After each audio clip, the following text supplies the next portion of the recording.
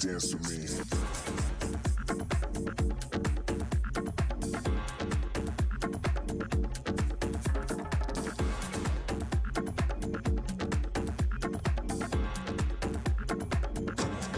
Dance with me.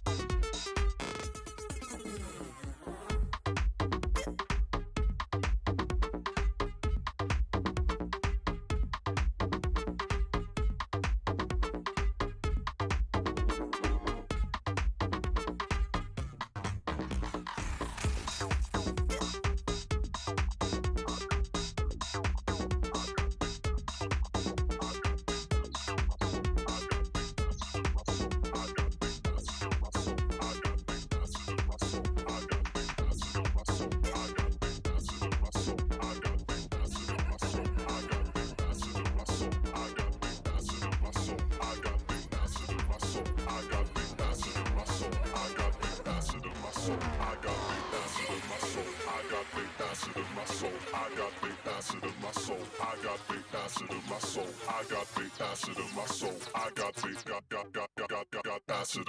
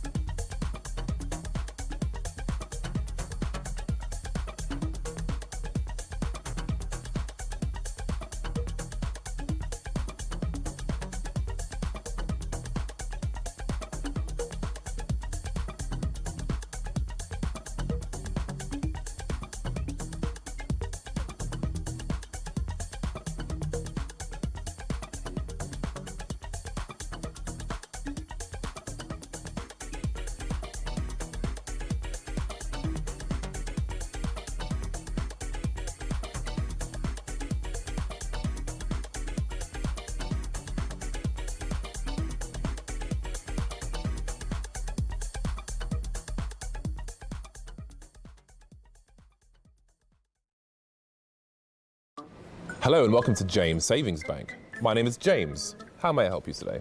Hello, I've recently bought this Dragon Law AWP and I'm very concerned about maximising the value of my investment. What a beautiful weapon. Of course we can be of service. We specialise in a conservative clientele who prioritise maintaining their assets and waiting for the perfect time to capitalise on their purchases. We believe that some other financial advisors, such as the Yakinda hedge funds, recklessly gamble away their money betting on a big payday. We take the opposite approach. This sounds perfect to me. What services do you offer? We like to immediately warn you when your AWP is in danger. You will receive a text message saying, "It's James time." That means it's time to retreat to safety in order to preserve your asset. We recommend returning to your spawn as soon as you receive the message. That sounds extremely helpful. What happens in the worst case scenario when I lose my AWP? We also have the optional Sanji plan, which de-risks your future AWP purchases by having your teammates co-sign here. They are now legally obliged to contribute to your AWP purchases should you not have the funds yourself. Wonderful, that answers all my questions. I'm ready to commit. Marvellous. It's James time!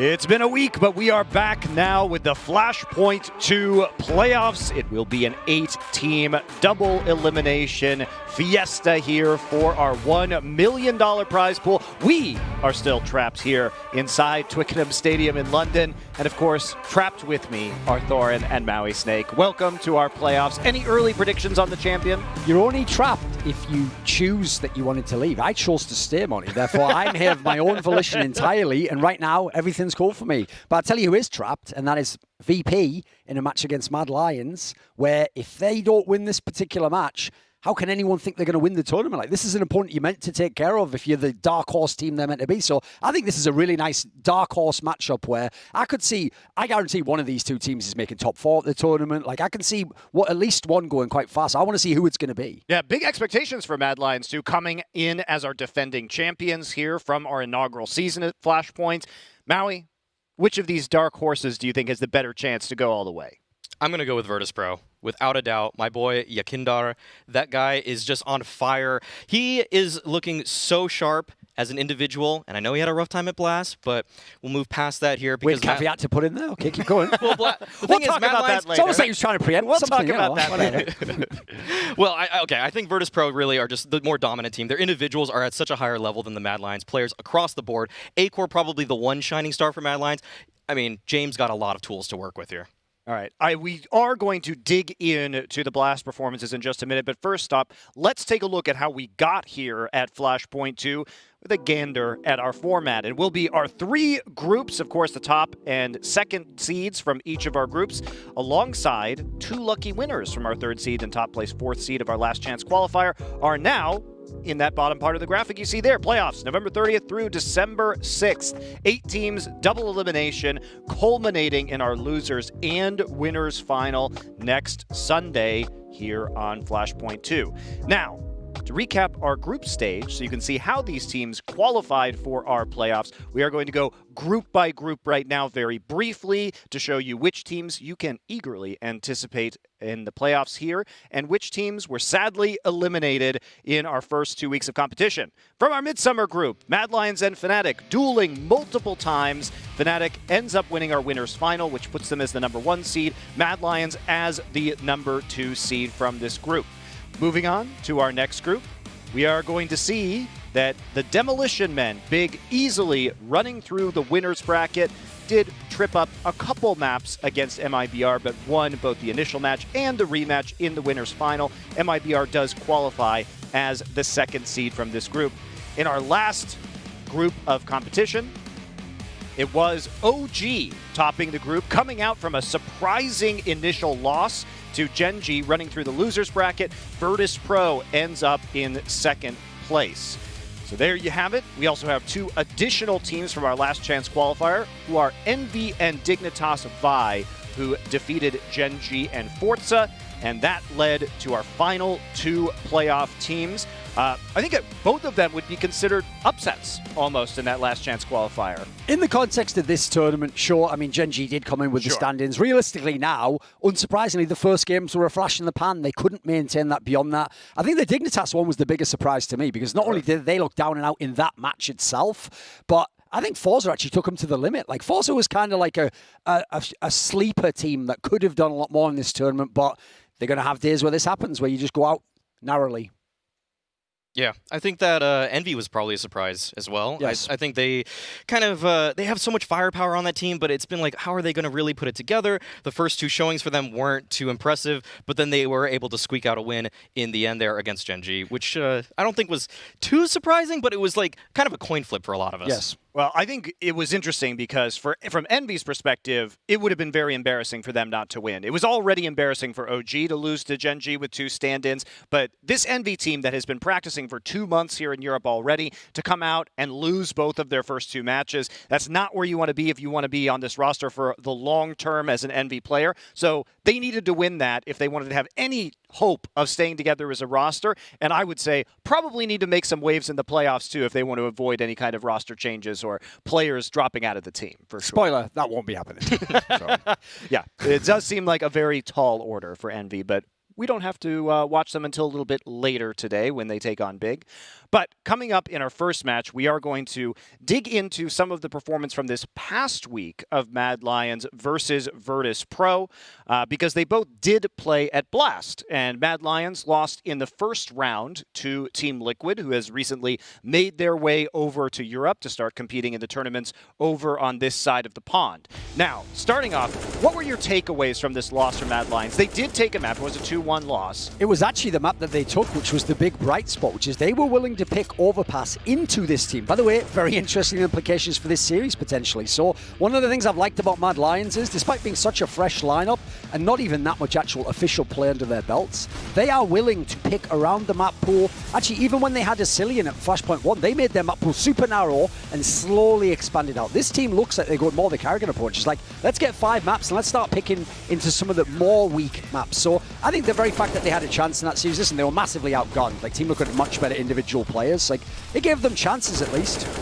Yeah, I would say that what really struck me about this series was the game plans that Mad Lions brought into both of these, or this match in particular. The Overpass match, you could see that Peacemaker scouted out Liquid. He knew that the B defense was going to be pretty weak and passive, so he just tried hitting B over and over again. 4 of their first gun rounds were actually directed at that B site, but Grim just popped off in a way that was too much for Mad Lions to handle. And taking a look at Mad Lions, going back to the Overpass point, they are 3-1 in the past few weeks on that map across IEM, Beijing, Blast, and Flashpoint. Is this going to be a point of strength moving forward for Mad Lions, do you think? Absolutely. I mean, this was a map where, funnily enough, the lineup started out losing on it, but then even one of the losses was an overtime to Na'Vi, who's obviously a pretty good team right now. I think if you look at the teams they've beaten Fnatic, they've beaten Team Liquid, like I say, a close game against Na'Vi. Like, they're looking pretty good on it. So the fact that it may well be played in this series, like, there's a world in which either team potentially could pick this one, or we could get it as a third map. So pretty exciting for this specific matchup.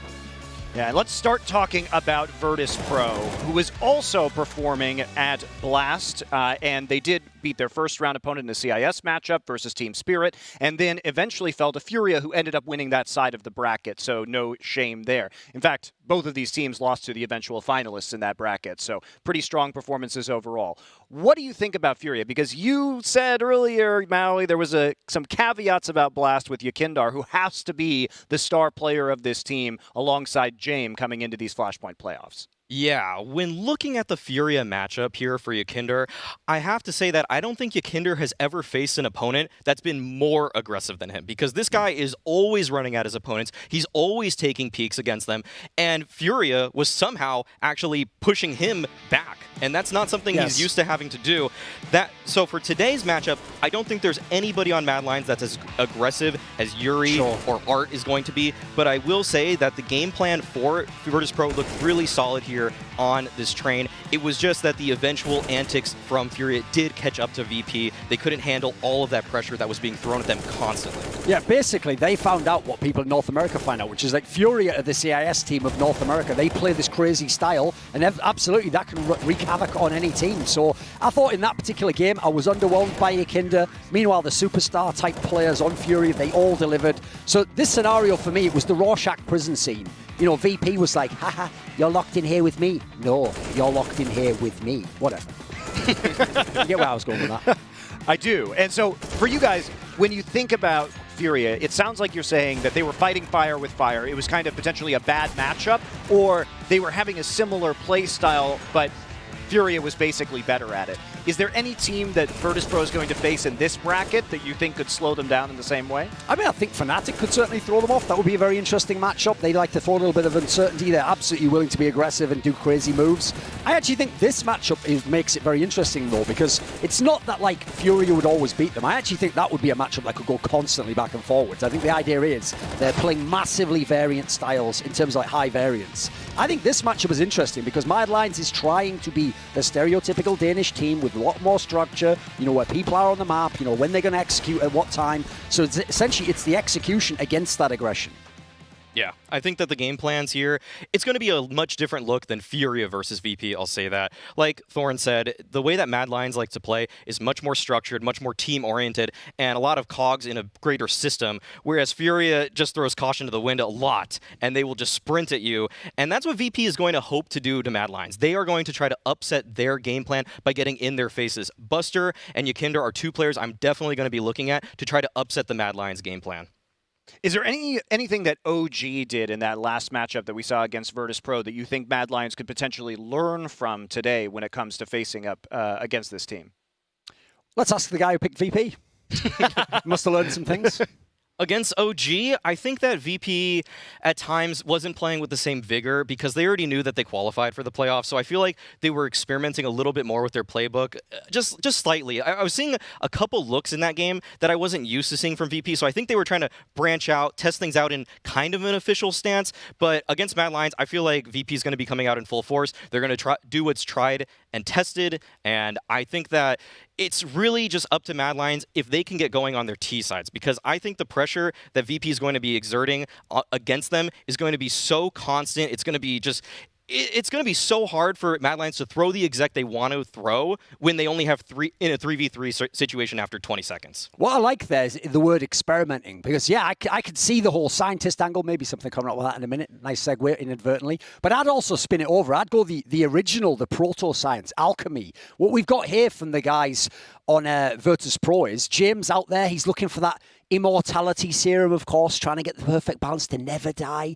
ever. Just let it go, mate. It happens to everyone. The idea is how you live. That's all. You haven't started living yet. Just, you can't take the guns with you, mate. You'll be dead one day. We all will. So we're basically, he's looking for that immortality. But as we all know, either you get the gold or you come out, you've got the soot marks all on your face. All right. That To continue off of it, I think No. the law of equivalent exchange, though, is what's going to be actually Mad Lions undoing. I think that because they need to play in such a system, they're always reeling in A-Core. They're not letting this guy play the way he needs to play if they want to beat a team like VP. They're always just bringing him back. I want to see so much more from A-Core, but because of their style, because of the equivalent exchange, they can't do it. He can't pop off in the way that he needs to for me. I get it, but this is full Mad Lions Brotherhood now. Like, this isn't just Alchemist anymore, baby. So we're going over to the Superior series. Maybe James really adheres to the old Egyptian religion where he wants to be preserved forever, and he can take his objects to the afterlife with him as long as they're buried there. He can just enjoy them forever. There'll definitely be a pussy buried in his tomb. Damn. Well, on that note, we'll take a quick break, guys. When we come back, we'll talk a little bit more about the performance of Virtus.pro and Mad Lions in Flashpoint. After the break. Mad Lions face off against Virtus.pro. Only on Flashpoint.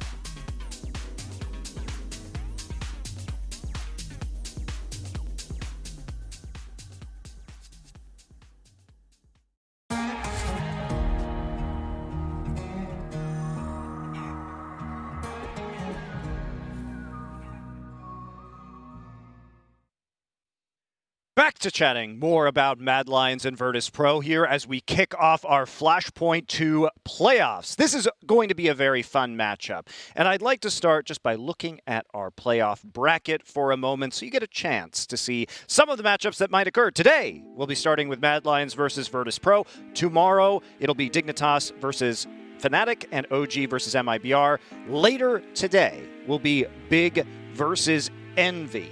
Now, taking a look at this bracket so far, who do you think is going to make it to our winners final? Not the grand final, but the winners final. Right. I mean, the thing is, the obvious one is like, I think the big one, don't really need much argument. They're probably going to be there. Like, they're basically the tournament favourite. The question on the other one is obviously, who do you take, Fnatic or OG? Now, I can see good arguments for both sides. Like, OG's gradually powering up. Fnatic, it's clearly there. It's whether they can bring it out on an individual day. So, like, my gut says Fnatic, but I actually think brain says OG at the moment. Yeah, Fnatic and OG have faced off against each other at least 3 times in the past couple months, and Fnatic have won 2 of those series. OG's won 1 of those. And it's the later ones that Fnatic have won. So at this point, it's kind of like OG should be adapting to what Fnatic's done to them. So I think OG actually do win because of that. Usually the team that lost should be stronger in the rematch. Fair enough. Well, let's talk about our teams that we have here today, because Thorin wanted to discuss about how both of these teams are potentially dark horses of this tournament, which makes the matchup very exciting.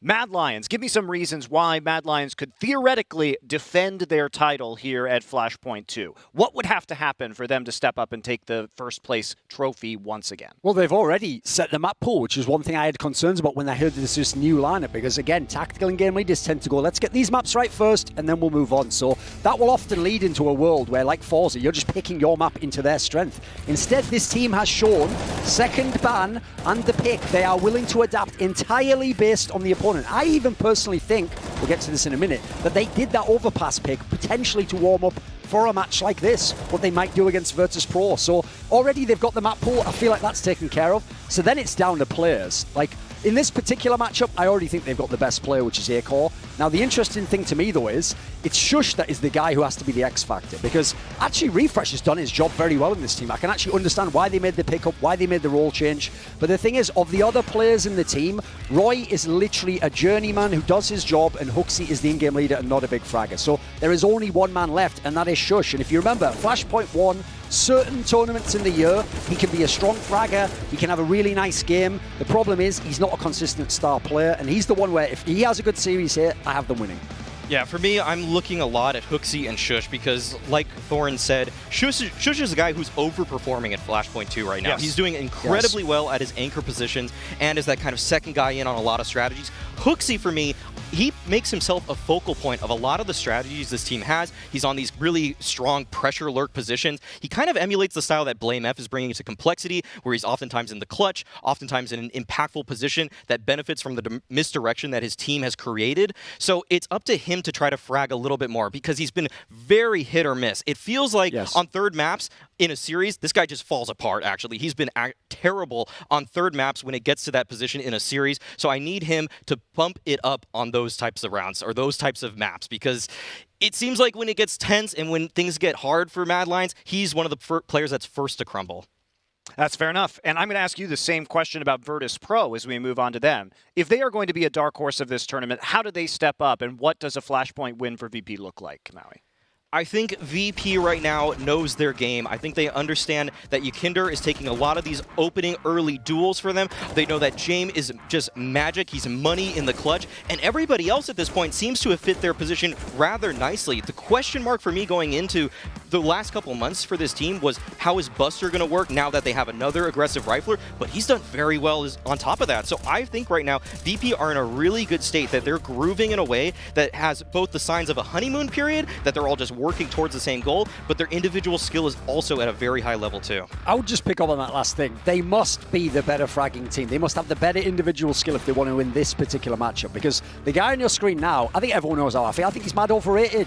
He always turns up in the games that you don't expect him to, but what's the reason you don't expect him to? Because if you put him against the top 10 teams, 10 out of 10 times, you're not going to get the performance that you want in terms of a superstar player. He's not a guy who deserves to be like a top 10 player in the world, like one of those. Like, he's a guy where in his team, I think he plays his role quite well. And when he overperforms, they look amazing. That's where they get those huge victories. So in this particular matchup, he's already facing an AWP I consider superior. So I want to see some gym time. I want to actually see those clutches. And if he can have big impact there, I know Yakinda can frag out. So those two combined, that could be enough. Yeah, James has had some really impressive matches so far here in Flashpoint, but they haven't come up against the big opponents, and they need to come up now, as you're saying, in these playoffs. Let's go right into our map vetoes first off, because we want to get into and sink our teeth into the actual analysis here, because there is a lot to talk about. We've seen a lot of matches across IEM, Blast, and Flashpoint from these teams in the last few weeks. Right, the good news is they're both going to basically ban out what, in terms of eye test, are the best map for each of them. Like, Mad Lions already don't want to play Dust 2. They do not play Dust 2. We all know that's the one that you can't let VP pick into. And then on the side of VP, it just so happens they're Perma's nuke anyway. So that's never going to be played, which is the Mad Lions' strength in terms of individual form. So let's get those two out of the way. And then the good news is, I told you Mad Lions is willing to go anywhere, and they're willing to go anywhere on second veto. So as a result, being as they're going to pick first, this is where I'm quite interested. Like, my gut tells me it could be like the Overpass pick, or it could be Vertical. They might try and throw something in here, mate. Yeah, I think it's kind of a coin flip, but for both of these teams, actually, where they're going to be going. Because Mad Lions, like you said, Thorin, I think they're probably going to be going for... Actually, I think they're going to go for a Vertigo pick personally, but I could easily see the Overpass pick coming out from them. And VP, they've been perma-picking Inferno, but lately when I talked to Yakinder on my podcast, he actually says that they've lost a little bit of confidence on that map, and I feel like Mirage has been a map that has been shining for them through lately. They've been taking some pretty big scalps on that map. OG, of course, was in the winner's match, and they were able to take that off of OG when OG took their Inferno from them. And obviously, Team Liquid did beat the exact same Mad Lions team on Mirage, so it would even have like the recent memory that you could play off a little bit, maybe even take something from that demo. They're taking quite a while here. Let's see what the first pick's going to be. We do get the Overpass pick. As I said, I suspect that what they were doing was, listen, they wanted to win Blast, of course, but they were also using Blast to test other parts of the map, which they're now bringing over to here. So we know that absolutely the guys from VP, that's Cloud9. They're not a joke on this map. This is not a map that you can take for granted, but that was a map that took a lot of T-side clutches from Jame and company to get that win. So I'm very interested. I think the Mirage pick would be interesting, but they go back into the comfort here. Yeah, Inferno seems like a map that's kind of been hit or miss for them lately. I think they're 3-2, is that right, Monty? 3-2, yeah. 3-2 on it in the last few weeks. Yeah, so it's kind of a little bit more of a coin flip for them, but they still have confidence here against Mad Lions, and I like to see that because they are playing into their strengths here. And Mirage Inferno, both are maps that Mad Lions are capable on anyways, so neither one would be a huge punish in my opinion. That's why the interesting part now is the second veto, because traditionally you would think it should probably be Train, but I could easily see the Mirage one for the aforementioned reason, because in this scenario, is VP actually going to pick into it? This is the scenario. I would love to have a Vertigo decided. I think that would be really fun. I think it's gotta go Train. I feel like right now... It's the right pick to go if you're VP, I think, yeah. Yeah, all right. So we are headed to Train. As long as Art and Yuri's shenanigans towards the inner box halls aren't haunting the memories of the Virtus Pro players, I think they have a really great Train that they can play. I think that right now, Mad Lions doesn't have the aggressive type of players to get VP out of their comfort zone if it does get to that decider map. I actually do agree. I think Virtus Pro is the better Train team, but the thing is, I think the first two maps absolutely what the guys from Mad Lions want, so they have their chances for the 2-0 also. Yeah, that's fair enough. Mad Lions is 0-2 on Train across all these tournaments in the past few weeks, so something they have struggled with just a little bit, that's for sure. Let's talk about some players from these teams, because I'm very interested to get your thoughts. There's some really weird statistics that we have right now coming through, especially on the Mad Lions side, which is Shush. So Shush has quietly, without us even really mentioning it at all so far, been the highest rated player in terms of HLTV at this tournament so far. And he is number one, as you can see right now, in terms of ADR at 94.4. But, and here's the interesting caveat, is one of the lowest players when it comes to opening kills. So Thorn, how is Mad Lions playing where he's getting so much damage and he's being so effective, but he's not actually getting a lot of those opening picks? What does that say about the style? It makes a lot of sense if you think about what Maui said earlier. Like, if you're the second guy in, like, logically, maybe you won't be getting an immediate opening kill. Maybe there's a back and forth there. Also, in terms of the CT side, that's why I actually don't think that can maintain at that kind of rate. The positions he plays as CT, if you don't die and you kill people, you're going to absolutely wreak ADR. But the point is, they're incredibly hard positions to get a lot of kills from. Like, he's not the guy who's given all the resources in this team. That's why I think he can be an X factor and put them over the top with these performances. Yeah, I would have to agree. I feel like right now, Shush, when he's in those anchor positions, I'd say A on Mirage, B on Vertigo. He's always set up with flashes. People are just bombing flashes over the walls for him to just say, Shush, peek now, and then he just swings, gets a multi-frag. But on maps where he's not tested as much, that ADR is surely going to be dropping off. If he has to play Rotate Strike instead of just Counter Strike, that's going to hinder his numbers moving forward. Yeah, I'm really interested to see this, especially against this higher level of competition. Not to say that a match against Fnatic or a couple of matches against Fnatic were not. He's been able to maintain that in spite of the loss that they had in their most recent Fnatic match, which is very interesting. And also, it has to be said that Shush, his performance increased over the duration of last Flashpoint. He was one of those players that was quietly very, very good while we were really focusing on Bubsky a lot of the time, but he certainly did his job. I mean, I think it ties into what I said. If you play some of these positions where, like, essentially to hold the site, you must kill them. Like, there's no running away, there's no hiding in those scenarios. Like, if the team succeeds, and especially if any of the other pieces, like, I did think Aiko had matches he fell off a little bit. I thought at times, like, they looked a little bit nervous in the big games. So as long as he can maintain his form, that's what makes the best Mad Lions. And on the other side, we have a different player, Yakindar. Very, very different in terms of his style. And Maui, you had a stat that you wanted to bring up that talks about how this guy is getting a lot of these opening kills, and it's kind of the core of VP's style. Yeah, so on the CT side, Yakindar right now, he is putting up above a 30% attempt rate in opening duels. And as we can see right here, he succeeds with a 61% success rate. That's ridiculous. Crazy. His numbers are just off the charts. Okay, 36% attempt rate. That is insane because every player should average 20% of the time they should be taking that opening duel. Just, 100 divided by 5. But Yakindar is going above and beyond. So the fact that he's also succeeding, teams know he's coming at them. Teams know he's going to be peeking you. They know that one flash play that VP is going to throw at you is coming, but it doesn't matter. His aim is too good. This guy is a human trigger bot for me. Every time I see his crosshairs on an angle, if someone walks into it, they are dead in a split second, every time. I will say that one of my great pleasures in this event is that when we listen to comms and teams are playing against VP, that they get so triggered. I can't even, it's Flashpoint and I can't repeat what they're saying in terms of what happens when Yakindar swings on them early and really taking a lot of teams by surprise. He sounds like he's incredibly annoying to play against. That's why the interesting thing for me is the Mad Lions response, because if they play correctly, the kind of Counter-Strike they play can punish that. If you know the person's coming, if you have the counter flashes, if you cover each other, listen, anyone who watched the career of Simple knows a better team can beat even the best player ever. But the point is, I think this is why Maui favors the VP side. If a guy like that cannot be contained, he will wreck your entire structure. It's just game over. It's like a great edge rusher in the NFL or something. He'll just destroy the entire offense at that point in time. Yeah, really exciting stuff. Let's take a look at our head-to-head coming in for this matchup. Shush and Yakindar, kills per round. It's interesting too, Maui, because you brought this up as well, or a stats guy, Yumi brought it up. Yakindar is about the same number of opening kills as Searson on Big, but he has twice as many deaths as Searson. So there is a double-edged sword to this play style. Yeah, of course. Especially if you're a rifler, it's a lot more difficult to find those opening kills safely. You can't just take the one shot and leave. At times, you will be rushed down. At times, there will be a flash at that position, and you can't move away in time. So there is some risk with Yakindar's style. That being said, it's really up to the opposing teams to try to capitalize on that death, because VP are also incredibly well. In top 30 teams in the last couple months, they are the third best, or they are the best team actually at playing 4v5 on the CT side. They're better than Astralis. They're better than Heroic. They're better than Big. They're better than Mad Lions at it. So the fact that they can actually capitalize off of his deaths with that info also speaks volume to just how good this VP team is when he does die.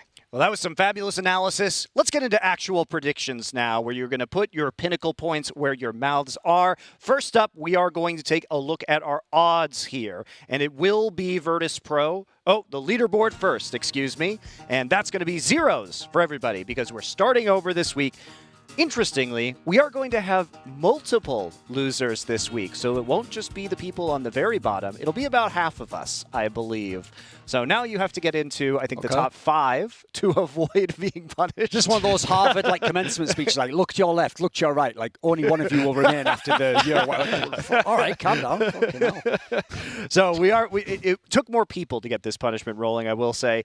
Now we can take a look at the odds. 2.34 to 1.91 from last night. This is when we were doing our predictions. So Slight underdog to Mad Lions. Did either of you take them as we look at our predictions? Yes, I took Mad Lions. I actually think they're going to win anyway, but for me, this was more like a coin flip matchup. I thought because of the map pool, because of the contrasting styles, hard to know which one wins out, actually. We haven't seen it happen yet. So personally, I thought since it wasn't 50-50, I might have edged Mad Lions anyway out of my own personal biases, so why not take a gamble? I didn't go crazy. I saved some money for the guaranteed big, growth, like high yield interest compound account over there. So I just did a cheeky 500. Why not? Well, knowing that we had to be in the top 50% to avoid the punishment, I went pretty hard on VP because, like Thorne said, it is somewhat of a coin flip, but I thought that if you were able to win this one, you can kind of just skate on by with a lot of the favorites moving forward. And so this was a position where I felt like VP, the map veto for me favors them. The fact that it's Decider Train, I just love that because I feel like that's just a huge edge to VP if we get there.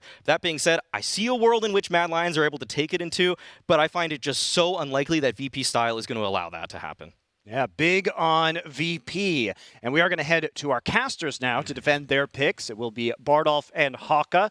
Both of you, small investment here into Virtus Pro. James, with the smallest Virtus Pro investment you could make. You were in the James Savings Bank skit earlier. Hey, you're saving not his even money for a better investment. Exactly, yeah. Exactly. I'm trying to be careful here. After the incident on the previous week, I don't wish to have a repeat of that. That really hurt me to do that dance, I have to say. You didn't even do it very well. I don't want to go back there again. So I think that this one is wide open, as pretty much your bets just alone on the desk indicate. Yes. So I've put my chips in for the next game, and this one's a safety bet, really. Yeah, I did 250 on Virtus Pro as well. Looking at everyone else's, Christine, 650 on Mad Lions. Pretty even split between Virtus Pro and Mad Lions, which makes a lot of sense considering how difficult this game is to predict overall. Could go either way quite easily. The lady's choice. What were your thoughts on this one, Hawker? I just think VP, I look at their individuals, and just individually, if they show up, it's going to be hard for Mad Lions to deal with that. That was my thinking, but I'm with you, James. I went pretty small on it. All right, well, Maui, Haka, into Yakindar today. Not going to be repeating his Blast performance, I take it. We'll get right into our first map of the day now. So, Bardolph, Haka, take it away. Virtus Pro, of course, one of my favorite teams to watch. Very interested in what this series will offer us. Again, I think you can see from the bets that the guys on the desk made that this is a winnable series for Mad Lions.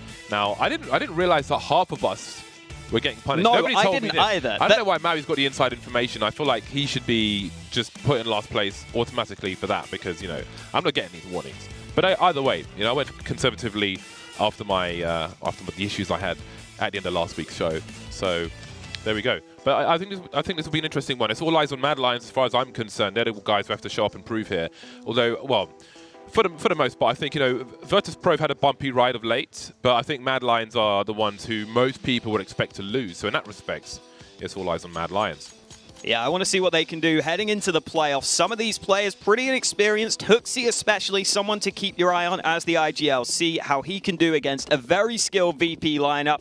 And we are straight into Overpass. Shush leading the charge right now. Every single Mad Lions player on this B side of the map, but there are so many CTs here ready to stop them. Oh, that's perfect. Just before they peak. Very good start, especially because Roy's been made a raid boss with a Tech 9, so he's got that run and gun, and here it is for that 4th kill on the B bomb site. Not often you see that on the pistol round. Virtus Pro wiped out, absolutely deleted, and already it might be time for James to save because, again, he can get an upgrade to his armor for that helmet for cheap. And at this point, if he gets 1 kill, it's $300. If they go for a force buy, then that's $650 for basic Kevlar. So there's not much for him to really do here, but just self-preservation. That is really cool to see. I assume it's got to be some preparation work from Mad Lions that gets them that idea to double nade stack that on the pistol round. James going to go down at the end here. I'm not sure if the VP players had Kevlar on that boost or not. I think maybe one of them didn't have the armor. Might be nice to get a replay of that just to double check. But either way, what a start for Mad Lions. Just instantly winning that round, instantly getting on the board early. And VP have barely any money left in the bank. They will be buying a little bit though. Sanji's already gone for the Deagle. Kicker fully investing as well. So it will be a bit of an investment. Finally, VP fully buying up into this round. Yeah, coming through late. And as I was talking about the armor and so on, James specifically will be saving for the AWP regardless, as we can see here. He will spend nothing in this round. And I wish more teams would do this. When you've got a strong sniper such as Jame on your team, start your first buy round with that AWP. I think that is of the utmost importance. You know, there's more than one way to play almost any situation in Counter-Strike, so you don't have to do it, but I do love to see it. I always get a bit uncomfortable when there's an AK alone like this on one of these rounds. If Roy were to go down, maybe he could lose that AK. Then if VP get it, all of a sudden you could have all sorts of problems. Yakindar is close towards long, so if he got the timing right, he could go for the fight. And Roy's going to try and take this one. Great headshot from Roy. He gets back safely. Well worked for that opener. Yeah, down to 50 HP though. One more shot from a Deagle could spell trouble. Nice to have an SMG player swing. Of course, that is long range, so maybe not the best place for it. 45 seconds on the clock. We can see some activity from Virtus Pro. Still in control of short B. I say control. They have presence. They got a 5-7 and a Deagle as well, so control could potentially be had. But now they've lost position on the B bomb site. Do they lose all this investment they've made, or do they just fall back and hope for something better? Well, I do wonder. Looked like maybe they were considering falling back, and indeed they are. 2 plays in the red already. And sometimes when you get that kill just as you're starting to fall back, it can encourage you to just lose everything. Hasn't happened here, however, for Virtus Pro. We'll see how many survive, but it will be basically another anti-force buy in the next round for Mad Lions. Nice kills from Roy, cleaning up with that AK. Might have been nice for the MAC-10s to get some kills for the extra money, but the AK will have to do. And really, just taking away the guns from VP is probably more important here. As you said, making sure that next round is as easy as possible. And Buster's only going to save the scout by the looks of things. So that should make things much easier for Mad Lions in this next round. And already, just a solid start for Mad Lions. An explosive pistol round, then a much more slow and measured approach into the follow-up. They take a 2-0 lead. And this is a map we've already seen Mad Lions do pretty well on. I think it was Dignitas in the opening game who picked Overpass against Mad Lions, and Mad Lions won that like 16-6. We've got the AWP out for Jame. Wow, that is not what I was expecting, James. They're not buying around it, it's just the AWP. Okay. So... He's glass cannon as well. I suppose maybe... I mean, they do some crazy maths, and maybe Yakindar drops one. I'm not even going to try and figure that out. Let's just see what happens. Very strange, taking Mad Lions completely by surprise. Very peculiar buy here from Virtus Pro, but I'm interested. I want to see what they can offer. They've left Jame alone on the A bomb site holding long, while the rest of his team will focus on the B bomb site. So we'll see how this one works out. Now, if he's able to get one shot here, as he may do soon, there we go. Very nice stuff. Now, what does this do to the rest of Mad Lions? Okay, James on A with an AWP. That's not really good for T sides, generally speaking, on Overpass. So what will their approach be? They've indeed abandoned all position towards that B bomb site. So they may go for what could be a suicide run. This is a strong smoke to know, though, which takes the angles away, so you can't peek, you can't dance around the site with the AWP. It allows players to get close. Now, you can leave a lurker in situ like you have here, or you can have a whole team behind it as well. Yakindar will be the man to go and find out the information. He'll spot one at the very least, maybe 2. Now that rotation begins. Question is, where is Jame? Yeah, he rotated down to the B site earlier, so he's not really going to get back here in good time. You can see now Jame arriving towards Bank. I've got to wonder whether the save is in the back of James' mind when he buys this AWP in the first place, because Overpass is a massive map. You can normally get to a pretty safe spot to save that gun. And I think that's going to be the approach that Jame takes here, especially after losing the A site so quickly like that. Only having one CT there, that is always going to be in the back of their mind. So Jame will look to save the sniper. The rest of the team don't have too much. Buster has Kevlar, which he can save, but they're just happy to hold on to their guns. So Mad Lions managed to overcome the AWP. I'm surprised how rare that smoke is that Mad Lions deployed. I can't think of another time when I've seen that in a professional match. I made one myself from short B, which goes up there. It does leave a little gap in the left corner from a T perspective. But as long as you're aware of it, it won't be an issue. But it does take the angles away from the AWP, a lot of strong angles from the site. Pretty much negated all of James' intentions. So that one's different to the one I throw, but the effect is the same. Stops the sniper from sniping. Normally you see the earlier grenades like the first smoke towards toilets, then the Molotov from fountain towards divider to take those angles away, but you don't see that one as a follow-up. Oh, Sanji saved a MAC-10 at the end of the last round, and he's going to stick with it for this one. The rest of the squad able to get guns. We finally get a full gun round together. Akor's got the AWP out for the T side as well, so we could see some of those AWP battles early. Now on Overpass, you can be pretty certain that AWP is mostly going to be on the A side of the map on the CT side, and that means a quick B play could be the answer. Kick up with 2 early kills, but Refresh fights right back into a 3v3. Yeah, Buster's at the point of no return. He got a mortar at least to give him some cover. The cement bags. Hooksy now holding an off angle in short B, waiting for a push, but Buster, he can't really go anywhere.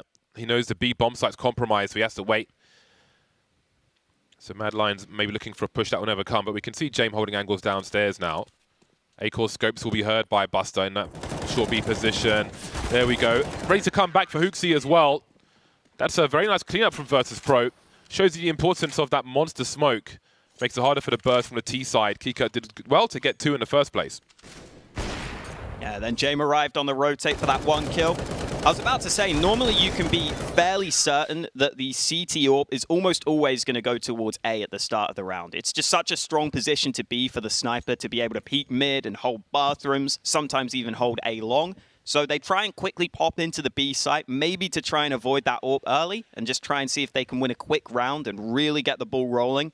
But VP were really well prepared for it. Kick up being on the side of Monster there, being able to push up close was such a good position to be in because I think the flashes were just soaring over his head. I think the flashes were aimed for players on the site, and then Kick Up can just get 2 kills before the push can really begin.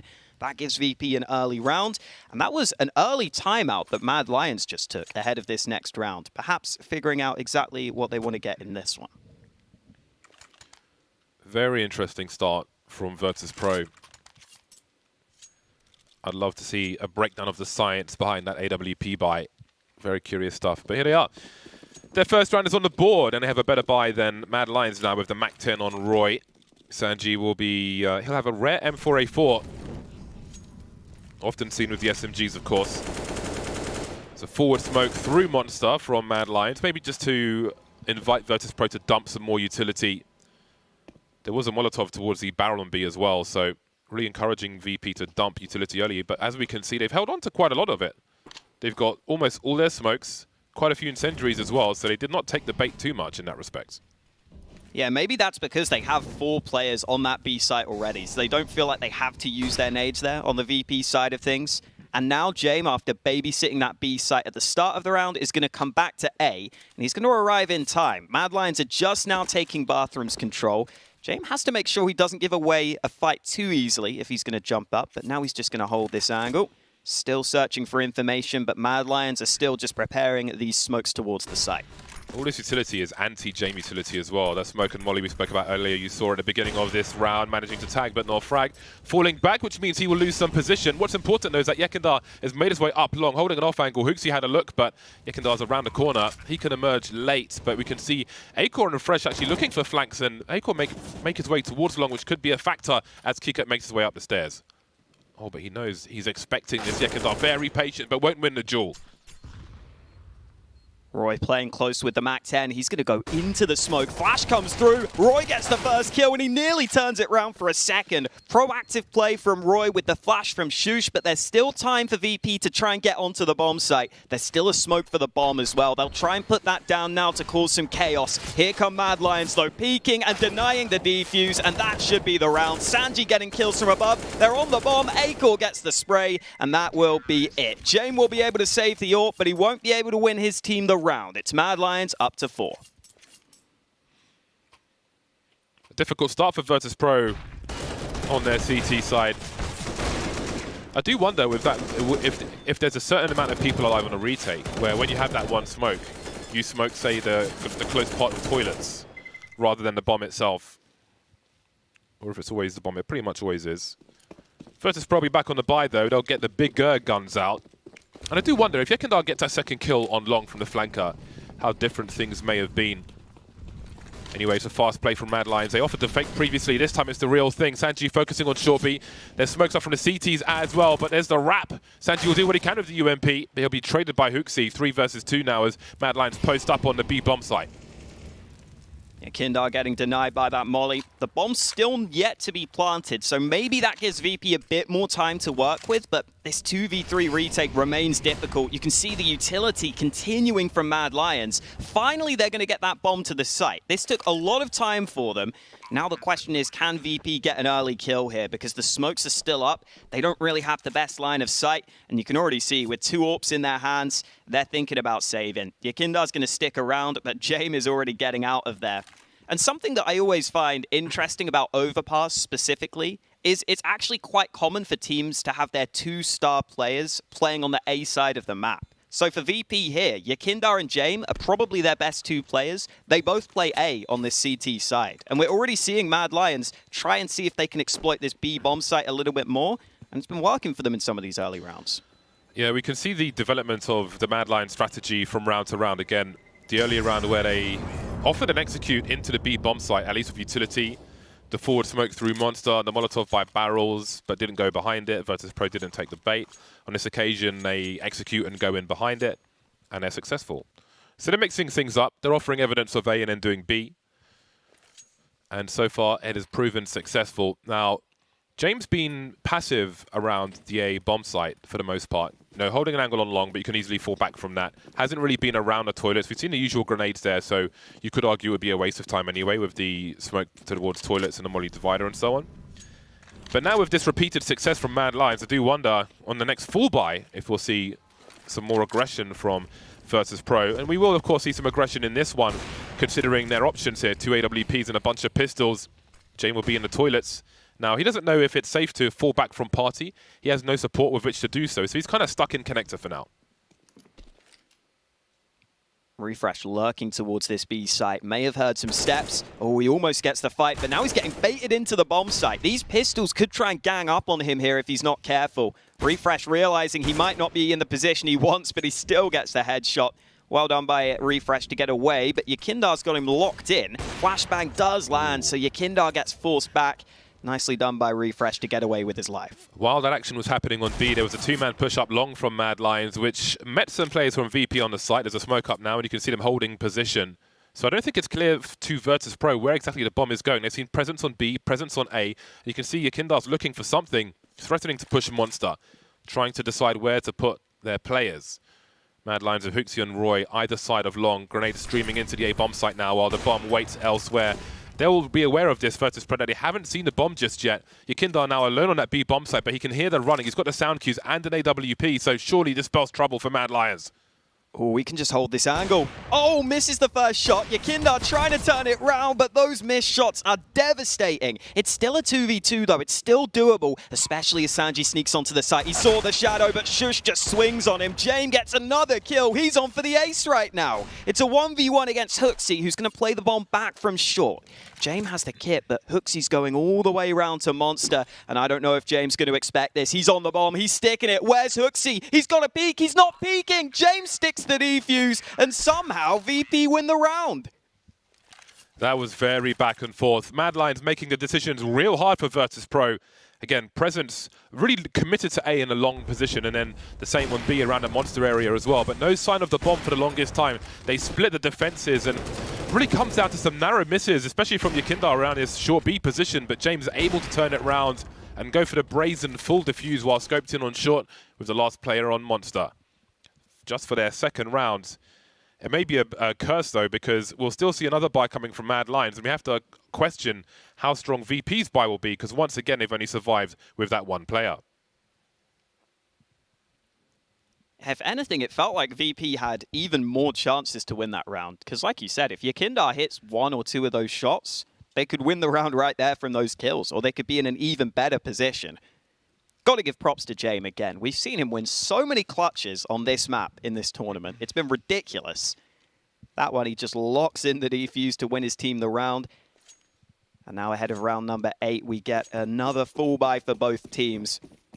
In that all-important AWP battle we heard talked about on the desk, I think it's fair to say so far James has got the better of it. Akor's had the AWP a couple of times, but he's not had the same sort of impact. James was playing pretty passively to begin with, but he's just stepped up huge in that round. I'd love to see a bit more from Akor now. He's got the AWP in his hands again.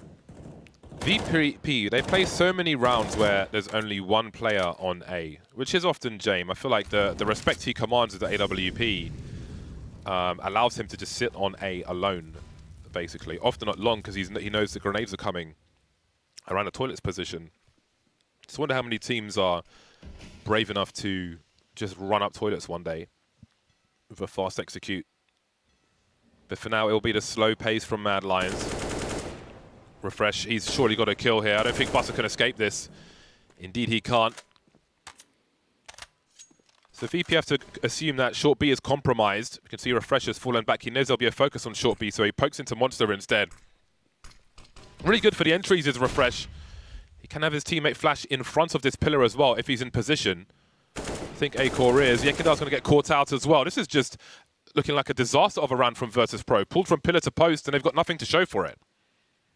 33 seconds left, and Mad Lions will begin to group up to this B site. Jame is here. He's not been flashed early, but Kicker's been taken out of the round, and now Jame has got to think about getting out of there. He lands that first shot, but a 2v4 retake is so hard. 2 Molotovs land at his feet as well.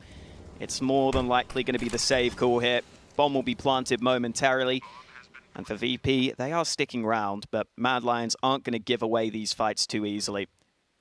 I think, like you said, James, in that round, it felt like Mad Lions just kind of poked and prodded across the map to get those kills.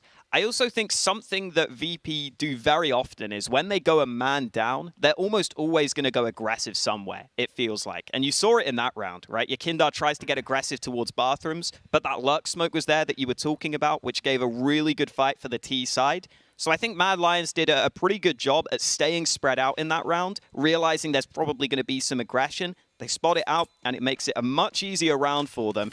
That is now a 6-2 lead for Mad Lions. Overpass, their pick, working well for them so far. I think Refresh is a great player for Mad Lions. Just the way he finds entries.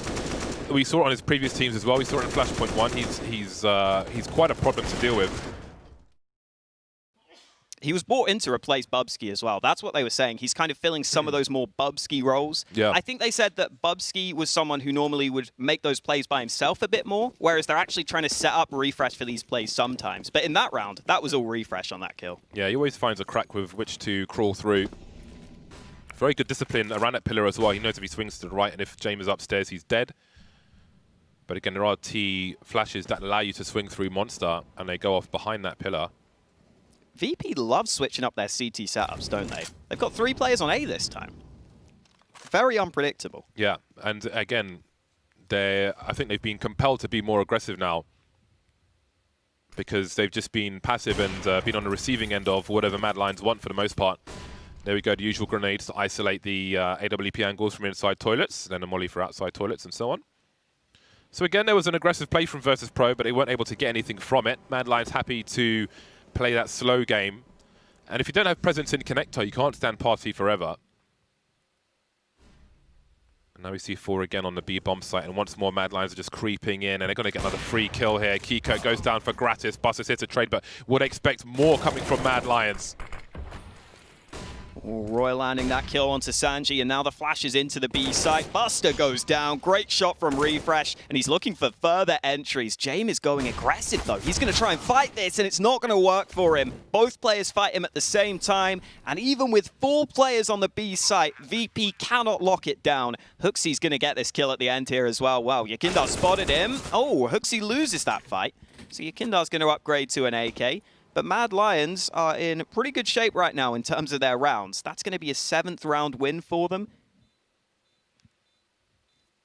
It's hard to know exactly what went wrong for VP in that round. It felt like they had the right read. Even though A-Core got that early kill, I thought the rest of the players would be able to set themselves up in better spots.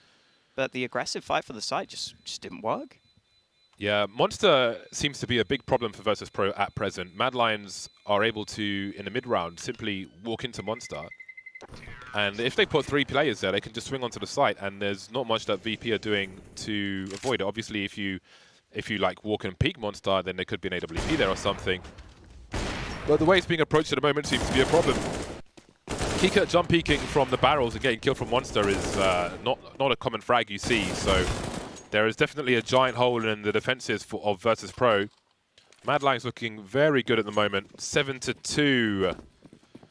So now we've got the hero AK-47 from Yakindar. And the odd smoke grenade for Virtus Pro. And maybe this is a round where they can try and discuss how they'll change their approach. Again, they've started passive on A, they've gone aggressive, they've gone around party and so on, but they've got nothing to show for it. Mad Lions playing a slow pace. You can see them around the playground position right now. Being very, very careful and really limiting what James has been able to do.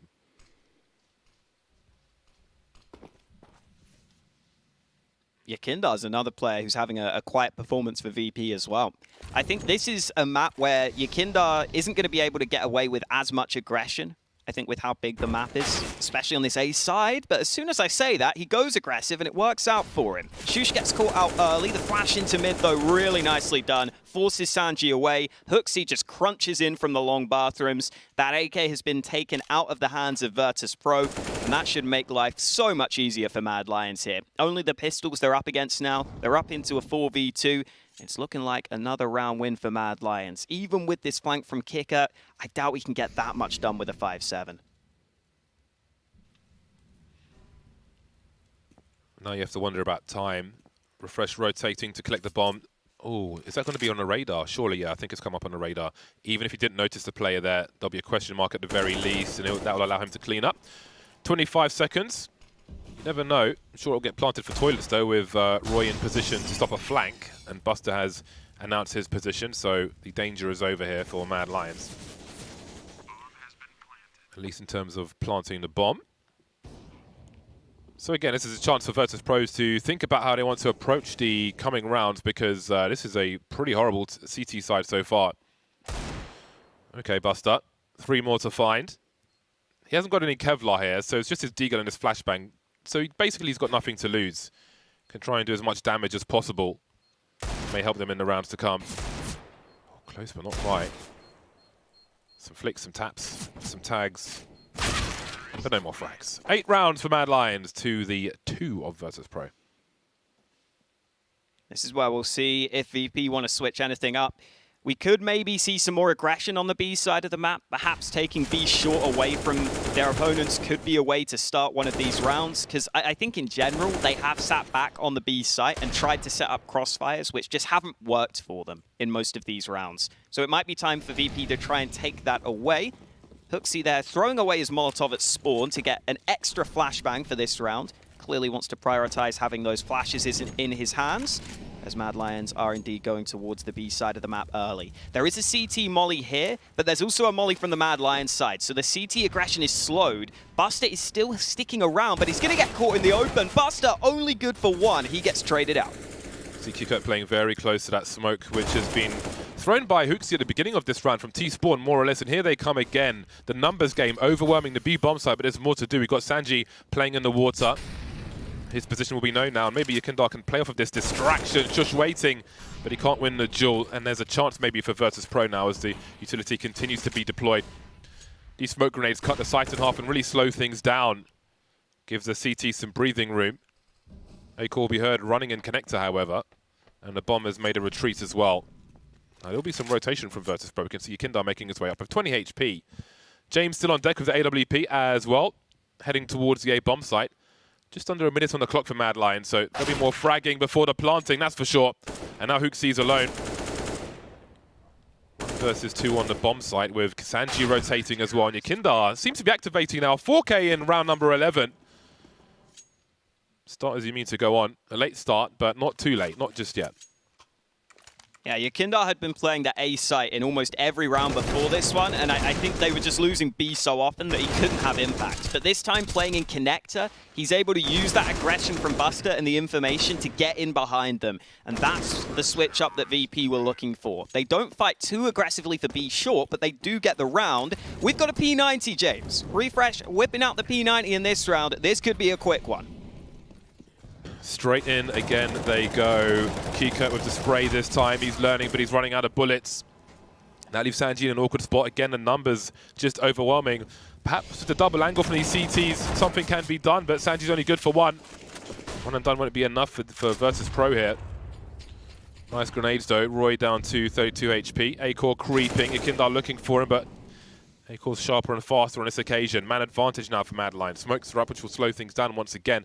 We can see James creeping on the X-ray. Looking for players who might be Around the back there. Buster got to be careful as well. That smoke's not going to be here forever. Up on the barrels now is Roy with the bomb. He's just 2 bullets away from death, but he can't be saved. Again, the numbers for Mad Lions overwhelming on this B bomb site time and again.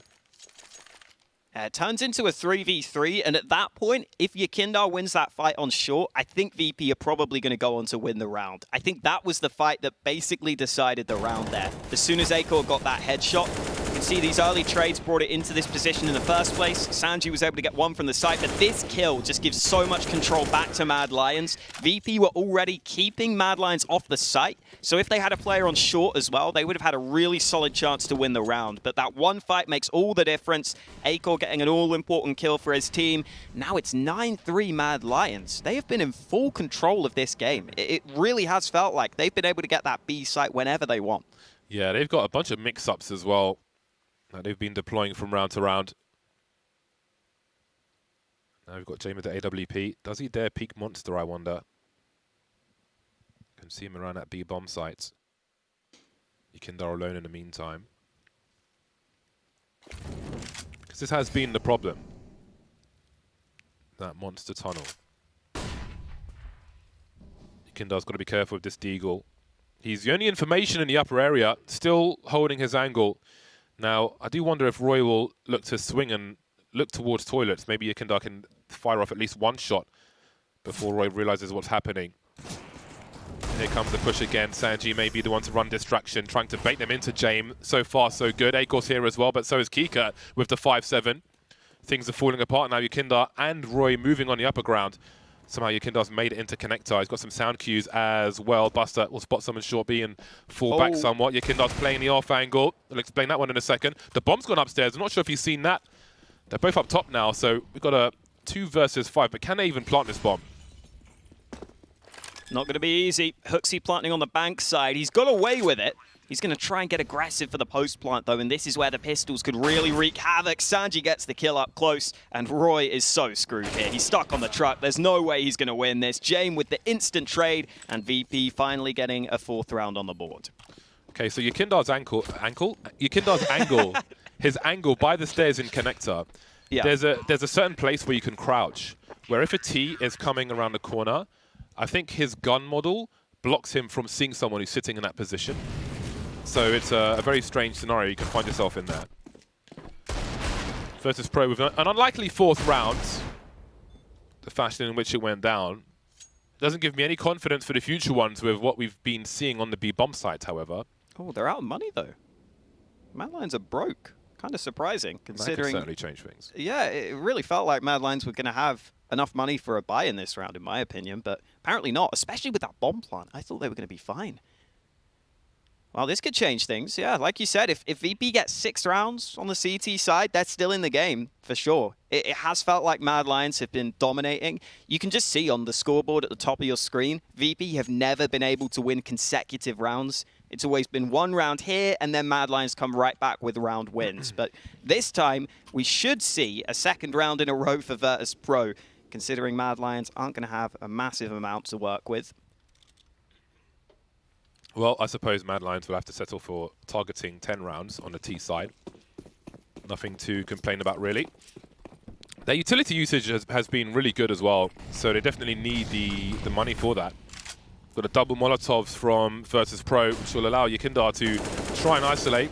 Patient spray, but you can see maybe a little cold, or maybe he's not actually with that transfer. Perhaps he's not. Maybe he's just being very careful. Either way, this will be a much-needed round for Virtus Pro. Shush, it's a question of damage for him. And there won't be any. Well, there we go. That's a nice confidence boost from Virtus Pro or for Virtus Pro rather, as we move into the last round of the first half. Yeah, that's a play that Virtus Pro run a few times a game, maybe once or twice, where they go for this deep smoke as well as the mollies towards the A side of the map. It makes it really difficult for Mad Lions to have multiple players through there. So Yakindar then gets a flash in, which gives him such a favorable fight on the blinded player, and he's able to clean up quite easily. Last round of the half, Acor has got the AWP, as has James. We will see if it's going to be double digits for Mad Lions or a 6th for VP, which would keep us somewhat close. They're leaving Yakindar solo A again. And again, it's the slow start from Mad Lions. I love this angle. with the AWP. Yakindar knows not to go beyond it. However, he will eventually, and he will fall. He's so forward that most flashbangs will probably go behind his head as well in that scenario. But again, he's come up short. He has nothing to show for that. James has made his way towards long. Early problems for Virtus Pro. Mad Lions continue slow, again, being very careful around these toilets. The rifle support has gone from James, if there was ever rifle support. I'll create some space for himself with the smoke. See what his next plan is. Not sure if it's safe to make it towards the site. That smoke will certainly help. Oh, wow, he wants to push behind it, though, and there's already a player on the close side of it. James doesn't know. He's dead for free. Hooksy getting an early kill towards A. And now Buster could meet the same fate on the back of this smoke. It should be a better fight for Hooksy, but he pulls a smoke out just as Buster gets aggressive. The bomb's going to start going back to B. The question is, can VP get back here in time? And oh no, they're all rotating away. Kicker just left the B site. He's going to get back, but he's not going to be in a great position to stop this. And what a shot from Shush, opening up the site, and Mad Lions playing with VP in this round. Yeah, I think that's a great example, just those rotations of how this entire half has been for Virtus Pro. Haven't known what to do or how to keep control. Now we've got Buster with the AWP 1 versus 3. Scoped in early, trying to avoid anyone hearing, but A-Core is ready, and so are Mad Lions, it seems, for this series. 10 rounds on the T side of Overpass, a stonking start for them. We'll see if they can keep it up in the second half, which comes after the break.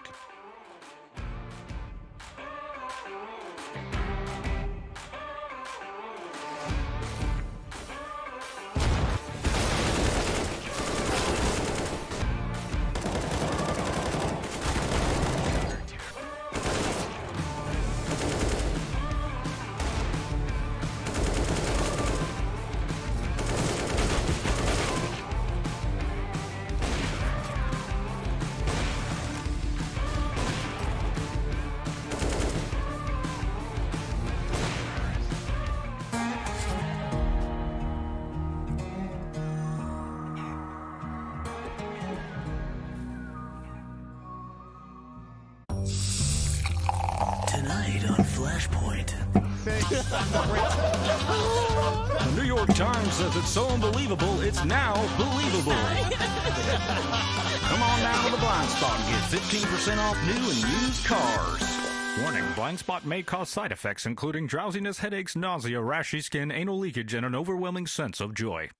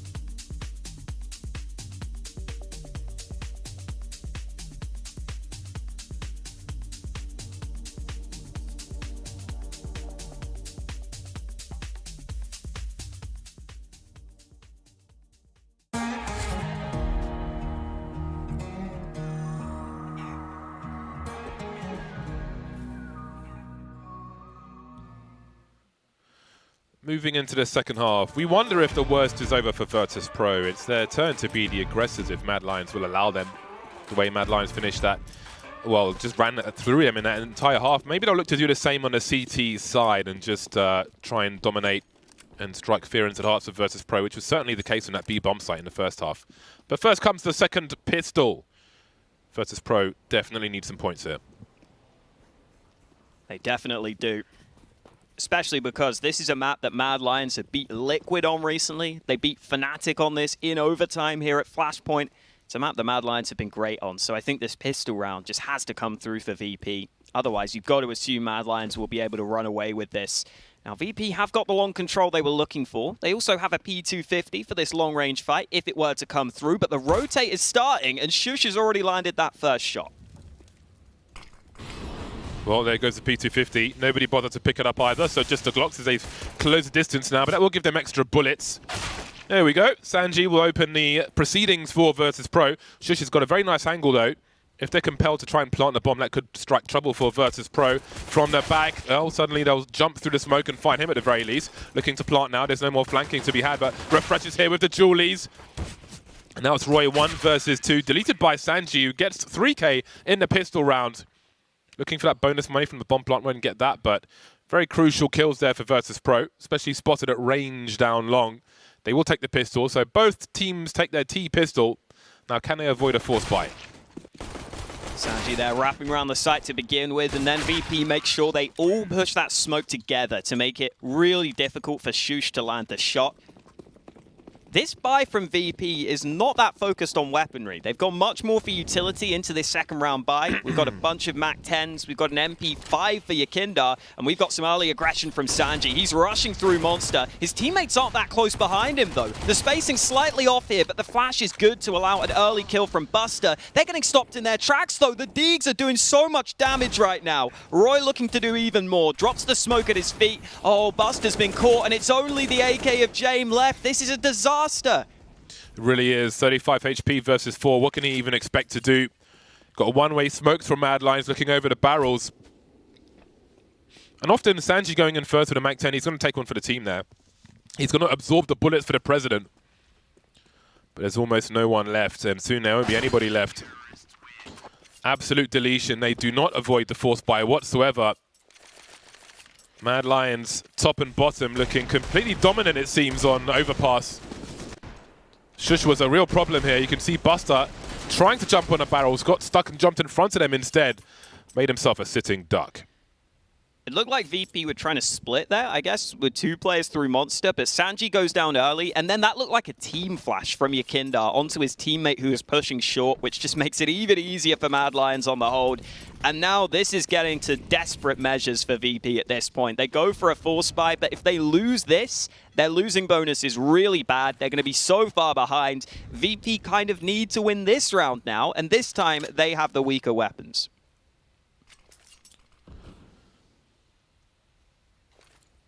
Oh boy. Well, doesn't help Virtus Pro, that's for sure. They're absolutely ready. Walking into the Gatling guns here, Shush able to defend Monster despite being completely blind. And the deletions keep on coming. Now it's Buster. 1 versus 4 with the Desert Eagle.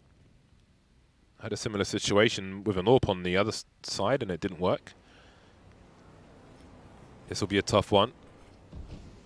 He's standing here like this is where you'd boost someone, but there's no one left to boost. There's no one replying to the radio. He's alone.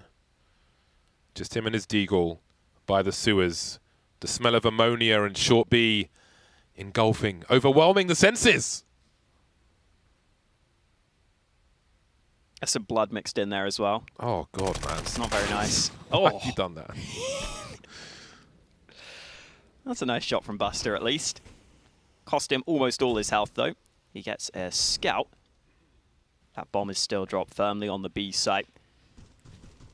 At this point, Buster is really hoping that there are some massive mistakes made, but that will not be the case. Shush closes out the round. It is 12-6, and it is not a pretty sight for VP. This is looking like quite the early bath in the first map of this series, but there will be more Counter-Strike to come, so just hold on to those taps for now.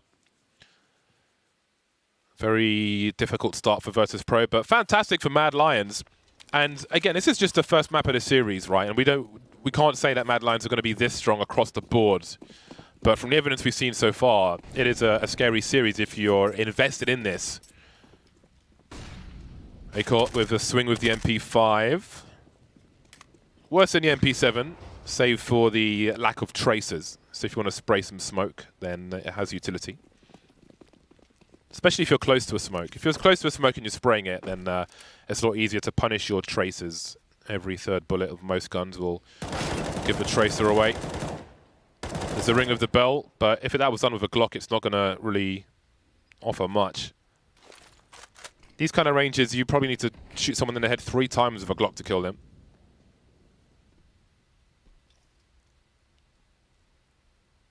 Oh, this angle's not quite going to be there for him. Oh man, Shush reacts. He was the player who was low, so he actually could have been taken down with a headshot there, but not meant to be. Refresh is going to get up in their faces and gets another kill. This round going about as you would expect. I think the impressive thing for Mad Lions here is, firstly, Shush is continuing to be great for this team. He's, we heard, the best rated player in the tournament so far. It's very close, but he is still the highest rated. And secondly, Acor hasn't had massive impact in this game, and yet still Mad Lions are winning 13-6. I think it has more come down to their teamwork and just their calls. You've got to give credit to Hooksy for that. I mean, they've been collapsing on the B bomb sites a lot as well, and really closing the distance with grenades and obscuring visibility, causing a lot of problems for Virtus Pro. So I think the strats they were running, again, there wasn't much engagement around the A bomb site because of how passive Virtus Pro were playing. It's about a team effort after all. Kick up with an early nade kill. Maybe that's what VP need to try and put some life back into them. They've got the man advantage. Shush the man to fall early. The top fragger on the server taken away from Mad Lions. Wow, that molly's landed right on Kicker. He's got to use a smoke to deny that. And VP are running low on nades. So using that smoke at this point in the round really is not ideal for the CIS squad. They now only have 1 smoke left, 2 flashes, and a single Molotov. So in terms of utility, VP don't have much. That means we might just see them go for an explosive push towards a bomb site, though. We could just see a contact play for VP, considering that utility is so lackluster. And with that man advantage, we don't need to see any aggression yet. And VP know it. 55 seconds left on the clock. They are still staying spread across the map. See the bomb in a rotatable position by T-Spawn. You can see it on the radar. To be collected by Yakindar. And he'll head towards B, it seems. And again, you've got that lurk smoke up again. Maybe inspired by Mad Lions. What I like about this is, again, you can have 1 player behind it. You can have 4 players behind it. Could be an interesting way to mix things up. For now, it'll be Buster showing presence, showing some entertainment. But Mad Lions seem to have read what's going on. The bomb's been lost now ahead of the smoke, but look at these kills from Virtus Pro. Really keeping control of things for the most part. The charge comes in, and Hooksy has much to do. Trying to stay alive now, trying to buy that rotation from Acor, who's got to deal with a flank from Buster. Successfully, he will. And indeed, there's 5 seconds to plant this bomb, and they're just not going to have a chance to do it. Surely it's too late for this. Surely it's too late. Hooksy casually reloading in the water. Mad Lions have done their job. Virtus Pro failed again on overpass. 14-6. Oh, it was looking pretty good for VP to begin with, but 20 seconds left when they're trying to push this site, even with Sanji spraying back through the smoke and Kicker getting a sharp kill onto the site itself. Hooksy just stays alive, and then Buster had to run on the flank because he was so far away, so he gets caught from behind, and then VP just can't get that bomb back in time. They don't feel comfortable enough. It is now 14-6 in favor of Mad Lions, and honestly, this game, or at least this map, feels like it is probably over. Yeah, I suppose Virtus Pro were waiting for that flank to activate. However, it did not go the way they were wishing. And not much has in this game of overpass for Virtus Pro. Refresh now elevated, balancing on the rail towards short B. Nice angle to hold. Rock solid balloons in the party area. Big presence now from Virtus Pro. No lurkers around the B bomb site. Seems Acor will be left in position on short B. And there'll be 3 towards A for now. Look at the aggression from Mad Lions. We'll see what Hooksy has in mind. There'll be some shadows for him as well before the T's come around that side. Good support grenade as well. Hooksy looking for the second one. Just took the first, running out of bullets, but he's got information for his team. And they still have Roy on long as well, so Shush can bait. If they try and push a site, they're going to be doomed. I don't know how Shush managed to throw that flash behind him. I'm kind of impressed.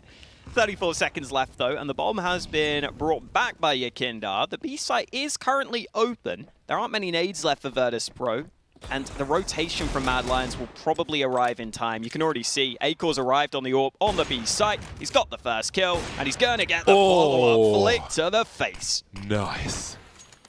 That was absolutely delicious. Cheesecake off a flick. That puts Mad Lions on game points. Oh, but the pistol in his second half thus far. Virtus Pro dismantled. Wow, that is really impressive. Yeah. Just went backwards. I've never seen that. Not like that anyway. Over the head I've seen, yes. Keita has some funky backwards running pop flashes with a right click, but that I have not seen before. That was a weird one. Mad Lions now 15-6, and this one, again, it's not going to be good for them on Overpass. I still think VP have good chances on the other maps. I think VP are oftentimes a team that really like to go for those aggressive CT plays, and we just didn't see them get to do that much on Overpass. It always felt like they were sitting back on the B site and they were letting Mad Lions push them. On Inferno, we're unlikely to see the same. Roy's already got away with 2 kills in Connector in this round. I'm not exactly sure how, but I'm not going to question it. It's a 2-man advantage for the Danes. They are 3 kills away from closing out their pick.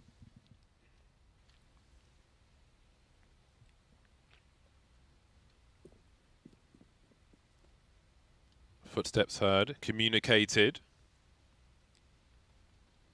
Roy can hold an off angle. Oh, is he being baited actually? Let's see. He's looking both ways. Oh my god, Akor with the flicks. He came to play today. And then there were 2. Jane being very careful about potentially losing the bomb here. Running distraction now, trying to bait, but Sanji will creep up. So that's been done very carefully by Virtus Pro, but there'll be instant failure afterwards. What does James do now? 1 versus 4. Can see the 2-man setup. 24 seconds considering running, but there's no real place to go. Oh, she's running out of bullets with the rifle, but that will be it. 16-6, Mad Lions with an utter deletion of Virtus Pro on Overpass from start to finish, from pillar to post, however you like it. Virtus Pro got absolutely wrecked by Mad Lions. What did you think of that series? Oh, that map, rather. I mean, I expected Mad Lions to win it, but not like that. The coordination was the most surprising thing to me for VP. In some of those rounds, that round where they tried to push B, for example, Sanji was so far ahead of everyone. Normally you see them following Sanji right up, but there was no trade fragger or anything. Utter disaster for Virtus Pro. Before we move into the second map, we will be heading towards a documentary focused on Akor, so you can get a little more insight into him, and maybe we'll see more of what makes him tick before we get into that second map. We'll see you after the break.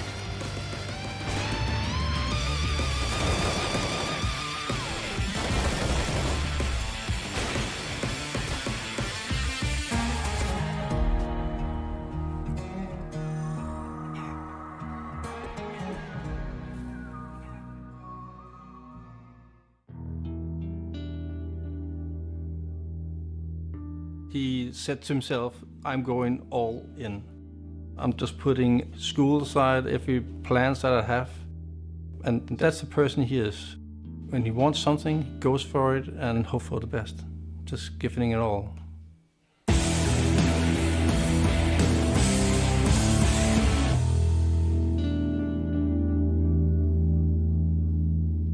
I'm from Ballerup here, close to Copenhagen, just outside Copenhagen. I've been living here my whole life with my mom and dad and brother and sister. What was he like? He was always playing, mostly outside. He was just like a normal little guy, I think. I'm not sure he was that quite fond of school. School's not right our thing, I would say. We are more like with our hands, like to use our hands. So he chose Counter-Strike. Counter-Strike was just like a casual game for me, like a hobby, and I've always been pretty good like at playing computer, PC, whatever game it is. I've always found a way to be good in it. Like I did play 1.6, but I played like a cracked version of it, like 2005, 6, somewhere like that. And then I actually liked playing Counter-Strike, like the 1.6, and then I got Counter-Strike Source at a birthday from my grandparents. So that's pretty much where it started. I think that they have a better opportunity at early age with computers and all that. We are there when they are playing it at first, explaining to them that this is just a game, and let them play early age. I would say that is the recipe. Start early and have guidance. Early on, it was like 2 hours a day I could play, and then I started playing 3 hours because why not? And then it took on from there. Of course, every parent will be concerned, I think, if they start to sit a long time at the computer. I think that's normal to be concerned about. Like I did have a couple jobs like while playing Counter-Strike, like a labor job I had in like the winter season as well. So like I've always had a job. I've always been working, earning money and stuff. So it's not like I don't know how a normal life is because of Counter-Strike. I have been in his room many times telling him you have to find out what you want to do with your life. You cannot live or go by living from this. I was working on being a car mechanic. In Denmark, you need like 6 months of school to start like the car mechanic, and I finished that whole like the school part, and then I needed like to be like apprentice at a shop somewhere, and nobody would hire me because I was too young. He didn't have a driver's license, and so he couldn't become that at that age. But if we had turned out to get to be an auto mechanic, he would not have been where he is now. My whole career started in FACEIT. I met a guy who asked if I wanted to join a team, and then it took on from there. I got better, and another team wanted me, and then everything kind of like started from there. I think when he came and said, "I'm going to China with eFuture," he was 19 hours, just like, what? To China? How long? Who's going to be with you? But he just said, that's what I'm going to do. And they did. And then he went on to North Academy after that. And then we started thinking, okay, so he might have a chance. So go for it.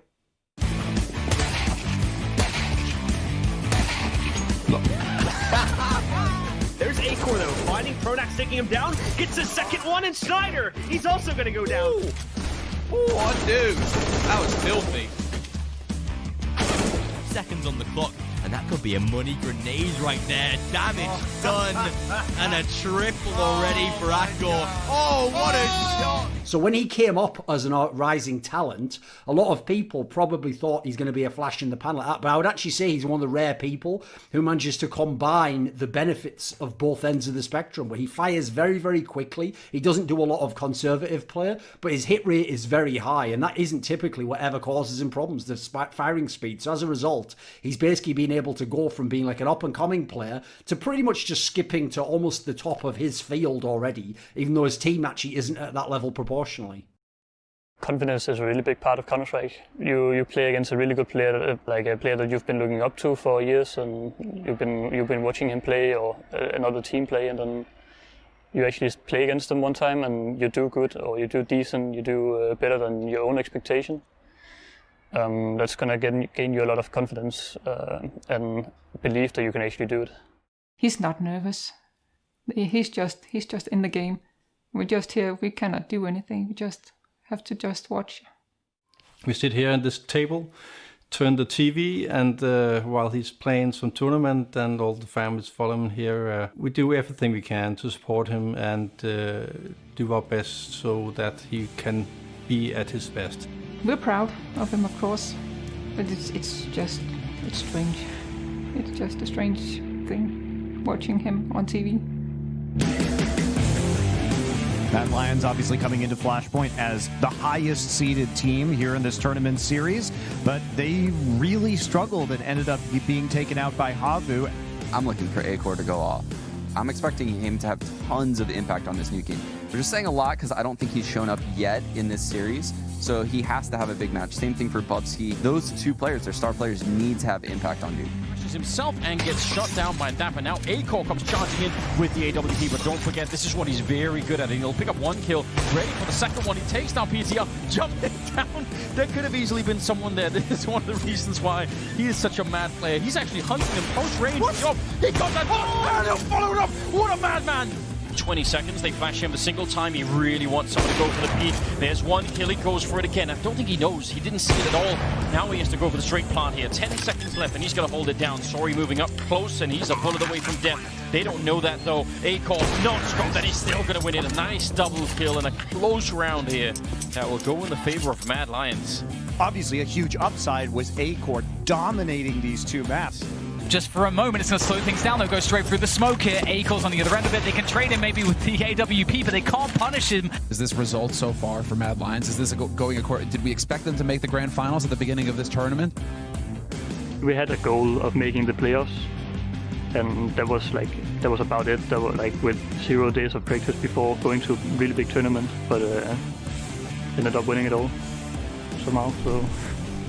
This is a 12-1 run in the second half for Mad Lions to get here, including 8-0, 8-0 run. MIBR is stumped. They have no answers. He can't swing for it here. They do line up for it. Oh, and it's a $500,000 comeback for Mad Lions on Train. Outrageous. They deserve every bit of this victory. What a championship for Mad Lions in Season 1.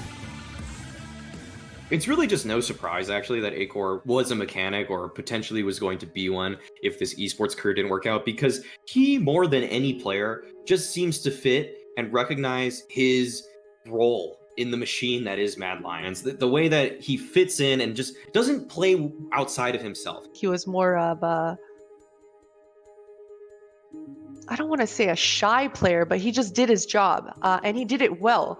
I feel like it's like a team game. You need to look at it like for a team's perspective, not just your own.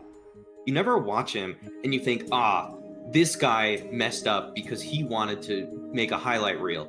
No, it's usually just him playing his role to the utmost ability and fitting into that space exactly what you want. So he's not always going to be a fan favorite because he doesn't get those top 10 plays. He doesn't always get the top 5 plays. He's that kind of guy that gets 1-2 kills here and there, just always kind of getting the ones that he's supposed to get, not really always exceeding expectations, but just meeting them, and sometimes he'll surprise you with a highlight round here or there. Acor playing a retake with an op at the A bomb site, but there's going to be so much utility and smoke. How does he expect to have any kind of an impact? Look at that smoke wall. He can see nothing. Has to be over aggressive, and he gets a kill out of it. One more for Acor, jumping on the box. I take it all back. He's so hard to stop when he's in this mood. Gonna try and see if he can do it again. He's not afraid. Jumping up, one more kill, and that's the ace. Absolutely disgusting. What I did before was I was full sacrifice for the team. Everything I did was just to make the team win. To actually be a player in my position now on this team, I can't sacrifice as much as I did before. Mostly because of my role, like as an AWPer, you need to be out on the front. You need to take chances, and most of the times it's my teammates who has to sacrifice for me. So it's a big turnaround for me, like being the guy who has teammates that actually sacrifices for me. Maybe he can view it as now this is his opportunity to be a little more selfish, to have the squad kind of revolve around him a little bit more. I mean, our goal is to definitely show the world that we can actually compete at a higher level. I don't care about the pressure, really. It's just as long as I do all I can or do the best I can, then I have done my job.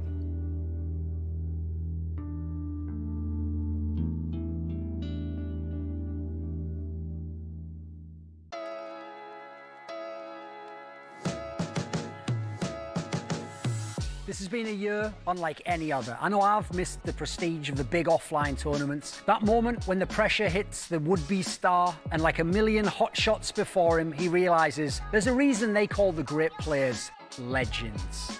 We couldn't have our players here in person, but we kept our prize pool at $1 million. That's the same as a major. I'm talking cheddar. Straight Parmesan, Holmes. Who wants to be remembered?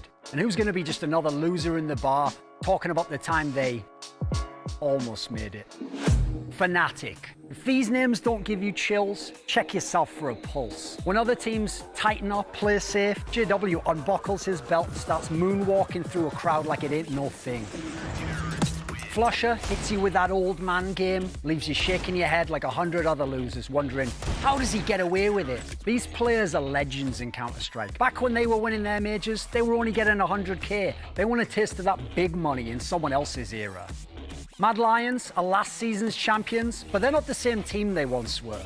Acor, my man, you were the best AWPer for most of Flashpoint 1, but Fallen taught you the difference between being talented and a legend. It's all on you, brother, and I know you've got it in you. As for the rest of you, who wants to win almost 4 times more than Astralis this year? Show me. OG had a brutal origin story and they want to write a happy ending. Alexi B was supposed to be the future of Finnish Counter-Strike until ENCE said thanks, but no thanks. He didn't have to look far for sympathy, as NBK found being France's most decorated name doesn't stop the knife going in your back all the same. This is a side with a huge chip on their shoulder, and it's time to take it out on all the other teams in the bracket. Best way to get revenge? Win. The Envy organisation are used to championships in this game, but newsflash, it's not 2015 anymore. And unless you've invented a time machine, I'm going to need you to show me something worth talking about in 2020. Calix knows a thing or two about untapped potential, while his brother Xantares is taking down MVP awards, Tier 1 trophies. He's still trying to figure out where he fits in this topsy-turvy team. I got 3 words for you. Step up, Kardish. Virtus Pro haven't lived up to that name, but they know a thing or two about big-time underdog runs. Last year, they romped through the major, taking scalps like there was a bounty on the big dogs. Now they're back to terrorize Tier 1, with a style of play so unorthodox, you could be burned at the stake for such heretical ideas 500 years ago. James saves too much? So what? You'd need a PhD in sniping to understand. Lucky for you, class is in session. Dignitas want the status Fnatic has. Some legends and some younger talents fusing together to try and win in the modern day. Trouble is, unlike their Svenska Broderna, they didn't earn it yet. Forrest is a deity in the Counter-Strike pantheon. His beard adorns our Mount Rushmore, but lately, he's been playing like he's waiting for that gold watch and a polite round of applause. I want to see the fire and the talent that brought crowds to their feet for the frags. MIBR wasn't even supposed to be here. No, seriously, one of them's even banned by Valve, but they'll leave the puzzle of how they made it to the playoffs up to the rest of the field. My mate KNG doesn't care. He's running through your face with an AWP and making you find an answer for him. And then I'm talking big. Oh, you think I saved them for last because their organization's small? Think again, because the most complete team in the tournament has it all, and their sights are locked on the trophy. Don't get distracted by their superlative utility usage and deep playbook, because you're liable to get cracked upside the head by Xantares. One of the best aimers of his generation is getting the last laugh, because every tournament's online, and in this realm, he's the chosen one. Fuck around, find out what his AK is all about. There you have it. 8 teams, double elimination, all best of 3s, $1 million and 500k for first. I didn't say it would be easy, but I wouldn't have it any other way. Welcome to the playoffs of Flashpoint 2.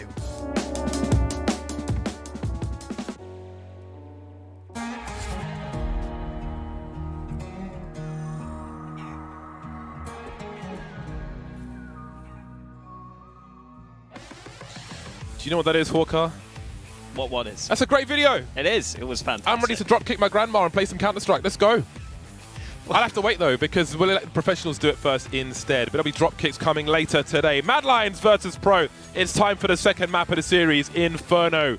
Get your bums in seats unless you prefer to stand, because we've got more Counter-Strike coming your way.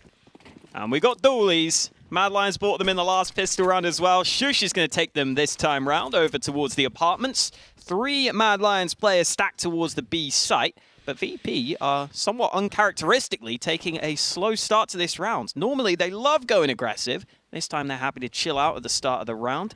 Buster starting to sneak up as Roy. Oh, he's missing everything. He's not going to get a single kill. Refresh trapped in the corner, but Hooksy's here to help. They're still fighting strong. They're still holding this down. Finally, though, Refresh falls into a 2v2.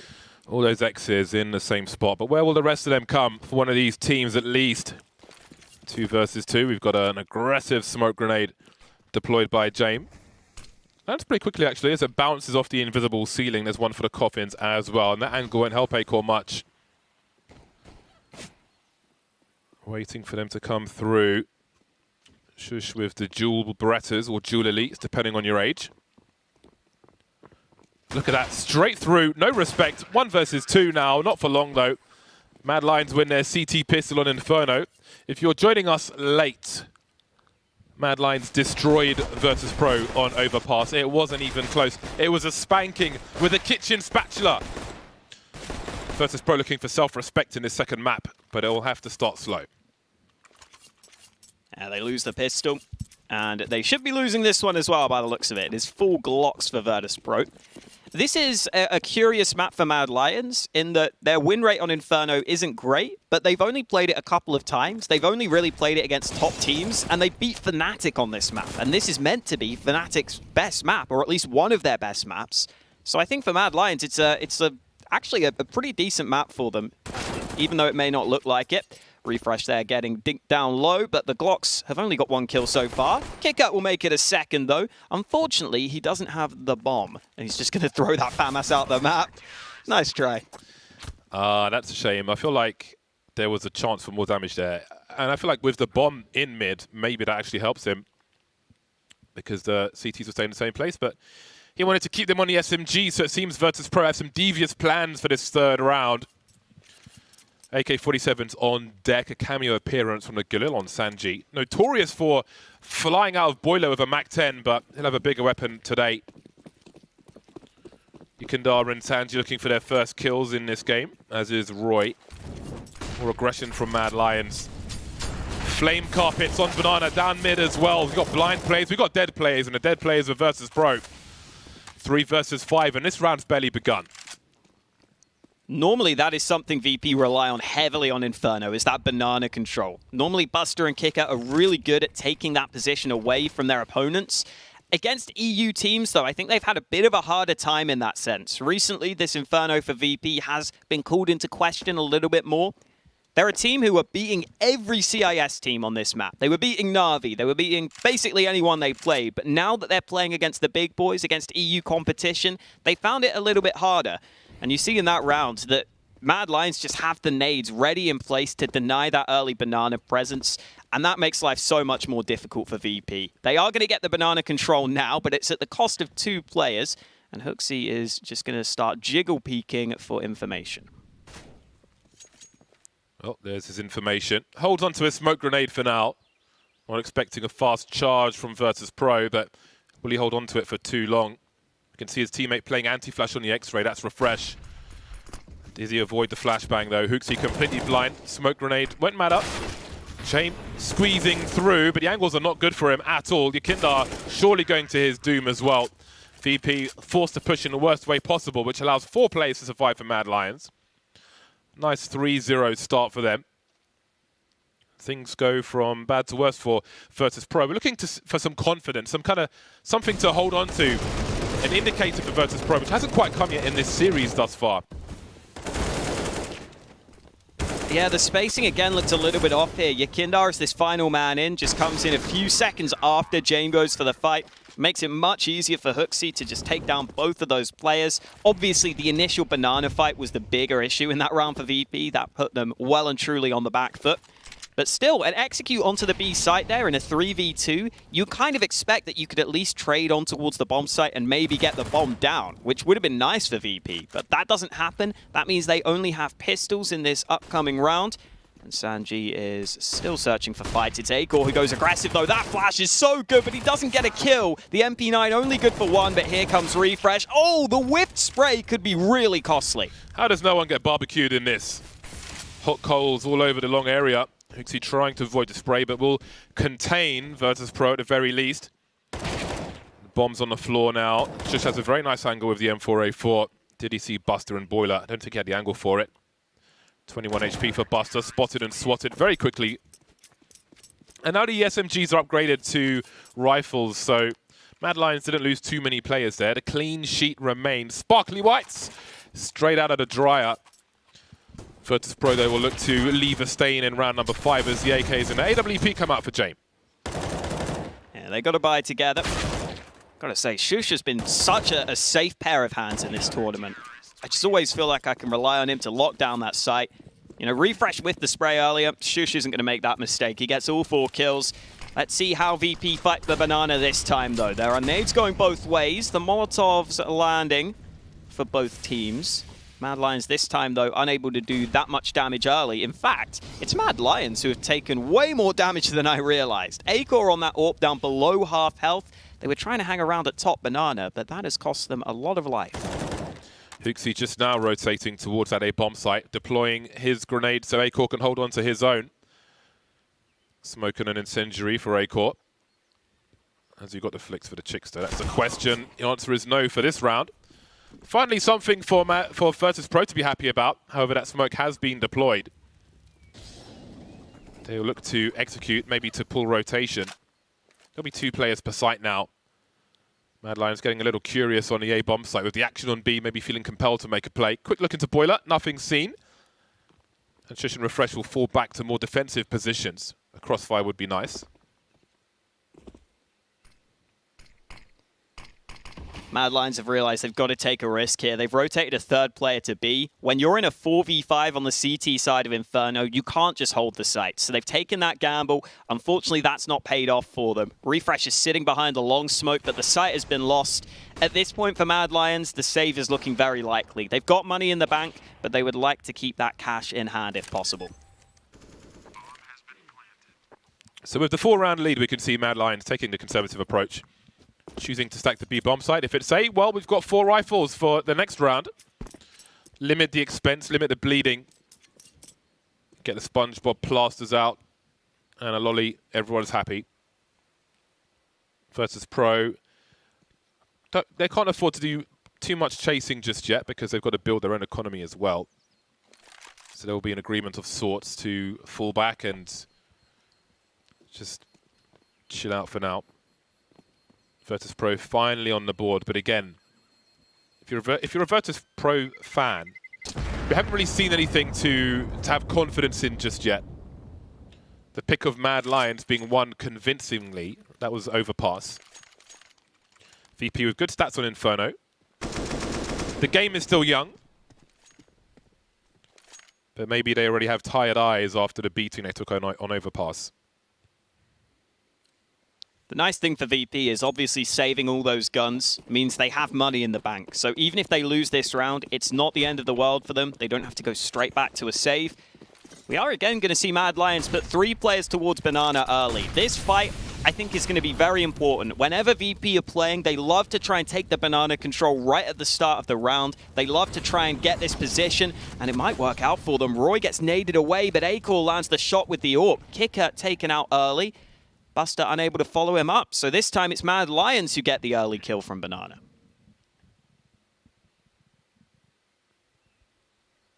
Sanji in a boiler position. Will there be a pop flash for him to swing? He's got to go for the dry peek instead, and he'll take Shush out at the very least, but the man advantage remains as Refresh insta-trades. Map control is held. Top mid is in their control. Top mid is now smoked as well, which will buy some time and keep Mad Lions alert towards that B bomb site. Acor's here with the AWP. Quick shot from him. He's got a smoke as well. That smoke takes the angles away. Roy eats the flashbang, but he hasn't eaten any bullets yet, importantly. Up top of the coffins, able to fall away after 1. The question is, where is the AWP now? Got the defensive flashbangs, and that's a lovely swipe. Executions in the pool from Mad Lions. Very well dealt with. Again, 4 players survive, which is great for their economy. Still looking comfortable, Mad Lions. These pushes from VP are looking much more clumsy than I'm used to. Acor gets that first kill, sure. Trade over here, 1-for-1, that's fine. But then, as Yakindar's pushing the B site, he's having to take a smoke out to smoke CT on the fly. It didn't look like that was something that they'd really accounted for. They were trying to smoke the front of the site to maybe get into CT, but they weren't really comfortable doing that, it feels like. Ooh. Flash is going both ways. Acor has to back away. Kicker is down to 19 health. Again, he was going for that banana control. And again, it's VP who are taking the early damage from that. Yeah, that's Kiker's job on the T side. Go banana and just get wrecked by grenades, basically. If Acor fired a shot there, I think he may have landed it, unbeknownst to him. Not what Virtus Pro were looking for, of course. Trailing by quite some way at present. So things will slow down on Banana. Mad Lions will be light on grenades as we approach the minute mark. Only 2 smoke grenades remaining. Third man joining the A defense in Huxi. has no utility whatsoever. Has often been towards B, holding fallen flashes, as they're called, for Banana. Here's a swing from Virtus Pro. We've got a 5 versus 3 on the A bomb site. Smokes are up and they're moving quickly. Oh, CT Molly is going to slow them down, though, and 2 kills have come through. Shush and Hooksy both combining. Kicker gets one from behind. That was Shush who was pushed into the apartments. The A site could still be vulnerable here. Refresh committed to this position. He's got his teammate to back him up. Oh, good kill from Hooksy. Hooksy makes it a second, and it's into a 1-on-2. Kicker already low on health. He's going to get the bomb. He's going to get onto the site, but does he know where these players are? It doesn't look like it, and if this flank comes in, Kicker might be in trouble. Acor about to go for the fight. Kicker sprays away and gets them both. Kicker somehow wins the 1v2 as Mad Lions line up for him. That's exactly what Virtus Pro needed, and maybe we've got a real game on our hands now. Still money for Mad Lions, and the buy will come back through, but perhaps that's just the boost Virtus Pro needed. Went down to the wire, maybe a stroke of fortune there. The defense looked good for Mad Lions at the beginning, but in the end, they lined up for Kika, and you can see the frustrations there. They'll feel like that one was unlucky for them, Mad Lions. Slipped away from them. Yeah, he was 19 HP. They just needed one shot. I think the insta-headshot onto the second man is really what secured it. Great stuff from Kicker, and this time he goes straight back to Banana, where he hasn't taken the early nade damage. In fact, where is that kill? James just got one over at the apartments. That might have been a wallbang. Well, he's taken the late damage from 2 grenades, somehow still alive. He got hit in the face with a smoke grenade as well, so really a magnet for utility as Kika, magnet for bullets as well if he's on Banana. And now he's got great control. Good timing from Acor, completely blind, but the angle was glorious for him. And there's no respite from Mad Lions. It's not going to just relax, but they'll continue to push and aggress. Taking control across the map. No, there's just no map control whatsoever for Virtus Pro. 2 Penguins stuck together in mid, trying to find the right timing for a peek. Afraid of the aggression from Mad Lions. James doesn't know what to do with himself.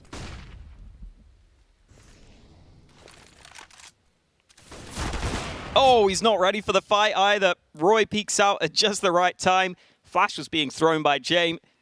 And now Buster is pushed into top mid. There is a player behind this smoke. I'm not sure if Buster's going to figure that out, though. Pretty difficult position to clear. Once this smoke fades, he might have a look, but Refresh has got the better of him. 6-2 for Mad Lions. The only kill that VP got in that round was from James, and I think it was just a wallbang through the apartments. I'm not sure if we'll have it on the replay. We will.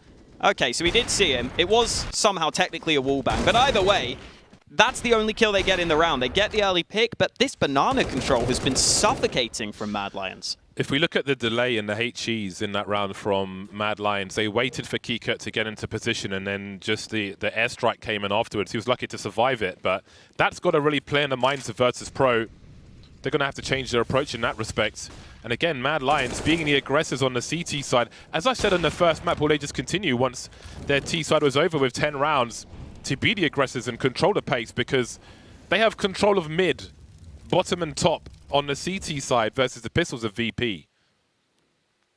Yeah, they even threw that smoke all the way down towards T-Ramp so that Refresh can just get away. He can just go back to Banana. That position's completely clear. That is a really cool way for Refresh to get away from that early aggression and get back to safety. VP are a team as well who have been very reliant on those B plays on Inferno. So if you can take Banana away from them, as Mad Lions have done in this game, you can limit a big part of the success that VP have on this map. And we're already seeing that come through in full force. A couple of nades being put into the A site. VP think about going back towards B though. Again, only pistols for them in this round, but they've got a couple of smokes left as well as one flashbang. If they were to go to B, they would be able to go for those smokes onto the site. But there are still 2 CTs here, and Roy is playing pretty aggressive right now. Flashed in. Yeah, a flash from the coffins. I was going to say, if that came a second later, we might have a different story. There's a rifle to be collected as well, but there's a refresh here to delete, and he could play around that smoke.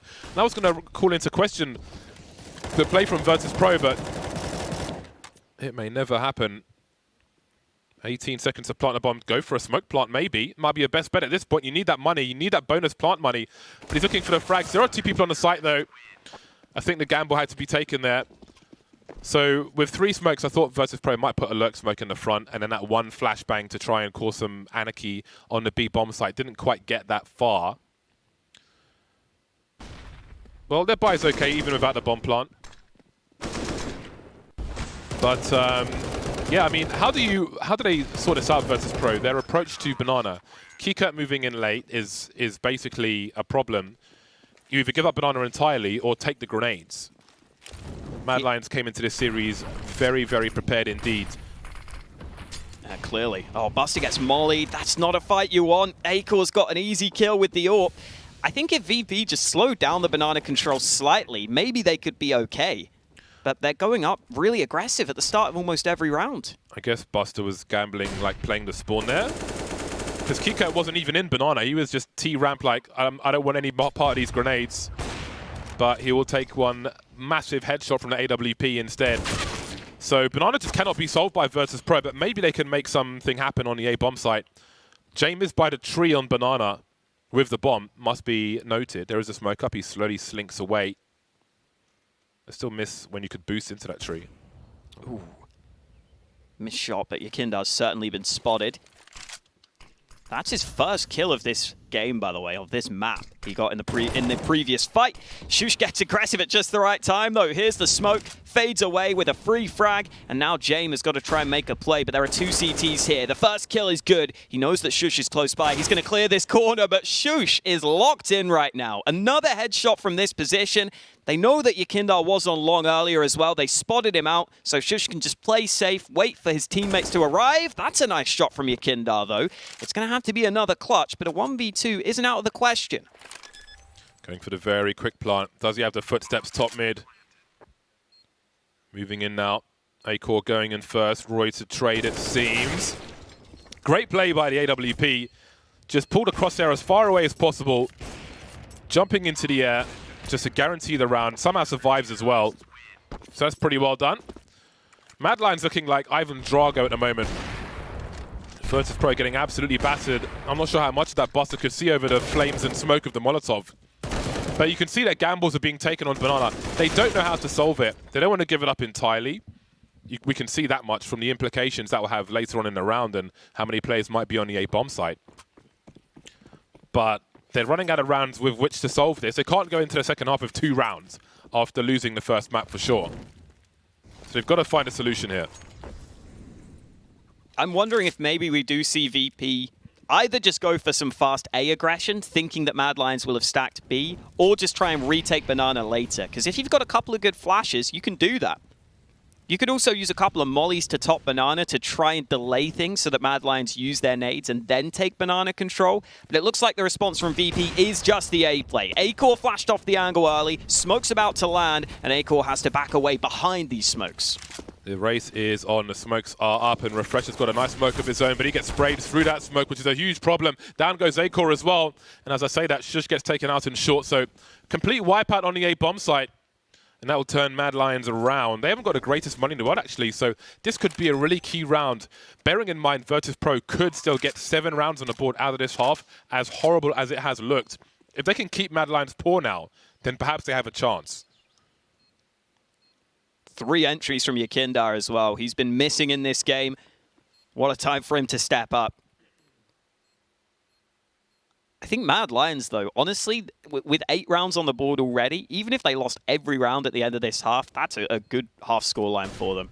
Inferno these days is considered slightly T-sided by most teams. I think VP are one of the teams that really like to try and exploit the T side. So the fact that Mad Lions have come in so prepped and have won so many early rounds is great for them. You can see VP much more focused on their own money right now. They realize they are the ones who have got to try and stay on top. And I think that means Mad Lions can probably scrap together a buy. It's going to be close, though. It's going to be dicey. Let's have a look at this from Yakindar. He got all 3 kills. Wow, spray through onto the first. Oh, man. So important. He knew what that smoke meant on long. If they go through that, the round is over. Very smart work from him. And it's crazy if you see how thin the edges were in that round and what the implications could be for the next one. Now, interestingly, Mad Lions have got just enough money to make this a very dangerous buy. They are limited on utility, though. But as we have seen, they are not shy to get extremely aggressive, to take pretty much the entire map, as we saw when they charged down mid. So we'll see what they choose to do. This is a very key round. This is the round where Virtus Pro can break Mad Lions. If they can, say, eliminate 3 players and win the round or something like that, then maybe they can make this winnable as they head towards the second half. But if they lose this round, then I don't know. VP said coming into a tournament, this was going to be a test for them. Playing against EU teams is very different to the CIS competition they had been playing, and that is being proven on the server right now. Kickout able to get up close. That's an easy kill. This time he gets the timing right. He dodges those nades, and Roy was jumping desperately to his death. Refresh has got aggressive though, and Sanji is not ready for the fight. Refresh just about brings it back to a 4v4. Drop a smoke and fall back. Virtus Pro now have very much been compromised. Refresh behind enemy lines. Virtus Pro got to get their skates on. A massive flashbang. Now Hooksy, his opportunity will be limited here with the FAMAS. Or will it? He's still alive. He can run distraction now. A Molly and a HE combo to limit Virtus Pro, to slow them down. Shush around those flames, and this is turning into a disaster again. They keep trading, however, and there's still more flames somehow. Hooksy forced forward, and Yakindar's here for the second last kill. Refresh 1 versus 2 with 12 HP has a lot to do. Smoke fades, Jay misses the shot. Refresh goes for the nade. That is going to land. It is going to do some damage, but it's still so difficult for Refresh. Yakindar's going to swing with his teammate. VP take another round, and finally Kicker gets some success on those early banana fights. That's what makes all the difference in this round. I think VP did hesitate briefly once they spotted Refresh having pushed all the way down. They were a bit worried there could have been a B stack, but the nades looking a little better this time. The flash on point, the smoke onto CT was there for them, and VP finally get into a position where they can try and win some consistent rounds as Mad Lions pick up the Deegs ahead of this one. Actually, Mad Lions don't have a massive losing bonus. This is a decent investment into this round. I'm not sure they'll be able to buy that well if they lose this one. 3 HEs going the way of Roy. Lucky to be alive. I wonder where that HE, that smoke grenade is headed. Okay, to Coffins. So that one's a little... It's thrown a little higher than what I normally do. I wonder about the vision from Coffins. Buster spots 2 by the pillar. Now VP can take their time. They know there are more assailants in the B bomb site. Got a push from Shush. Now, importantly, Sanji is holding, he's keeping mid honest. You can see him on the radar there, so if any CTs try to flank down mid, he would have eyes on that, which allows Virtus Pro to rotate towards A quickly. They know that at least 2 players were on that B bomb site. We'll try to nullify the threat. James going in with a pistol. Oh my god, Acor. He's got problems now. He's causing problems, rather, for Virtus Pro. So close to an AWP as well, but not close enough.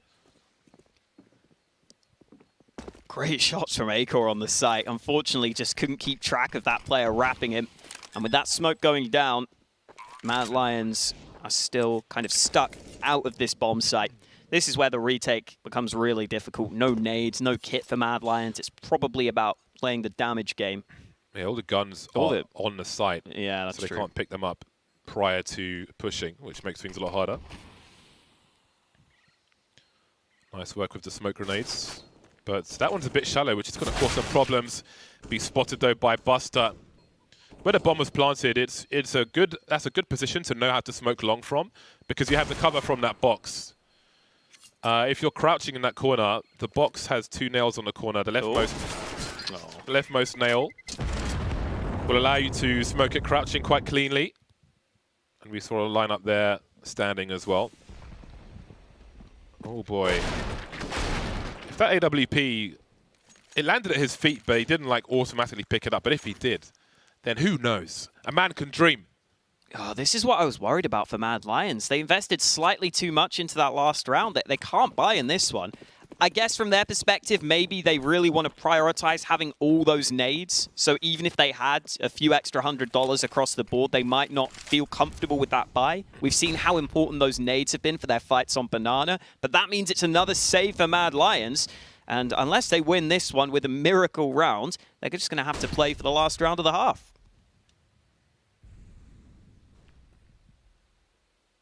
Virtus Pro carefully taking control of Banana with Molotovs and such. There'll be a smoke grenade, so they'll fall back in case of a flashbang play or so otherwise. Being very careful, Virtus Pro. Haven't done anything too crazy towards A just yet. We can see the stack on the radar. Molotov will isolate fights if you throw it properly. So the idea of that was to go CT, so if there's somebody behind the sandbags and they can't crossfire. You'll need to check on that one. Now, there are still 4 players on A with the flashbang of A-Core. Just keeping an eye on them to see if they'll start to move. There's been so much utility on Banana. There's the information spotted now. But hey, they could still rotate, right? So Mad Lions will commit like zealots to this A bomb site. Now they've lost Hooksy. They could make a flashbang play through a smoke, so we'll see what they choose to do. But Virtus Pro looking good for a late comeback in this first half, which was very much needed for them. Still seeing a couple of slightly strange things from VP. The double CT smoke coming through there. Wow, that is a really annoying angle from A-Core. If they can't see him because of the little flowers, that would be really annoying to die to. Yeah, I think VP having just looked in general a little off their game at times. The double CT smoke doesn't really matter because they were going to commit to the B site anyway, but still, a couple of mistakes have been made for them. They are starting to warm up into this game, though. They're going to get a 6th round, and they're probably going to get a bunch of kills at the end here. Kicker getting at that one. A-Core just running in. Again, wants to do maybe some damage, maybe get a gun. He won't get either. VP up to 6 rounds, and heading into the last round of the half, Mad Lions have all the money they would want to try and get one more round. Yeah, but I'm sure they regret not having all the rounds they would want. We'll see if 6 or 7 will be enough for Virtus Pro soon enough, but first comes that fight for this last round. Upgrade the pistols if you've got the money. Always important in that last round. We can see Shush has pulled out the Julies. Roy will leave spawn with $800 in the bank and no defuse kit, which is a mistake. Someone's got to check that. Just say defuse kits, pistols. Look over the top. Nothing doing. See if that kit has a part to play or lack of in this last round. Now, Keycut's taken no damage in Banana, which I'm sure he's very happy about. Mad Lions playing more passive in this final round of the first half. Couple of nades now used by Mad Lions on towards Banana. Just as Kicker decides to back away because they're setting up this A play. It's worked for them previously. They're going to go for similar smokes. This time A-Core playing on the short side, but everyone's wrapping through long for Virtus Pro, and Yakindar is leading the charge. He's already towards the site. Shush takes him down, though. It's a much more passive hold from Mad Lions, and that might work for them. Everyone seems to be blind, but Refresh gets the kill from above, and James is the only man remaining. He will be traded, and Mad Lions will find the 9th round they were looking for. VP still alive, but they're going to have to come back in the second half, coming up after this.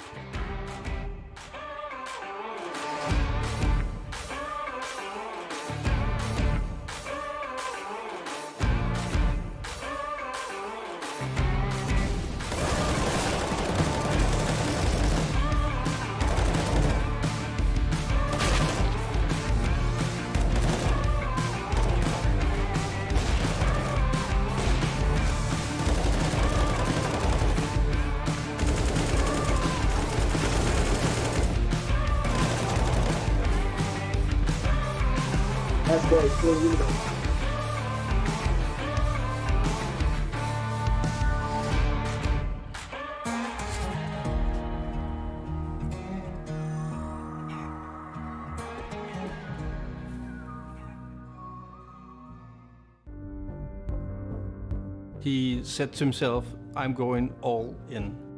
I'm just putting school aside, every plans that I have. And that's the person he is. When he wants something, he goes for it and hope for the best. Just giving it all.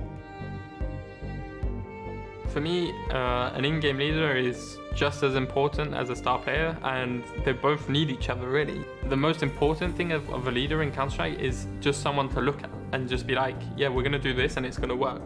Maybe it's completely the wrong tactic, but if you believe enough in it and you do it well, then it can always work. And that, for me, is the most important thing of having a leader. If you go and look at the case of Ben Tech coming from Indonesia, there's basically no reason actually as to why a player would make it from there. The fact that he basically even got to become someone that Westerners would know and want to recruit, I think it's one of the most unlikely stories probably in Counter-Strike history. Adam's strength has always been that no matter what, he doesn't really give in. He is never the one to kind of admit that someone's better than him. The mindset for him is that he's better than everyone else, and he wants to go and prove it.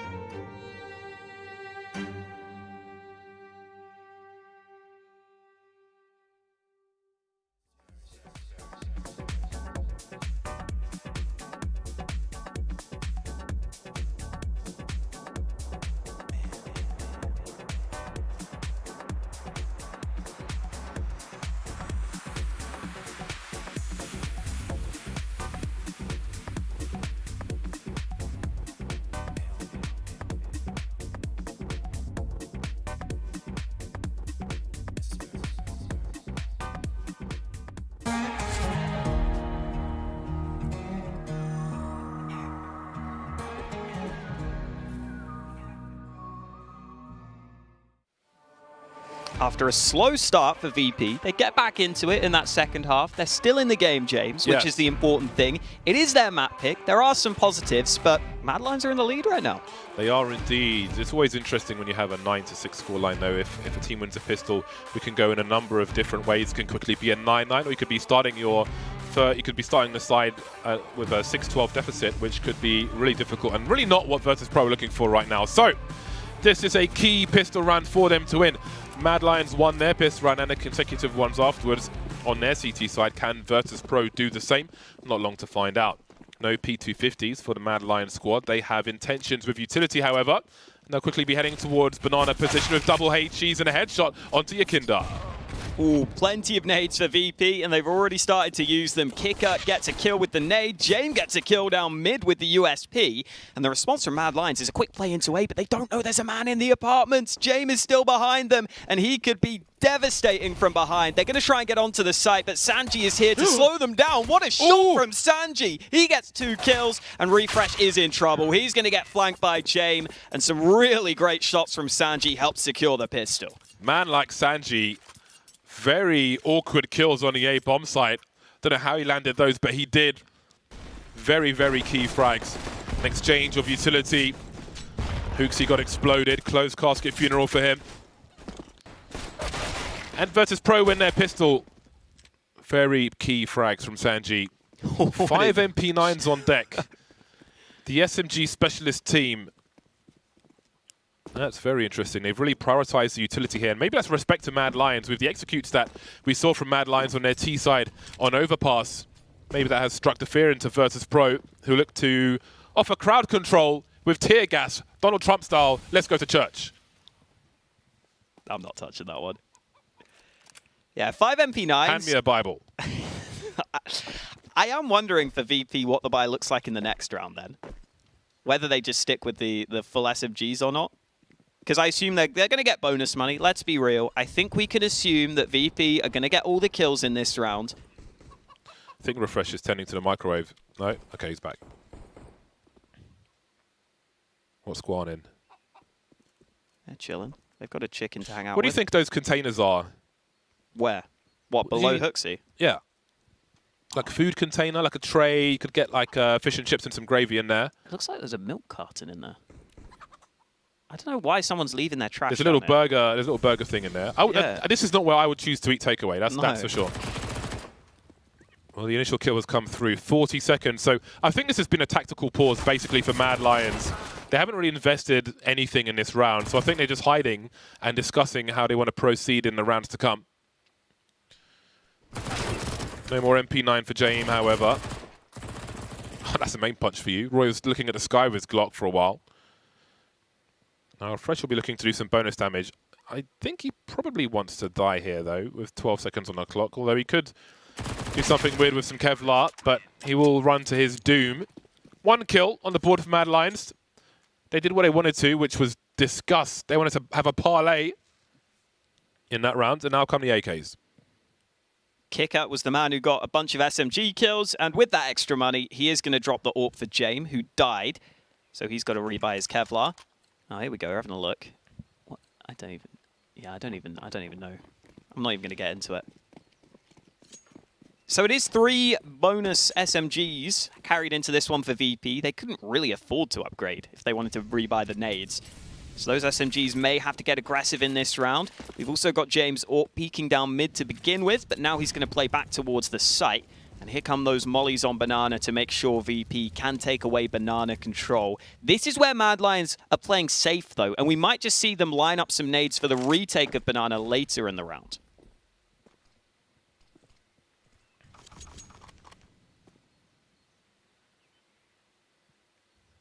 Virtus Pro maybe feeling somewhat nervous on A with the commitment they've got to Banana. The James Death Triangle. Looking to avoid flashbangs, which is why he's going to the left like that. Almost as though he's trying to invite something. But look at the emergence, and surely James going to activate now. They could be lining up for him. Oh, he's missed a shot. That's crucial. Could have saved his teammate there. Could have given him a man advantage, but no. Flashbangs on the way. Manages to avoid. Does he go back to the well? He does. Catches him with a grenade in their hand. Weren't expecting that kind of re-peek. Bomb spotted for now. 36 seconds on the clock. Kika's got a decision to make. He's long with an MP9, not an ideal situation for him. But it seems the focus will still be on the B bomb site here from the remaining two. 25 seconds with James at the coffins. Smoke about to be lined up from Acor, though. Oh, no, he's not. He's just going to go with the flashbang, and the flash doesn't blind James. Finally, that smoke lands. Acor into CT. Might try and flank here. Oh, the timing is terrible for him, though. Sanji arrives. 10 seconds left on the clock. Acor is trapped, and he's only going to get the one kill. Sanji trades from CT. Even though James missed that early shot, he did enough to make up for it in the end of that round.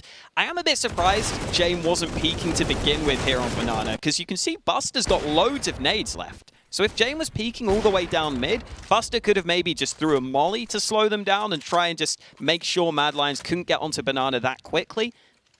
They don't decide to go for that approach, though, and instead, James gets a couple of kills later in the round. So the missed shot doesn't cost them, and Mad Lions have to go back down to pistols. So it's looking like VP are finally stabilizing here on Inferno. It's been a long time coming for them, but they might be able to get the lead.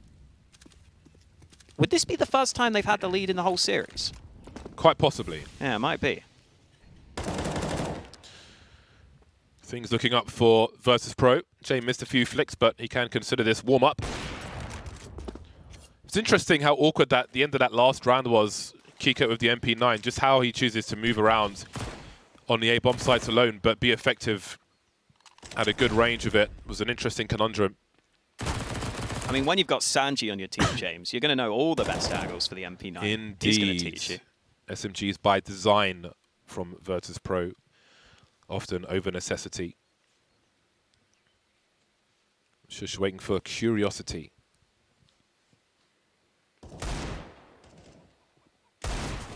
The twirly green eagle. The Jormund Gadir, or whatever it's called. I don't know how you pronounce that stuff. I don't have a good Deagle skin. I don't know if I have a Deagle skin. I know my aim isn't good enough to use the Deagle. That's basically what I'm saying. Crouch and aim for the crotch.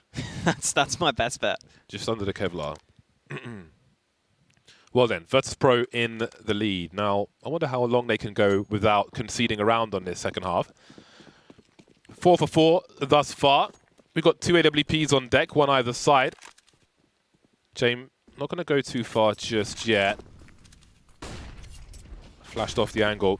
Man, I miss Kusta's peaks when he was on the AWP. But more about that later, because Yakindar just charging with the MP9, doing colossal damage, leaving Roy on 11 HP. He doesn't know what's going on. And he's collected himself something. Buster here for the re-smoke. So Kusta would drop a smoke behind himself top mid, and then peek in front of it and just delete people. It would be so sick to watch. What? Oh, no! The timing is absolutely brutal. I can't believe Hooksy walks through the smoke to begin with. He's a crazy man. He somehow gets the timing right, but James has fought right back. There's a counter punch onto 2 players, the nade to finish off Roy. And even though Hooksy gets the timing right, it might not make a difference. Shush is trying to lurk on A, but he's got to do so much here. Well, that's a nice way to start. Where is the potential pit player, though? Many questions to be asked. Kika waiting patiently, elevated on the bench. Maybe it saves him. Acor now 1 versus 3. Got to move quickly, but quickly he goes into the reticle of James, and he won't last very long in that respect. 11 rounds on the board for Virtus Pro. 3 players alive. And a sip of tea for James. Love that. Oh, that's... I don't know why he's pulling out the smoke. It's already smoked off. I guess maybe he thought Jame was holding with the AWP, potentially. Either way, it doesn't matter. VP win another round. Our Statsman unit did confirm, by the way, this is the first time VP have had the lead in this whole series. Thank you to Yumi for that one. So finally, VP getting into a decent position. It still hasn't felt that comfortable for them, even in these rounds, in my opinion. But they're getting the round wins, which is the main thing. And we get a pause ahead of this next round where Mad Lions can probably just about afford to buy. They've just about got enough money, but they are yet to win a round on this T side. That's got to change.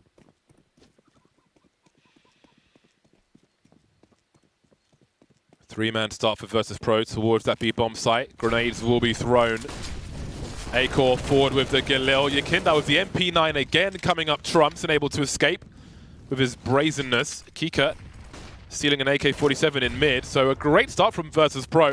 Mad Lions have a taste of their own medicine and it does not taste good at all. Quite bitter in fact. Felt like Acor should have been able to get more damage onto Yakindar there. Potentially the kill. Because Yakindar was fighting his teammate on the edge of that smoke. Those nades for Mad Lions not doing anywhere near as much as they would have wanted either. I was thinking maybe they were going to molly alongside those nades to make it really difficult for Virtus Pro, but it just seemed to be the nades to begin with. Now, this walk up top mid hasn't been spotted yet. There are plenty of players stacked on the A site for Virtus Pro, though. They've got 4 players here, and Jame is so quick. That flick was unbelievable. And Shush remains. The bomb is in control. Oh, he's been shot in the penis as well. That's not helpful. Oh, God, that's going to need surgery. Virtus Pro make it to 12 every round of the CT half thus far. Finally, we're seeing strength from Virtus Pro. It's taken a while, but here they are. Yakindar and Buster on Banana as well is just terrifying because they're both so aggressive as players. That's tasty. Okay, we're seeing in every round, basically, VP just push straight down Banana. I think that's just how Yakindar and Buster like to play that position in the large majority of the rounds. And now Mad Lions are stuck on pistols. Perhaps this will free them up a bit in this round, though. We might just see a faster play, potentially towards A. They'll have some nades at the ready as well, which maybe will allow them to close the distance. Problem being, VP are obviously going to get the banana control. Yakindar's pushed down with an MP9. I feel like Yakindar's had an MP9 in almost every round so far, but it's been working for him. And wow, Kicker's got the lineup. Great awareness. HE into the apartments as well. Spot someone short. They have a crossfire, I think. There are smokes on short there around his hay bales. Yakindar again with the MP9. I feel like all his kills have been with the MP9 more or less in this half so far. And he just can't be stopped. The MP9 is more than enough for him. Got a moving accuracy, the speed, the kill bonus. Bit of switch up for an M4A4. And we're finally seeing some smiles on the faces of Virtus Pro as well. Kika quite happy with that one. Nice cleanup from him. It's quite common for people to throw nades from that angle as well. You see those flashes thrown oftentimes to the right side out of the apartments. So you can see why your kicker would go for that spam. Works out for him. James chilling with 12 grand right now. He's going to have the AWP for basically the rest of this game. And I think you can already see the difference in Inferno has been that VP can push much more easily on this CT side. They can take away parts of the map. It was actually Maui Snake's podcast with Yakindar recently where VP said, even on Inferno, if they're up in a 5v4, they actually like to push sometimes because they'd rather have the information than just let the opponents execute onto them. So it's cool to know that VP have some thoughts as to behind what they're doing. Yeah, and we saw the same from Mad Lions as well. Refresh pushing the apartments while they were getting kills around the B area, Banana and such. Love to see the confident plays. Yakindar's in a tough spot at present. I'm not sure if Buster's going to be able to get into position to help him. Acor jumping in. He's heard the scope at the very least. Gets deleted by Roy. So Buster has a few seconds to dump some utility. You can see Jame rotating in as well. If you've got a rotating CT, if they make it to the well, they can have a very strong pop flash for you into that pool position. No such grenades for Jame, but with an AWP, you really don't want him throwing grenades. Now 2 of the 3 players here for Virtus Pro. Flash, but he will smash Roy straight down to the floor. First kill for Virtus Pro. 26 seconds to plant this bomb. 2 players to find. Buster saying hello. Got to be careful about his headshot angles, but he'll drop the bomb in the pool as well, which will buy some extra time. Got to be careful about the barrels though, James. He's really in trouble now, hiding in the smoke. He's disappeared like the Batman, but back he comes. The Joker will win this time. Mad Lions make it to 10. Mad Lions didn't smoke CT on that B play. They instead decided to smoke the front of the site. They get onto the site in time. The rotate didn't arrive quickly enough. I think that's part of why James is just trying to survive there, because he knows if his teammate rotates that it's going to be a clear line of sight from CT. But with those early 2 kills, with a 3v5 to come back from, it was always going to be tricky. And you see there, James actually survives long enough to allow Sanji to start to flank, but Shush gets a really quick transfer onto both of those players. Once again, Shush is top of the server, just quietly putting up kills. Actually, James is 1 ahead of him on the VP side. Got to get that right. But still, he's top of his team, doing good work. And Mad Lions finally getting something going on this T side. Now, VP rocking a double AWP setup in this round, but that's not going to stop them from taking banana control. Yakindar's pushed through.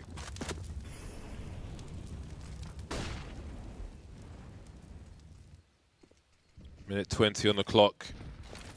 Mad Lions trying to identify the climate on banana. That flashbang will be enough to take the angles away. But it seems Virtus Pro will go back, straight back into it. Buster with the AWP. Yukindar has 0 grenades to offer, so I think he's going to rotate towards A.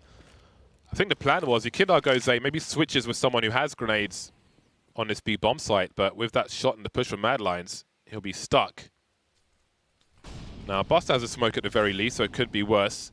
Sanji with a quick swing, will see nothing top mid. Does that give them a bigger focus towards A? B, rather. 40 seconds remaining for Mad Lions to make up their minds. James very commonly likes to play on this short side of the A site of the map, but this time, Kicker is the man who's getting aggressive, and the flash isn't good enough. There are 3 CTs there, but James got the first kill. Into a 4 versus 4. James having to play onto the bomb site. Smokes it down, smokes at the ready, and Sanji goes down. That's costly. James on the site lands the first shot, but he needs more. No scope connects, but he's traded into a 2v2. The rotate is arriving, and Yakindar is on the edge of that smoke. He might go aggressive. They're going to push this. Hooksy's not ready. It's only Roy remaining, and he goes down. Buster with some fantastic shots, and it's the AWPs that get all the kills for VP. Beautiful push from Virtus Pro. The cover, watching short, 2-man push through the smoke by the Vespa. Take out the players on the site. Virtus Pro conceded only 1 round thus far in this half. Great effort though. Really well played by James as well, dancing around the objects on the site to try and stay alive, to try and buy time for that rotation and make it winnable, putting it down to a 2 versus 2. And this push was glorious from Buster. So fast on that second kill onto Roy as well. Mad Lions may still have money, but they're running out of rounds. They're 14-10 behind. Early nades up banana. Hooksy trying to create some space, but Yakindar gets 2 with that Molotov. Virtus Pro very well prepared for the early banana aggression. And even though Yakindar goes down, he is more than happy to take 2 with him. 1 day late for the Sunday roast, but Monday will do. Buster will pick up the mantle with the AWP, leaving 2 Mad Lions players remaining, both on banana with the bomb. Walking past all the X's on the radar. Getting melted by the volcano of Virtus Pro players on banana. Shush and Roy with the reflective suits on will manage to walk away. But Kika has a nasty angle in boiler. Confident as to where Mad Lions are/were. Spots an elbow. And then there was one. Roy making steps. They know where he is now. Watch the aggressive movements of Virtus Pro on the CT side. Kika finishing off the job. And it's game point all of a sudden. Virtus Pro nowhere to be seen on overpass. Didn't look good at the beginning of Inferno, but suddenly we're very close to a 3rd map. Oh, look at how prepared they were for that. The molly goes close to the half wall. They just get stuck in that position, stuck in that choke point. Kick out with the final spray down.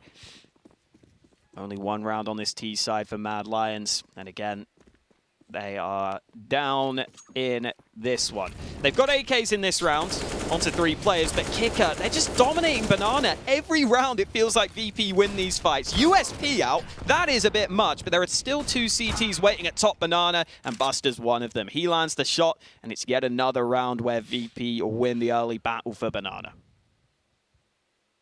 Cool, looking at what's around him, maybe some utility. What's not around him, though, are many teammates. Only his teammate Roy, who is dragging his half-dead corpse up Banana, 15 HP in the bomb. They have smokes, they have molotovs, they have no flashes. They're going to have to go in absolutely dry. No lotion to be seen, chafing and all sorts.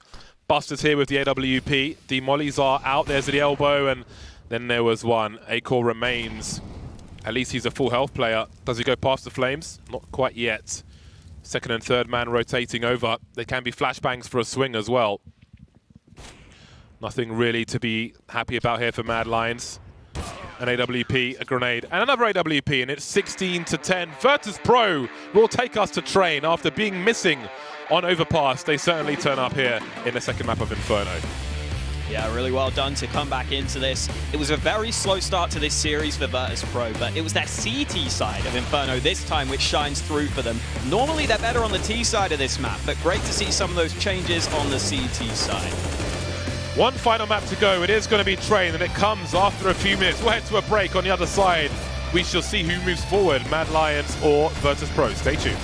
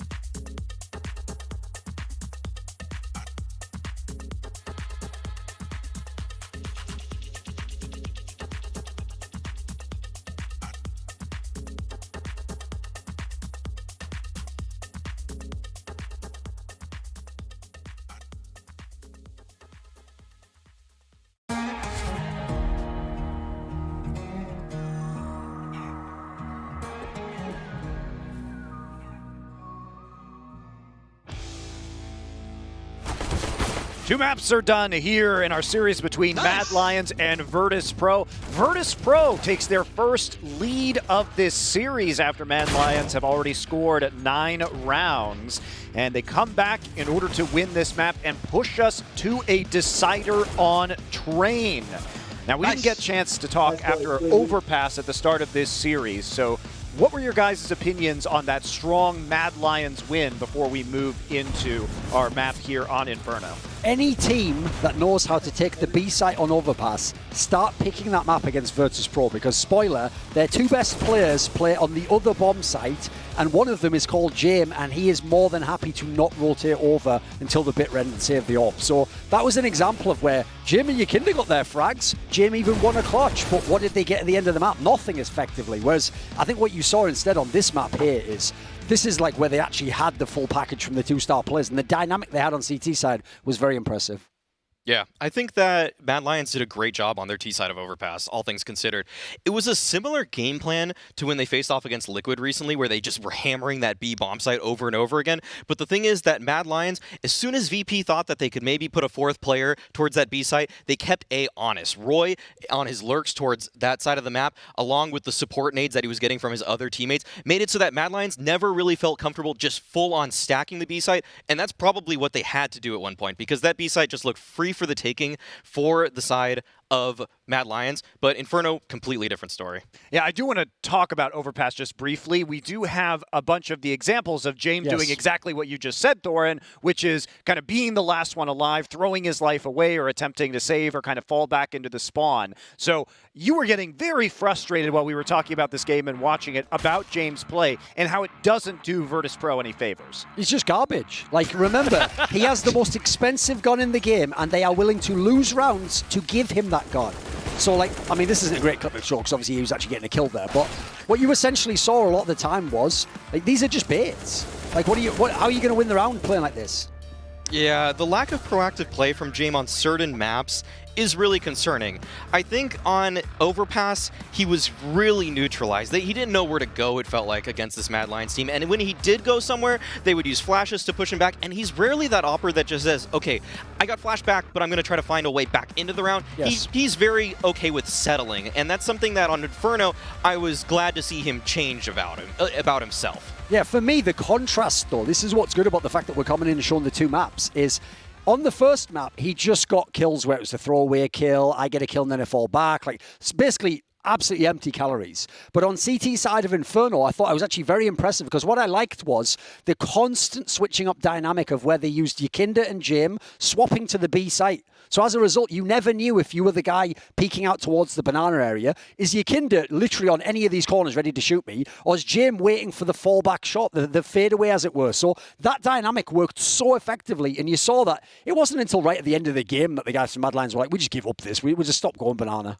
Yeah, and he did end up with some pretty solid stats across the two maps when you factor in this play on Inferno as well. And now that we've finished those two maps, I want to go back to where we started this series, which is taking a look at Shush compared to Yakinder, because Shush had an amazing stat line on Overpass, and then Yakinder bounced back a little bit on Inferno. So let's start by looking at kind of the head-to-head stats that we started the day with, and this is across all their matches so far in Flashpoint. Just to go ahead and revisit it, there it is right there. So our event performance so far, you see the kills per round there, the ADR. We did talk about how Shush was leading that category across all Flashpoint players coming into the day, but Yakinder being the stronger opening fragger. And then we're going to take a look in just a second at our stats across just this match so far. Is this telling the story that you guys set up? Well, the interesting thing was Yakinda had a lot of impact kills on Inferno, but actually he had like half those kills basically on Overpass, so it wasn't like he just straight carried the map. Like I say, for me, it was the dynamic how they played CT side. I was very impressed with Shush across the whole series, though.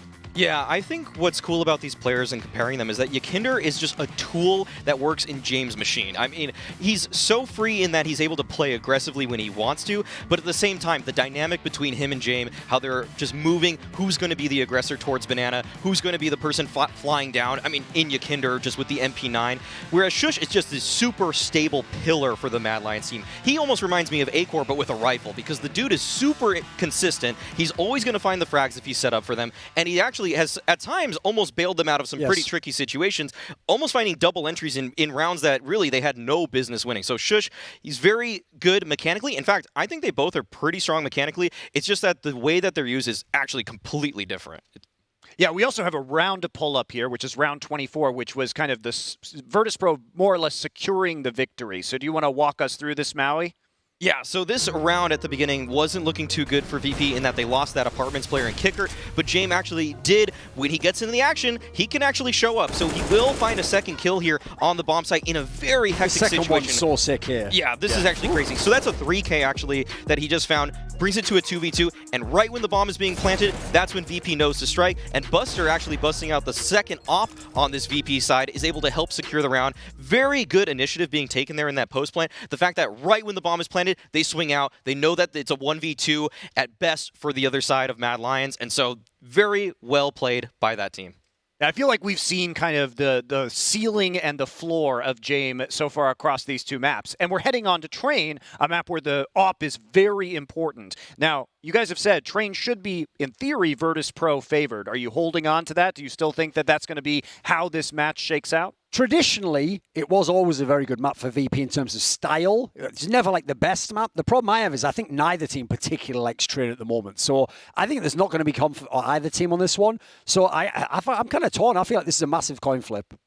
I think that VP in the past were a lot stronger on this map. I feel like right now also VP is super battle tested, right? Because they just played against Furia and it was a close game, but Furia were able to edge them out. And they also just lost to Genji, which is a surprise to some. But if you were watching closely, Genji played a very good Train. It's in fact probably the only really shining moment for them in this tournament thus far. So VP were caught off guard by that. But now they've experienced a couple different playstyles. It almost feels like whatever Mad Lions throw at VP, VP should be ready for it in theory. Yeah, I mean, to be fair, Genji also beat OG on Train. Exactly. So, I mean, they looked like that was probably their most legit map that we had seen so far in this tournament, and a lot of it was because of that calling that we saw from Kusta on the T side.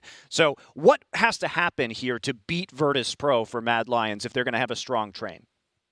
For Mad Lions, I think that they have to recognize that the proactive plays from players like Yakinder towards Sandwich can be punished. There is a way to find him there. There is a way to take him out. I don't think they can just replicate the success that Furia showed is possible, because that was just Yuri and Art getting crazy aggressive. I think Mad Lions' approach is going to be a lot more tempered, a lot more based in a game plan that Peacemaker is going to show us that we can get you out of these uncomfortable positions, because you're going to notice Yakinder, he's going to be playing that Sandwich position a lot on CT, but Furia were able to dislodge him from that spot. Notice there's one player we never mentioned in the whole post-game segment there. Where was Akor? Exactly. I was He going to bring that up next. Didn't do anything on his map. Was pretty quiet on the other map. Even when they were winning CT rounds, he was just getting fragged first sometimes. He sometimes couldn't even hit the fadeaway that James did. So I need to see him be the best player in the server. If he does, Mad Lions can win. Well, and here's the thing about Akor, too. Even in that feature we made that you guys saw between maps 1 and 2 of this series, he himself says, oh, well, Bubsky's gone now. I have to be the one to step up. And he has been trying to take some pretty aggressive angles with the op throughout this tournament. But yeah, he was incredibly quiet here. And someone has to be the star of this Mad Lions roster. And I don't think it can be Shush in the end. They're already getting more than you should expect from Shush. Refresh is all right, just seems to do his job. He always hits the shots I see on camera. So where is the big dog? Akor's supposed to be the best player in the whole server right now. Yeah, I feel like that's kind of the case with both Oppers right now. James and Akor, it both feels like they sometimes play a little too cautious at times, a little too much in the game plan. James is hyper passive. Akor's is just kind of playing in the system as well. And we need one to just break out. Yes. They need to actually unleash themselves, it feels like. James can do it because he's the IGL. Akor, he just needs to ask for some initiative at times. Just go for an aggressive peek here and there, because we've seen his mechanical ability and his skill is so high. He just needs to be presented those opportunities, and Train should be the map where he's able to find them. Let's make that the metric. May the better AWPer win. Yeah, I mean, it does seem like they have to step up. And let's take a look at our pinnacle odds here for the last map in this series. See if anything has swung Slight one underdog way Mad the Lions, other. I'm guessing. There we go. Yep, slight underdog still to Mad Lions. Are you guys sticking with your initial I'm sticking. picks? I don't change. Oh, yeah. I'm all in on Yakinder. You're all in on your kid. All in. 700 pinnacle points, baby. That's quite the wager to start things off this week. Although you do have a number of days to catch up. I'm not going to have to catch up. All right, I'm going to be enough, ahead. Fair enough. Fair enough. It's going to be Thorn that has to catch up. It was really difficult if you fell behind last week, because we only had the 4 days of predictions to go with before we ended up in that punishment. So it is a bit more forgiving this time around. That has to be said. All right, guys, we need to head into our final map here of Train, and to get us rolling will be Bardolph and Haka. Gem sucks. Thank you very much. Well, we're just waiting for one more player to connect to the server before we get into this one. Looking at what we saw from both teams in the last 2 maps, do you have a favourite going into this third map? I still feel like I probably edge it to VP. I still just think they had the better players across the board. Like the Des was saying as well, Acor has been so quiet, and that has to change.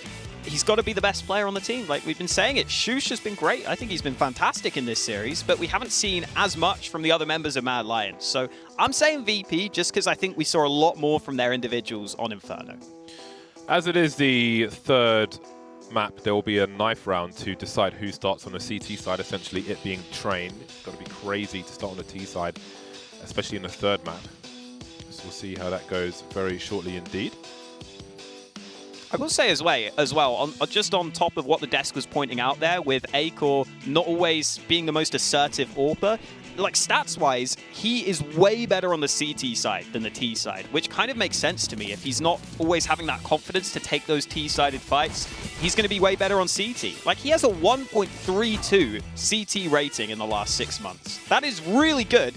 Only 1.09 on the T side, so that's a bit of a discrepancy. There is VP winning that knife round though, James, and I think we all know where they're going to go with that. Indeed. Won't hesitate at all. Straight to the CT side. Well, let's see what these teams have to offer themselves, or each other rather. James had a deep breath before that knife round started. There's a lot of money on the line in this tournament, and he wants to head towards it, not away from it. This is the tournament VP said they were fully focusing on, actually. Recently, they were saying they don't care about their losses in some of the other ones. They're taking that as experience. They've got some experience against EU teams now. They wanted to go all the way in this one. If they want to do that, they've got to prove it here on this third map. James has been made the CZ75 raid boss, which is very interesting. You can see him charging up towards upper B. Doesn't have the sound cues immediately for a jump down. It would be a very nice spray indeed. Now he's at close range. There's no guarantee he even gets a kill here. And indeed he won't. He'll pepper, but won't be able to finish off the job. Keycut only good for one. Spots 2 in a kill cam with the bomb as well. And we can see the rotation. But Mad Lions surely go back to the A bomb site. They fully rotated away. Roy's at old bomb now and is taking control of pretty much the entire A bomb site. They could try and get someone towards Ivy, but Sanji's got something to say about that. Again coming in clutch in another pistol round. Really nice shots from Sanji. He started to show up as this game has gone on. The bomb is going back towards B. Refresh has taken a bit of damage, but Sanji's unable to secure the headshot. Now Refresh gets up close into the front lines, but Buster has got him. And now it's Acor getting onto the site. The bomb plant is nice, but he's not got Kevlar. He's not got a great chance here as he's trapped on the bomb train. Yeah, and that range is not too useful for him. If they both shoot each other in the head, it's he who will die. And you can see he's been dinked now, down to 32 HP. He's in a lot of trouble, Acor. Just waiting for him to get close enough for that Glock to be a one-shot. But Buster will abuse the USP. Sanji again with important frags. Another important 2K in a pistol, which helps Virtus Pro get off to a successful start on their CT side. Especially considering he didn't have Kevlar. I think he was the man that might have dropped the CZ to James. I wouldn't be surprised. And I do wonder with those CZ plays, right? So the CZ gets dropped to Jame with Kevlar. I almost wonder if you're better off with like a 5-7 in that spot. Because you still get the insta-headshot, I think, against the players without the helmets. Well, it's the CZ or the 5-7 or the Julies in a spot where you think you're going to get rushed.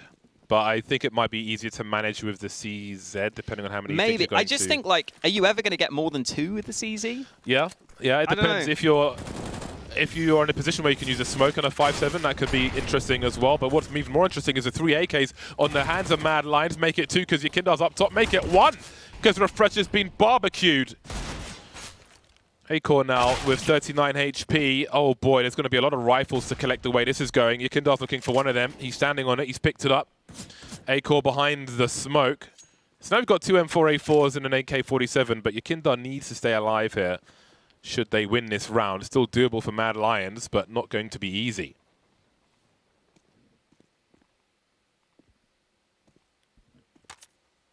Buster hits him with the reload. Acor is just sneaking out through A main. Now he's been spotted, though.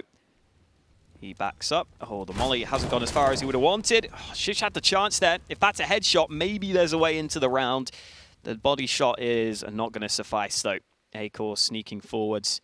But they've already spotted him previously. They should have a decent idea that there's a chance he can be between these trains, and Buster is very well prepared for it. That's 5 kills on the board now for Buster off the back of the first 2 rounds, and it's going to have to be a save for Mad Lions. 2 AK-47s collected from Virtus Pro is pretty good. Okay, Kickert's bought a Nova. It's a good round to buy a Nova. Yeah, like the $900 kill reward, I don't even think the gun costs much more than that. So if he can get up close with it, I don't mind it. Ironically, this gun costs £600 in real life. If really? If you were interested, yeah, I bought one, so. I know. 3 HE grenades for Mad Lions in the hands of Hooksy, Shush, and I think it was Refresh. They've come and gone, but Roy's the one who's going to be deleted by Shrapnel. They have, however, made inroads towards CT Spawn Mad Lions, which could be making things awkward for Virtus Pro. Jane running out of Deagle bullets, still alive somehow. Has he got any help? The knife is on the way, but so is the bomb. He'll collect that at the very least. Acor won't last much longer. 1 kill. The Nova was compromised, so Kiko didn't lose that much in terms of money. And now the real game begins. James got the AWP. Acor has money, but right now he would have to go without Kevlar if he wants that. Let's have a look. Acor's still making up his mind, but he does go for the sniper. This is what the desk wanted to see. They wanted to see the AWP on AWP action. They wanted to see who's going to get the better of it. So far, you can see, according to that stat, James has been getting way more AWP kills in this series. Let's see if that's going to change on Train.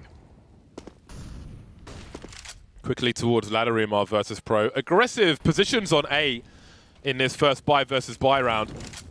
See if Yakindar makes his way into main. There's mollies on either side. The team molly will be to delay, and he's caught off by Hooksy, in fact. Virtus Pro close to Ladderim, but didn't quite make it in or stay in. Now Sanj will be by the sandwich position. That's a great, maybe that's a good awareness from Mad Lions there, because with that deep molly from Virtus Pro in main, I think the intention was clear that Yakindar was going to get flashed in at some point. Sort of counter molly, which left him in no man's land, and then now Mad Lions find themselves with a man advantage. Hooksy's definitely someone to keep an eye on as well, just because he's the IGL and the least experienced player on Mad Lions. And Maui Snake was pointing out previously, he's had some struggles against the top teams, putting up frags in some of these really important games. So now that we're heading into playoffs, there's a big question as to how Hooksy's going to deal with the pressure of the playoffs of the biggest tournament he's been in. Flash is coming into the B site though. Kickert here to hold, and Kickert's got 2 kills. Great lineup, and even though Acor finds the trade, it's a 2v3. The bomb is dropped on the site. This is not feeling good for the Danes. Acor didn't quite spot Spools, and he will be exposed to pretty much the entire site there, not realizing that Buster was already in B. That leaves Hooksy with much to do. A long spray, got to get that reload in. 17 seconds to plant the bomb, trying to spot. The AWP will be on the way soon. Oh, James now, he's made it 1 versus 1, Hooksy. Managed to plant in the site. James on the way with the pistol out. He knows Hooksy's low, but he's not low enough. Hooksy straight deleting. A brutal clutch from him. 4 kills in total. Just wiping everybody out on that B bomb site. He made that look like he was smurfing. Yeah, welcome to Train, Hooksy. He showed up in that round, just as I was wondering how he'd perform on this map, because again, it is the playoffs. It's Hooksy as the IGL of a team, and he's never really been at this level before. So to see him stepping up individually with a really huge clutch, that could be everything, because now VP have to fully reinvest into this round. They don't have a kit in this one, and if they lose this round, that's when Mad Lions could start to go huge, and Shush has already traded. It's going to be a fast play out A. I feel like we need a ladder icon if you're getting a kill while you're standing on a ladder, because that was just absolutely ridiculous. And indeed, Mad Lions starting to stream, but the stream is turning into a little trinkle now as Acor and Refresh are the only men remaining. But maybe there is a chance. Of course there is. Refresh's fan too. Acor has an angle now on Ivy, and Bus is going to walk straight into it, but he's missed his shot somehow. He's the one getting tagged. So VP know roughly where the Mad Lions players are. There's one question mark in these Virtus Pro players, and it's Kika. There he is. And suddenly Refreshes alone. 2 kills already, still with the Galil, looking for a third. He's got the bomb at the very least. Question is, where does he go? I think he just saw both players at the same time with that peek. So off he goes to the B bomb site. Oh, I bet he wished he didn't have the Galil here. Interesting. Flash maybe to fake things out. He is now going to walk out through upper. Kickert's arrived with the FAMAS. Steps made. Has Kickert heard that? I'm not sure. I think he is has. he looking up? I can't tell. Perhaps not, because Buster's not moving. Oh no. Oh, he hasn't seen him. Oh my god. Refresh. So unfortunate. Kicker gets it with the FAMAS. Virtus Pro stay on top. Well, Refresh, always a dangerous player. A late 2K there in an unlikely round. Still didn't win it, but damage was done, and that may pay off in the rounds to come as well.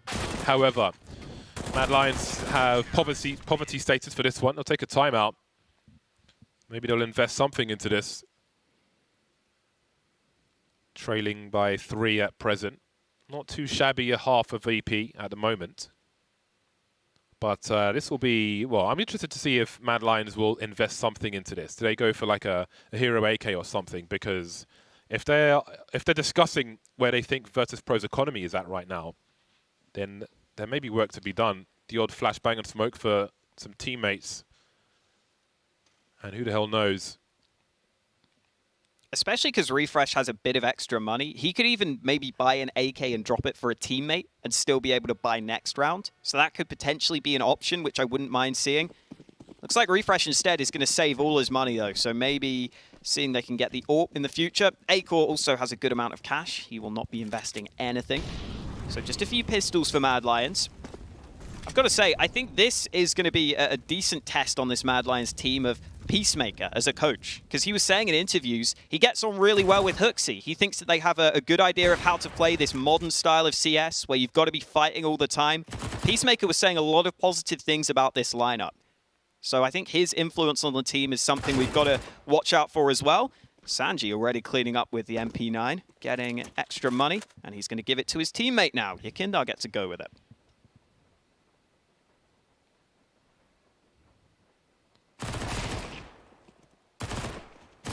This is really nicely done by VP.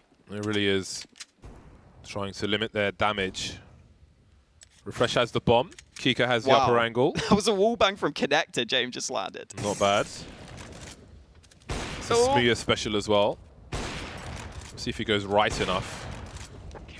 Not quite. Fun though. There we go. Virtus Pro will survive that one without much issue. Another buy begins again for Mad Lions. Looking for their second round on the T side of Train. Utility will be very important indeed. And they'll have a lot of it.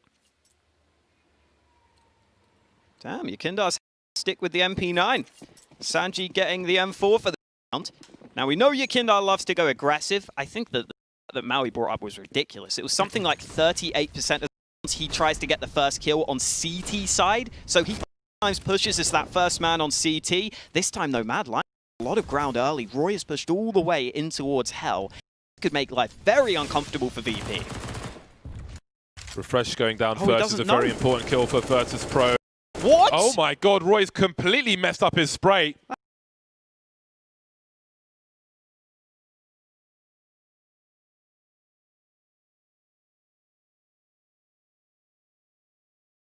Versus 4 in favor of Virtus Pro. Yakindar picks up the AWP's low health. It makes sense. Avoiding the spray of Hooksy. That's a great flick from Yakindar. Leaving Shush with 10 HP. The scenes around Sandwich, absolutely crazy. When you get those fast grenades out from the T's and a smoke which bounces to smoke off Ivy, you've got to be aware of that. It could be someone by Hell. Maybe it was a communications error or something, but no harm done for now.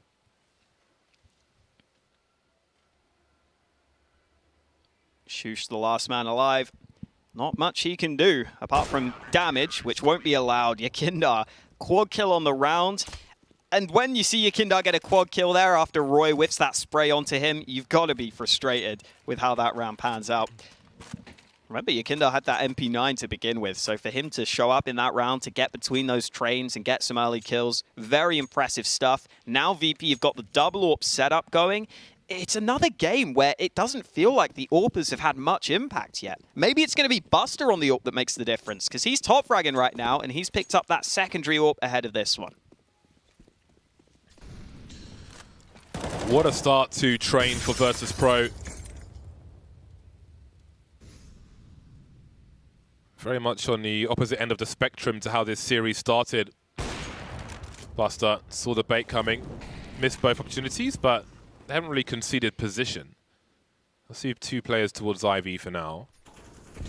A 3-2 setup from Virtus Pro. They haven't seen the bomb just yet. Not too concerned with 4 players on A, as they know that for the most part this is pistols for Mad Lions. And they have a flash on Hooksy now, Mad Lions, and that's about it. So progress will be difficult, but with an AK in the hands of Refresh, anything is possible. Would be very nice if Mad Lions had just a couple of extra nades here. Maybe a single smoke to get down ramp could make it a pretty decent difference. Kickout's going aggressive towards upper. If they don't clear this out, that's a very strong spot to be in to deny the bomb plant. He's also got James to help him with the AWP. And I think Mad Lions are just going to try and pop down ramp. If that's the case, Kickout's in such a good spot to deny them. He gets the first spray, and now Kickout just needs to stay alive up here. All he needs to do is try and deny that bomb plant. Mad Lions forced onto the site to try and get that bomb down. Kickout's not going to be able to deny it, but the round is almost certainly won. Kickout falls, but Refresh has lots to do. That's a nice shot. 1v3 remaining, and Buster gets him out of there. Yeah, Mad Lions did a good job of planting the bomb while keeping the AK alive and with good health. And again, Refresh very dangerous. Makes it expensive towards the end. That's minus $12,000 for Virtus Pro, but it is 7 rounds on the board to the one of Mad Lions, and that's the most important thing we're looking at here. All the X's around the B bomb site. The high ground for the CTs really compromises where the bomb can be planted. So it's impressive they managed to get that far, but we can see the frustrations now. This is the last map, the final map of this series, and Mad Lions have got to get some rounds on the board. That's only... Well, if you ignore the pistol, really, because it's not relevant in terms of bomb plants, there's been a distinct lack of bomb plants in this map so far, which is indicative of the success that Mad Lions are having. Roy 1 for 8, Acor 2, Shush 2 for 8 as well. And there's the play we were looking at earlier, but there's a sound cue as well. But Yakinda will still get 2, maybe even a 3rd. Sanji actually with 2 of the 3, in fact. And Jame will make it 4. Shush suddenly alone. No one replying on the radio. Once again, a minute 24 and this round is donezo. This is exactly what Maui was pointing out on the desk. You have to be able to deny Yakindar from going for those aggressive plays towards A main. It is doable as well. It's doable to stop that from happening. I think the problem Mad Lions have there is just not having players in A main to begin with. They were lining up the smokes over the top, which normally can work pretty well in conjunction with players in A main so that they can cut down on some of those angles. But as soon as Yakindar gets up close, they're fully focused on trying to clear him out, and Sanji just unloads, gets himself 2 kills. Great work from VP. They just look really on point on this one. Yeah, and perhaps we saw an adjustment from Virtus Pro. Again, the last time I noticed they tried to do that, there was a counter molly from Mad Lions at the entrance, the mouth of main, to stop Yakindar from pushing, and he got picked off from the ladder room. This time, great success. Sanji's there for the double peek as well. And Mad Lions get absolutely deleted. And this is the thing, Virtus Pro, they're changing their plays and formations from round to round, so it's not like they can necessarily counter that this round, Mad Lions. So they've got a lot of problems coming their way, and most of them are bullet-shaped. 1 round to the 8 of Virtus Pro. The scouts for Acor, not a good sign as they look for only their 2nd round of this map. Seeing a lot of rounds where Mad Lions go for these early aggressions as well, which I think is part of the reason why Acor's not been able to have any impact so far in this game. He's oftentimes been kind of following up with the AWP, it feels like, which is not easy to do. We also haven't seen this B site tested too often when there are AKs in play. Kickout's forced away early. Jame is able to rotate into position though. Still plenty of nades for Mad Lions though. If they could put a couple of smokes down into the back lines, maybe some flashes over the top, that could certainly work for them. Pop flashes on the way down. Jame at the back. Kika with a great spray through the smoke. Hooksy making inroads, looking for a multi-frag. Okay then, that's one way to do it. Wiping everybody out on the B-bomb site. Buster considering his options, but he's facing a Molotov as well. And the Hooksy hunt continues. That is exactly what Mad Lions needed. Fill the scoreboard with body bags for Virtus Pro. There's plenty of money for the CT side, but that's definitely a great confidence play, especially coming from Hooksy. Yeah, for the IGL as well, like you were saying, that's huge. I think that's about as well as this round could have gone for Mad Lions in that sense. Just get HooXi some confidence back in some of these calls. The execute onto the B site works really well. I think that's something Mad Lions can now maybe try and test VP with. Maybe they can start faking plays towards B, because this is the first time I think we've really seen a full commitment with nades on a full gun round to that B site. Great work from HooXi, and he is someone who oftentimes will play as that aggressive player in some of these rounds. So seeing him getting some early kills, that's got to be a big boost for Mad Lions, and they've got to make sure they can keep that momentum rolling. That really didn't dent Virtus.pro's economy too much. No. So we can see Buster and Yakindar still over 10k after 2 AWPs have been bought on the side of Virtus.pro. Maybe losing money by winning rounds prior to that one. But let's see now. This can change the tide for Mad Lions. Kindle having a look downstairs.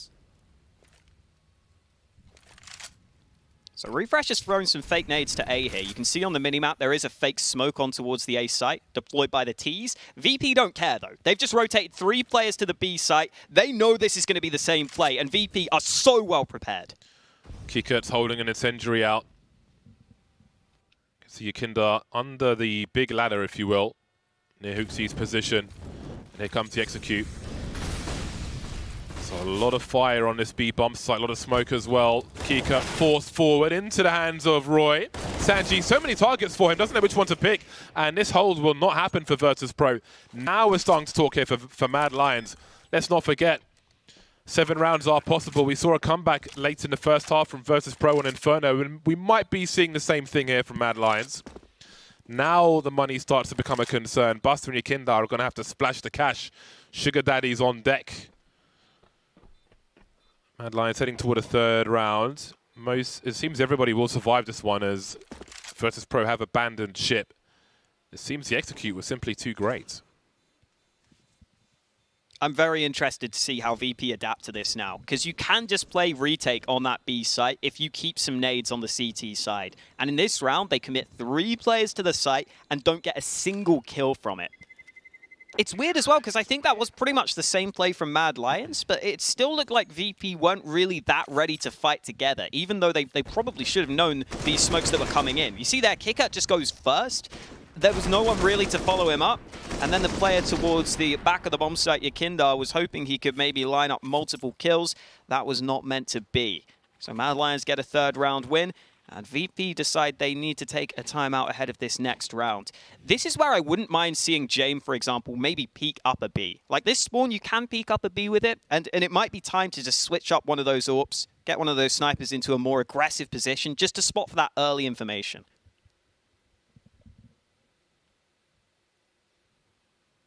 Dying seconds of the timeout from Virtus.pro. They will know the gravity of the situation for this round. If they were to get wiped out here, they would start to have some problems defending, buying the tools they want for the job. The AK-47s are out for Mad Lions, their 1st consecutive round, 2 in a row. Now let's see if they can take this game by the reins and start to catch up with Virtus.pro, looking to head towards 10 rounds on their CT side, VP. Sanji trying to avoid flashes as he makes his way towards the ladder room. The molly to control the upper area of B. And it's important because Jame is lurking there with an AWP. He does, however, have Kikert to spot lower, so I think he will re-aggress and maybe Kikert can rotate. But will it come in time? VP have the information at A, though. They have players pushed in, but Shush lands that shot. And now Kicker has to be the anchor on this B site. VP might be able to rotate still here. Yakindar's pushed all the way in through A main. He just peeked all the way in. I think VP realize it's not going to be a standard play through that A main position, and they're going to start to rotate. They think they've got enough information off that CT aggression. Hang on a minute, where are VP rotating? They're not sure. They've got 2 players on B. Yakindar's trying to cover this Ivy position from the back trains. Buster's also here. The smoke is not going to be in time, but it's not going to get the kill. Yakindar finally pulling the trigger. Where is the bomb going, though? Towards that B bomb site, in fact. Kikert still lurking. He's going to hit a sound cues of HooXi in the ladder room. Playing for the multi-frag, there's Acor. Hooksy spraying through the smoke, the tracers. This is a big problem now. Hooksy on a reload. Kika can't get up the ladder in time, the stairs in fact, as Shush comes in from the back, and it's 4 rounds for Mad Lions. Very complicated run, and indeed we could see on the radar the panic from Virtus Pro. Yakindar conceded position towards ladder room, which was really important. With the presence from Ivy, the question was, where do we go? Because the bomb can potentially rotate now through ladder, which has been opened up, and it can split from Ivy. Decisions had to be made. Bomb goes up a B. And here we are, 4 rounds in a row for Mad Lions. Virtus Pro now bought within an inch of their economy.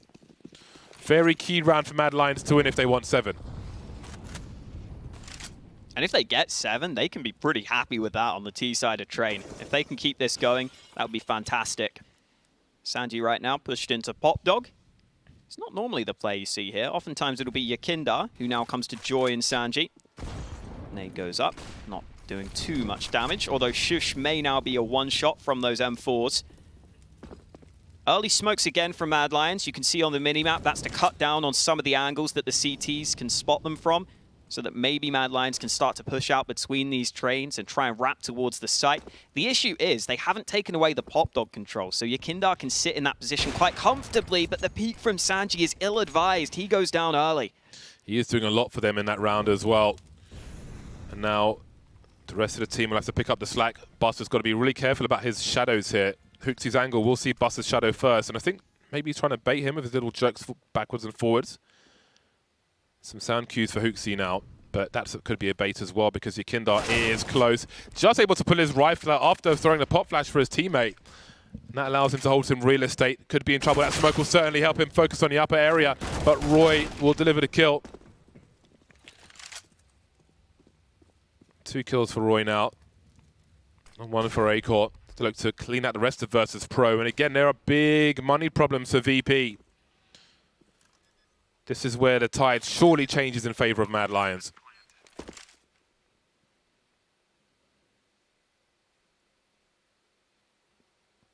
Jame already trying to see if he can get to a safer spot to save from. I think Sanji falling for VP there makes such a big difference in that round. I think if Sanji survives, Yakindar can probably stay in Pop Dog and have a really good position to try and cut off some of those players pushing out through A main. If he can just survive in Pop Dog, it causes all sorts of issues for Mad Lions on that push. Because then you've got to be scared of all these different angles as well as Pop Dog. You know, there's so many angles on the site. Then if there's a player in ladder as well, you're in real trouble. But he had to reposition because he didn't feel comfortable just leaving one teammate on the A site. And it just made the whole hole just much more uncomfortable. Yeah, in that round, Sanji was first in the ladder room. Had to swing out, go to E-box to drop an incendiary to stop the T-push. And then go towards Sandwich to throw a pop flash for his teammate to peek Ivy. But it was a peek towards main, which opened the proceedings for Mad Lions on the A-bomb site. Well then, Virtus Pro still able to squeeze out a buy, so not over just yet. But it is 4 rounds in a row for Mad Lions now. A lot of momentum in their favor. Less flashes and some decoys for Virtus Pro. Nan's a Kika, but that's a great way to start. Sanji and Buster combining for a 5-on-3. Acor had to land that shot. It's been a dry half for him so far, but he still has a chance to make some impact, or does he? Buster will delete him as James is boosted in connector. And suddenly Hooksy's alone. 1 versus 5. He gets his bell rung as he gets the first kill, and there will be no second. Shrapnel again as Virtus Pro make it to 9. Somewhat surprising to see Mad Lions go back to a fast play in this round, because Virtus Pro at the start of this game, they were shutting down those fast A main plays with the early mollies. They do it again in this one. Even though the flashes were fairly effective, Sanji just about spots those players before he's blinded. He dodged the first flashbang at least so he could line them up, and then Buster, clinical with that M4A1S in the back lines, gives VP a 9th round win.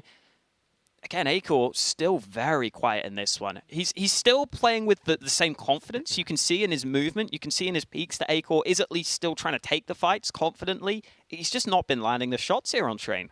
Real surprise. Yeah, a whiff there from the ladder room. CT sides are where the AWP luxuries are. James 9 for 5 at present.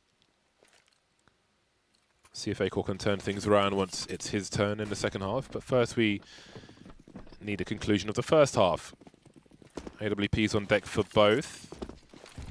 HE grenades for the potential early push rather than the Molotov, which is interesting. James very close to the AWP. Keep an eye on the radar as we see Kikos alone towards that B bomb site. Sanji in ladder room now.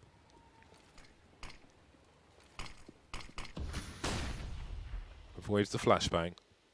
3-man on road towards upper B. Second and third man rotate in from Virtus Pro.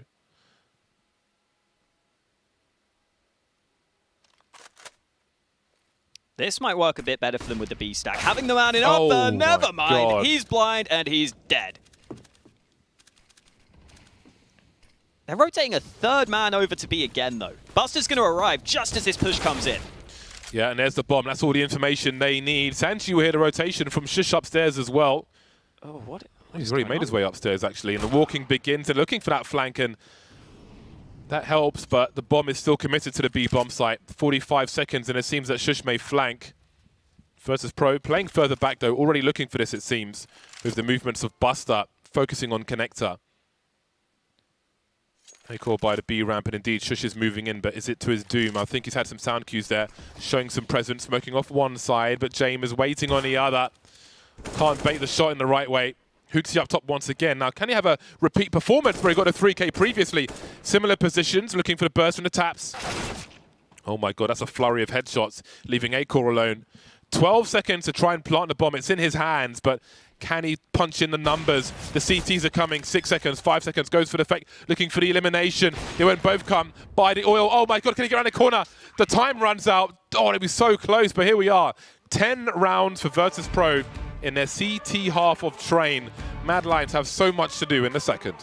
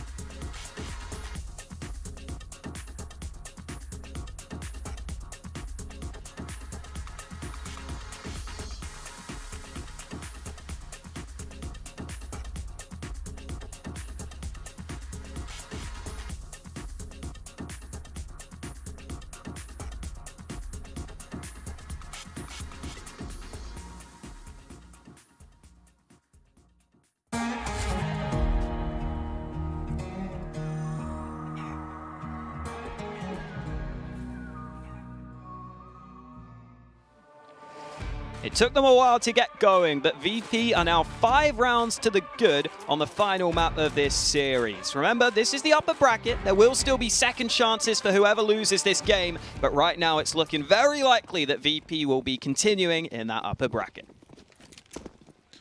We've got an aggressive push in B. Refresh and Roy moving up top with the USPs. Oh, welcome. No. Thank you for the bomb, say Mad Lions. This is the start they needed, but will it be the finish they want? Maybe it will be, because that bomb's in a horrible position. Sanji and Kika with Glocks versus the USPs for Mad Lions. Shush picking up a Glock for the extra bullets at close range, which is fine.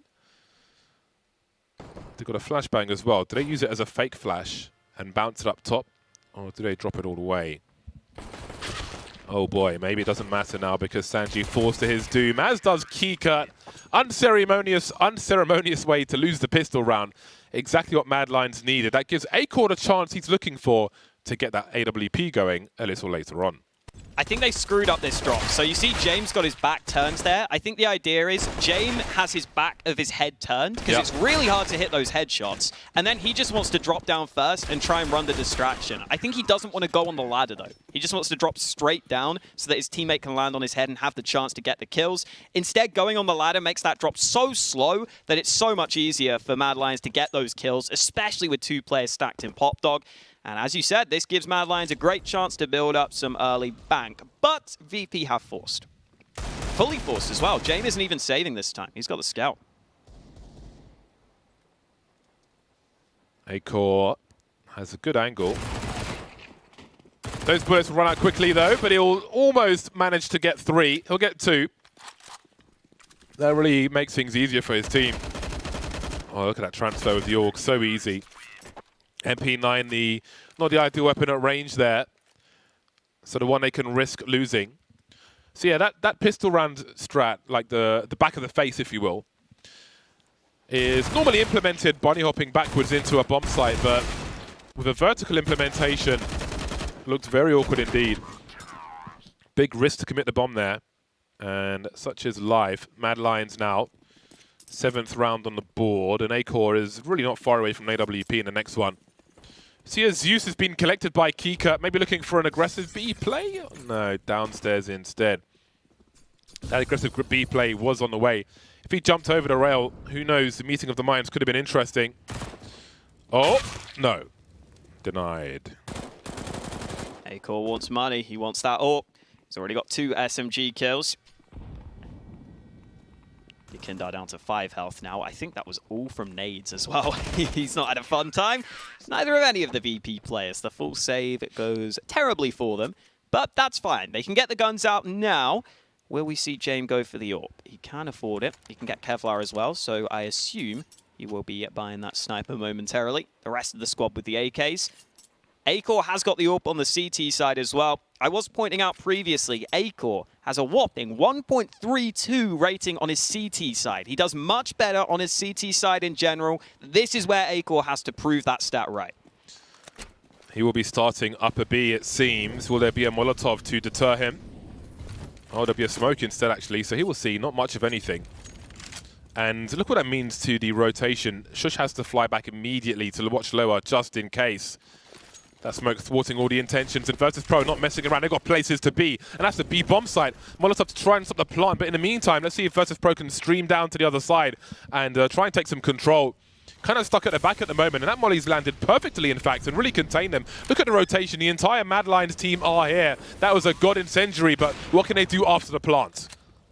VP trying to push forward, realizing they've got to take some fights, and it's not going badly for them. Into a 3v3, but Shush wrapping around the side. Easy kill in the back. And now Buster has to try and do something from this position. He's in this aggressive spot. He's got to be the difference maker, but it's not happening for him right now. He's not getting the fights he wanted. Still no one really on that bomb, but Buster's got his back turned, and now James has to do it all. We haven't seen him clutch so far, and he's not going to be allowed it this time either. Acord lands the shot from above. Mad Lions just happy to play the 5v5 retake. That's something VP never really did on the B site, but Mad Lions are very effective with it. That incendiary really had Virtus Pro stuck by that curb position. That was huge.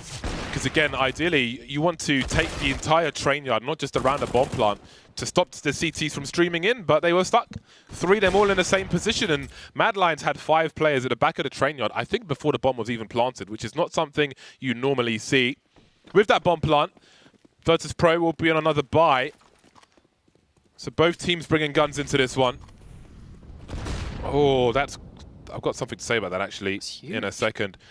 Sometimes you see 3 players line up HE grenades in the halls for a push like that, and when they land, oh my god, is it glorious. Hooksy now stuck in sandwich and dropped, and here comes the burst onto the A-bomb site. They're so fast, VP. You can't wait a second or they're just going to push you. Roy getting 1 kill. It's actually a Molly team kill. Why has that Molly landed there? We will never know, but we will know that VP have the site control. 2 of them low on health. There are nades on the CT side, but I'm not sure that Mad Lions know how much damage they've done.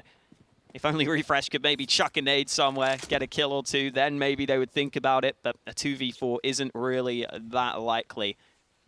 I think for Mad Lions as well, something I remember from their previous train game was that Shush was really good at holding that B site, but Hooksy was having some problems in that aggressive position around Sandwich, around Olaf. He was getting picked there a lot, and if you die there early on the CT side, rounds like that are going to happen to you. If you go down without a fight in that aggressive position towards A main, the Ts are just going to be able to swarm the bomb site, and it becomes way too difficult for the CTs to hold all those angles. So if that's something that's set to continue, if Hooksy struggles in that spot, that could be something that VP continue to try to exploit. Because once that first kill happens, look at how many angles the players on the back site have to deal with. It's just so hard for them. Ah, that was the Molly that killed his teammate. Okay. Yeah, so I guess it was either meant to land there or at stop sign. Either way, it spilled, it spread. Virtus Pro on the board in this second half. 5 AKs on deck. Plenty of util once again. The flashbangs are out. Acor in connector. One of 4 men on the A-bomb site. He'll be the fast rotator should it be required for the time being.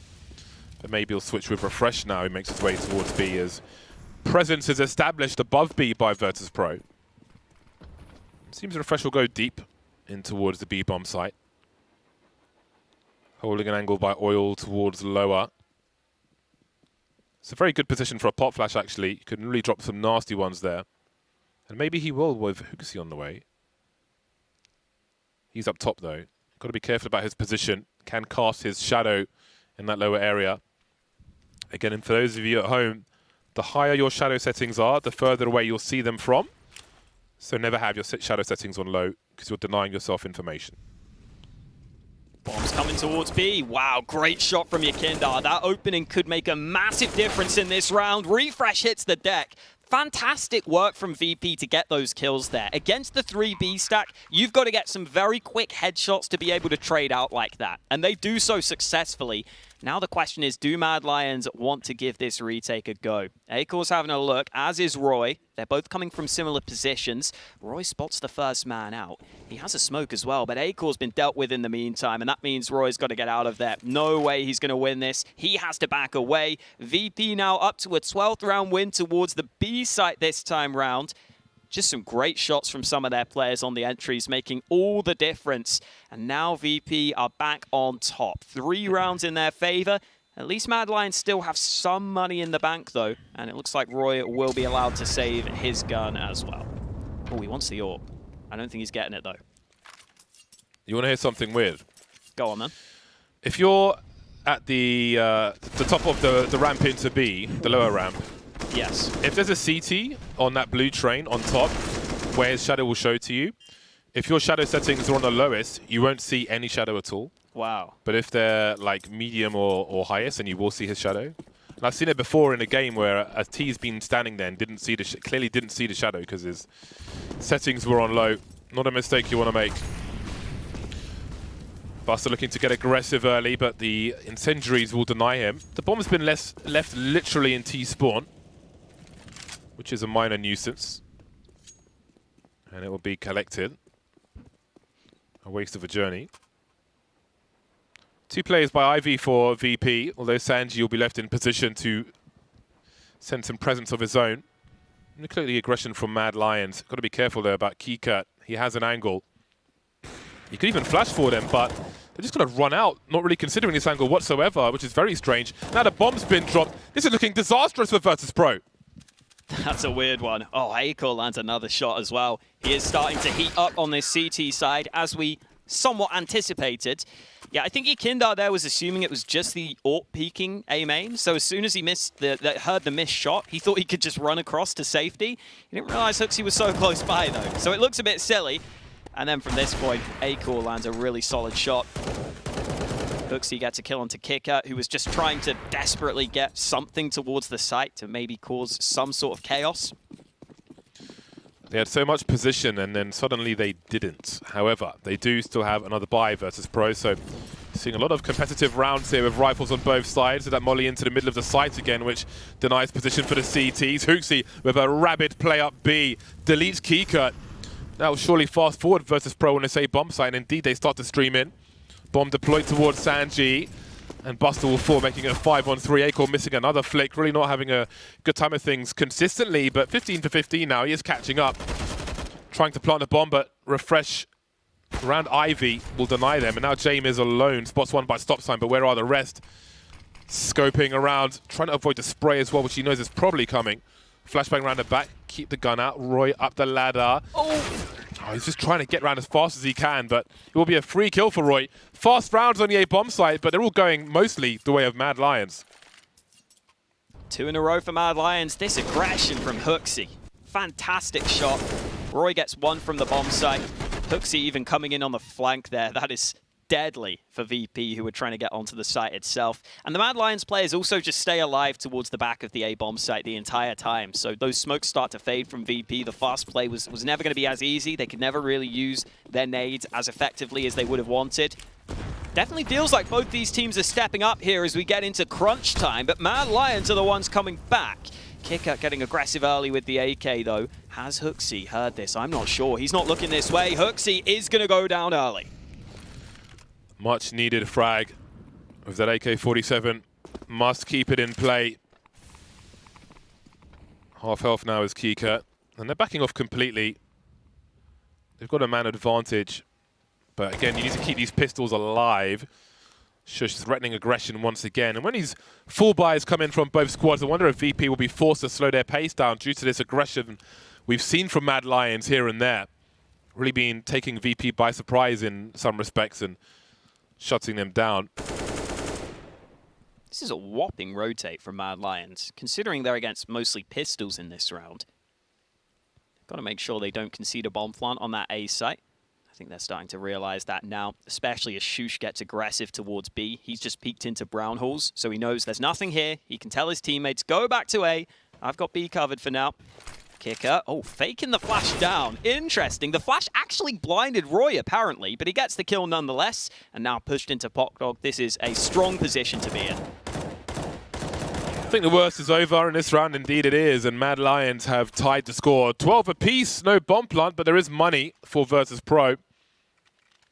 Didn't make it as expensive as I'm sure they would have liked to. But we'll see what they can do. James on the AWP once again. Bottom fragging for VP as well. Yeah, having it's close. The tougher side of things now on the T side. So Aiko will have some advantages now on this CT side as far as the sniping is concerned. More utility, a lot more utility for the Mad Lions as well. It's nice molly to the Olof position from Connector. Often you can find the Ivy player throwing it over the box. That was a useful one. James T spotted the helmet, but couldn't do anything with it. Such an important round for VP here. If they win this, they can keep their money strong. They can get back to 13-12. All these rounds are going to be incredibly important, though, and Mad Lions have the right read. 3 players stacked on B to stop this fast play. Yeah, that Incendiary is a great start. Shush will be taken out by James, however. Aikor's activated as well. Roy's still defending his B bomb site as the numbers dwindle to almost nothing now.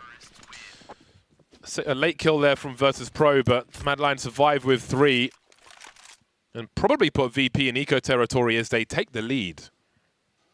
Really clean kills from Roy. Plucking that player out of the air with the AK headshot. Got the first one on the round on top of that. And then Aiko arrives with the AWP. just able to land that shot towards ramp.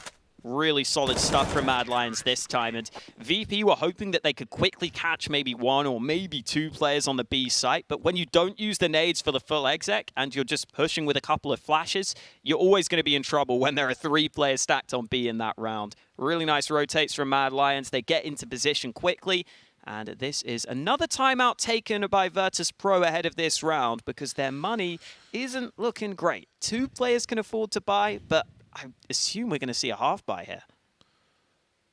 Starting to look scary now, especially for the desk, considering how split the points were across these 2 teams for this series. It's a nail-biter, James. It is. Kika again with the hero AK-47. See if Sanji sacrifices a weapon in the next round, should they be unsuccessful on this one. They've got a fair amount of utility, though. They really don't want Mad Lions to pull away, so risks will be taken. See, Kika's got places to be. Looking to maybe catch a peek from up top, but Shush will put a smoke in there. Hooksy aggressive, but again, that's a sound cue that can be heard, but the smoke will thwart any issues, I imagine. Could there be a pop flash here? Perhaps, yeah, I think James not. lining one up. There it is, flash through. Hooksy not blinded. Headshot connects onto Yakinda. One of the players with the pistols out of the round. And now the issue for VP is they're going to start going back to B, but they must know that Hooksy's pushed in A main. So Mad Lions have a good amount of information towards A. They can probably start to get the read that it's more likely to be a B play. Hooksy's been able to push all the way through T-Con as well. So good information on the other side of the map. These 2 players on the B site should be pretty well prepared for Mad Lions. And it's another round where they're going to rotate a 3rd player over to B. Acor arriving just in time. Through the fire they go once again. Kika's taken so much damage, and he's seen absolutely no one on his B bomb site. Shush with an unusual angle. Roy trying to offer some cover, but Roy will be deleted, as will Shush. Acor round the back, trying to do what he can. Got to hop off the ladder, though. And then there was just Sanji with the Deagle. Last one to fall. Mad Lions hold. Virtus Pro planted a bomb at the very least. Took out 2 players, which will help. But Mad Lions are 2 away from victory here on Train after a very back-and-forth affair between these maps. This early kill and that early ground gain for Mad Lions makes a huge difference here, because if there were only 2 CTs on the B site to begin with, VP would have actually got some kills and probably been able to push into the back lines. But with Acor there as well on the AWP, he lands another shot. It helps Refresh be able to get out through connector as well to get in towards the site. And as this game gets closer and closer, the timeouts continue to come through for both of these teams. This time it's Mad Lions who have called for the pause ahead of this round. Mad Lions definitely in the better spot here, though. 2-round lead, a bit of money in the bank for them, whereas VP have got to go flawless if they want to win this in regulation. And the rounds the T sides have lost, there were 2 bomb plants on both halves. Mad Lions have now tied that statistic with the defuse in round number 26. So if it is to be a mirror, then what is left for Virtus Pro? They've got the guns out once again, but they haven't tasted success for a while. It's been 5 rounds in a row for Mad Lions. 2 away from moving up and sending Virtus Pro down a floor in the elevator.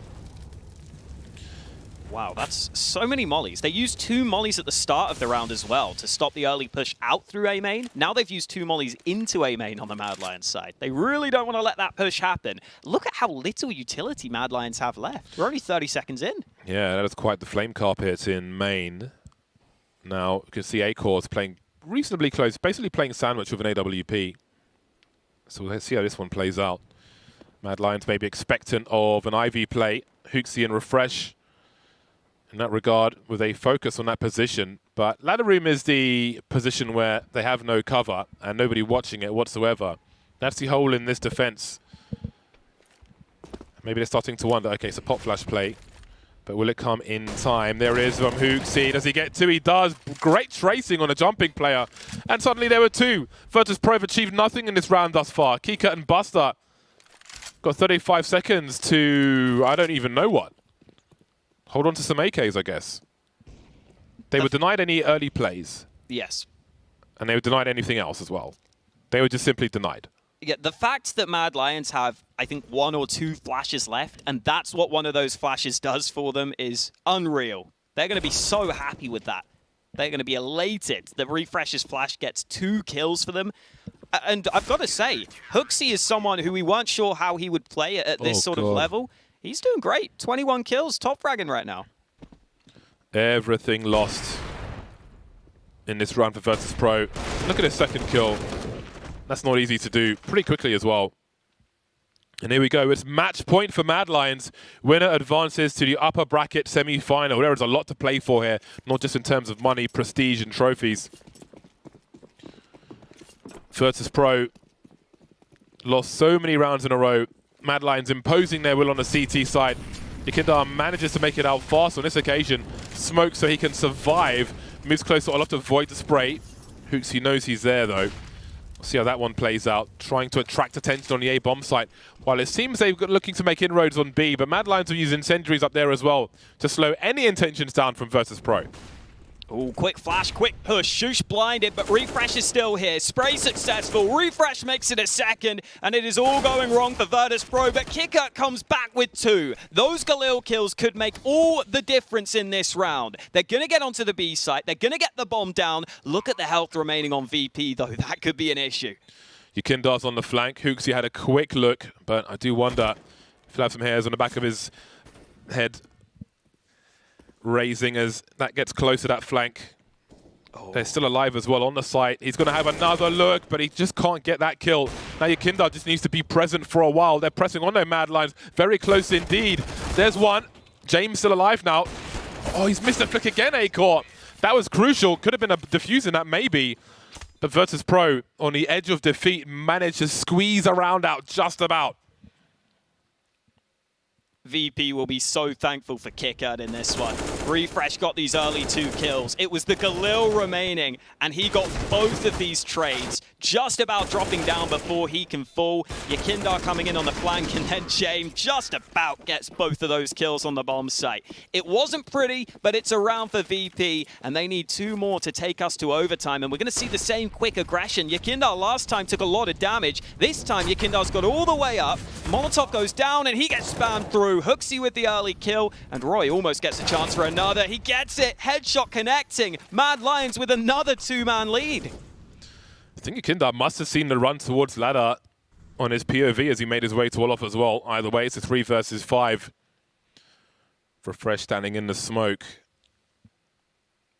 What is his intention? Oh, I don't know about this. Yeah, these are 2 tight angles. It's a 50-50. Oh my God, he really showed why it was a tough push, but I like the confidence. But again, at this juncture, is this the time to make that play? Mad Lions don't have too much money if they lose this round. So we'll see if that was a timely risk or not. A minute on the clock for Virtus.pro. Buster still showing some presence towards B. Well, Sanji will still be hanging around Ivy as well. A big focus on the A bomb site from both teams. That bomb has to be collected soon, however. James looking to punish a peak somewhere.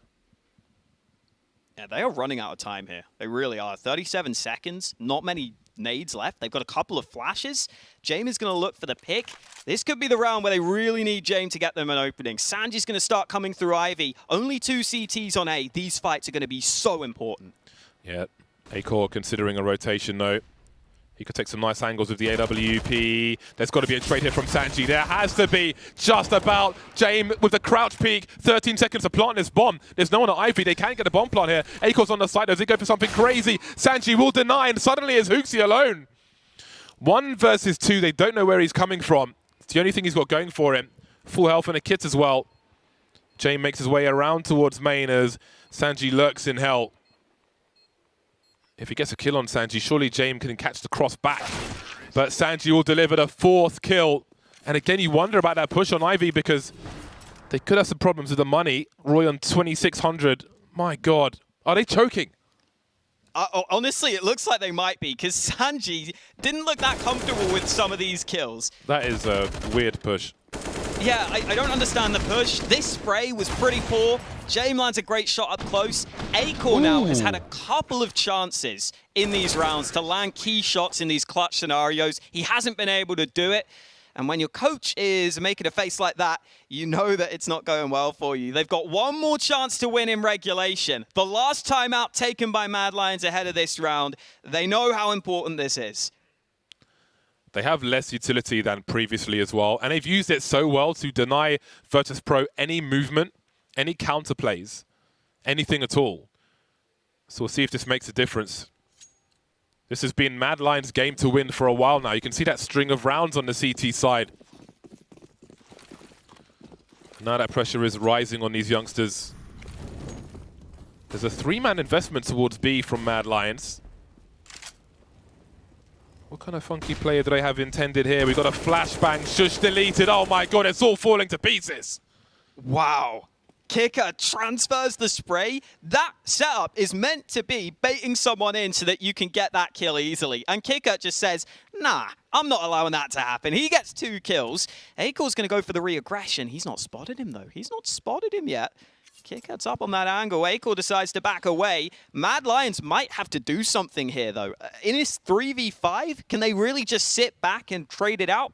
I'm not so sure. Akor's going to make that move. He's going to move away from the B site, and this is the right decision. He's going to stack A. This could give Mad Lions a chance if VP were to hit this A bomb site. Oh, the bomb's going B, though. If the bomb goes B, they're so screwed, surely.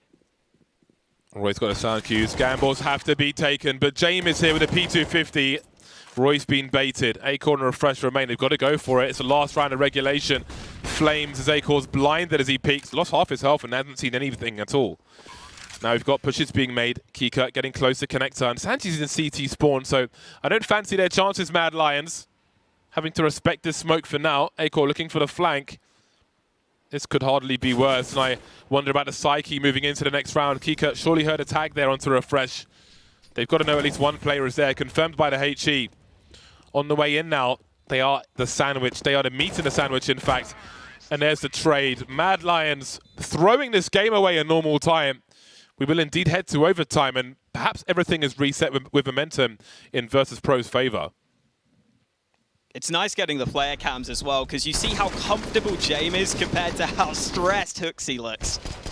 The IGLs of both teams having very different looks on their faces right now. James sniping down 2 to close out the round. And what a way to start the playoffs here at Flashpoint. Overtime in the 3rd map of this first series. I am all here for it. AWPs out, double AWP setup now for Mad Lions. Perhaps that's what they've been waiting for. Surely that's going to be quite a takeaway from the way they've been having success in these CT rounds. But we can see some aggression from Akor up top. He's got support from Shush on the high ground. Maybe there'll be a boost over this smoke. Oh, yeah. Kika surely not expecting this. Oh, I think he spotted it. Akor having to jump, of course. There's a lot of spam now, but he's going to re-peek eventually, and that's what's going to happen. Oh, he's so low. He gets away on 4 health. So VP have been throwing that smoke in the majority of the rounds there towards upper B.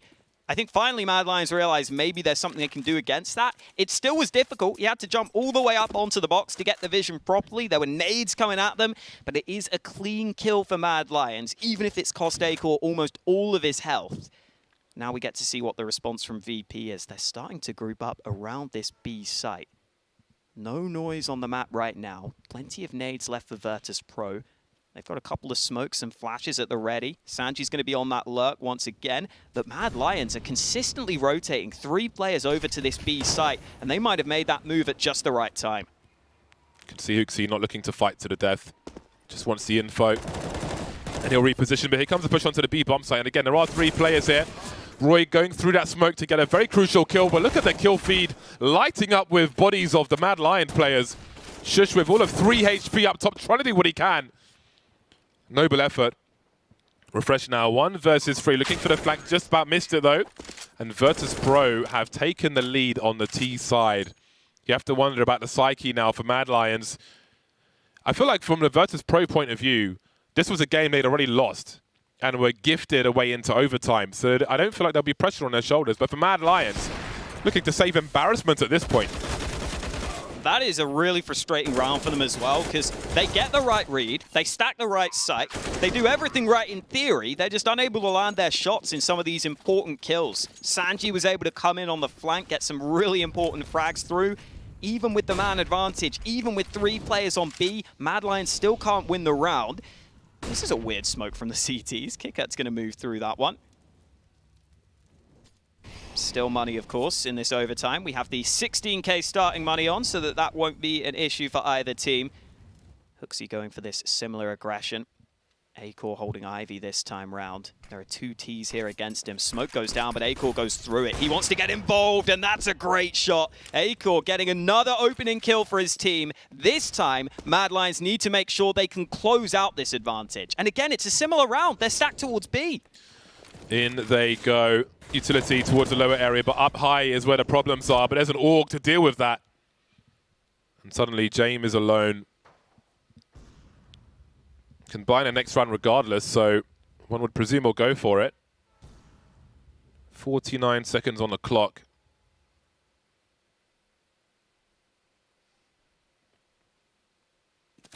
Oh boy. All right then. 38 seconds, James. Never mind. Hooksy is here. And there's a round for Mad Lions. The score's tied once again, but who will lead moving into the second half of overtime? That's the question. Furthermore, is 1 T round enough? Because both these teams were much better on their CT sides, it felt like. It was 10-5 for both halves. If VP were to get another T round, I think they would be happy with that. I think they'd go into the second half saying, we're in the better position. That is yet to be seen, though. This last round could be a pivotal one in deciding who has the advantage heading into that second half. 5 players on A early for Mad Lions. This is a fast B. They're not going to be here in time. Shush has a smoke out. He's going to be careful. There are 5 Ts there. He goes down, and this B site is lost so quickly. What do you need 5 players for at the beginning of a round on the A bomb site? I don't know, but maybe it's a question Mad Lions will ask themselves of. They're in a 3 versus 5 now, all round the back. Roy's going to buy some space, but there'll be a refund as James will trade him immediately. 4 on 2 now. James with a nice angle by Oil if he's looking the right way. There we go, in the face no less. Leaving Hooksy as the last man to drop.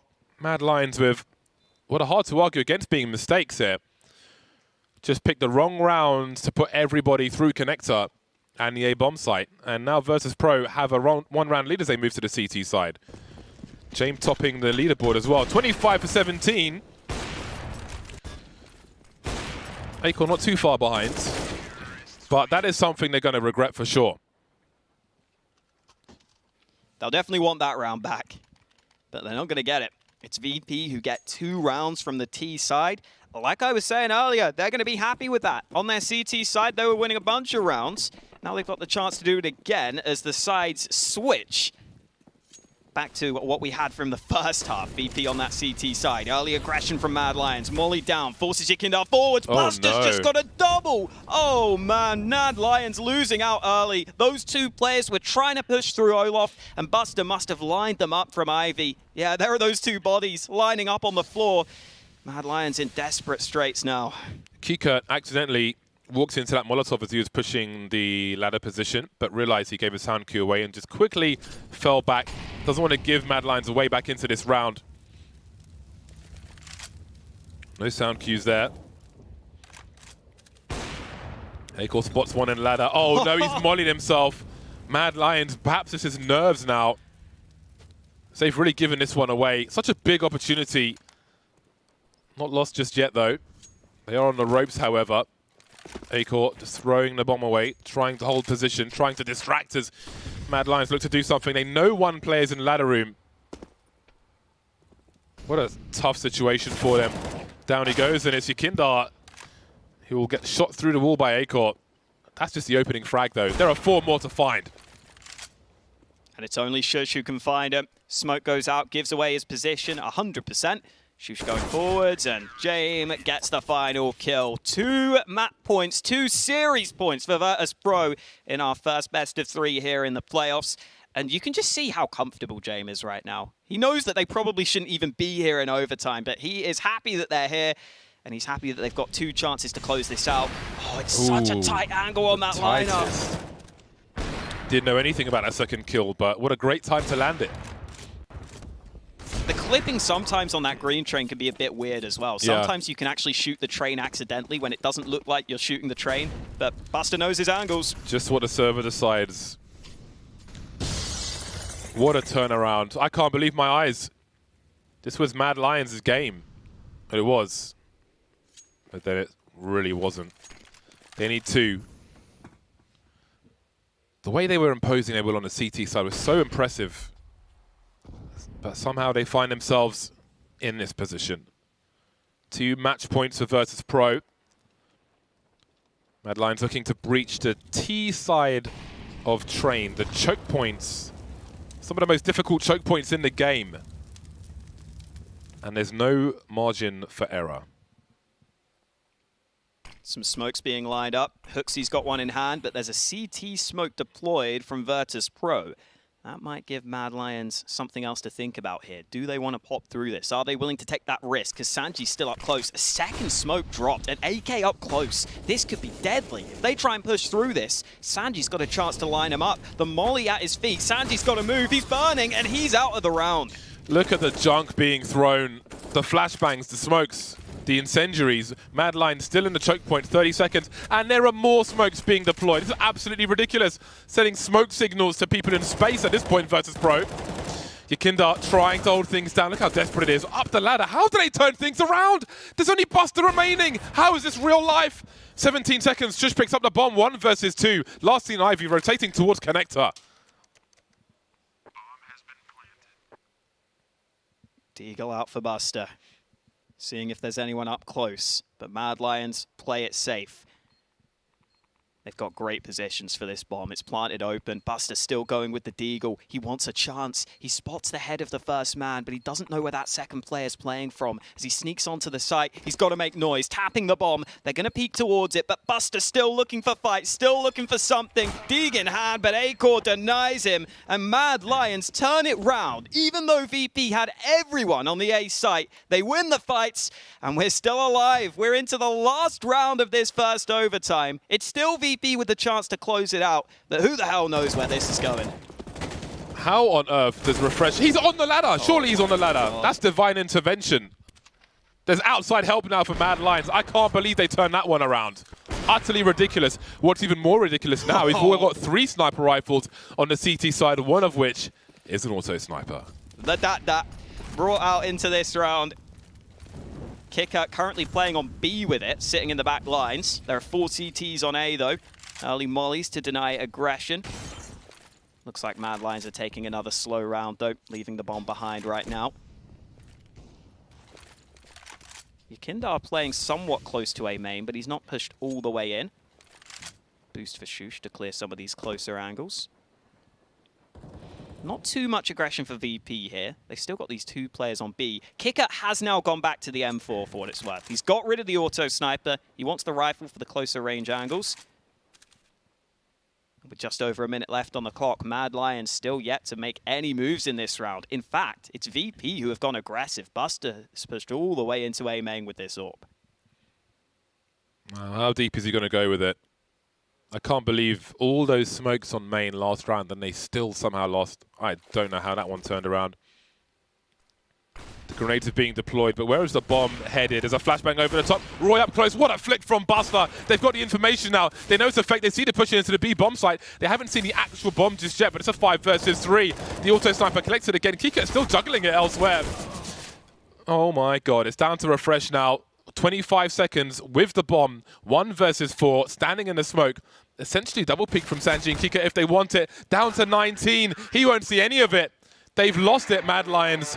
They had so many match points in normal time, but they've thrown it all away. And Virtus Pro have stolen the series. And you can see they think it's hilarious as well. They're loving it. And Hooksy with the 1,000-yard stare at the end. They knew they had this game in their hands. It goes away from them. Buster in that last round, busting out the shotgun AWP close in A main. Really great shots. He heard those smokes being thrown. He decided to take the risk. And my god, did it pay off. Virtus Pro get the win, but this is a game that couldn't have been closer.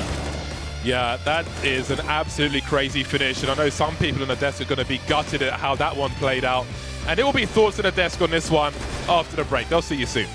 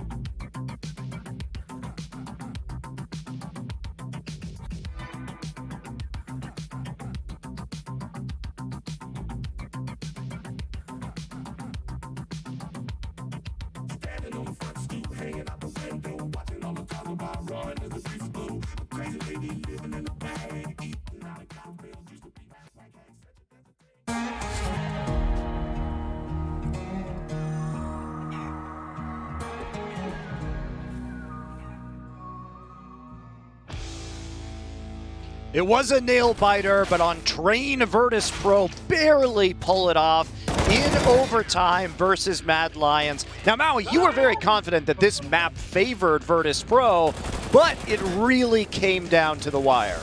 Yeah, I gotta give credit to Mad Lions. They had very good prep coming into this. You could see that Peacemaker has read some of the tendencies of VP, and Mad Lions were able to capitalize a couple of times because of it. But VP, at the end of the day, they were the more clutch team, and in those moments, even with man deficits, they were able to find the multi-frags in situations you just would not expect. And I've got to give it up. It was the better AWPer one. In the end of the day, Jim was the one who came through in the big moments towards the end of the game. Acor had at least 2 or 3 really big moments in 1vx, 2vx, where point blank he just missed AWP shots that basically decided the game. And I've got to say, if there's one man must be feeling really bad on Mad Lions, it's going to be Refresh for that push when they were 5v3 CT side with full control of the map, and he just pushes out unnecessarily at the back alley. The same guy, Sanji, I think it's a 4K after that. Yeah, you could see that was Peacemaker's face after the play that you mentioned.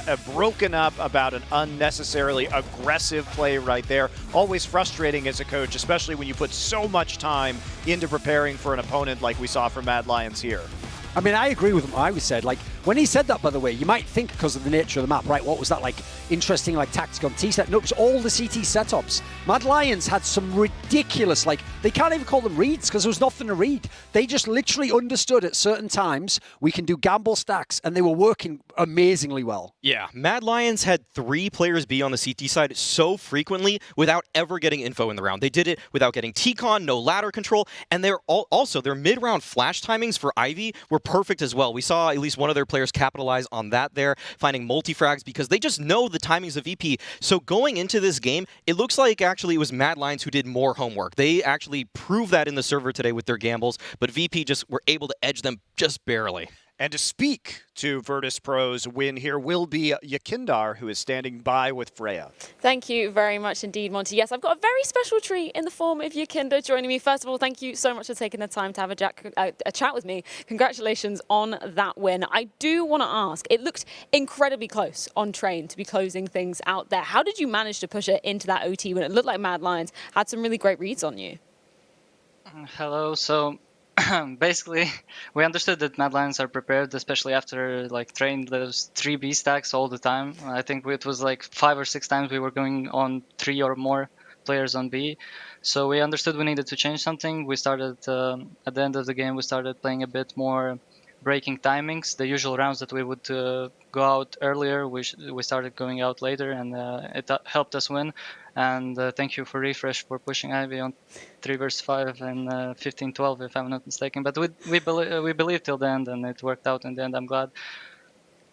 Was there anything that you were able to find that momentum going into that overtime as well? Was there anything you were looking at the Mad Lions were doing that you knew you'd be able to counter now you'd seen it? Yeah, because like after T-side was easier. I think we got like 2 rounds, right, in T-side in overtime. So it was a bit easier because we were losing a lot and we actually found the formula to win. So it was easier for us to play. But on CT side, we knew that they were taking rounds only on B and like late pop to T-Con. And we knew all the time what is what's gonna happen, but one round we didn't capitalize where we actually played really good. Like we smoked T-main when the execute was coming already, but we just didn't hit our shots and lost that round. But I think we should have won that as well, but it was easier in the end, of course. I do want to go back to Inferno as well. Of course, your map pick coming into it. We saw Mad Lions actually having a really hot start there as well. So were there any key adaptations you were making there on a map that we've seen you have some comfort on recently? I think no adaptations mostly. Oh, actually we had some adaptation. We wanted to play that game through Banana, like taking control as T side on Banana, but it just couldn't work out because they were playing 3B a lot. And the adaptation we took, we started playing early A and insane kickers clutch 1 versus 2 on lane. That was the icebreaker for us.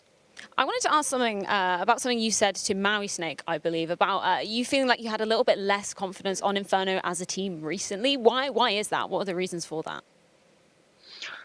Since we're always upgrading our game, we have a lot of stuff, and it's a bit hard to do all the stuff you have, right? And it's sometimes hard to do the right decision when you have a lot of options to choose from. And mostly that, but a bit of individual form loss as well from me. And a lot, actually, like I play really bad like lately, and I'm glad my team is still winning, and thank you for them for caring. Yeah, I want to ask about that. I know I was chatting to you at Blast and you were saying a similar sort of sentiment that you feel like you have kind of lacked a bit of confidence in yourself recently. Why is that? And what are you doing to sort of fix that going forward? Well, I mean, mostly I just can't kill most of the kills that I should be killing. And the adaptation between me not playing the full confidence that I like usually play, it makes me suffer. And it's pretty hard to like take care of it, but I'm trying to play as much as possible and just improve and just wait until it comes back. I do want to ask you, Yukendo, to round things off for a little bit of a prediction, because of course we're going to be seeing Big taking on Envy next up here at Flashpoint 2. I'm wondering, do you see any world that Big lose out on this? Is there anything you're looking at from the Envy side as potential next opponents for you? There's always that percent that Envy can win. As I said, that OG is gonna win against Genji like in group stage, but they didn't. And I'm not gonna say like 95%. Yeah, Big should be winning, but it's always possible that Envy could be winning. You're very much right, Yukendo. There's always that small percentage. Well, thank you so much for taking the time to chat with me. Congratulations on that win once again. And with that, we can send it back over to the desk. Always lovely to hear from Yukendo there, who did reference the fact that he said that OG was 98% likely to win versus Genji. Turned out to be that 2% actually in the first round. So going back to some of the other things he was talking about, though, because we do have an example of some of the anti-stratting that Peacemaker put into play in that matchup, and you wanted to touch on round 27, Maui, to talk about how this preparation actually played out in game and around the Mad Lions won. Yeah, so this is going to show just a really hard read coming out from Mad Lions. They don't have too much info on what's going on, but they have timings and they know what's going to happen. Hooksy getting that flash peek into there and actually finding those two players at Ivy. Really, the way that Mad Lions were able to break down VP in the mid-round was just so impressive, especially on their CT side. Somehow they weren't able to close that one out. Feel like there were a couple mistakes. Yukendo actually referenced the fact that Refresh made that critical error. But at the same time, you could see that Mad Lions just had a really good read about the timings. And that's something that like teams will know when they're going into a match, like what does a certain player do, but having it down to a T with actually knowing at 105 we should flash Ivy, something like that, it just goes to another level. It's a shame that Mad Lions weren't able to capitalize because you could see the work that they put into this matchup. It's rich that Yukendo would thank Refresh because the guys from Mad Lions should have been sending a bouquet of flowers to Yukendo if they actually won this game. Like, aside from Inferno, where he had some good impact kills, he was pretty lackluster for the whole series, I thought. Like, where was he in this train game here? It was Jim that pulled his ass out of the fire. And I think on the other side of the equation, I called him out in the hype trailer that we basically put out and we showed during the break. Where is Acor? He wasn't even the best player on his team. I think there's only something like 2 players in the whole server fragged less than him. I will point out that Acor did have a very solid group stage performance in Flashpoint 1. I don't give a fuck about the group stage. No, It's no, the playoffs. what I'm saying is he disappeared during the Flashpoint 1 playoffs. It was Bubsky and Roy and Shush who were all stepping up during the playoffs in the championship they won. Speaking of which, by the way, in this game, if they had have won this one, this game was Roy.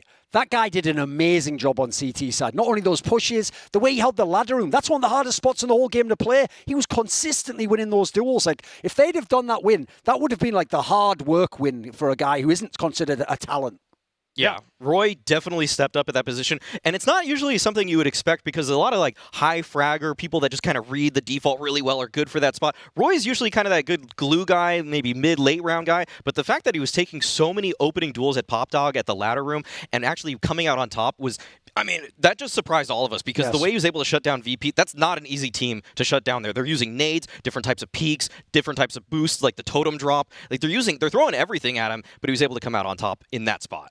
Yeah, and let's talk about how Virtus.pro sealed this win in overtime by looking at a specific replay here, because this is a very interesting 5-man rush onto the B site in round 33 on Train, Maui, that I know you really enjoyed. Oh, yeah, definitely. Giving 700 of my pinnacle points to VP. I was definitely rooting for them in the green room. But this was just VP actually coming out with the reads, whereas Mad Lions was on top of the anti-stratting this game. This was VP 5-man rushing B in OT. They already had one round, so I think some of the pressure was off their shoulders there that they can gamble with something like this, but it was just perfect. They knew that Mad Lions at some point may run this 5A hit, and it's something that Mad Lions has done in the past, so they definitely did their homework on top of that. It was just the perfect time. It was really everything VP could have wanted, especially with James finding that opening frag there. Yeah, and as we put this series to bed, Mad Lions, of course, are not going to be eliminated as a result of this. They drop down into our losers bracket. And this, it has to be said, this is going to be one of our most competitive series, I think, in the first round of our playoffs. So Mad Lions can definitely still make a losers bracket run here against many of the teams that they're likely to be facing. How does the prospects for Mad Lions right now? Because Acor didn't really step up here. Shush did. And in spite of that, Mad Lions still lost. Looked like they had some really solid prep coming in as well. Yeah, I think that Mad Lions should be pretty happy with any lower bracket matchup that they face. I think the likely ones are probably Envy, MIBR, Dignitas. They should clean house with any of those matchups. I don't think there's even a map veto advantage for any of those teams over Mad Lions. If it's MIBR, for example, I mean, they both like Nuke, but Mad Lions is so good at Nuke. So I feel like that would be the worst possible matchup, but it's still really in favor of Mad Lions. And Acor, he hasn't stepped up today, but he tears up those lower tier teams every day of the week. Like, the thing is, look at the series that Mad Lions have already played. So they had the one against Fnatic, which was all 3 maps. That was really tight. Fnatic's a team potentially at some point in the lower bracket. If you don't face them, OG's on the same part of the bracket. I think they could probably match up well against them. VP, they almost beat here. So unless someone like a Big goes down, I think Mad Lions is doing the lower bracket run. They're going to be in like the lower bracket semis, lower bracket final. They have a real chance still to make big impact on this tournament because look at what they did on Train. They have the map pool. They can match up against almost anyone in this tournament. Yeah, very exciting that our Mad Lions, our defending champion, still has a very good shot here of making a good losers bracket run in spite of that loss. Virtus.pro will be advancing in our winners bracket to face the winner of Big versus Envy. And as we look forward to that series, we do have an interview with Freya and Searson. I've got the lovely Searson on the line with me for a quick catch-up ahead of their first matchup here at Flashpoint 2. Thank you so much, Searson, for agreeing to have a chat with me this morning. I've been wondering, what have you guys been doing in the week break that you've had between the group stage of Flashpoint and now coming into the playoffs? We took one off day on Sunday because we also played a tournament on Friday and Saturday, a German one. So the players took one off day, but Toby and Dude, our coaches, they prepared a game plan for today, of course, yesterday with Tabson together. And yeah, we just chilled a bit, just relaxed, and now we will meet in like 2 hours, and then we will discuss the tactics and the game plan together. Do you have any specific game plan going up against Envy? Of course, coming through the last chance qualifiers versus yourself, managing to come top in your group. So what's your approach towards them? To be honest, I don't have an idea about the game plan yet because the coaches, they prepared together and they just showed to the players before the game. And so at the moment, I have no idea what is gonna happen, which maps do we play, or what do we think they pick and stuff. So I also have to wait for that. Do you have any thoughts on them as a team at the moment? Of course, we've seen a few shifts up in terms of their roster as well, and Legia going into that role as the primary in-game leader as well. So what are your thoughts on them as a team at the moment? They're like a new team. We don't have that much demos that we can look at. They didn't play so many games. So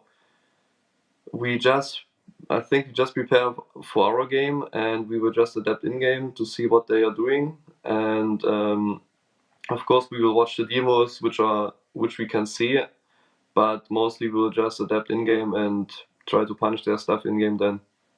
I want to ask about Legia as well, because obviously he was a former member of the big clan too. So for some of your longer-standing big teammates, is there a little bit of rivalry going into this to prove that they are the better Germans? Yeah, maybe, but only for Tapsen and Tizian. I know Xantares also played with him. Only for those three guys, I would say. But I think they're still friends and just a rivalry in the game. But I think also Xantares with Calix, they're also really good friends. So I think there's also some stuff between them. But for me and Kito, I think this game is just like another game at the day. Just we don't care about both guys, and we just play our own game. Well, you say it's just another game. Of course, there is a lot still on the line here at Flashpoint too. And I'm wondering your perceptions of yourself as a team as well. Obviously, topping your group, being one of the heavy favourites coming into it. How are you viewing yourselves in comparison to the other competition? I think we are doing good in Flashpoint compared to like other tournaments at, for example, like IEM Beijing. Of course, we had a bit better opponents there. But we had some issues against MIBR, I would say, in the decider game. But we tried to fix that. We tried to improve day by day. And I think if we just fix our mistakes, we will show good face later on in Flashpoint or even today. Can I ask specifically what you felt those issues were against MIBR? Is there anything that you've been particularly looking at specifically coming back into Flashpoint for the playoffs? I cannot go that much into detail. Just like communication issues, maybe played some situations too hectic and stuff, and that cost us some round, and we are going into the equal struggle and stuff. So just mistake by mistake, I would say. Well, Sirsen, it's always awesome to get to catch up with you. Best of luck going forward against Envy. Cannot wait to be getting into the match. Thank you. Coming up Bye. next, Big versus Team Envy. Stay tuned to Flashpoint 2.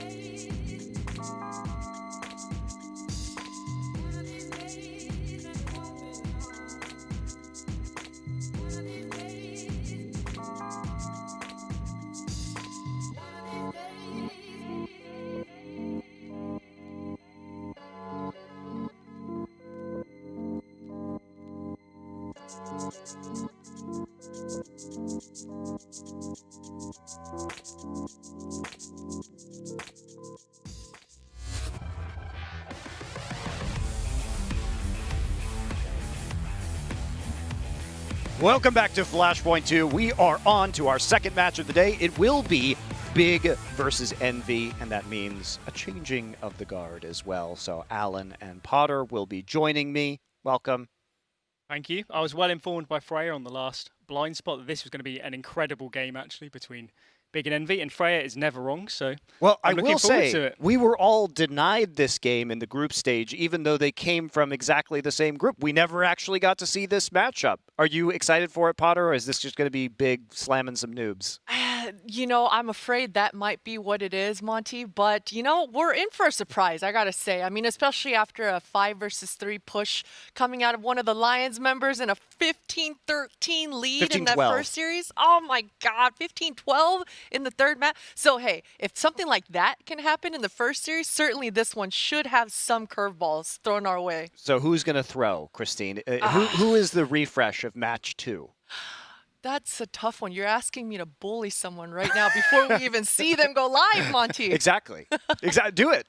Oh, man. Oh, God. My questions are not optional. Let's pick on Thomas. Yes. Thomas is a good sport. Yes, Let's pick on Thomas. All right.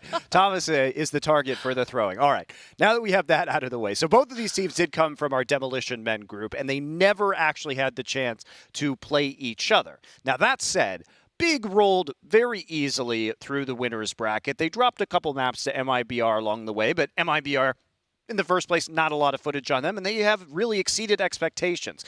Did Big live up to your expectations starting in this in the Flashpoint tournament so far? I think they absolutely did. They absolutely did. Although I do have to put another caveat. That MIBR series, they had to work really hard for that, especially in that third map on Vertigo. But, you know, that's one of the great things about Big is that we can see so many different forms of them. Even when Xantares isn't having a pop-off game where he's just bringing in all his superstar performance, you've got Searson to step up with that AWP, providing so many opening kills. And this Big, they're just a well-oiled machine. Not only is their utility on point, their teamwork is on point, and their coach Toby behind him, man, he just seems to have an answer for everything for these Big guys. Yeah, I think going into the playoffs, it's more actually a question of who can beat Big at this point. Big, for me, are a really heavy favourite going into this playoff bracket. So for them, as long as they stay at a consistently high level, I think they're going to be favourites throughout pretty much every series up to the final. So hopefully today we can see a clean 2-0 and Big in really good form. I mean, I think we would be surprised not to see the Big clean 2-0. But that said, we did see some life out of Envy. Big, however, they've got some big guns. Xantares and Searson are number 3 and number 4. Searson number 3, Xantares number 4. In terms of our KD so far in Flashpoint overall, really strong star performances from these two guys. Oh, certainly. Certainly on the Xantares side. He's actually a player that kind of confuses me a bit on this lineup. He's obviously not German like the rest of the team. And even role-wise, it doesn't always make total sense to me on this team. He tends to play a mixture of anchor and rotator spots. And on T side, he defaults to the edges. He's the one normally alive for the late round. When you'd think, you know, Xantares, that sort of player, let's get him in the pack. Let's get him going in with the util and going for the trade. But we're not seeing that right now, but maybe we will in future games. Yeah, we'll talk on Xantares more in a minute. Lots to talk about with the star player of Big. First up, though, let's head over and look at Envy. Now, Envy is a team that placed 4th place in their group and squeaked in with a victory over Gen G in our last chance qualifier. Envy, a team, they've been trying to make this chemistry work for the last couple of months. They came out in their first official matches with this roster in Flashpoint, and they took a map in each of their series, but they lost them both. Is there a bright spot for Envy? I think from watching Envy play so far in the tournament, we've seen some really good flashes, particularly on the CT side. They've had some really good rotates, some really good reactions. But for me, the big question coming into a series like this is I want to see a complete game from Envy. I want to see really great reads, really great rotates, comms all over the place, being super proactive. It feels like at the moment, this team is playing really, really standard. And I think if I had to guess, they're kind of focusing on long term. They're focusing, okay, let's get the basics down now, and then later on we'll add the aggressions, we'll add the interesting setups, we'll add the crazy executes. And if you compare that to a team like MIBR, they're a just as new a roster as Envy, but MIBR, they're playing to win. They're running the contact plays, the 4-1s, they're getting aggressive.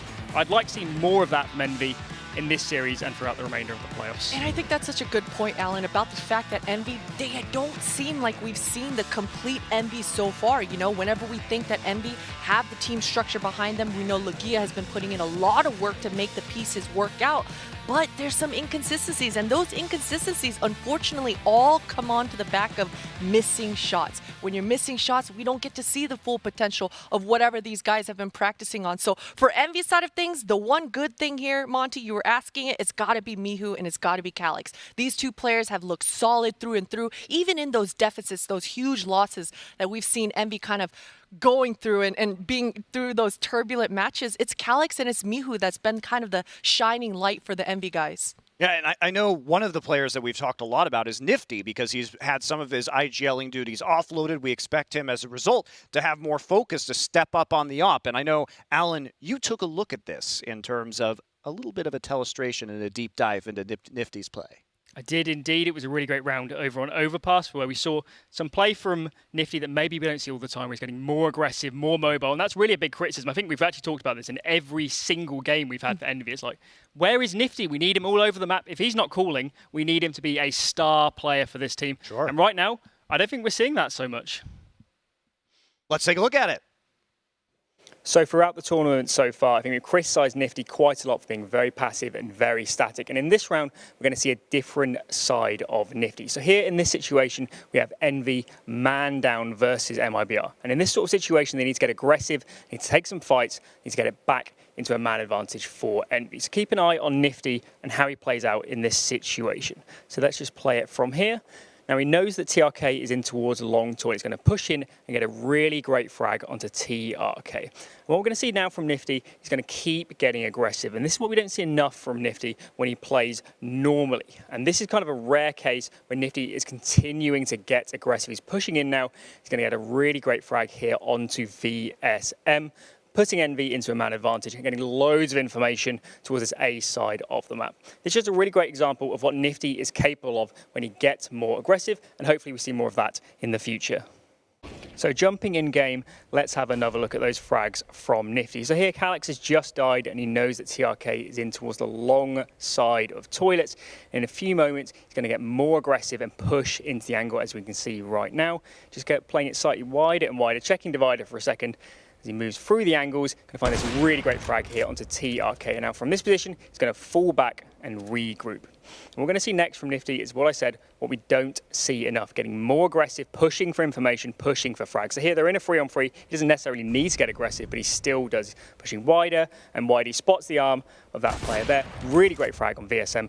Puts them into a man advantage, and Nifty definitely wins the round with this really great play. So hopefully we see more of this sort of play from Nifty in this game and throughout the remainder of the tournament. Back to you guys on the desk. These tunnels we have here at Flashpoint, they're just incredible. Thank God we installed them before the tournament, Monty. Yeah, they do add, you know, you can just hide, duck under there, get back to your spot super quickly. Alan's our rock star, you know, coming out from the stage. We've got a hole underneath him. We just need fog machines and a hype man. Yeah, something. I mean, if Alan's our rock star, no wonder nobody watches this shit, but...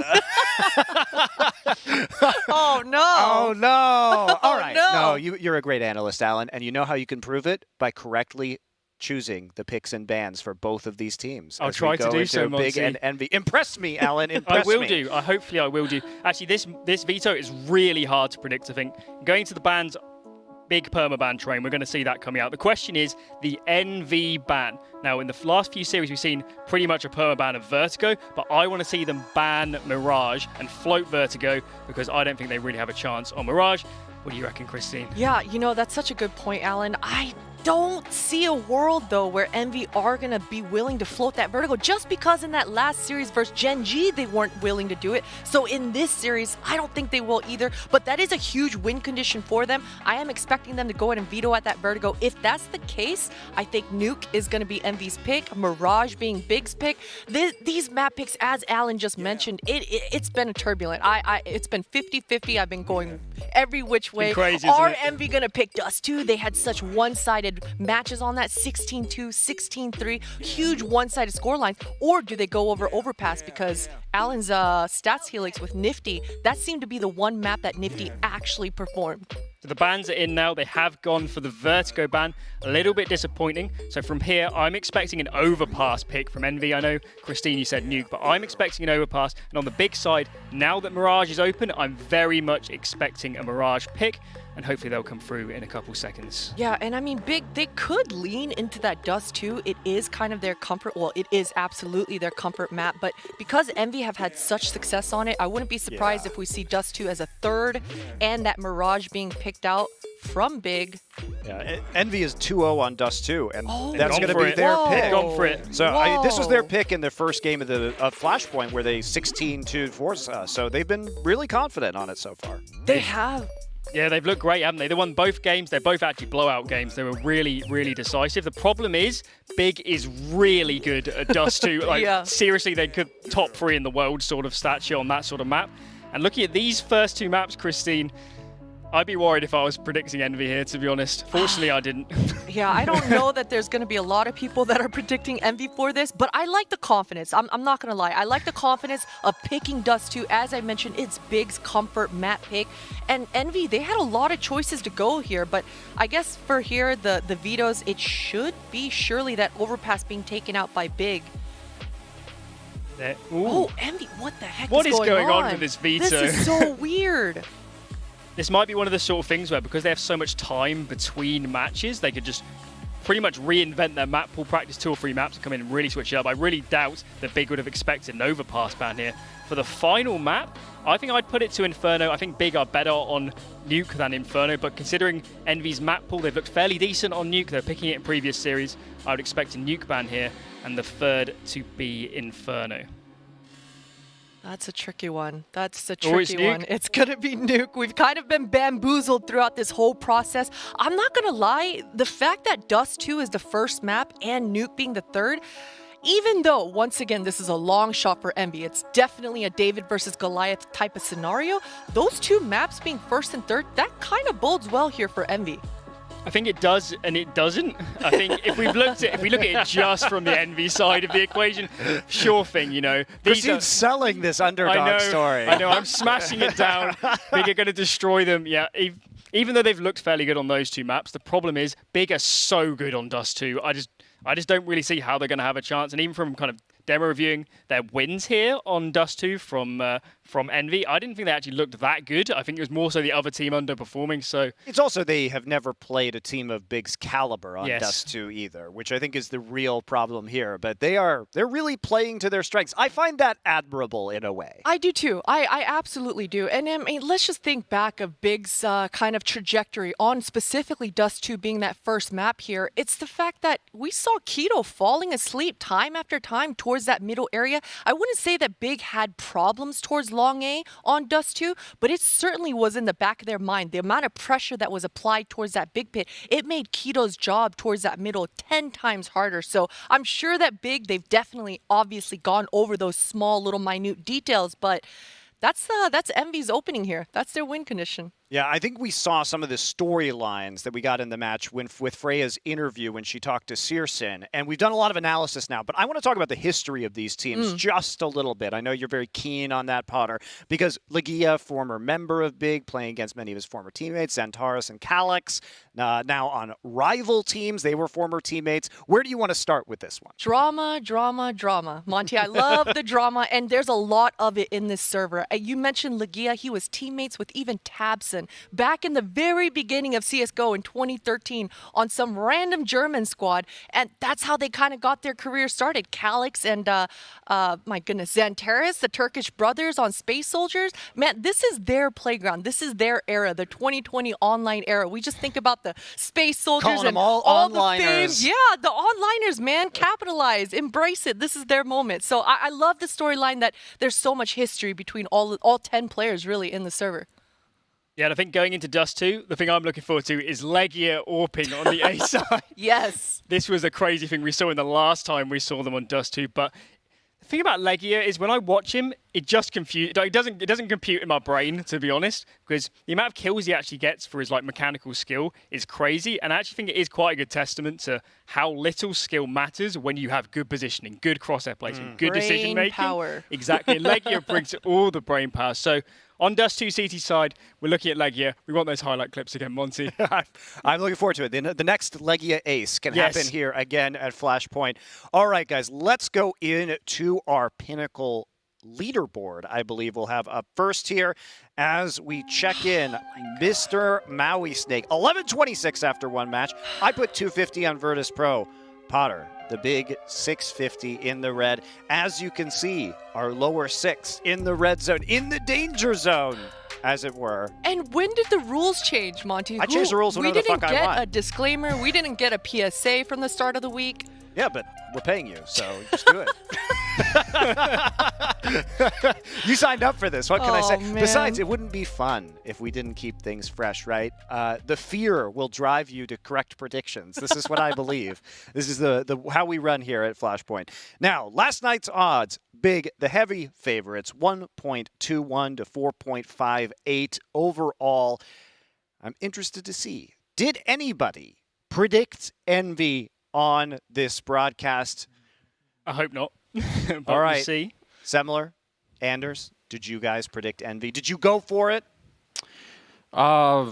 Listen, I am crazy, but even I couldn't actually do that. Even that was a bridge too far for me, I'm not going to lie. That would be a bit of a stretch. I mean, we were already getting pretty hyped watching the Mad Lions Virtus Pro game. It's a cool game. We were Potters over there too. We were all on the Mad Lions train. That just didn't work out for us. Listen, a lot of us in the same boat. Unfortunately, that was the Titanic, wasn't it? So tough break, really. I mean, the difference is that some people actually lived on the Titanic, whereas you just guys all went down. Yeah, we just got wrecked. That's true. We all froze to death. We gave it up so Maui could, float away on a, I don't know.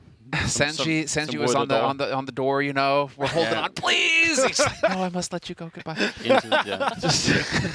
Senji on the door. There's a mental image for you. Mr. James Terrible. Bardolph is changing his strategy for this game every week. Now he's going the 750 on big. He made the safest possible prediction here. I can't fault him. I was thinking of doing the same thing. 1.2. No, you what was it, like a 1.2 This is a return? rational way to play this game. This is how I'm playing this game. That's why Monty's shocked. But that's why I'm shocked, right? He was like tripling down on Dignitas and digging He's still himself shaking. into a hole. He's still traumatized from that choreography from last week. I know. Well, listen, that was guys, your it's still idea, very Monty. early on in the playoffs. They were all my ideas, okay? Still very early days. There's plenty of time for the Bardolph shenanigans. There are swinging indeed for the fences. Exactly, and we have 6 days this time. So even those of you who are down a little bit early, a lot of time to recover or dig yourself deeper, depending on who you are. Let's go over to our first map of this series of Big and Envy. Back to you guys, Semler, Anders.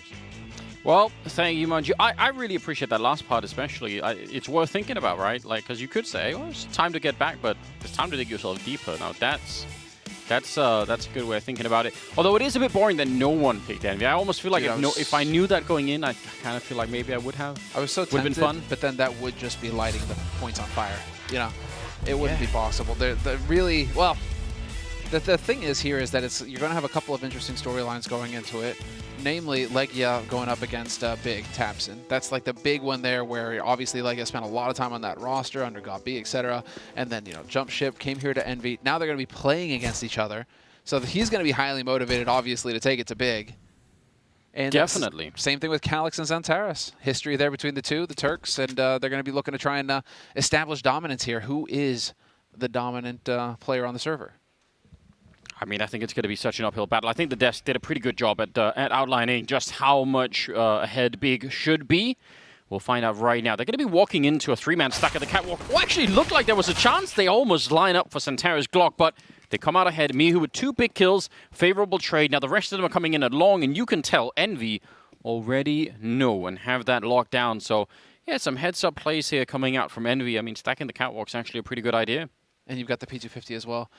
So they're still dangerous here, Big. Going to be moving up. Legia gets tagged. He's going to be crouching behind the boxes. Searson going to be able to spot a man right on the edge of the smoke. Nice swing there by Legia, but it's not enough to pull it off. It is going to get traded, though, so still a man advantage for Envy. And the correct play coming in here from Envy as well, working together.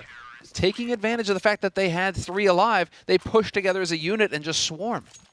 Yeah, that was really, really impressive and just an overall good job. Stacking 3 like that on catwalk in another round could be dangerous for any number of reasons, like the grenades that the T-side will use to clear that position. But in a pistol round, chances are they won't try or they won't even have the grenades. So Solid stuff coming out early on for Envy. At least winning the pistol and getting some solid ground beneath them. You've got to hope, unless they lose the second round, which happens all the time now. Yeah, it doesn't feel like that much of a stretch, does it? Going for the force, it's standard. Thomas long range though, going to take Tizian out of it. And Nifty does manage to get chunked, so looking like Big. They're keeping their options open. They're going to get that CT smoke down. Do believe, yeah, it's not perfect. Beautiful headshot, and he gets the follow-up. Wait, that was Tamsin killing Keto? Tamsin killed Calyx through Keto's own head. He shot Keto's head. I actually need to see a replay. I don't even know how that happened. I'm so confused now. Nifty's up in the window. He's got low health. A deagle shot would do it. They're coming in. They almost had him right then and there.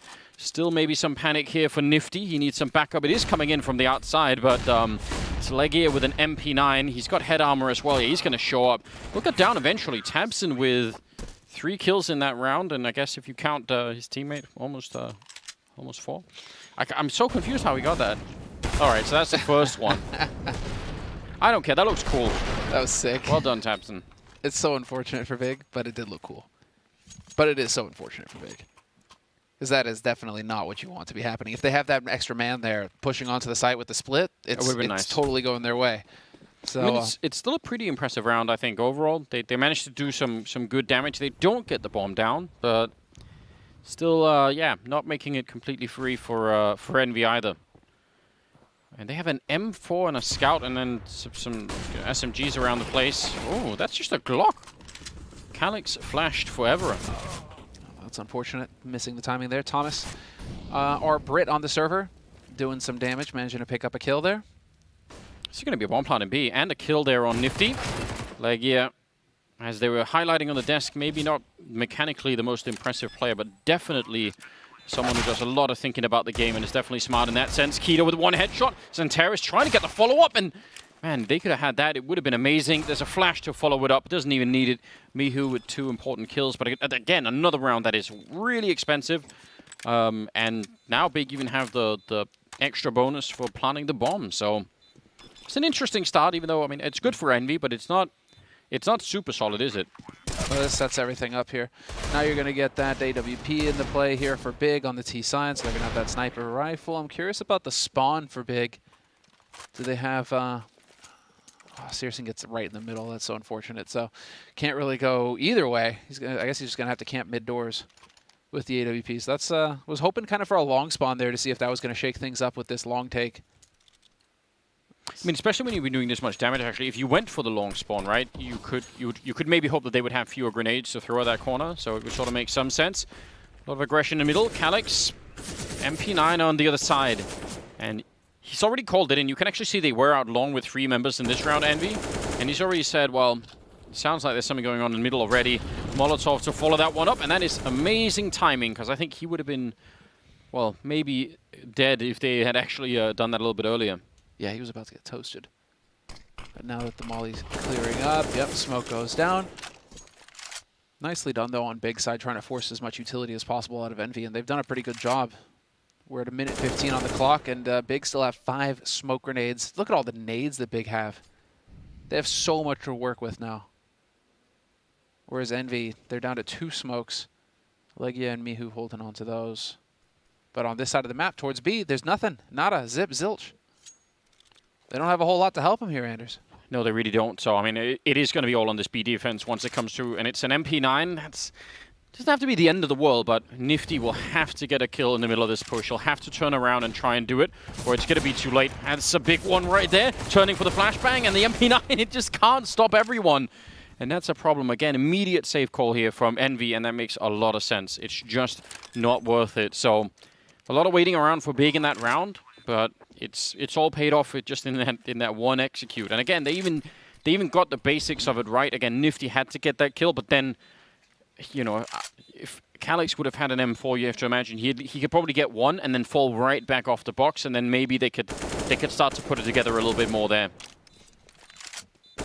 Tough break. Yeah, tough break, but this is kind of what we expect to see out of Big here. Systematic play. I mean, getting all the nades out early, taking their time about it once they have gotten the nades, and then just going like, cool, B-site's got nothing to stop us. Let's just go ahead and walk right on in there and take over. Life just got really difficult for Envy.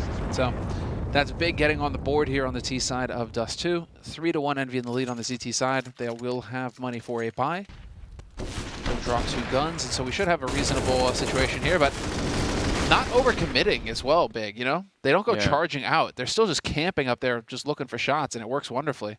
Glad to see Cuban in action. He's here, you know, coaching the Envy side. Legend. Yeah, he's. It's been a while since obviously anyone has seen anyone at any tournaments. Wow, well that is a bold play. Searson, he should be doing this though, considering how well he's been playing with the AWP. You want to see Searson come into this game and just say, you know what, like no one is going to be able to step to me right here. So. And that plays into what the desk were saying going into this match. Yeah. That, you know, Nifty needs to make plays if he's not going to really be the sole in-game leader. Through the smoke, somehow Calyx survives. 9 health. That was a bad... Dude, how bold is this guy? Going for more shots through the smoke? How is he still alive? I mean, there's a fine line, isn't there, between boldness and madness in this scenario. He's got some backup now, which is, you know, very, very fortunate, but... I would have said definitely. I actually don't think it's ever worth it to do that, especially on the CT side. Because if you die, you catch a bullet like the AK, right? Yeah, but even if it's not even the weapon difference, right? It's just that what it does to the defense overall. I love the fact that he's pushed up. I mean, I don't know. It's going to be hard. Maybe will be harder for them to guess that he's going to be there. And he's got some backup now as well. Finally does go down, and they're going to attack the A-bomb site simultaneously. And this will be a bomb plant. And they have 2 Molotovs left, so planting for Catwalk now just makes so much sense if you can just hold it and keep throwing grenades at it. Like, yeah, almost would be worth attempting the jump, because if he doesn't, again, if he doesn't get that jump kill, they can't even pretend to win this round. Tabson's going to get caught here, surely, yeah, but I still don't think they should go for the retake, so tough scenario. Great call out of Big, though, being able to execute on that A-bomb site that quickly after the B fight was happening. To be fair, I totally get Tabson. He's just going to be raging. That guy's still on B. Thomas goes toe-to-toe with Tijan, wins that duel, and now he's looking for that AK maybe? He's going to be in position. I mean, if he survives, the bomb, I mean, the AK should get launched towards him, but he's going to go ahead and guarantee. I was paying attention. I heard me and Christine on the desk calling out Thomas, saying he was going to be the anchor weighing Envy down. Maybe it's not quite that, but I think it was subtextual. She was saying he's trash. Wow. Okay. I mean, Mean Christine sometimes does make an appearance. You guys don't know the half of it. We've been playing that Among Us game. Christine is a savage. Yeah. Nifty. This is entirely confidence here for Nifty. It's entirely confidence based. He has to make plays like that, and especially on Dust 2, the op duel is all about confidence. But Nifty, you know, if he's not going to be calling the shots 100%, he needs to be trying to make plays around the map with the AWP, and so he has to try and take those kinds of duels versus Searson. Now you're just hoping that he is going to win some of those duels, but still glad. I mean, he is doing what he needs to be doing, which is taking those fights and trying to make the plays. His team are relying on him. Oh, well, that was the AK picked up by Legia. Nearly looked like that could have worked out. Grenade on top, and it doesn't even explode by the time he's already had a bullet in his face. Kido just having a good time in the middle. Thomas, they know where he is. They could play. I mean, they're going to play it safe. You could make an argument both ways to go and hunt him. I mean, you can always hunt him down later on, I suppose. Yeah, he's stuck in here. Santaris is holding, you know, upper dark, and I'm sure they're going to all show up. They've got so many grenades. I think this is...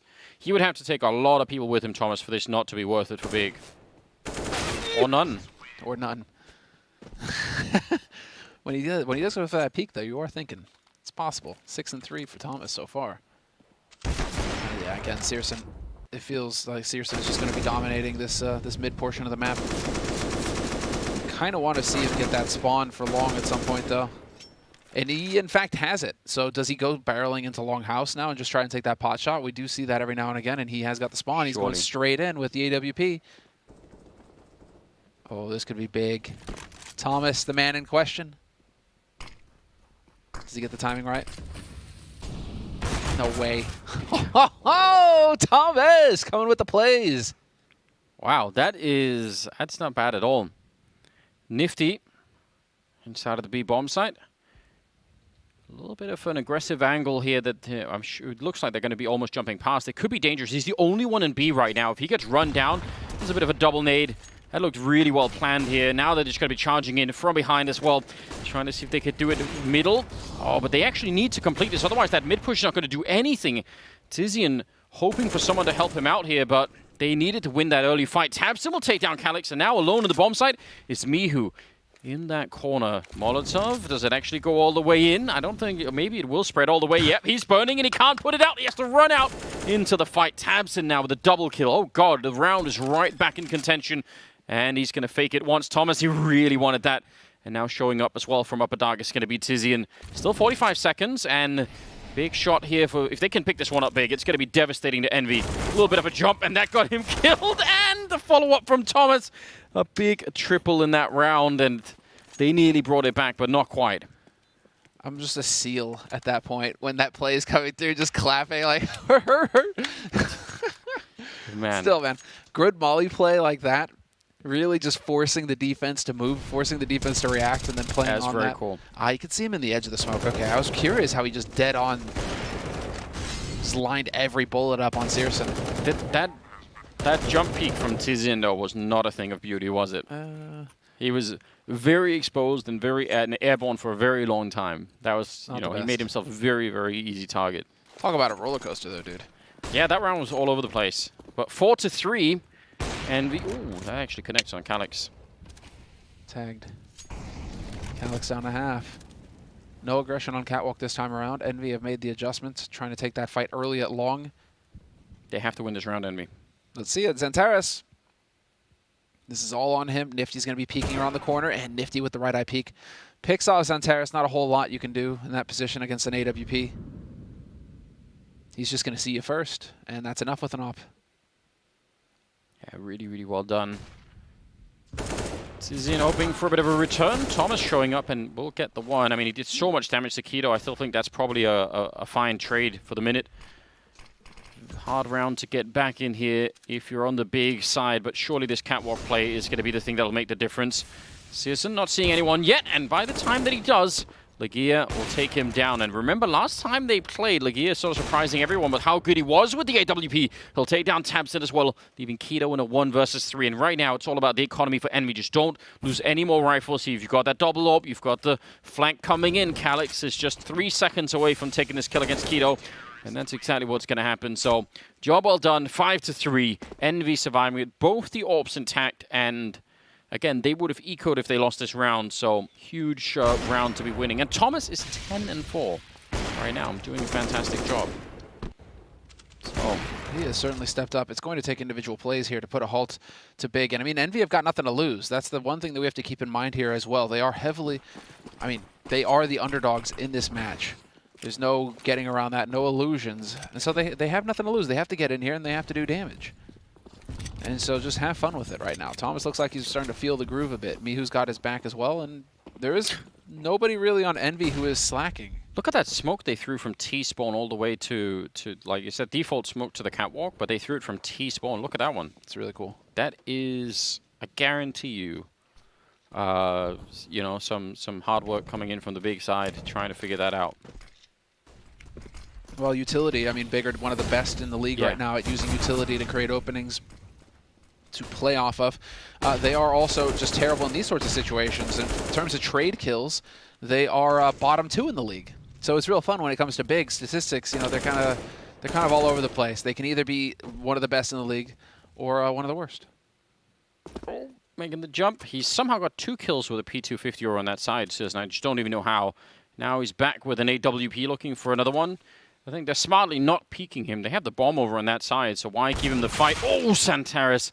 That's a big one, though.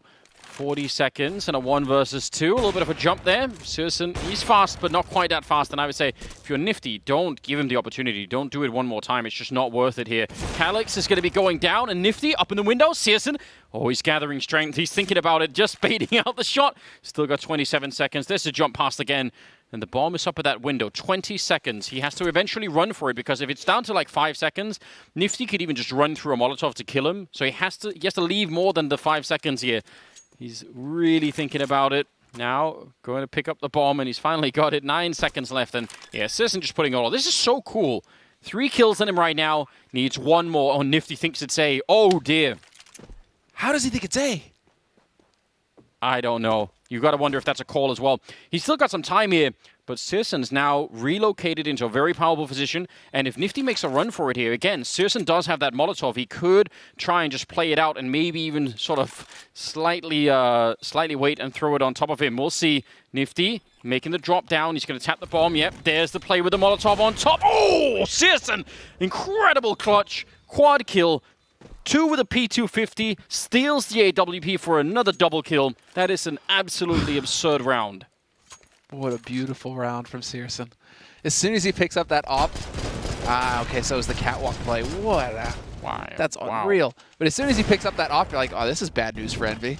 Like, literally the worst person on Big to be picking up this op for you. You definitely don't want an op in Searson's hands, and of course he goes and clutches it. And it forces the eco, right? Yeah, forces the eco.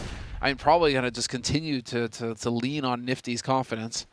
Not only is he struggling in the 1v1 duels, but then if he's losing clutches to Searson as well, just agony. For now, at least, it is going to be Big. That was a must-win round for Big to stop Envy from getting too far ahead. Oh, I mean, I actually think this is... Oh, it's just led Big right back into the game. This is a really huge problem for Envy. I think they need to be so far ahead in this game before they can really start to feel any kind of ease. So I'd say the fact that they just lost that round is a definite issue. Sneaking out long is Keto, holding middle is Searson, and the rest of them are over at B. So yeah. I think he's just investigating a potential stack or just trying to get any kind of information. If he doesn't die but just sees like 2 or 3 people here, they're just going to hit the B-bomb site. Well, yeah, there's confirmation. Oh, actually, they've fallen back just at the wrong time. They could have gone straight for it. Now, they're running it. Yeah, back up. There we go. That makes so much more sense. Yep, spotted. And so they know that they've already rotated through CT. Single AK picked up by Miu, who's just going to camp out in pit. And the rest of his teammates, I mean... This is a hard eco, so nothing for them to lose. Only what they can gain. Gets headshot. Oh, if he'd had a P250, taps in. Or Nifty, rather. Doesn't work, unfortunately. More headshots coming in, but not enough for any kills to follow it up with here. Yeah, the AK, I mean, it kind of sucks to give that one away, but it'll be all right at the end of the day. So, tying up the scoreline is Big. It's going to be 5-5 leading into the 11th round here. And problem is there are so many things that are missing now that they sort of had a bit of an advantage earlier. Oh, by the way, Sisson went back to check and see if there was an injury fuse. Very clever. Yeah. No need to cut any corners. So it's looking like he will survive. Oh, Tabson jumping to check Big Blue, and that's what's going to cost him. Might have been able to take that gun off of Mihu. Mihu's going to survive it, and so there's an AK in play here for the CT side. We're tied up 5-5, and Tabson on your screen, getting the boys rallied up here. Mihu on the other side, the man who survived with that AK in the last round. And yeah, I mean, the focus has got to be real right now. I'm actually really surprised to see that there haven't been any timeouts taken from either team. Because for now, like, this would be a perfect round right now for Envy to just maybe go for a tactical timeout, slow things down. Yeah, that's, I mean, I think if you're Envy, certainly you really want to make sure you don't just, that you have to win this round again. The economy is going to be so bad if you don't. You've let them out long already, though Thomas, and he's been playing very well so far. Going to get the 1 kill. Quick double, followed up with a grenade all the way in the corner. Tabson just 11 health left after that. It's a very good long defense here. Thomas just continuing. Almost just might have been a quad kill there. It'll be up to Legia to finish off Tabson, but man, that is great for Thomas right now. He's doing a lot of work out there. Dude, who is this mad lad? Thomas all of a sudden is just going toe-to-toe with Big, and he is hard carrying Envy. That's a star-level performance coming out of Thomas right now. That was a very tough take coming in from Big. A lot of utility committed to it. A monster nade right off the bat to slow things down. But despite all of that, Thomas, you can see the clever angles, not overcommitting, which is often what you can see happen, where a guy tries to swing wide, thinking, okay, I'll take this fight, I'll swing wide, I'll really get out there, and then you swing and you're facing 2-3 people. Thomas just holding that angle and picking his fights. He's playing excellently right now against Big, and I think he's pretty much the big reason that Envy are in this right now, that they've got a few key rounds on the board. Yeah, he's done so much work, and again, a round like that one where they would have been very low on money had they given that one away. So, oh yeah, quick to realize where you throw that that smoke grenade. Might be a little bit early, but fair play on Mihu. I mean, he had the right idea. Definitely, just barely off on the timing. That's unfortunate. Looks like some sort of an A crunch here coming in from long and catwalk. Oh well, no one died. It's all fine. No one saw that. Let's move on. That was a very weak yeet. This is a real problem for these two long players, though. Oh man, how do you do this? Because normally, I mean, you want to try and now they're going back to the A-bomb side, which actually might be slightly more helpful. But if they're stuck on long when this comes in, that's not going to work out so well. No one looking behind that. Still 50 seconds, and they've actually changed their minds a little bit big, saying, you know what? Maybe we just turn this into something else. Oh, we got the smoke going down on CT. Molly close as well, so they're committing. This is still just a one player's... Yeah, but I think they're pretending to go for a B split now. Like they've set up all the grenades for it. Exactly. But look at Nifty pushing for info, so that's going to be crucial here. Envy are going to know that this is nothing to do with B. Nifty holding close right now. It is all about A, and it's all about Envy holding. What is going on? Thomas, nice triple kill. Bomb is on the ground. That was just half of that smite. Half of that fight was just through the smoke. Yeah, Tizian is going to get one, and he'll get a double, but it's only 10 seconds left, so not much he could do. Yeah, he's going to try and even save the AWP, but even that is very dangerous. Calyx surely going to want to try and fight him. No, he's actually fallen back. I was going to say, go after the clock has run out here. That would have been the play. Yeah, just a little bit, but not going to catch him in time here, so... 5-7. Again, it's Thomas. He's 16 and 8 right now. What is this? Where did this mad lad come from? Dude, yeah, even Cuban. They're loving it right now. Yeah, I mean, that whole fight was all over the place. The fact that some of them were just fighting inside of the smoke, and that initial flashbang, who knew? I mean, there's no way to know who would have been flashed up in that moment, so turns out Thomas was not, so he's doing such a lot of work at the moment. Oh, we're getting attack timeout called now from Big. So first used. Still have 3 left over. And they're looking just a little confused on Big side right now. I mean, that's going to happen when you have a guy who just keeps getting triple kills, right? You know, that's not according to plan. That's not supposed to be happening. And so right now, Big are just sitting there going, well, okay, what is it that's allowing for this guy to just pop off on us like this? Because that's not supposed to be able to happen with all the nades we're committing to these bomb sites. Yeah, and he's been pretty mobile as well. I mean, he's been holding pit for a long time. This time he was up on catwalk at just the right time. So that's going to be annoying as well. I bet Big probably had a feeling, listen, we already sort of have catwalk, so what's the problem? Mm-hmm. Let's actually put them in an awkward spot here, Big. Oh, the double HE. Nicely done. Like, yeah, pops Tamsin. So man advantage. This is a hard eco coming in here from Big, apart from the AWP. Yeah. That was saved from the last round. We'll see how much work Searson can do with it. I feel like he's already done so much. It's hard to ask him for even more, though he will deliver a kill on Mihu.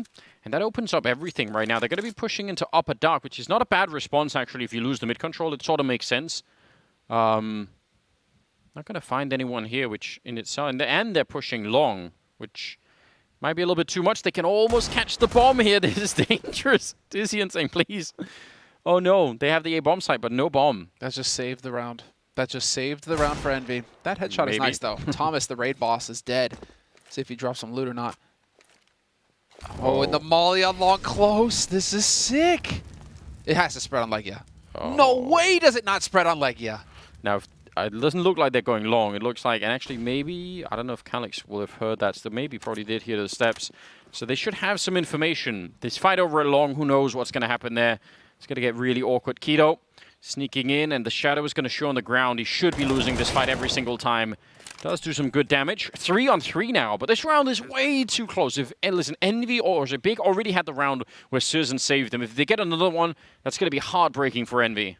They have so many nades to use as well in this retake. They have a lot to commit to this Legia, nearly a full set. Nearly a full set on Catwalk as well, and so there's the flash to open it up. Single flash, though. Now they have to go in dry, and they're lined up. 1-for-1 trade is good enough as Searson finds Legia. All on Calyx now in a 1v2, and he's decided he's not going to have anything to do with this. He's backing off and saving this AWP. Unbelievable. Big in around. I mean, again, Searson making the difference here for his team. He has that AWP that was saved. They needed him to come up with the goods, and he did. Oh, man. That is... Well, if you're an Envy fan out there, that's going to be hard to stomach. Not that they're doing badly. I mean, listen, 7-6 right now is actually a pretty cool scoreline for Envy. It's just that this could have probably been something like 9-4 in their favor right now. Maybe even more so, because if that happens, right, in some of those rounds, like they'll have even more buy rounds. They won't be ecoing in some of those rounds. So this is kind of a... Even though it's not bad, it's just that it could have been so much more impressive. That is a great way. And Searson is finally down.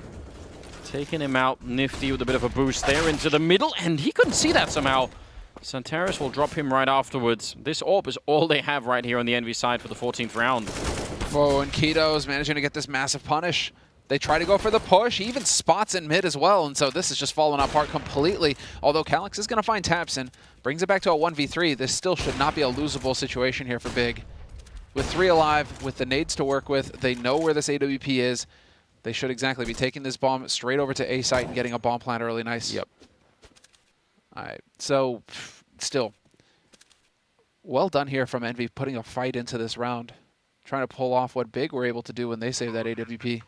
Yeah, it's a cool theory. Even if you've got the AWP fighting in middle and you've got people pushing in from the catwalk, you know, maybe you could catch someone off guard as they're all looking to fight that AWP, so it sort of makes sense. Oh, Calyx, he's got the right idea. Now he's got the triple and has made it into a one-on-one, though Santaris has a Molotov as well, so I don't know. He's going to be waiting in the middle and we'll take him right down. There's nothing Calyx can do about that. Why would he ever expect anything of that nature? So I think Big are actually just getting away with the murder in this first half. They've won some fights that they should not have been winning, or some rounds, rather. That got way too out of hand. Let's see. This is from Santaris' perspective as well. Players just getting so good at abusing these angles, though. You know, just having that slight edge with the AWP, just holding upper dark like that, it's always going to favor you on the CT side. So, hey, matchmaking. If you guys want to really annoy people, take advantage of that. If you're playing B-side anchor. Yeah, go for it. People won't yell at you at all if you go down either. Absolutely not. Calyx pushing up. Say, hey, I was making the plays. Yeah, exactly.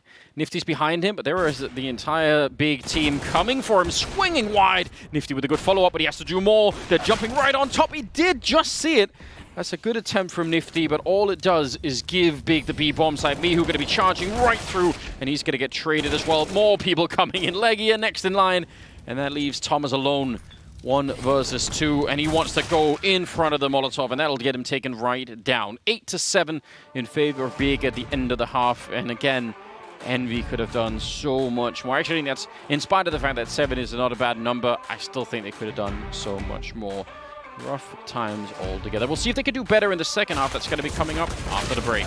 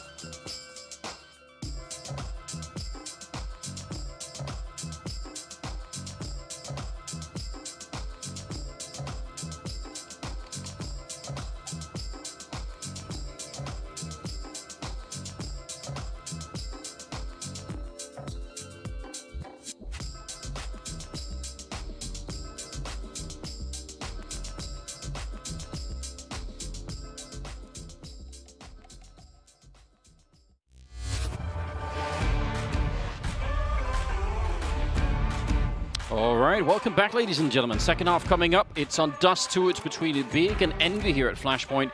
And I don't know, I mean, it's split right down the middle.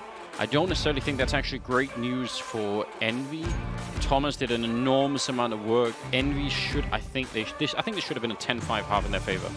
So 8-7 is in light of that, might not feel as great as maybe it otherwise would have.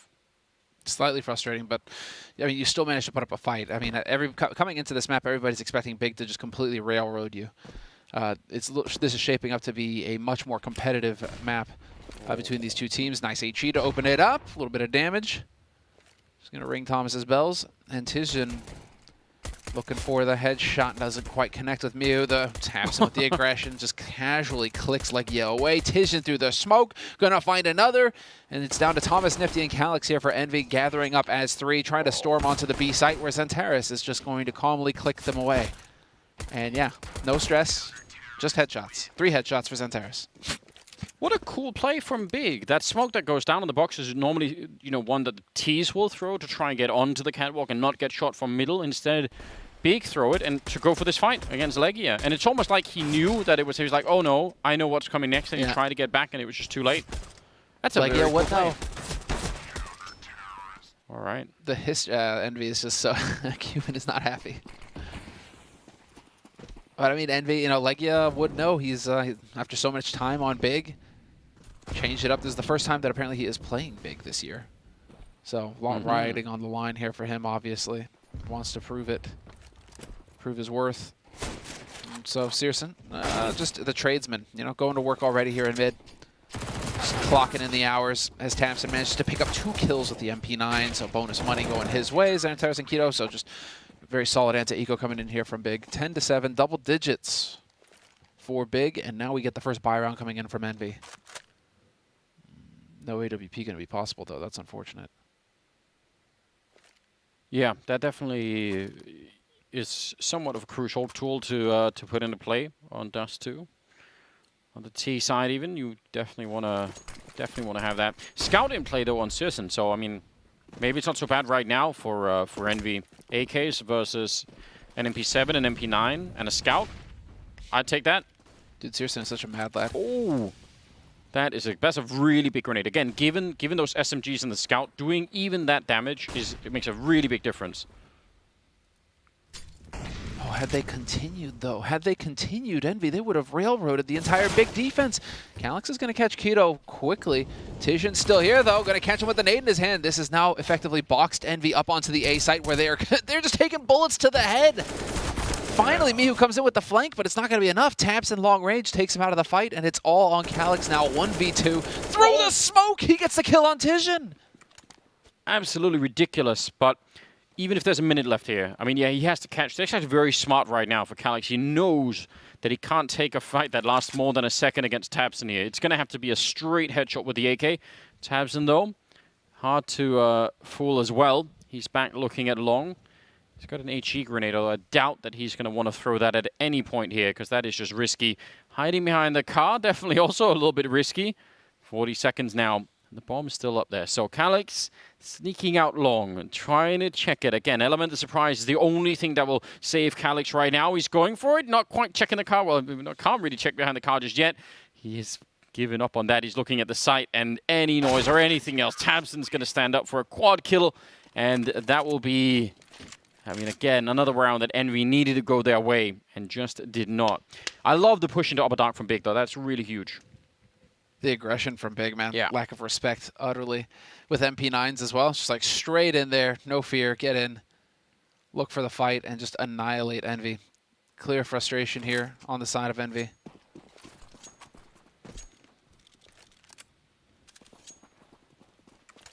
I mean, that should be good news for Envy, right? But, oh, that was a miss? Somehow was. Must have been moving at the time. Still, I mean, Big, just follow along with those stats. Pretty sure that Big, this is their weaker side as well in the last 3 months for their performance on Dust 2. It's not CT side. It's not their strongest. And so there is a chance here for Envy if they can just shake this off the beginning of the half, right? Get rid of it, forget about it, whatever. This next buy round, this is where the whole thing happens. It's the first round of the map, and that's where you kick it off. Yeah, you're going to have to really make that work. Susan out here. Actually, a little bit dangerous, perhaps. He's going to get tagged already. Actually, that did almost no damage, so I wonder where that bullet even came from. But sounded like a headshot, did 5 damage. Fair play. Cleaning up. Oh, but Legia and Mihu coming in. He's got the right idea. Takes a couple of bullets. Needs the headshot to follow it up, and he just can't quite get it. Legia, can he do it? Oh, caught jumping at Santaris with the triple instead, but that was a very expensive round. And as you said, it leads into the buy round here for Envy, so they've set themselves up at the very least for potentially wrecking that big economy. What are Big doing? They're getting way too overconfident. In what world do you leave long open like that? When the push is coming, fair enough. I mean, you have to be at least glancing long. There was just full focus on the site. Yeah. Well, yeah, I mean, you're probably right. They are just saying, well, it's all pistols and they're just catwalk guys. Yeah, that's probably exactly. They're just expecting them all 5. But still, that nearly ruined it utterly for Big. It still turned into a hugely expensive round. As you can see, 2 SMGs here just so they can afford to get that AWP in Searson's hands. And look at this. This is actually the T-smoke that's down now, unlike earlier when they threw it themselves. It's a pretty good grenade once again. But Searson, yeah, out of the fire. Doing a Grosjean impression. That was something, wasn't it? That was insane. I do love the fact that Searson was actually using their smoke to be aggressive against them. Because, again, if he throws it himself and they see it, they're going to think, oh, hold on, we know. But if they throw it and he just uses it, it's such a much bigger element of surprise. You've got to appreciate that. All right, close there. Tabson's going to win the fight against Legia, who was trying to make a big play there, which would have been amazing if that could have worked out. Now, though, they're in a bit of a weird position. Tizian is low on health, but they need to find a way to break through. And look at who's pushing up a dark. Santara's there with the AK-47. Nifty blind, still getting the kill, though. 45 seconds on the clock. We have 3 Molotovs, so you could put a Molotov to clear out that position on Catwalk that Searson is holding right now. Yeah, they just need to win one of these fights, and I think they've got the round almost. Any one of them will do for Envy. Let's see, is he quick enough? Searson? Supposed to be fast, and there it is. Oh, he doesn't take the bait. Gets the shot on Nifty instead, takes him out of the fight, and now you rotate off, let them get the bomb site. You needed to have Tizian actually surviving there. Now that opens up the flank from long. And Searson just getting gutted. Thomas low on health. Keto trying to see if he can get a bit closer. Thomas going down. 2 versus 3. Envy, they've had so many of these rounds. They need to start winning some of them. They can't have all the clutches go in favor of Big right now. Bomb is down. Santaris has got the health and the kit as well. Oh, but a jump, he'll go right down. What a play. And Mihu there to trade the kill instantly. Envy, finally something works out in their favor. Man, we've had way too many of those rounds where it's Big that steal it away. By the way, that you pointed it out, but that is a sick play from Searson. Just saying, whatever. I don't even care. I got you. Yeah, Tizian dying there, that's so tough. I feel like that's the linchpin. If he stays alive, it's a totally different scenario in this hold. I was about to say, I mean, I'm also saying that what Tabson brings to the table for Big is outrageous. Like, he is just their rock. It feels like every time he's getting a kill, he's doing what they need him to do. He's so solid for this team. They know everything. Big already know that this is a lone push. They've just cleared upper, they've checked middle, so now they're just going to surely group up. Now, problem is they don't have that much to group with, but they've got an HE, and with enough pistols over here, I mean, it could definitely be done. Starting to get the scout over on Searson, surely he won't be in middle forever. So this is still should be Envy's round, but it is a bit dangerous. The long flank coming in from Santaris. Tizian getting caught out once again. And now the spot from Catwalk, they know what's going on, and this should definitely favor Envy at this point. Yeah. They actually, Big didn't even know that they'd got up that far. In spite of the smoke being down, and just you could tell they were thinking, no, not already. Interesting. So I think that's just what caught them off guard, really. It's looking like we're going to get them backing off here, Big. Thomas is going to catch Searson. So that's the scout out of the picture. And you should... I wonder if Tabson can make a run for it. It's looking like he wants to get over here towards the doors. Might as well. So we'll see. As they rotate off of the bomb, he might have a chance to pick up that scout. He is going to be able to find it here. Decides to hang around, though, and that's really a stretch. Yeah, I mean, they're not that far ahead either, Big, so 12-9 going to be the scoreline. Things starting to look a little bit brighter, and they're starting to build their own economy even. It was good. It was good they survived that round. I was getting worried because again, once you lose that that early information war, and suddenly they can start to really stack it, if they just get something right. I don't know if they had a couple of flashbangs on the big side. I almost felt like once that wall was up, if they had 4 people there, just flash and go for it. But yeah, they weren't quite ready. And there's still just pistols here. Yeah, this has resulted in just the hard eco coming in here from Big. Pretty sure Searson would have liked to have had that scout. Just saying. Oh, P250 up close, though. Oh, this is crazy. Oh! That's, you see how he's ducking his head down to make his model smaller than it would have been otherwise? And he almost got away with it, too. That is some trust in Mihu. All I'm saying there, Nifty, he trusted his teammate to have his back because he was not looking there. And now it's Keto. Nice headshot on Calyx. All right, then. Takes him out. So the defense stands here at the B site for now. Tizhin wins that duel somehow versus Thomas. That's unreal. And now we're into a 2-on-2 somehow, Anders. And Keto's, but he's making a lot of noise. Does turn around for the grenade at the car, and they line up in front of him. That could have been the end of it. And now just sneaking in, Tizzy, and he just needs the top of his face, but Mihu will take him down, surviving on 13 health. An incredible triple kill here from Mihu, and a round that Envy nearly gave away. Man, that should not have been that difficult, and the loss of money is definitely still a problem. What even is that? This is all over the place, and now we are going to get that timeout called by Envy. Cuban deciding enough is enough. We need to slow down the pace here a little bit. Him and Legia certainly going to be doing a bit of talking. Because, again, these rounds, it feels like just insane clutches going either way. Big have had a couple, but that was an insanely important round, a must-win round for Envy. If Mihu goes down there, it's just disaster. Yeah, so I think it's got to be Cuban calling for the timeout here. Just slow things down a little bit, guys. We need to stabilize. We need to have a little bit of a breather before we try to continue. But now, double AWP is going to be the name of the game here for Big. And that's very interesting. Obviously, a bit of an investment will cost them on the grenade front. 23rd round, and let's just see. Oh, Tabson, not even going to make it. That was sick. Mihu on the other side, they probably think that Molotov is going to do it, but it doesn't, so that is one AWP already down. Tabson out in the middle. You can't ask for a better start than this right here if you're, well, except maybe for a 3rd kill. But you shouldn't be, it's greedy. Where? Except the fact that you're just winning this round. And now you can just take all the time in the world. You have a minute 20. You're up 3 players, and you're a minute 20 into the round. Or a minute 20 left into the round. You have so much time to work with here. No reason to rush if you're Envy. Just force Big into a situation, into a gamble. And, I mean, if you're Big at this point, just gamble. Hope that they don't figure this out. Stick together so that you have the best chance possible of either saving if they go A or fighting through if they go B. Yeah, I'm definitely agreeing with that. All right, well, that's going to confirm the presence of the other AWP. So now they must be feeling very, very confident in this long push. I don't mind that Envy are playing this one slowly at all. I think this is perfectly reasonable.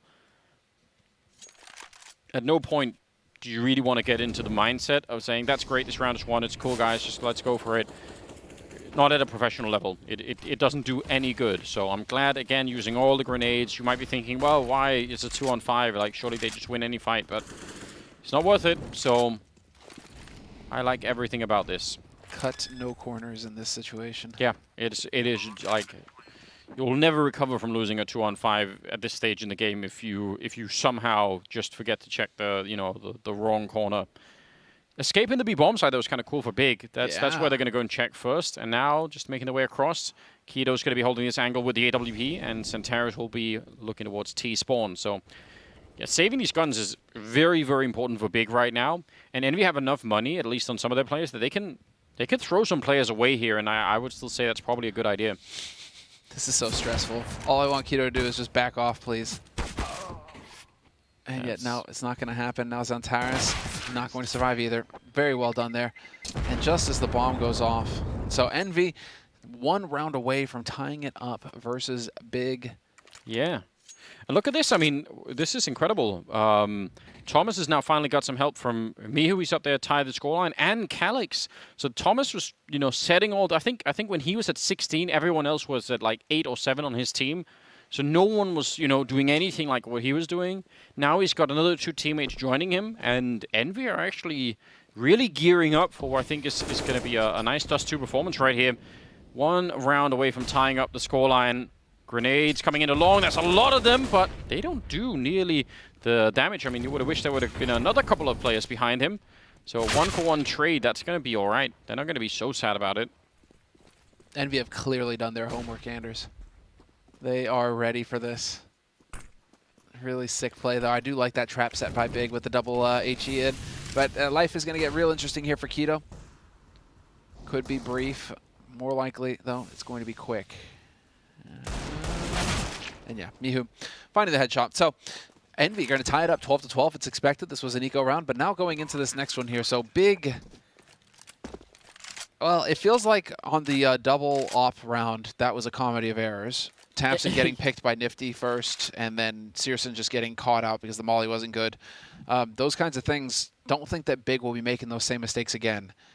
And so now we're going to get the real test, I think, here for Envy. So we shouldn't have Big cutting any corners in this next round, giving them freebies to start strong in the round. This should be the even round here between these 2 teams. Especially if Tapson can snag an AK like this going into the next one, that's going to be a big deal for him. That actually makes a big difference for sure, yes. Now, I mean, we're not expecting for Envy to pick someone off in the middle, although even if they do, I would say it's still kind of justice for some of the rounds that they lost to the first half that they should not have lost. So I'm not ready to call it unfair at all just yet. 25th round. Nifty is actually sort of tied with Searson in terms of the AWP output, both of them at 12 kills. So there hasn't really been the AWPers, although some of them have been interesting kills. They've not been taking over the game just yet, which could definitely happen on Dust 2. Yeah, Nifty hoping for a similar shot, not going to get it. And an interesting position for Big to be in right here.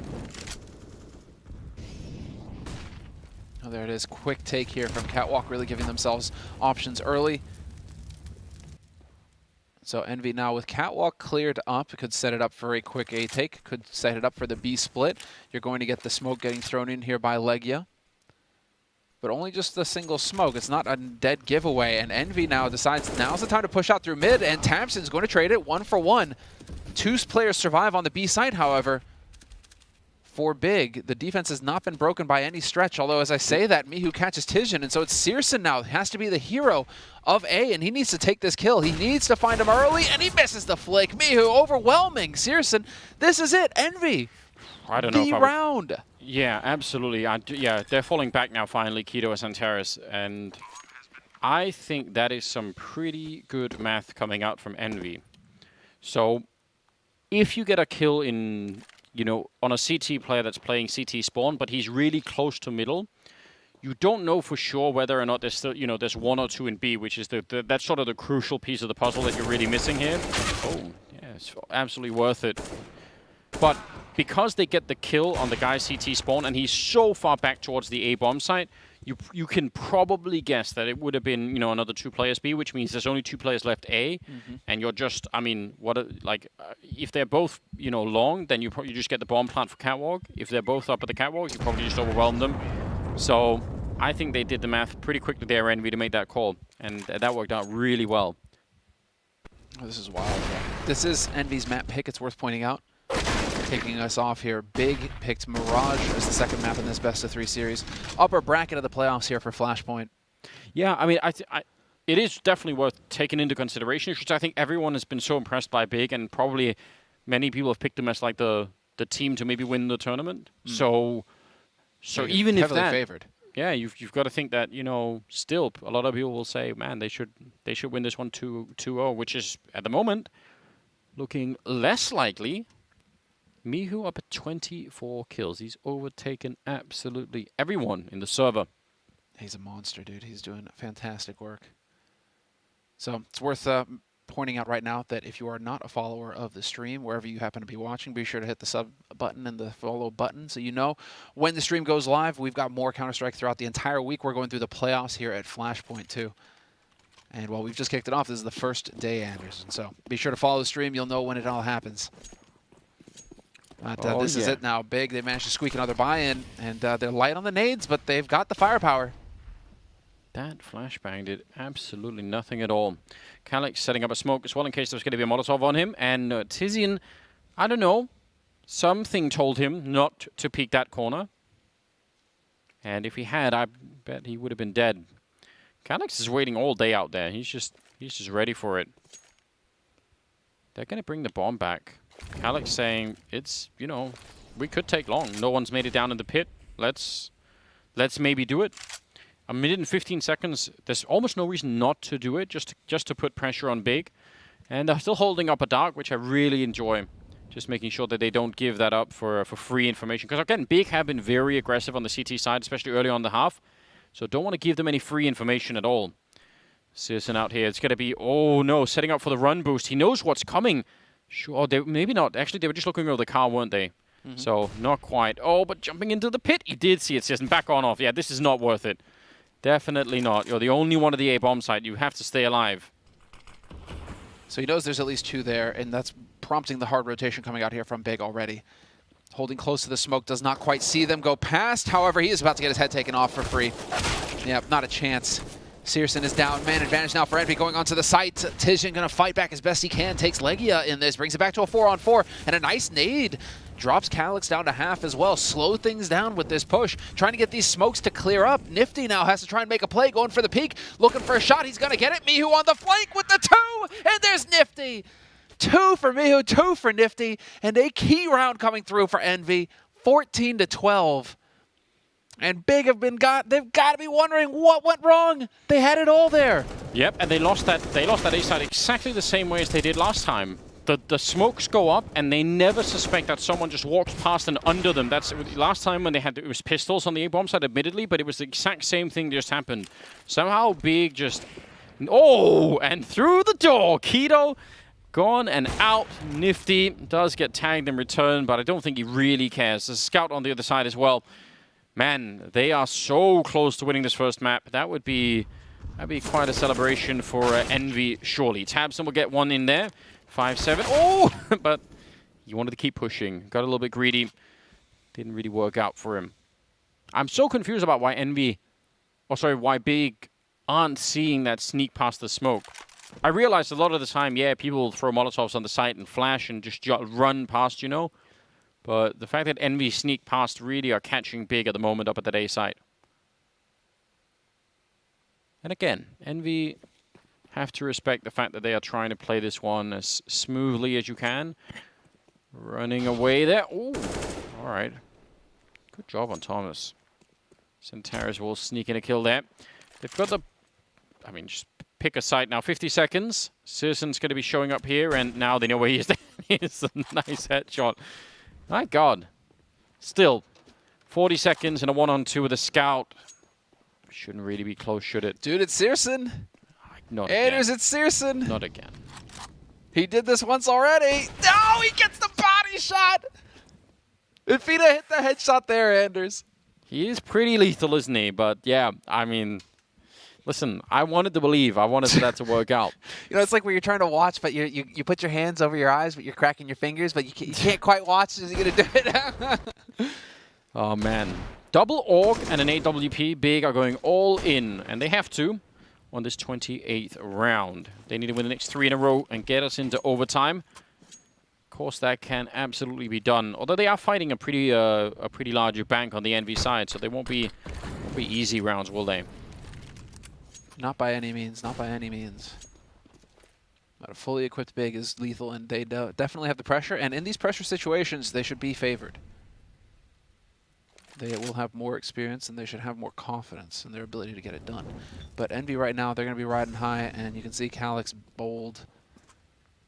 Nice, trying to pre-aim the angles. Not quite going to find anybody just yet. Tabson is holding CT, but he's around the corner for now. But with Calyx in the middle like this, and the smoke to try and bait a response, Big might be walking into it. This is going to be the B-splits by the look of things here. Envy getting ready to go barreling into this bomb site. If they can catch Keto, this could be big. Yeah, they need to win that AWP on Nifty is everything right now. Misses a bit of an opportunity. Grenades are coming in. Oh, and a team kill on top. Kido might as well have just got that one, so they get wiped out trying to make the entry there. If he gets that first shot off there, Nifty, and it looked like it wasn't that far off, they probably just take the bomb site immediately. But when they don't, you can see how they just get staggered and sort of a little bit confused. Yeah, don't want to be losing too many rifles here. That actually is a bit of a difference, so just still giving a little bit away. Finally, Tizium will drop one, but so far, yeah, they've lost. Well, they gained an AWP, but lost an AUG. Actually, lost 2 AUGs. So Yeah. that's a little bit upsetting. That was really expensive in the end. Big need to tighten it up.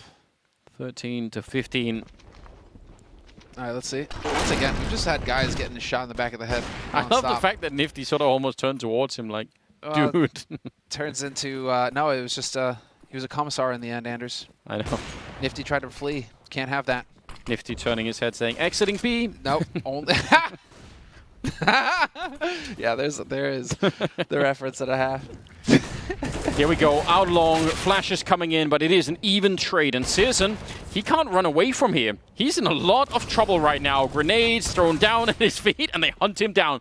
I love that from Envy. They definitely realized he can't get back in time. Tabson's going to get the 1 kill, but instantly traded by Mihu, and it's a 2-on-3. And now Envy, I think, again, smartly playing this one a bit more slowly. Nifty will take down Kido, leaving Santaris in a 1 versus 3. And why not let Big make the mistakes here? They are the ones that are under all the pressure. So bizarre, but this has really set themselves up for success now. Envy punishing Big for getting so aggressive. And now you can just sit and wait. You played the numbers game with 3 of you alive. Just move together as a unit. Yeah, there's no way he gets all 3 of you at the same time. So simply move together as a little death ball. Yeah, and Santaris, I don't know. I mean, there are lots of ways to win these, but usually a bit of it requires some kind of a gift from the enemy team, like some small thing. Nifty showing his presence. This could be one of them. He's going to get that kill. Now there's only 28 seconds. He doesn't know that long yet. Now he realizes, turning around for it. They're surely going to peek him at the same time. Santaris with a 1. No! And Calix, he's so low, but it is the triple kill to end the map. 16 to 13. That was way too close and way too scary in that 1 versus 3, but honestly, impressive that they came through. He's at 27 kills, Calix, and so is Mihu. Both of them overtaking Thomas, who did set up Envy nicely. What a great win for Envy. That's impressive. What does that mean, Anders? It means that Calix was the better Turk after all? So for now in the series, established dominance here on Dust 2. You've got to say, that was a really cool performance. I mean, that is going to be the strong start that Envy were hoping for. Legia besting Tapson and Calix besting Santaris. There's a lot on the line here for Envy. We're going to take a quick break before we hear what the analysts have to say about this map and the next one, which will be Mirage.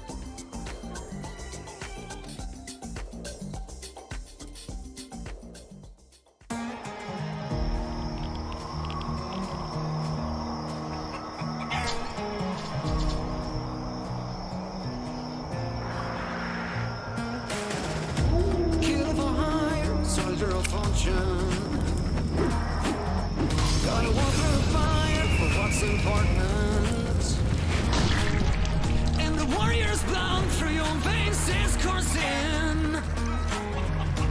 Kill for hire, soldier of fortune. The whole world's watching every move. Take your shot, don't act a fool. All you got and all you ever need is one bullet in the chamber. Breathe easy, take your game, boy. Ain't nobody gonna save you. So what you gonna do? One bullet in the chamber. Breathe easy, take your aim, boy. Ain't nobody gonna save you. So what you gonna do?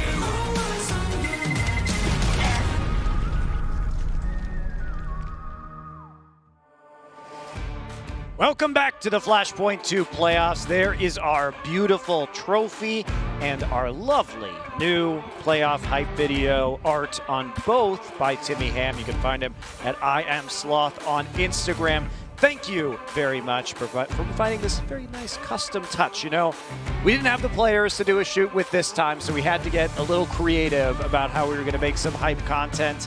And this was the answer. We'll be seeing a lot more of that throughout the playoffs. Exciting times, exciting times. Alan and Christine have nothing to say. Yeah. They're so they're so wowed. They're so wowed. Rendered speechless here on the desk. By that game, yeah, certainly. Yes, yeah, by the game. So yes, I mean, obviously a big surprise, right? As we come in from Dust 2. We talked about it. Envy, you know, they're 2-0 and now 3-0 on Dust 2. They've won every game on this map that we've seen from this new roster so far. And we said, okay, they're playing to their strengths, perhaps. They were very dominant in some of their other Dust 2 showings. But, Alan, you said that Big is probably a top 3 team in the world on Dust 2. So let's start there. Is this the Big you expected to see? Certainly not, but if we talk about how they played in that group final against MIBR and Dust 2, this looked pretty similar to me, actually. They did lose. They did. That's what I mean. They lost that game in a really bad fashion. CT side was all over the place. I think we saw that in this game in the second half, where so many individual errors. I think the comms were a bit off, and these are things we don't expect from Big. They're such a complete team. They have all aspects of the game should be covered, but in this game, especially in the second half, I think they were falling apart. And this clean team, you know, this complete team, they have only beaten 4s 2-0. Remember, they let maps slip there when they played against MIBR in both series.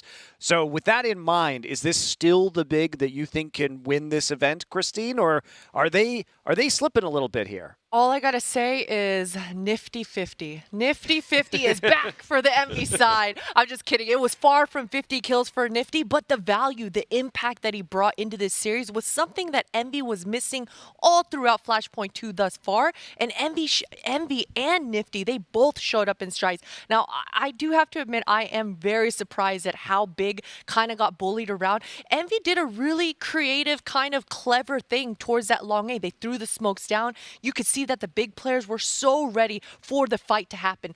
You usually see a bunch of flashbangs being thrown over, a bunch of utility being thrown over, and that's where we see Big usually shine in those moments, in those choke points. But Envy, again, so clever with it. No noise cues, no really telegraphed plays to allow the Big players to know the timings, just walking in the smoke, sneaking into top A, and they made those post plants work, and that's so important for a new up-and-coming team to have those small protocols missed out, because we've been talking about it, right? The missed shots coming out from these Envy players. This time around, they had such a solid game plan that even if those missed shots came through, they were ready and postured for a second play, a third play. So this was a different Envy for Dust 2. Yeah, and let's start, though, with Big, because we'll get, Christian, I know you've got a great clip to talk about Envy's win, but, Alan, you're going to start us off on round 9, which is an impressive win by Big. Yes, it was. It was an eco win. They won 2 eco rounds in this first half and almost won one in the second half.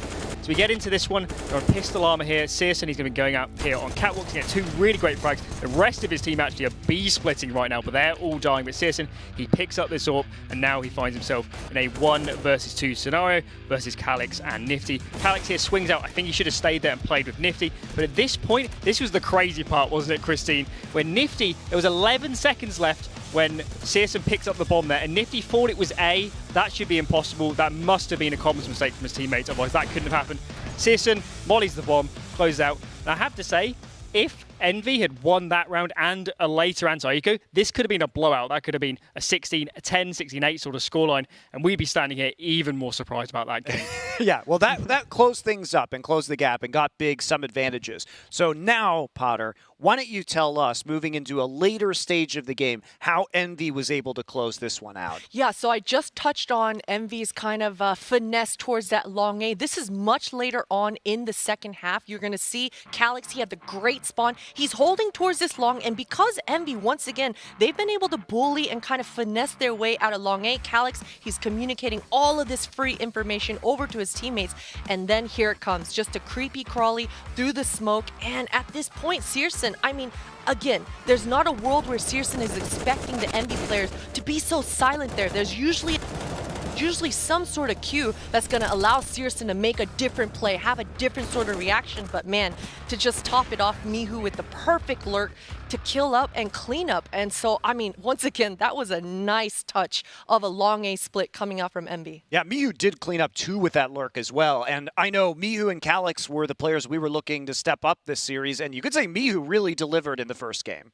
Yeah, no, he definitely did. We got to shout out Thomas. You know, I was picking on Thomas a little bit in the pregame. No. I forced you to pick on Thomas. You did force You didn't me. want to. You didn't want to, but I made you pick one player. And Thomas was quite good on this map. He was, dude. He had like 120 ADR in the first half alone, defending the B bomb site. And honestly, a lot of the times that Big were doing that B mid split that I always commend them on, it was Thomas to just shut the door down. B mid is off limits. And that's a strong look for Envy to be able to do that versus a Big.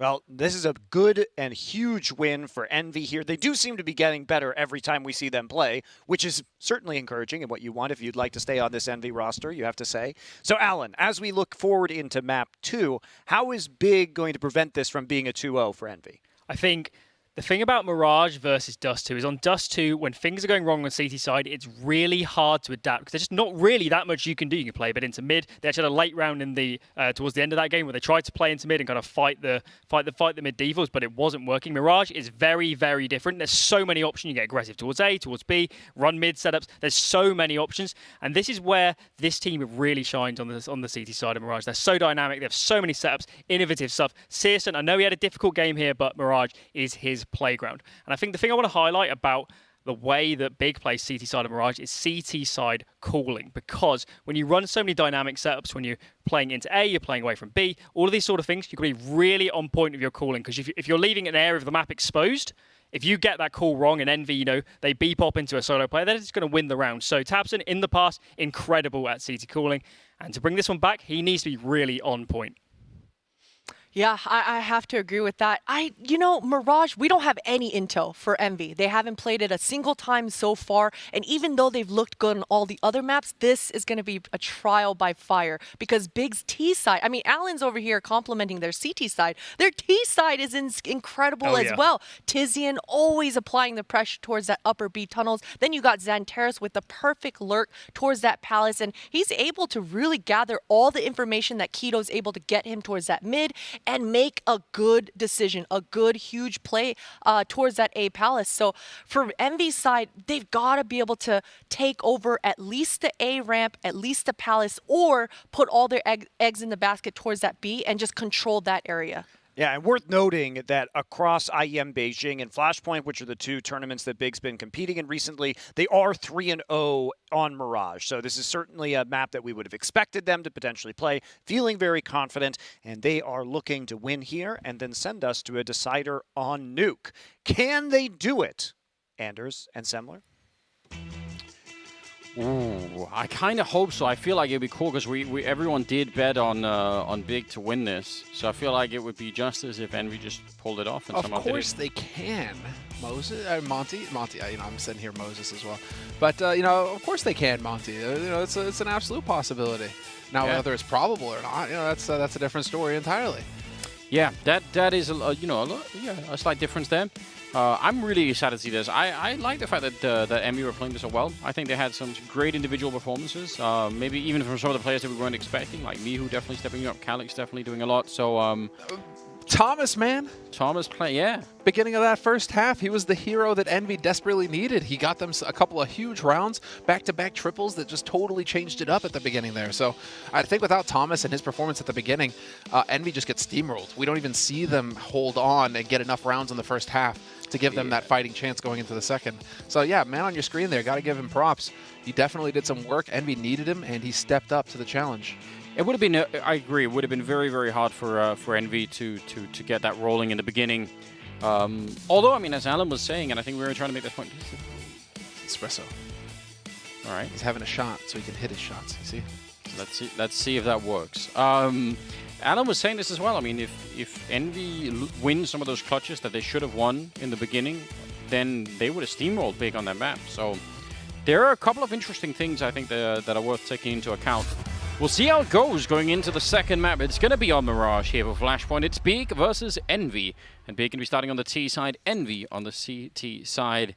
And I am seeing at least a P250 there on Keto. So they got someone to fight back with if they want to go for some long range fights. Always good. Actually, another one on Tabson. All right. Yeah, both of the nade players upped up in the firepower just a little bit here. Let's see, though. Searson going to go charging out. All four. It's just... It's the wrecking ball. It's the wrecking ball. Just go charging straight through. 4 players there blazing away, and they get the opening kill. And then Searson up close with the Glock. Turns out if you're 10 feet away, that's a one-shot headshot. That definitely works. Like, yeah, this is so dangerous. That USP, again, he can't really miss many bullets. They're coming through as well from Catwalk. Keto already getting a headshot, and like, yeah, he is alone in a 1 versus 3. Low on health already, and he will be taken down. There's a good win out of the Big side there. Picking up the pistol. Yeah, I'm very curious to see if Envy are going to be able to show us some true grit here. That's the pistol. We can wipe that, you know, like, it's the pistol, breaks either way. This was super sick at the beginning. All 3, it's just a firing squad, and, I mean, it's just kind of, you know, luck as to who actually gets that kill when you've got 4 people shooting at the guy in connector. But that is Big getting the start that they were hoping for with the pistol. But Envy shouldn't be getting too frustrated. Double scout, pistol force buy from them. Looking to do some damage. And while Big just bullying them. Straight up onto the A site, not messing around at all, not even bothering with the rest of the map. I like this from Big. Straight in here, man. Show no respect. You need to be restoring law and order after that performance on Dust 2. I mean, this is sort of play now that it's working out the way that it currently is. You think, all right, yeah, cool, that's fine. A little bit scary if they run into, you know, a stack or even just, you know, 2 HE grenades to that A ramp or something. I mean, I do appreciate just the boldness of it. But we also have the benefit of hindsight of knowing that they won the round. If they walked into a 5-man stack and lost it, we would have said, why are Big doing this? Like, this is not worth it, you know? Yeah.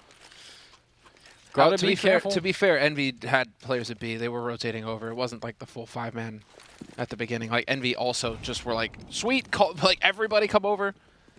And turn it into the big fight.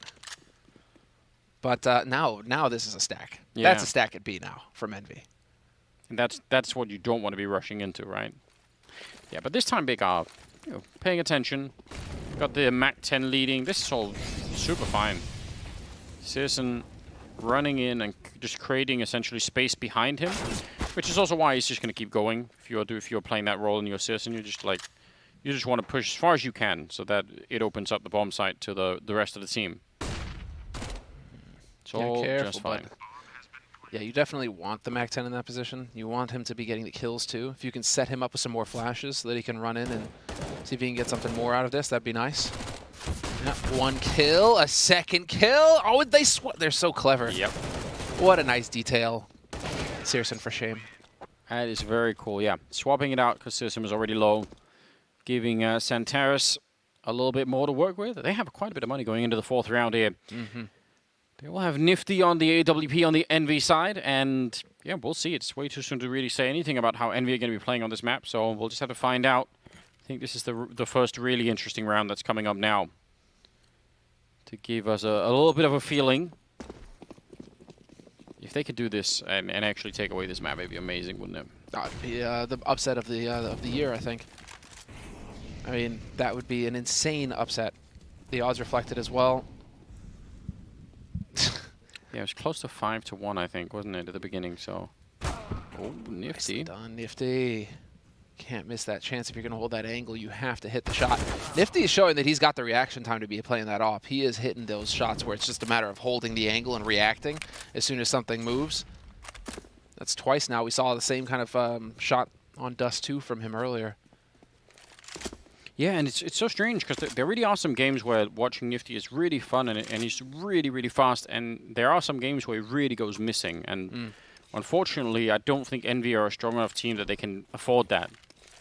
Like they don't have enough like depth or firepower to say, oh well, someone can go missing for a while and it'll be all right. Like they really need that. So on Dust 2 wasn't a problem, and I think Nifty was hitting at least enough shots that it wasn't an issue.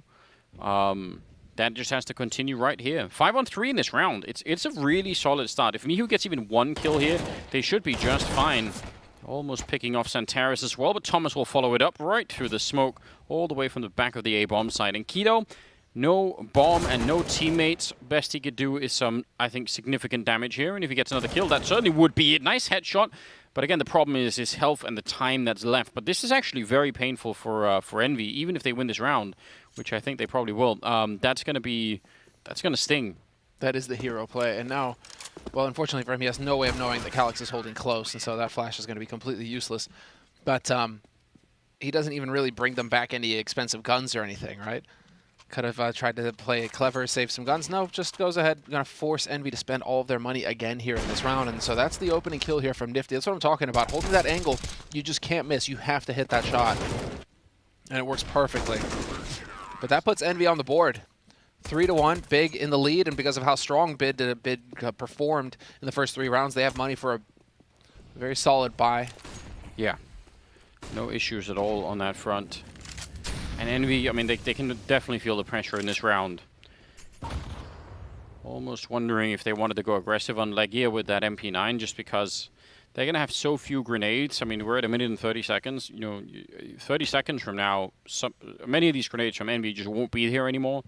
And at that point, you know, Big will figure that out and just think, all right, now we've got a lot to play with. Nifty is sort of holding middle now with the M4A1. That's fine. He's making sure no one is boosting into the window, basically, and sort of holding that same angle that he was earlier. But eventually, yeah, mid controller is going to go towards Big, and that opens up the map a lot. All the smokes are gone at a minute here. 30 seconds later, and all they have is the Molotov and the flashbangs.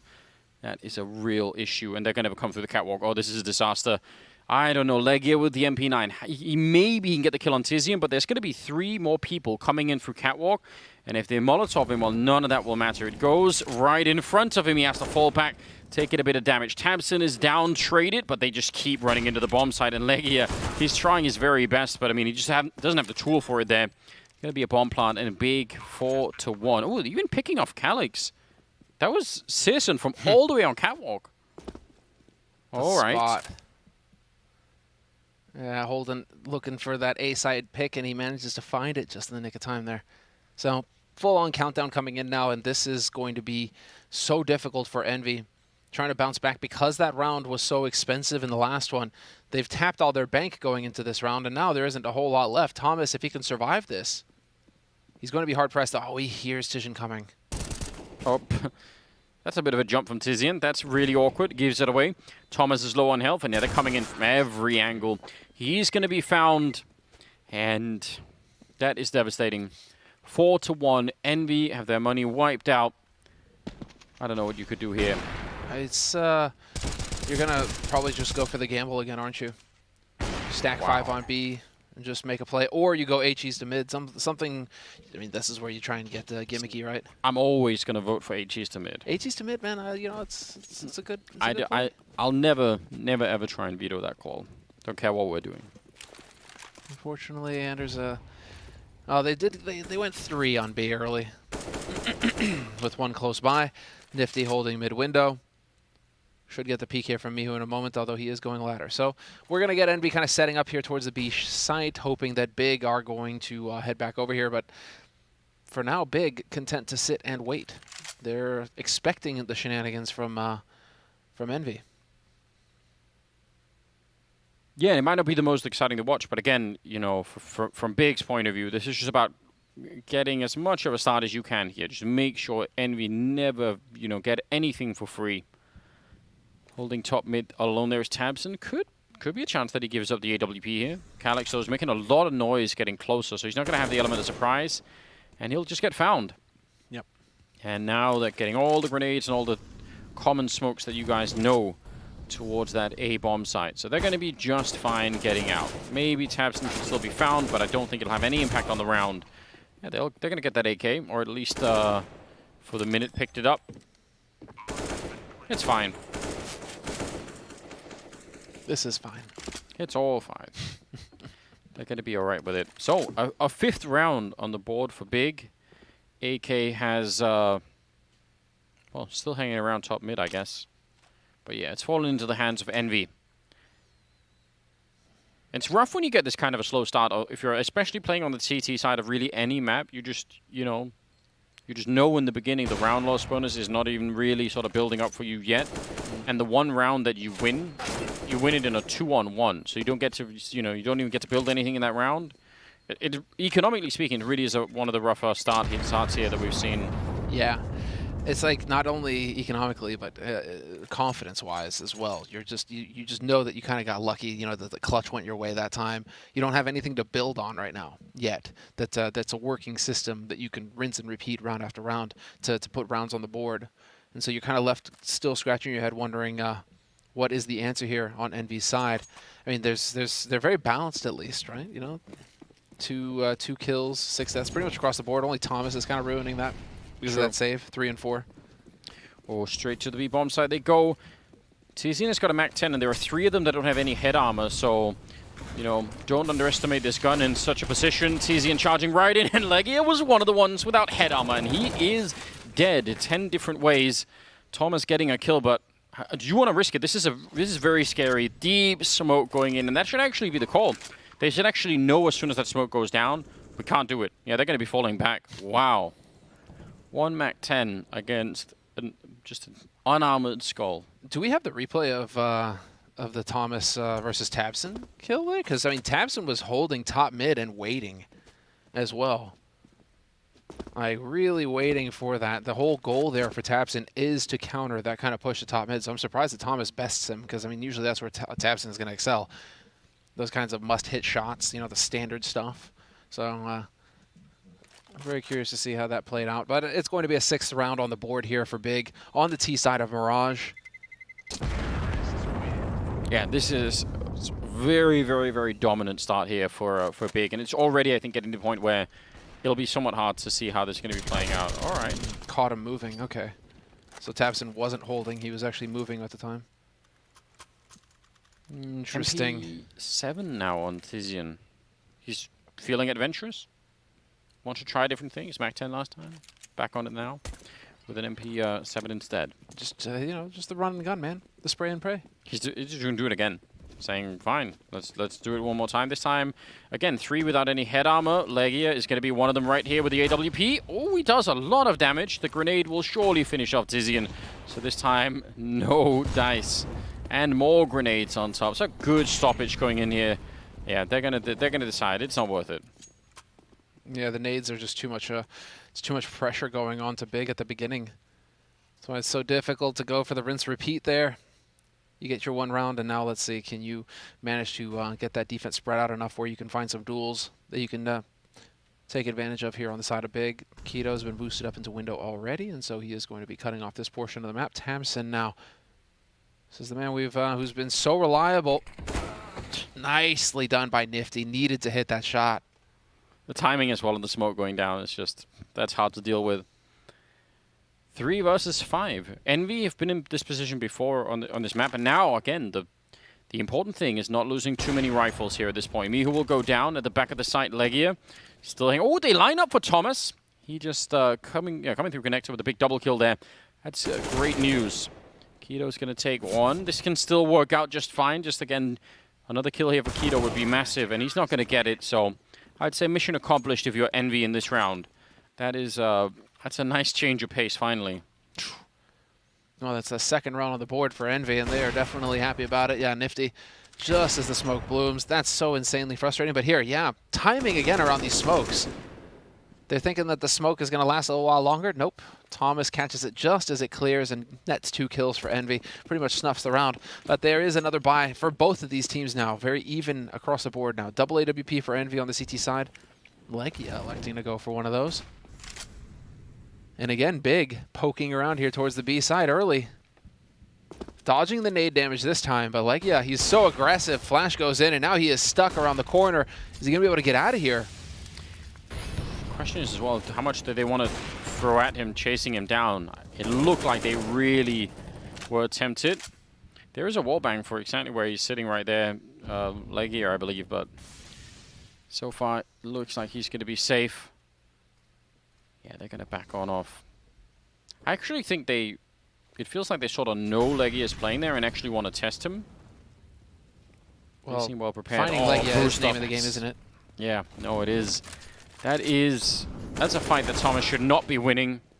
The next one he'll fall in the end, but he shouldn't even have got the first one there. 50 seconds. Look at Calix. And time. Yeah, I mean, you would think that in terms of fragging power, Legia is not going to be the hot shot on Envy. He's not going to be the one who's going to be hard carrying in that respect. So if you're big, sure. Go and find Legia and put him under pressure.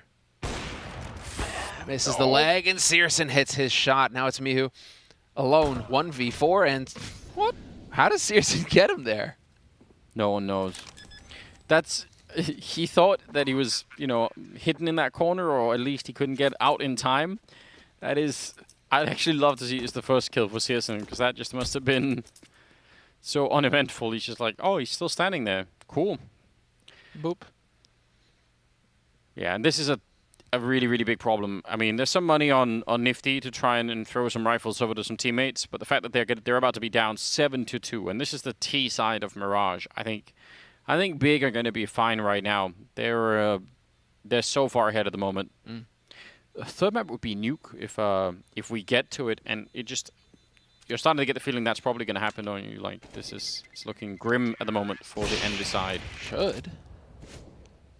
And they're going to survive this. Nicely done. Okay, so they saved the AWP on Searson. And they've got lots of cash on Big's side, but they're probably feeling pretty confident. Yeah, he catches them that way. And how does he spot the follow-up? Oh, wow. Well, I don't have eyes like that. I'm not going to lie. That's crazy. Searson just getting work done. That is a pretty good find. The main thing here, though, is that Envy, I mean, perfectly capable of running it back. You can see they're still going to have a strong buy going into it. Well, you guys can't see that right now, but they do have a strong buy right going into this next round. Absolutely. So they're not done by any stretch. But you are right. I mean, Dust 2 was Big's map to lose and didn't go their way. Looked like, again, Big perhaps underestimating Envy a little bit at the beginning. Not quite getting in with the right mindset on the first map of the series. Maybe thinking that this, hey, we've got the easiest match going into this playoff, and it is the easiest match. I mean, yeah. Or maybe it really is just the map making. So I mean, our analysts were a little bit surprised that Dust 2 even made it into this best of 3 at all. So sure. That could. But the analysts were also claiming that Big are a top 3 team in the world on Dust 2 right now, right? So it's like, wouldn't it be suicide, right, to be picking Dust 2 into them? Yeah, I mean, I don't know. I don't even know what to make of that map. It feels like it should have been. Yeah. But Envy well in control of that game. Very interesting stuff. Well, our analysts have got some questions to answer. We got to keep an eye on them. Definitely. Can't let it slide. Well, 7-2 though. This map is a completely different feel. And Big, also you're noticing the change of pace, right? Some of those rushes to the B bomb site very fast on the A bomb site, and some of these rounds where they just hang out, wait, and that makes it tricky for for Envy if they wanted to call something like a very aggressive push, like let's go 3 people top mid, try and take the fight to them. Hard to do when you have these rounds where there's what an absolutely disgusting kill. Oh, and he spots him short as well. Tijan knows, and that's going to prompt the rotation. I'm offended on behalf of Calix that happened. What a shot. That was so sick. That's where you just think, like, well, whatever, man. That's exactly what you say. What are we meant to do, you know? Oh, but nifty. Posted up on short with the AWP. Smoke goes down, and now he is going to get a bit of a surprise moment. Hits the shot. Excellent work. 2v4 retake scenario for Envy, and not even. They are going to be hanging out on that B side, hoping to save these guns going into the next round. Nifty's got money in the bank still. That's one of the really big reasons why they cannot lose any of these rifles, and why they definitely should never go for the retake. Is the bank on Nifty. He can drop, I think, for 2 players, and assuming that he stays alive. Otherwise, it's going to be a little bit different. Oh man, they're here so quickly. This is actually very cool for Keto. Almost getting picked off. Probably should have been dead right then and there. And the rest of his teammates are far away, but I still kind of appreciate the fact that Keto went for that. Even if he loses the rifle, I still think that's worth it. But yeah, the bank there on both Nifty and on Calyx is actually huge for them. And they save 2 orbs. Yeah, staying alive in that scenario is a really big deal. And so they will be able to drop some guns here for their teammates, and that was just unreal from Searson. Tijan with the flank as well, just ruining that defense. Envy now way behind in this first half. 8-2, big in the lead on the T side. And, well, because of these saves, they are still able to buy. Yeah. They're maxed out on the loss. They definitely, I mean, Envy trying to put up the best fight that they possibly can right now, but Big have got them in that boa constrictor just lock. Nicely done by Legia. That's exactly the kind of shot he needs to hit. Tamsin is out of the picture. Legia looking for it. Not going to find it, though. Searson takes him. He's so ridiculous on this map right now. He's 12-2, and he's just all over the place.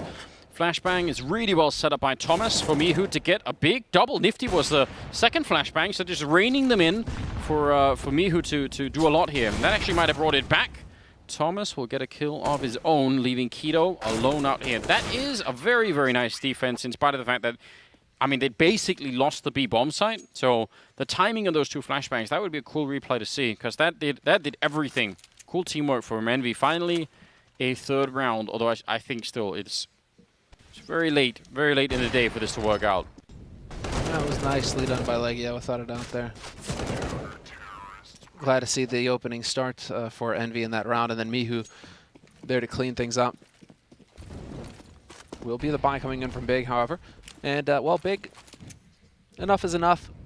They will put 2 into Palace early, though. Legia, please buy some head armor. Dude, 2 into Palace?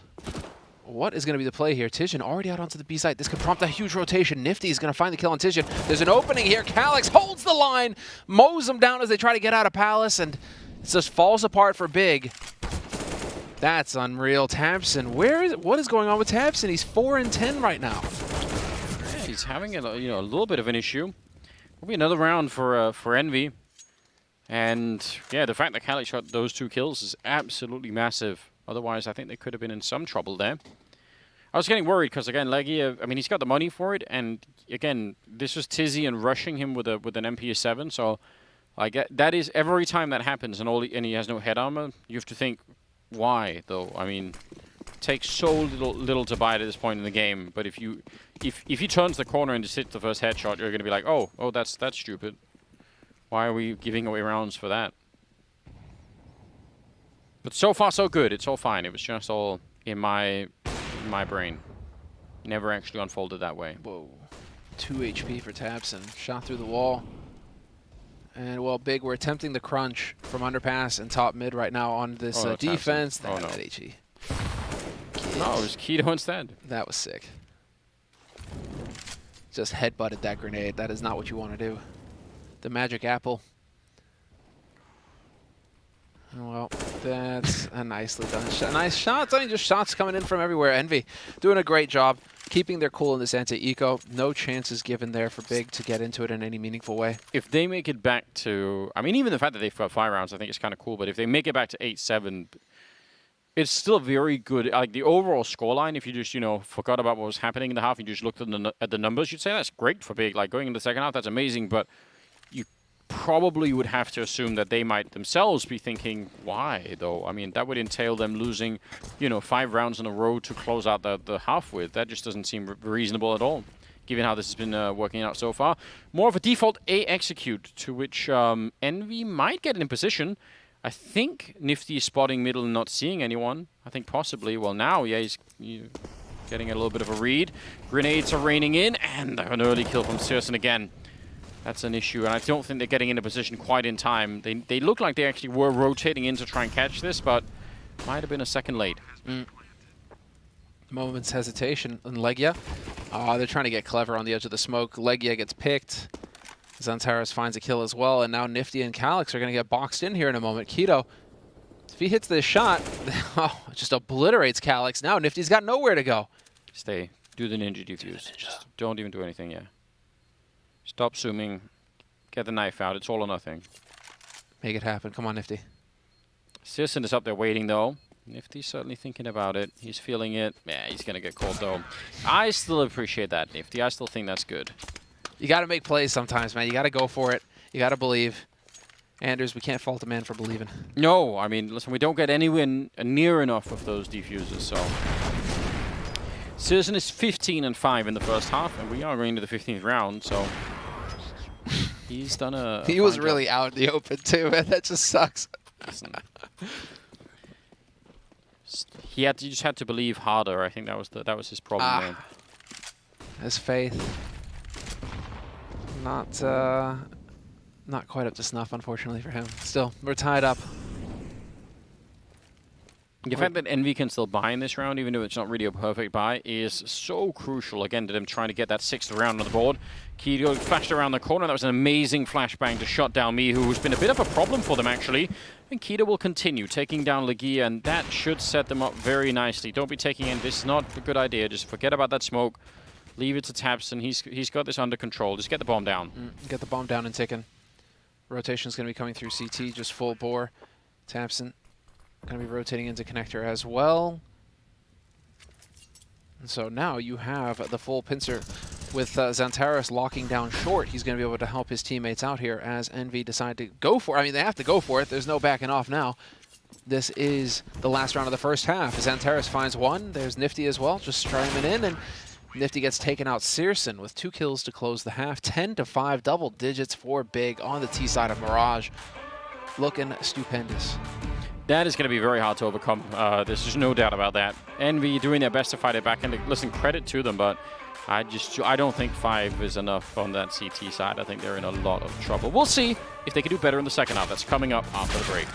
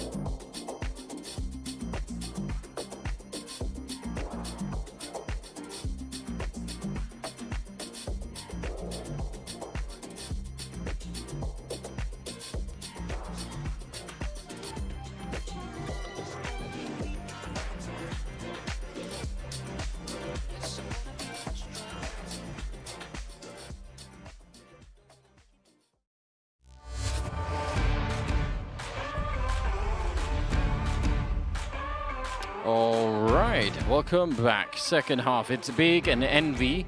We're trying to figure out if we can get to that third map, which would be on Nuke, and Big are pretty quickly pushing us there, especially Sirson. He's actually impatient. He's like, come on, can we get it over with? 17 and 5 in the first half.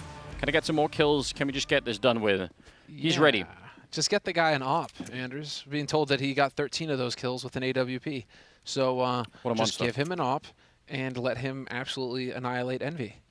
Santaris is he's getting back up though. Or the timing window for Envy. It was 5 seconds ago. Now there's going to be 3 people here, and if they don't get an immediate kill right now, Envy, they're in so much trouble.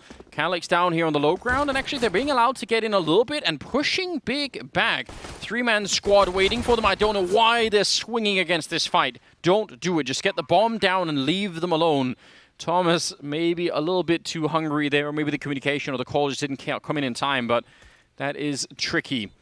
And they're ready and waiting. A good trade there from Keto as well. Calyx going to swing right for it, but again, it's just a firing squad. They're so ready. Mihu going to be going down. Sirson continuing his reign of terror, and now it's a 1 versus 3. And Sirson, can he get that 21st kill? Not quite, but it will be the round regardless in favor of Big.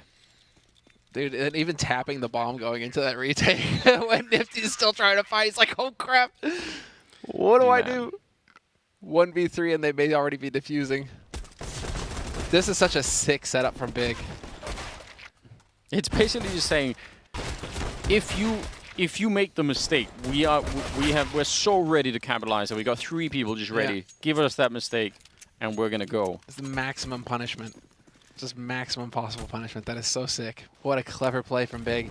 11-5, Big picking up the pistol. Envy going for the force buy off the back of that bomb plant, and so they will have 2 AKs alongside the pistols and a MAC-10 on Thomas, so let's see. Actually, the idea of falling back into the marketplace in a pistol round like that actually takes some discipline from Big's point of view, because I guarantee you, as an individual player inside of that bomb site, you're going to be so tempted and you're going to be thinking, all I need is 1 USP headshot. Like, I just want to stick around. We've got 3 people here, right? Tizian burns alive, even long after the fact. I think that's just the Flame Gods not having his back. They just happen to spread right onto him there. That was a sick opening, and Thomas is a monster. Burns a man alive, for shame. Yeah, we try not to do that anymore. That needed to be a kill. Calyx will still get Keto. Tabson just jumping down while reloading. This is smoke there to stop any vision, although it just does fade, but that's a bit scary. Tabson, as we mentioned in the earlier game, not doing so much, but this is a huge triple for him, leaving Sirson with a scout no less at a 1 versus 2. And that's the bomb. The bomb has been dropped in jungle. Oh, he's going to get shot on the side of the head in about... Oh, no. Yeah, actually, Legia, if he kept walking forward, that probably would have been it. Now, instead, who knows? Trust the angle, Sirson. 27 seconds. Bomb shot onto Thomas. Oh, I'm pretty sure he spotted him. Don't. No, he didn't. Did he hear anything? I don't know if Legia has been making any noise. Maybe a teammate would have. He's now walking in. He's got the right idea. Does he know where the bomb is? He's actually walking the right way. Oh, this is incredible. Legia jumping in the back there. Sirson hunting him. I mean, his teammate is far away. If he gets this kill, Sirson, he could defuse 10 times over before Legia is going to be anywhere near. Oh, sorry, Thomas is. He's got a smoke, but no kit. And the lack of a kit is such a problem.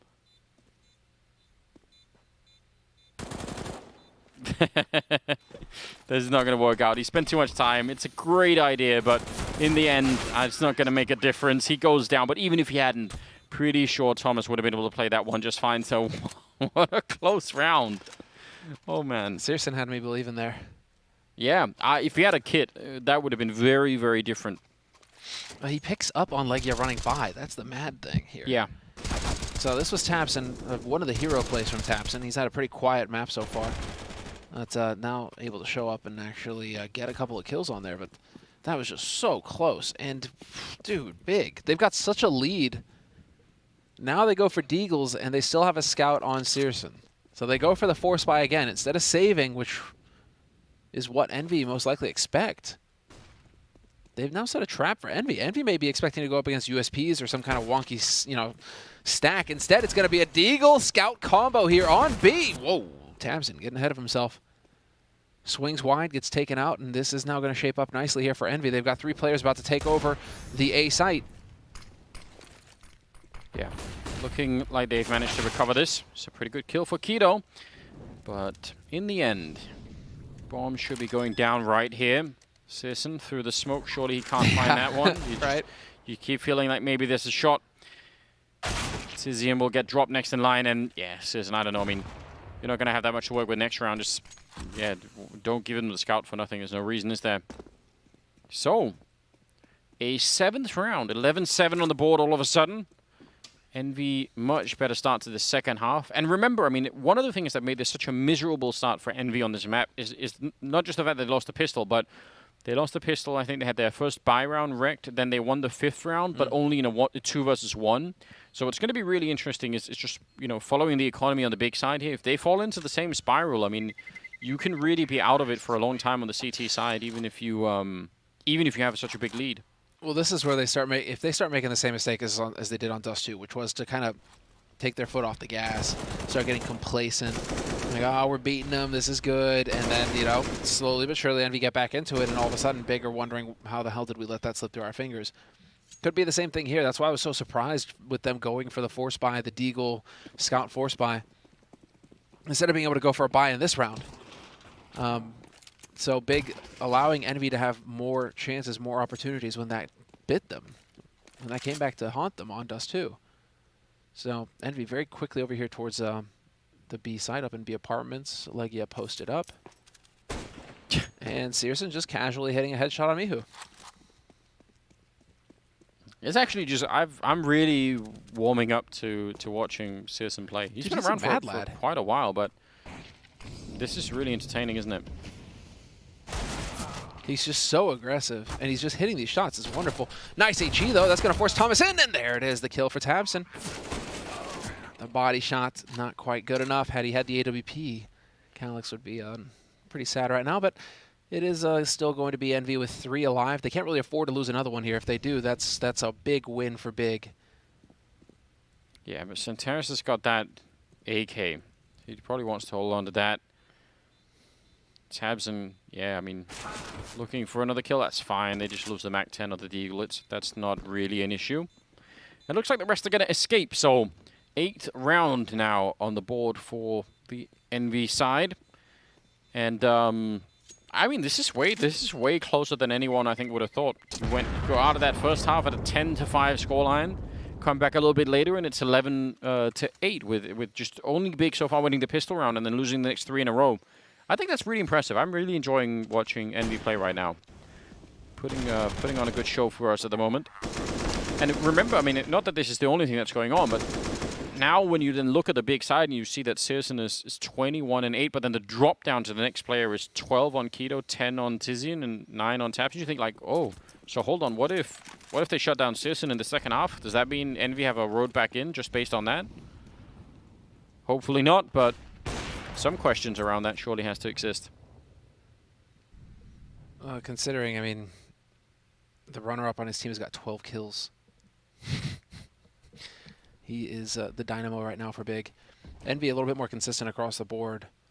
So this is the big round here for Envy. If they succeed in dropping Big, it's going to be a glorious opportunity for them to really get some steam going their way in this second half. And it's just a reminder for everybody tuning in, Envy are in the lead in this series. This is a best of 3, and they picked up the first map on Dust 2, 16-13.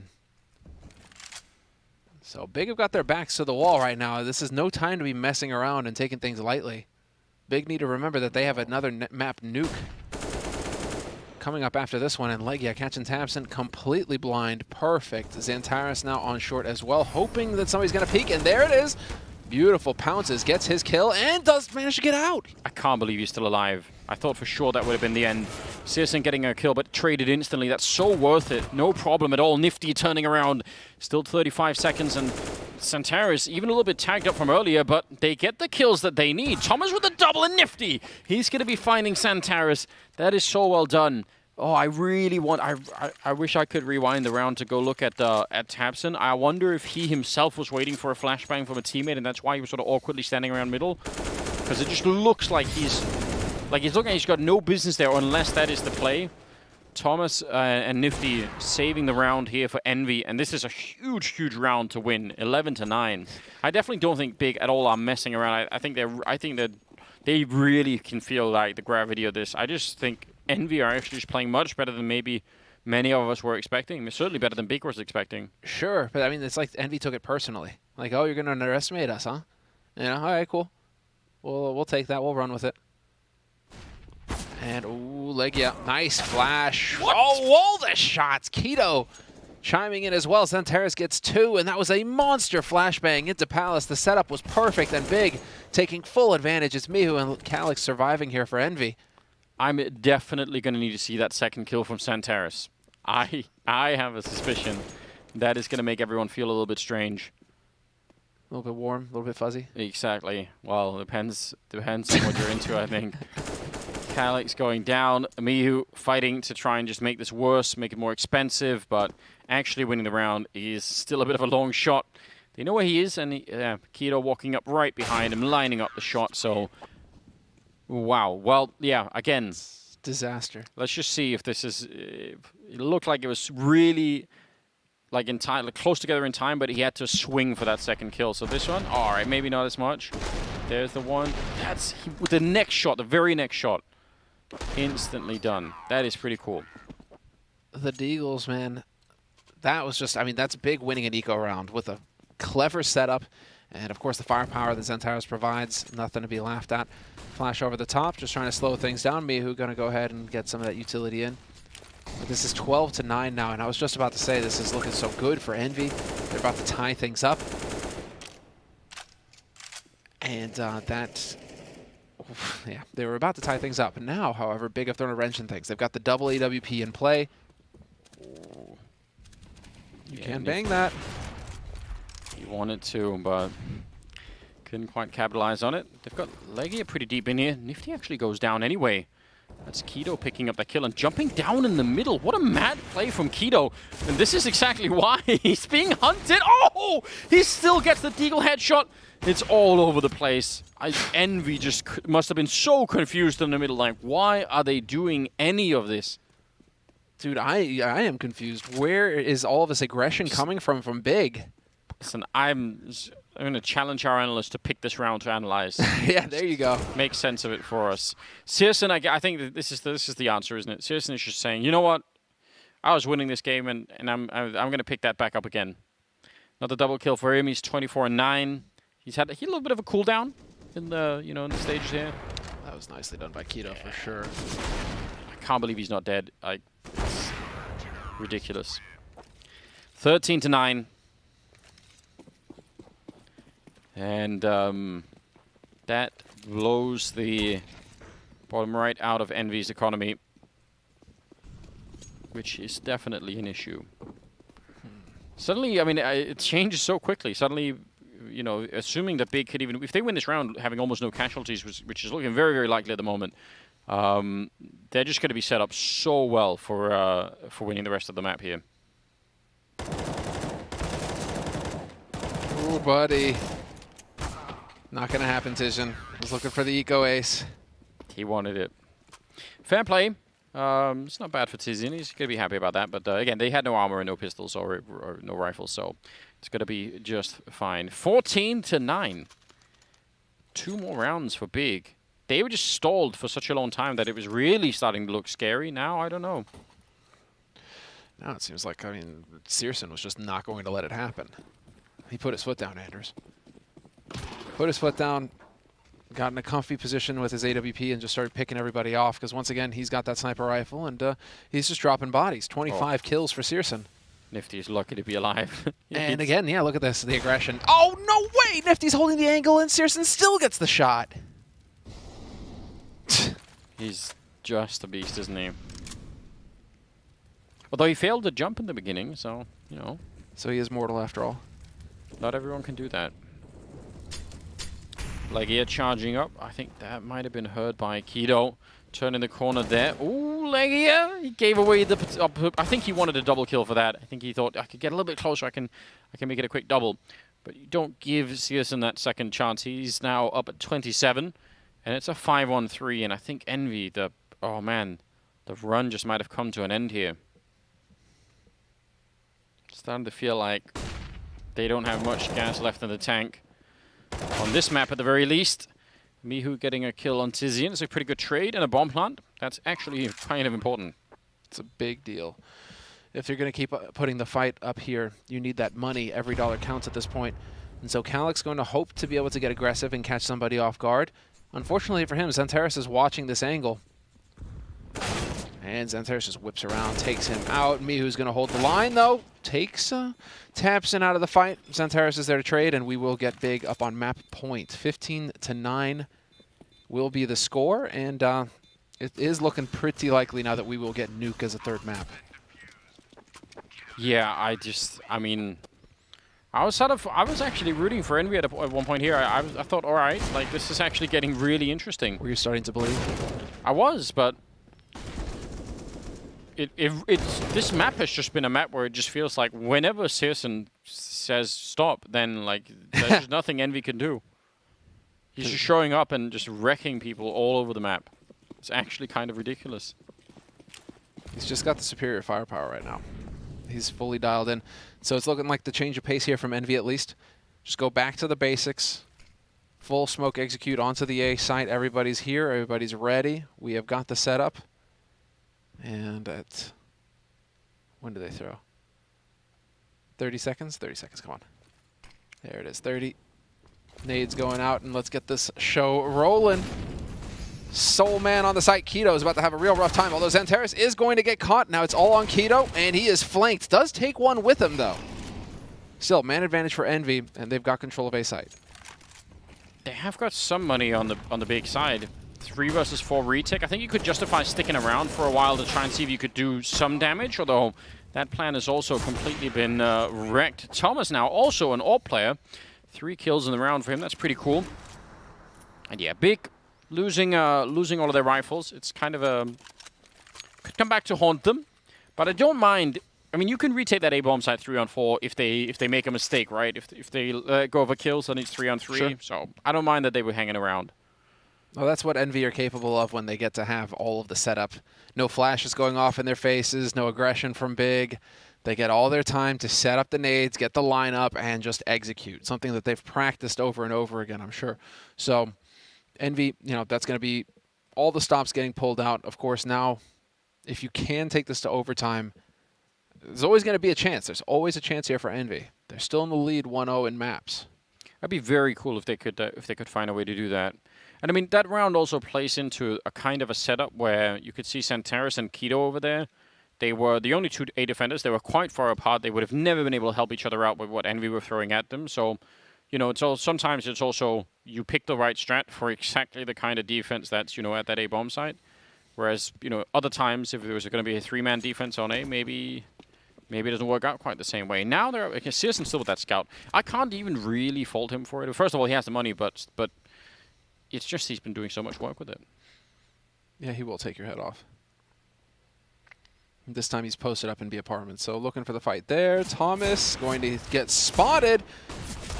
Tizian getting tagged down, and he is going to be in a tight spot. Xantares, though, with the D, takes down Nifty to kick things off. That was a push to top mid. So 4 players remain here for Envy, all of them committed to the A site. With all 5 players here for Big, life is going to get real interesting for Envy. Could it be another Deagle round? It could be another Deagle round win for Big. To close out the map with, come on, Tabson getting more kills, and now Thomas is alone. Well, he's got the Tech 9, but he's trapped in this corner, and that's how they lose it.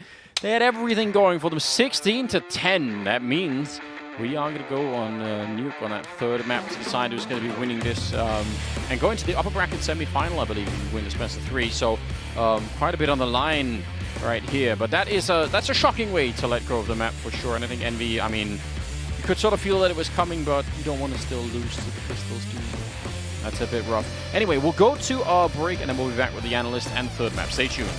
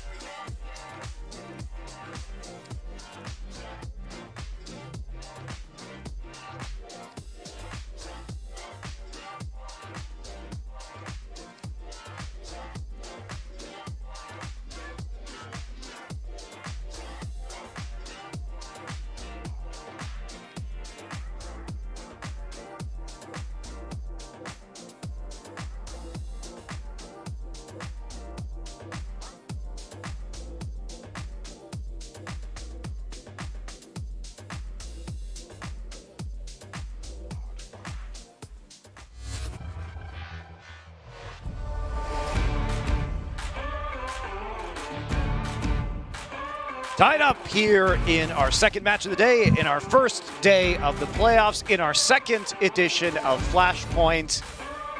Just goes all the way down. Just turtles all the way down. Anyway, it's up now. Big has won Mirage, which has been their top map over the last 3 months. Envy, though, making it surprisingly competitive and then professionally shooting themselves in the foot over and over again on anti-ecos. Tell me the story of this map, Alan. I feel like we need to talk about those anti-ecos, because it wasn't just this game. You remember, Monty, in that first game against Forza, a big talking point was anti-ecos for Envy. And we saw the same in this game, as well as the first map, which they won over on Dust 2. They're just giving up so many rounds against these pistols where perhaps the team play's falling apart, maybe the mid-round calling, maybe, I don't know, the players just aren't reacting off each other properly, but they've got to fix this because they're just leaving so many rounds on the table right now. Here's what's weird. Envy came into today, I believe, 13-5 on pistol rounds, but they can't actually win against pistols when they don't have pistols. Explain. It's a bizarre thing. The only good explanation I have for that, Monty, is the fact that it's 2020. Shit's wild in 2020. The pistol rounds are all out of whack. I mean, even when the pistol rounds aren't quite as important as it was in like 2018, even early 2019, it's still very important. So that stat line is incredible. But I don't know what the heck happened for Envy. When they were making the gun rounds looked good, I definitely saw a world. I was living in a world where I saw Envy 2-0 this series and just blow my mind completely. But yeah, those anti-ecos definitely got to bite them. I'm not sure if it was a breakdown in communication or what the deal was, because usually the buddy system right now, especially with all the teams competing in the top 30, it's top notch. I mean, that's kind of one of the first things you grind out and hash out as a squad, is figuring out exactly what those buddy system protocols are. So it was a little bit surprising to see Envy fall so short on that aspect. But Big, man, their Mirage is just so good. Indeed it is. And I believe, though, before we conclude our talk about Mirage and move on to Nuke, we do have a replay here with Yumi, who's going to go over some strategies with us from round 7 on that Mirage matchup. Yeah, this is just one of the weapons that makes Big such a threat on this T side of Mirage. We're going to see a very fast B play from Big overall, but pay attention to the utility. This smoke here, the smoke in window as well, and the response from Envy immediately is really what we're trying to highlight. As soon as those smokes come down, you can see they're going for a bit more mid-pressure. They set up with 3 players, with Mihu, Nifty, and Thomas in the connector, and they try and flash aggressively to fight Tabson. All the meanwhile, there's a smoke that's popping here, and they find the entry at B that makes it so that all of this pressure, all this presence in middle for Envy just results in no territory, and they have to go to save immediately. It's a nice fast play, and it's a nice set play for Big to counter what the CTs are going to try and do in response to some mid-aggression, but whether that is something that transfers over to the last map, we'll have to wait and see. Back over to the desk. Thank you, Yumi. Beautiful to see how that mid-control does absolutely nothing if you can get into the site fast enough with 4 players and then smoke off all the entrances.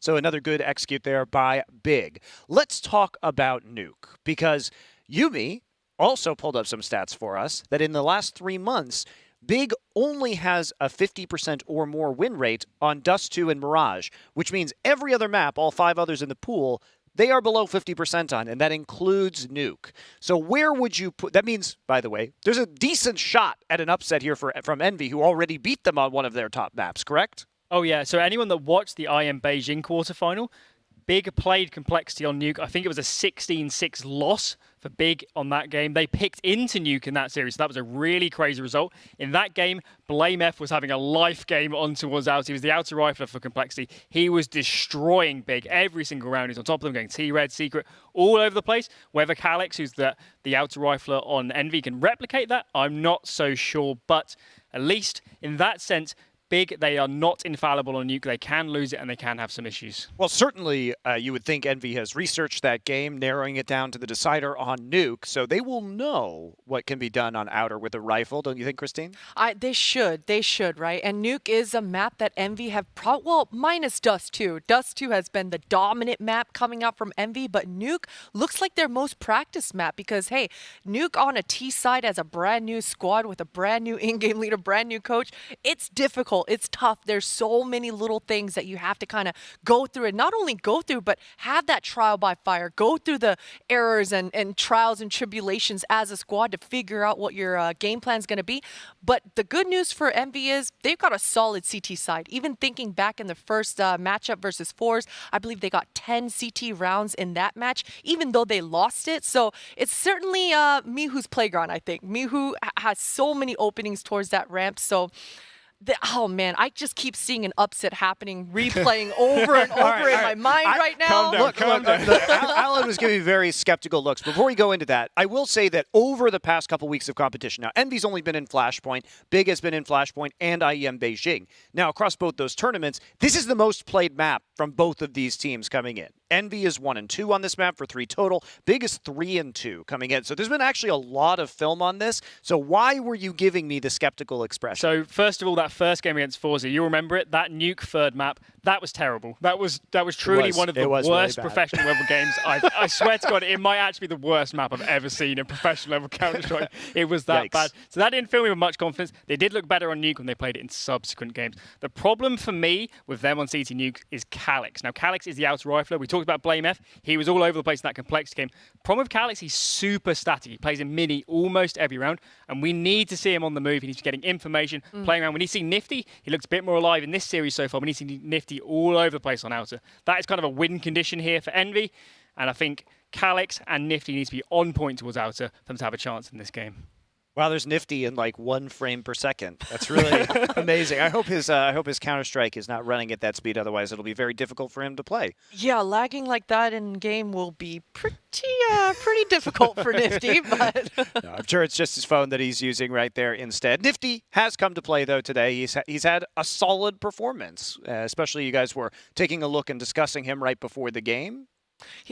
He definitely has. He definitely has, and which is surprising. I don't think that's a good thing to say about Nifty. The last time we saw Envy playing Nuke, it was kind of Nifty that was falling behind with that AWP, assisting Calyx and Legia towards that inner. I don't know if we have the clip ready, but we even have a clip where Legia's burning alive with 100 HP on top of Hut. And, that's a misplay, right? And it's easy to hate on a play like that. But at the same time, you think about a player that's practiced and is a mainstay anchor player. Thought Alan didn't have this play. Oh, here we go. Here we go, Christy.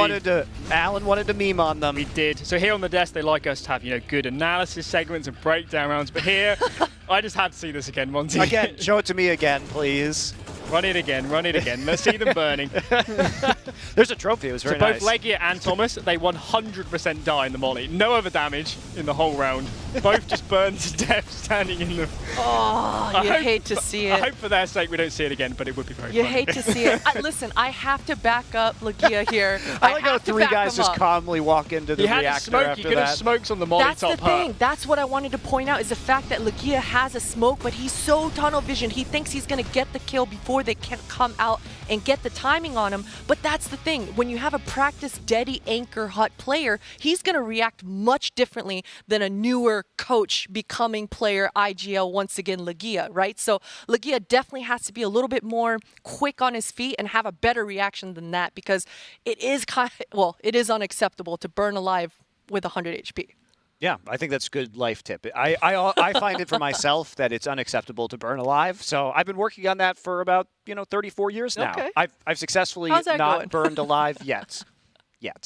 Anyway, let's talk about another clip, because you pulled up something from Big on Nuke, which is a Tabson 3K. Now, why did you like this clip? So I like this clip because I just think it's a really good jumping off point for just discussing Tabson in general on the CT side of Nuke.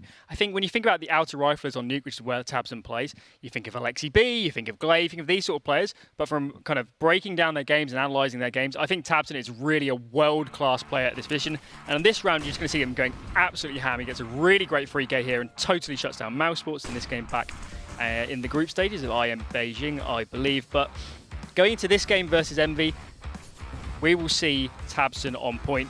He will come into this game so strong. He's so good at reading how the other team is playing towards us. That's really the kind of the bread and butter of playing this position. It's not really about frags so much. It's about having the good reads, the good comms, getting the good rotates, and being in position for what you actually see out of the tees towards the ends of the round. So you're still confident in Big here as we go into Nuke? I am, yeah. I think Dust 2, it wasn't great, was it? It was kind of fell a bit flat. Maybe they're having comms issues, individuals issues. Mirage, that first half was really good. I think they called it so well. I think they ran a lot of set plays on that first half, which is what we're probably going to see on Nuke, and that was definitely the right decision. If they're having individual problems, run the set plays all day long. We had the Yuumi breaking down the round, the B-pop. We saw so many of those sort of things. Nuke should be the same story. They can just run set plays all day long on T-side. And if they execute them well, I'm not sure Envy has a chance on this map. And you, Potter? I'm gonna second that. I'm gonna second that. I think, hope. Yeah, I mean, look, from the beginning, this was a David and Goliath storyline, and we have to stick to it. And it's true, right, on paper. But once again, Envy, there's a lot of great things that have to go Envy's way and a lot of bad things that have to go Big's way in order for Envy to close it out in this third map. But never say never, right? That's what I've learned, is you never say never. I'm hoping for the Envy upset personally, just because I enjoy that good underdog story. And plus, Big's still in the tournament. It's double elimination. We get to see more big games in the losers bracket. I think that'd be all quite exciting. Plus the pinnacle points, right? I mean, come on. Everybody loses the pinnacle points. Everybody loses. Everybody loses. It's going to be a great time. Would be a massive upset. Too bad nobody predicted Envy at all. It was like almost 5-1. Not even Bardolph. Yeah, not even Bardolph. Not even Bardolph. He betrayed his underdog story. Even when he had more chances this time around to recover from it if it went poorly. But I do think it's still going to be very uphill battle. As you saw, our community prediction, 64% for Big is actually less than I would have thought. 36% pulling for Maybe Envy the NA here. fans coming in for Envy. I'm not sure.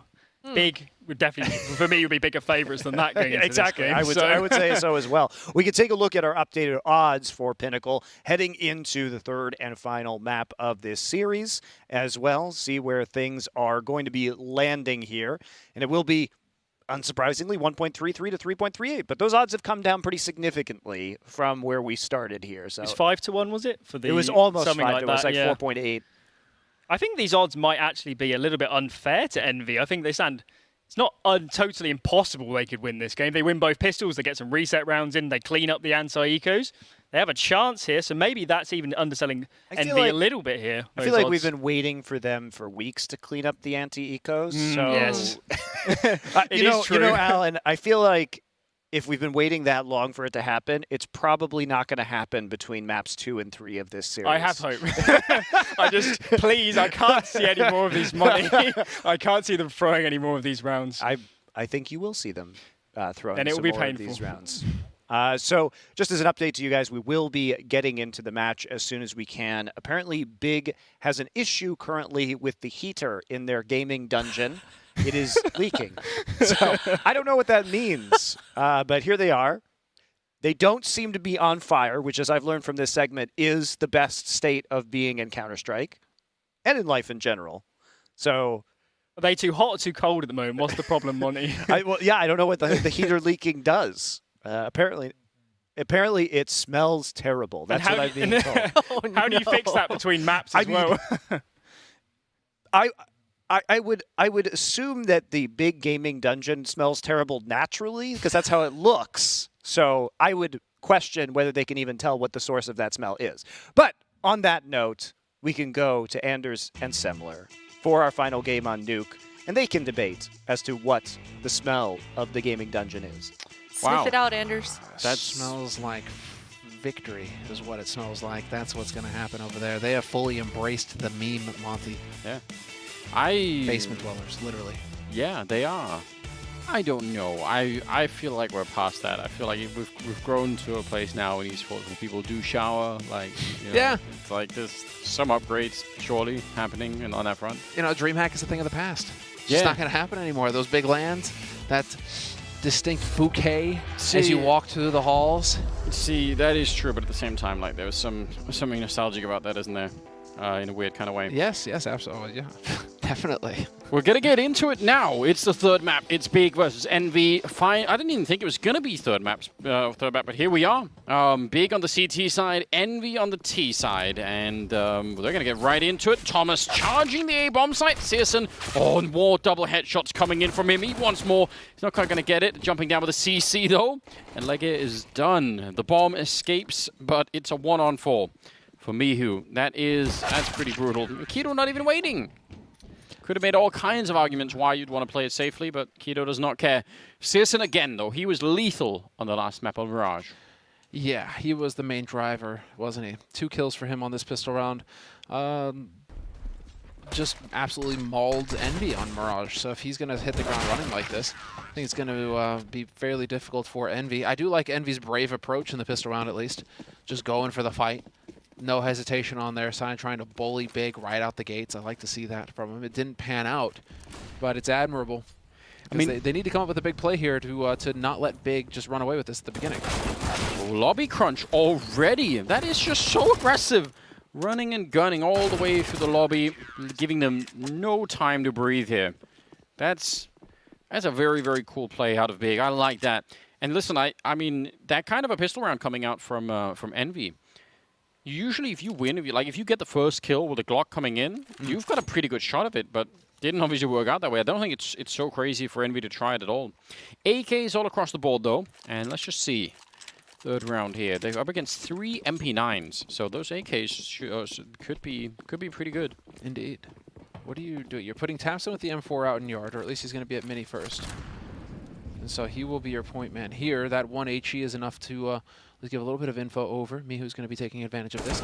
And it's Searson holding the long angle outside in yard with that AWP, catches Mihu out.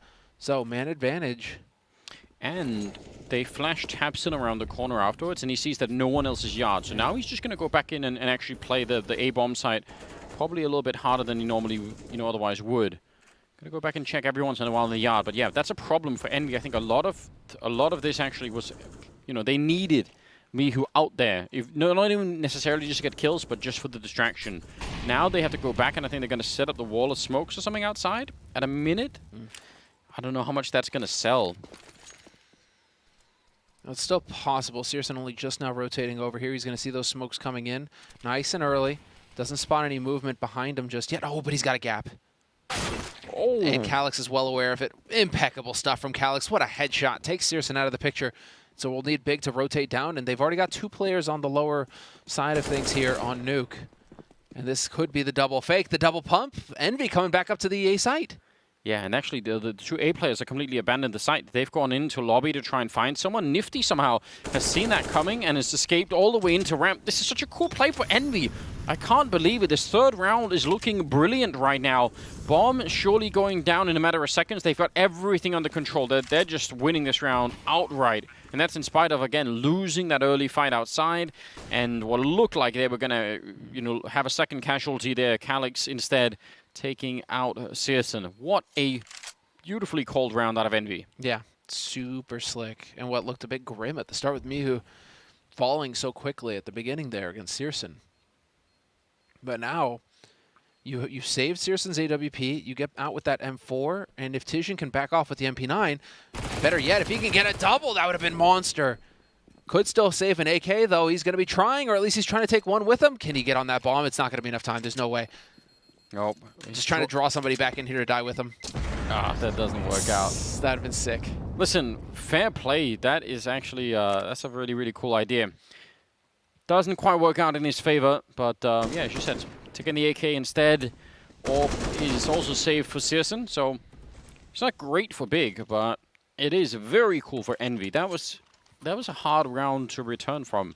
And the fact that they didn't go for that lower play, because that could have gone wrong a lot of different ways. Yeah. Yeah, there was already the setup for Big, so you're right to point that out. I really like that, though. It's just the double fake.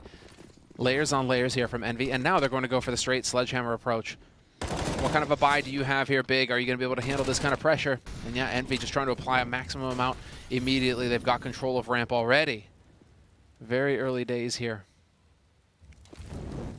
And still such a good nade count as well. Really loving this aggression here from Envy. Decisive calls coming through on the T side. That's what the name of the game is. And it's working so far. Big now on the back foot, having to hold angles.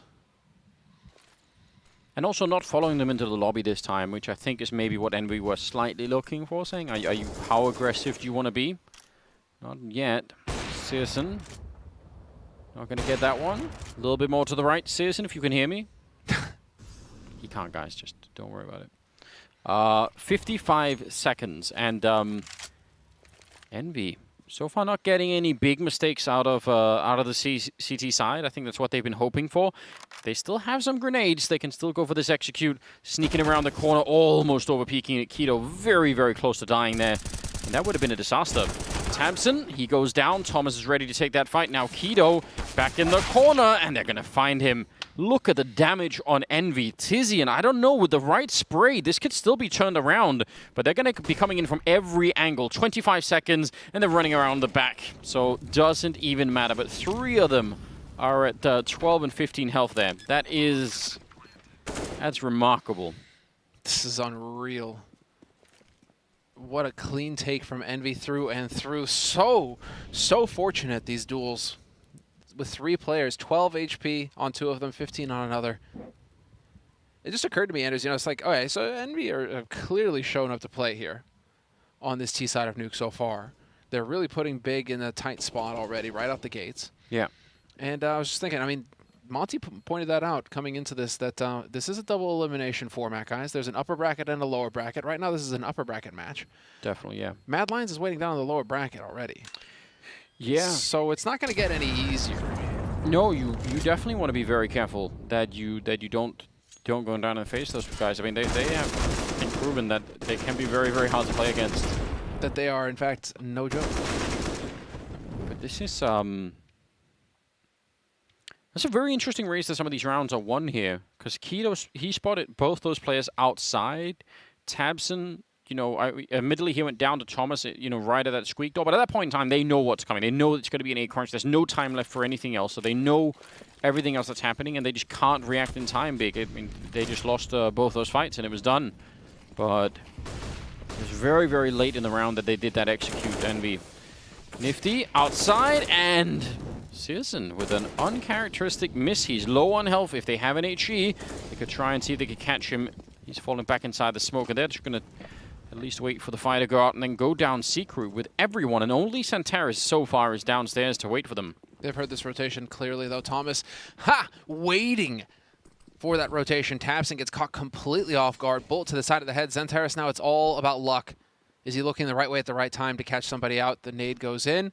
Nifty waiting for the reaction. Going to get caught jumping. Still has to turn around, and it's not going to manage it. Keto, however, will find a shot.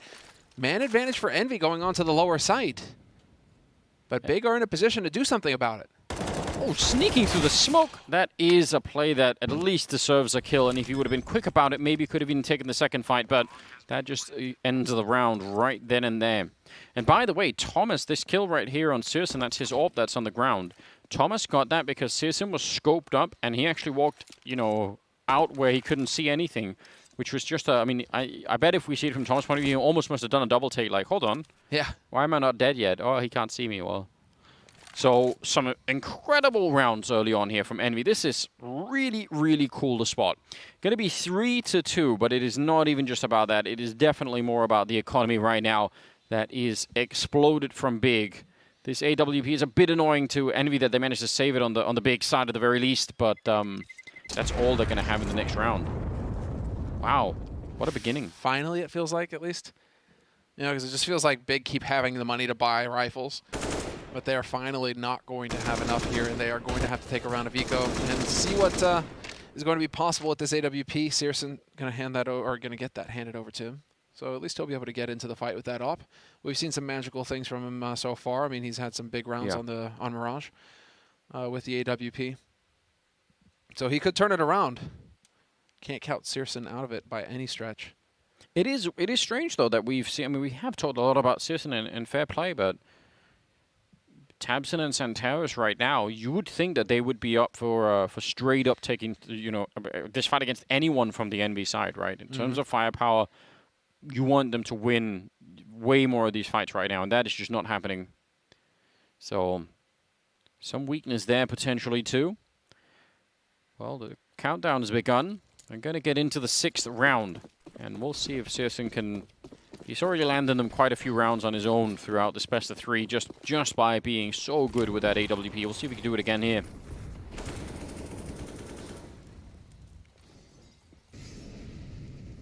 He's down in ramp with it at the moment, so potentially in the right position. Miho sneaking through. I think he was spotted, but it doesn't even matter. Keto just with the Deagle unable to react quite in time. It's a pretty good return, but it doesn't really change the fact that this A bomb site is going to get completely overrun.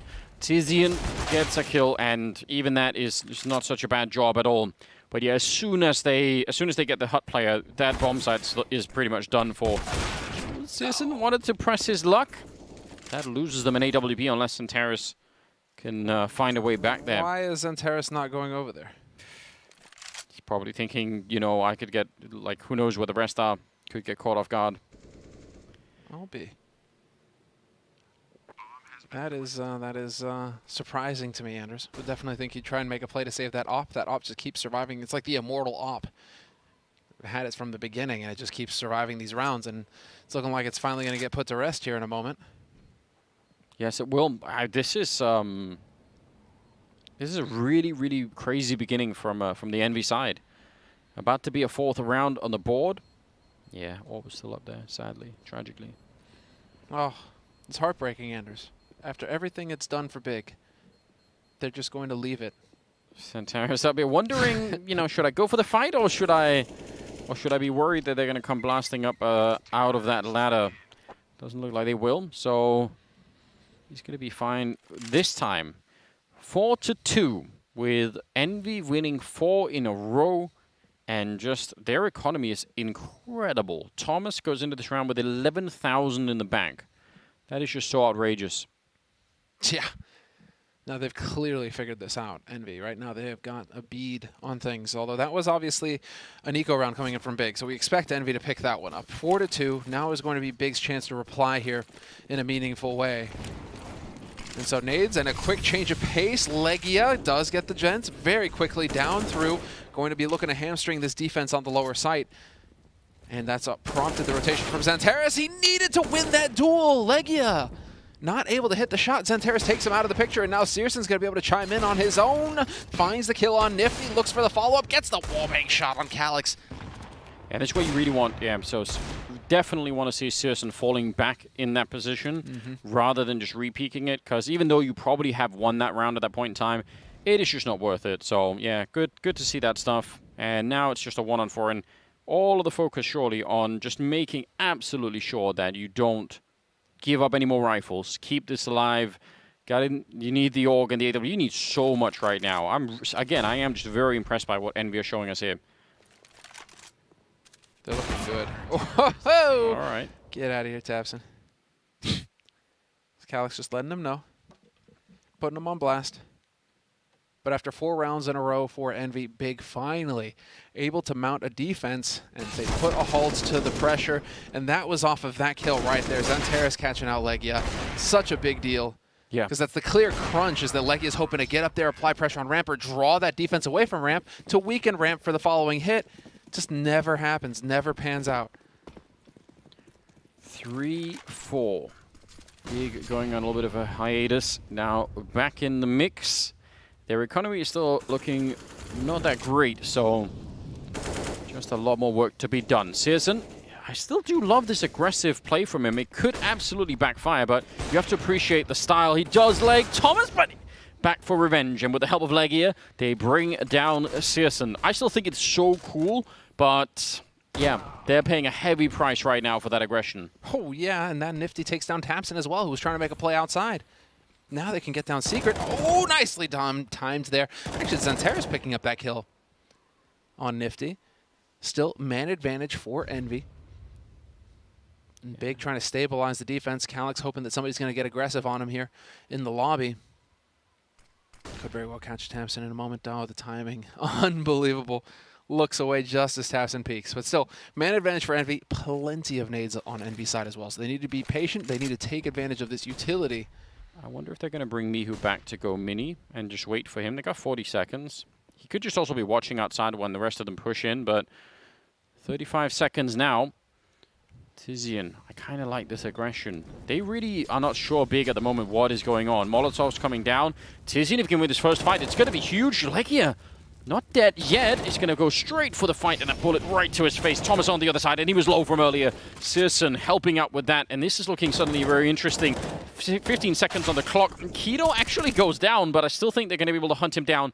And there's not enough time for Mihu to turn this corner. 10 seconds left. He's going to get the headshot, but I'm not even sure why Santaris is fighting at all. Mihu's... Oh! He gets it right through the wall!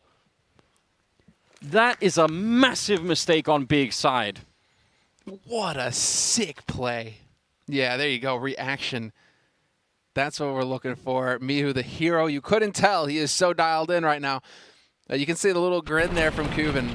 They know that just worked out wonderfully for them. And Mihu, sometimes you just got to get lucky. You got to do it right. You create your own luck with that wall bang. That was beautiful. Oh, I mean, what a cool spray from him. He knew that was the only way he was going to win the round. But the fact is, if Big don't fight him, like if they go around the corner and unplug their mice and keyboard, they win the round.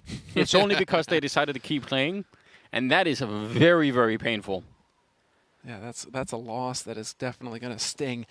And Big, they were on the brink of actually establishing an economy, getting things rolling. Instead now, that's shocking. Has to be a half buy from Big, and that's going to allow Envy to have a chance of getting up to 6 rounds here comfortably. Yeah, shocking result. Legia does not have a gun. Did he forget to get an AK? Is he going to be able to run back and get one? Just not interested, is he? Just not interested. He believes in the Glock. He could just be that body, though. Just run in there, sack himself, draw the fire, be the sponge. Nifty up against the scout there. Gonna have no problem winning that. Oh, giving it to Leggy, and now there's some confusion. Swapping out guns in the middle of all of that, and suddenly it's 2-on-3 now that Miu got the kill, but I don't know what was going on, but I didn't enjoy any of that. That was happening outside. These anti-eco rounds are getting a bit egregious here. Yeah, they are. Tizian's picked up an AK, and he's sneaking around in mini at the moment. Well, he's smoked off, but if Santaris had still been alive, this could have been a very interesting position. So 1 versus 3 now. And Mihu, he's got the right idea. He will get baited into taking that shot. Oh, but I think that was the aim punch. He got gooshed. Not enjoying it. He doesn't have any head armor, so it must have been through a fair bit of wall for him not just to outright die, even against the Glock there. But still, 5-3 in score here, and it's Tizian very low on health. I don't get the open run. It's not worth it. If you can save that AWP, yeah. That or just die with it in an impossible place for them to get a hold of it themselves. But man, what a close round again. You're just thinking, I mean, Envy, that's what? Well, that's how it ended on Mirage, with Big taking a Nico win. But how many rounds have they given up now where it's just anti-ecos, Big getting rounds that they just aren't supposed to? And, well, another chance here. Again, it's the Glock. Dude, this Glock is just untouchable. Gotta get the shot. Oh, the wall bang headshot. Get out of here. That's pretty cool. All right, fair play. I was gonna say, like, a chance also to dig the hole even deeper for yourself. If you give up that AWP, that would really be annoying. Tabson is 0-6 right now. That is a massive, massive problem for them. He's clearly struggling. You're right to point that out. And I mean, I think it's been all series long. Yeah, it has. It's been, Searson was the main driving force behind the big success on Mirage. Keto was playing pretty well earlier too. But yeah, we've been using Santaris. Here's the rush into the bomb site. Thomas, that's all he needs to do is that 1 kill. Now for the Molotovs on the other side though is slowing down the rest of this push quite a bit, giving some time for Keto to win this fight. That's great news, but the bomb is down into the vent and into the B bomb site. Santaris, he will clean it up with the AUG. And some defense that's working out very well. And Tabson picking up his first kill on Nuke for a 4th round on the Big side. Man, they need to put in so much work to turn this around here. They're really struggling at the moment. You got to start sometime, right? That's all Tabson is saying right now. Just 1 kill at a time, 1 round at a time. That's still, I mean, it's still Big having to pick up every round here, I think, from here on out in this first half to start feeling comfortable with themselves going into the second half. I mean, if Envy just keep extending this on the T side of Nuke, it's going to get a bit outrageous. Well, finally they have Envy low on money. It's only because Nifty could buy an AK and drop, and and then another one for himself, that they are even able to buy in this round at all, I think. So they have them at a point now where if they win this one, it could be tied up. It could be 6-6, and you could get like some room to breathe. Get Tabson like a feeling, all right, I'm not just getting run down every single round. So Yeah, I think everything is on this right here. If they win this round, Envy, I think Big just... It's going to be very, very hard mentally even to sort of summon the strength to keep going.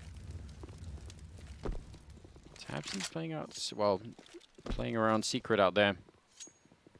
And has not seen anyone at the moment. Going to go back down, but... At least for the minute, he would have called in and said, "There's no 1 yard." That may change in a moment. Looked like he was going back ramp to help out Santaris or something like that, but he's now just sort of, you know, wandering around down in the lower part of the map, waiting for someone to show up. 45 seconds, and it looks like they're going to go for the ramp with Mihu sort of looking around with the Galil. Actually, he's falling back as well. So Santaris, they line up, and it is a huge double. syrsoN will take a double of his own, thank you, and Mihu 1 versus 4. So that gets crushed. Absolutely crushed. Santaris in the off angle, fair enough, but syrsoN going for the repeak and still getting that kill. Just a total lack of respect from the offer right now. And, oh man, you can't catch a break. It's just what he does now, isn't it, syrsoN? I mean, it's so tricky because it's sort of the same feeling you sometimes get when you're watching A-Core play. You're like, it is cool to see, but the risk sometimes far outweigh the actual reward. But when it works, like, it's, you know, everyone watching will say, yeah, he's doing it. Of course. Shoot him again. That is that's a critical round. No bomb plant. Finally, Big just getting a chance to get into this nuke map. What a hard start that Envy just threw at them here. But if they can, I mean, again, if they win this round without too many casualties, there's a Deagle in play somewhere. But if they can just avoid losing too many players and just get a little bit of breathing space here, this is definitely not done, even if it's a tough start. They're just making a little bit of noise out here, some stomping. Tishin is close enough to hear this from Calyx. It's a little HE. Oh, doesn't do any damage, though. He's definitely expecting more out of that. With everybody grouped up here for Envy, it's going to be the straight YOLO rush down to Secret. Let's see it. Oh, they're going to yeet somebody across as well. Legia. That was so sad. Just completely fail the jump and die trying. Oh, okay. Tried to do something there. tabseN's going to quickly farm some eco kills just to pad those numbers. It's great. Look, Andrews, he's got 5 kills now. Come on. I think, you know, he deserves it. Whatever it takes to get him back into it, it's fine. Let's see this. This leg is. It's just so sad. Why is he soaring through the air like that as well? They completely messed that up. Oh, Looked like he was one of those like paper cutouts from like a Monty Python skit. True, yeah. All right, here we go. Paper AKs Mario. are back. The Galil there on Legia, and this is going to be lightning fast from Mihu. Oh, he keeps running. I kind of wish he would, you know, just be quiet because the guy in Garage, I don't know if Santaris would have heard that. The Molotov suggests that maybe something was called out there, but he was there so quickly. Still could be a huge, you know, surprise if he's going to be able to play it right down there. If he gets the kill, then it's on. Smoke goes up. Grenade in front. tabseN is on the other side again. He's... Oh! What a beautiful shot for Mihu. Combine that with the kill from earlier over through the wall. That is absolutely artwork, isn't it? Oh, it's so beautiful. Crisp and clean. And well, now, yeah, Santaris, he's going to start repositioning just a little bit here. Very patient stuff coming out from Envy, but at some point they're going to have to start moving. Mihu is still waiting for the rotation for somebody on Big to make a play for info. I mean, if he can get any count on anyone else, if he knows someone else is rotated down, suddenly hitting that A-bomb site becomes, you know, a little bit more attractive. Now they've made the call and said, you know what, we haven't seen or heard anyone down here, let's go for it. And they're exactly right. And Big, hard as it is, I mean, they have money on syrsoN and a bunch of other people, so, you know, maybe you do just try and go for the 4-on-5 retake here, but if you don't get an early kill, it's not even going to be close. 20 seconds. They're still very worried, Envy, that there's going to be someone hiding down here, but we can obviously tell that is not the case. Thomas, oh, well. He is supposed to be waiting, I think, until the bomb is planted. syrsoN getting a kill. Now I'm getting worried. Almost catching Nifty in the window. Keto coming up, but he's going to lose the fight to Legia. And maybe that stabilizes things a little bit. No smoke for the eventual defuse if they wanted to go for it. And that's a big problem because, again, they're going to get probably shut down from every angle. There's Santaris falling next. tzian, I don't know, sort of pretending to go for the fight, but it is not worth it at this point. You've already Yeah, you had your chance earlier, not here.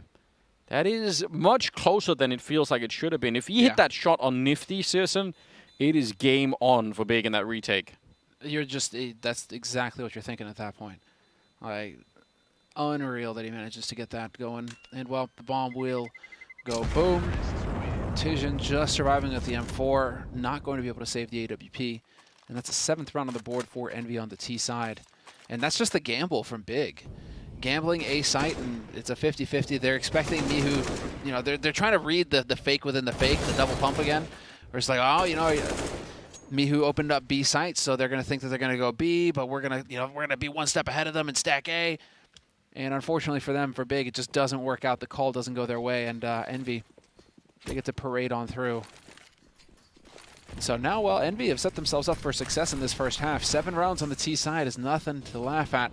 And Searson, see if he can find a shot out here. Tapson gets the drop. That should bait some kind of reaction. If Tapson survives, he just needs to stay alive. Should be... The whole idea is getting somebody out in the open so that Searson can take a pop shot. Yeah, but they're not really biting, are they? They're just saying, let's just wait. Let's not get picked apart by Searson and find Tabson slowly. Yeah. That's a lot of restraint on Envy. Because you can get the rat. Yeah, you can get so focused on getting that guy behind the container immediately, and Searson goes down. They're actually playing some very cool Counter-Strike right now, Envy. And again, getting that level of restraint is one of the harder things to do as a team, in my opinion. You know, just being able to hit a lot of headshots is definitely, you know, that can happen a little bit earlier on in the career of a team. But being able to sort of call that slowdown and say, just don't just go straight for him, don't swing wide, because there could easily be someone being flashed through the smoke, or again you could be swinging into the AWP. Santaris and Thomas is, well, theoretically waiting. He's just gonna wait forever now, Anders. I guess so. And you've already got Keto on the lower site as well. Dude, bomb is going down here, 30 seconds, and Keto's point blank. He's gonna be able to catch one. No, that was not pretty. Xantares, however, is here to be the hero, and he gets the shot as well. Unreal, what a save. Wow, yeah, the quick rotation, otherwise he would not have been there. Triple kill for Santaris. He is top of the board right now for Big, and that is a round that I just don't think that they should have won at all. 9 times out of 10, Thomas probably just straight gets this kill on Santaris, and it's the round for Envy immediately. That's kind of, well, I mean, great news for Big. Envy, we'll see. And actually, it's really big news. AK and Galil now on the side of Envy. This is so interesting. Oh, the timing. Searson and Tabson outside. This time that duo works very well. 5-on-3. Chance here for Big to get that 8th round on the board, which I think at that point, you know, if they can mentally just calm down between first and second halves, 8-7 is just fine for Big. They can still absolutely win this game. It was just very nice of Tapson, you know, trading places. It's like, you know what, Searson, you didn't get any action last round, so you go ahead and push aggro this time and catch somebody out. They have got to be close enough to hear the footsteps here. So Nifty going to spot, nicely done. Gets the headshot, not going to find the follow-up. 8-7 at the end of the first half for Big on the CT side. Wow. They managed to stabilize, but what a run from Envy. All throughout the beginning of that half going into the second. It's a bunch of blue at the end of the half, but Envy put up one hell of a fight. 7 rounds on the board for them at the end of the first half as we go into the break.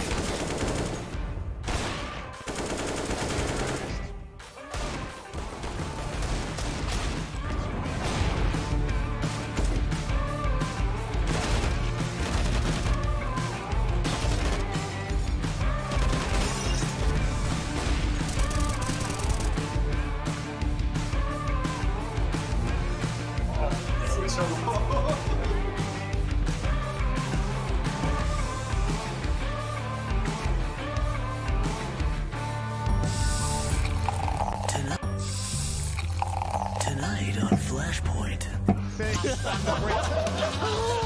The New York Times says it's so unbelievable, it's now believable. Come on down to the Blind Spot and get 15% off new and used cars. Warning, blind spot may cause side effects including drowsiness, headaches, nausea, rashy skin, anal leakage, and an overwhelming sense of joy.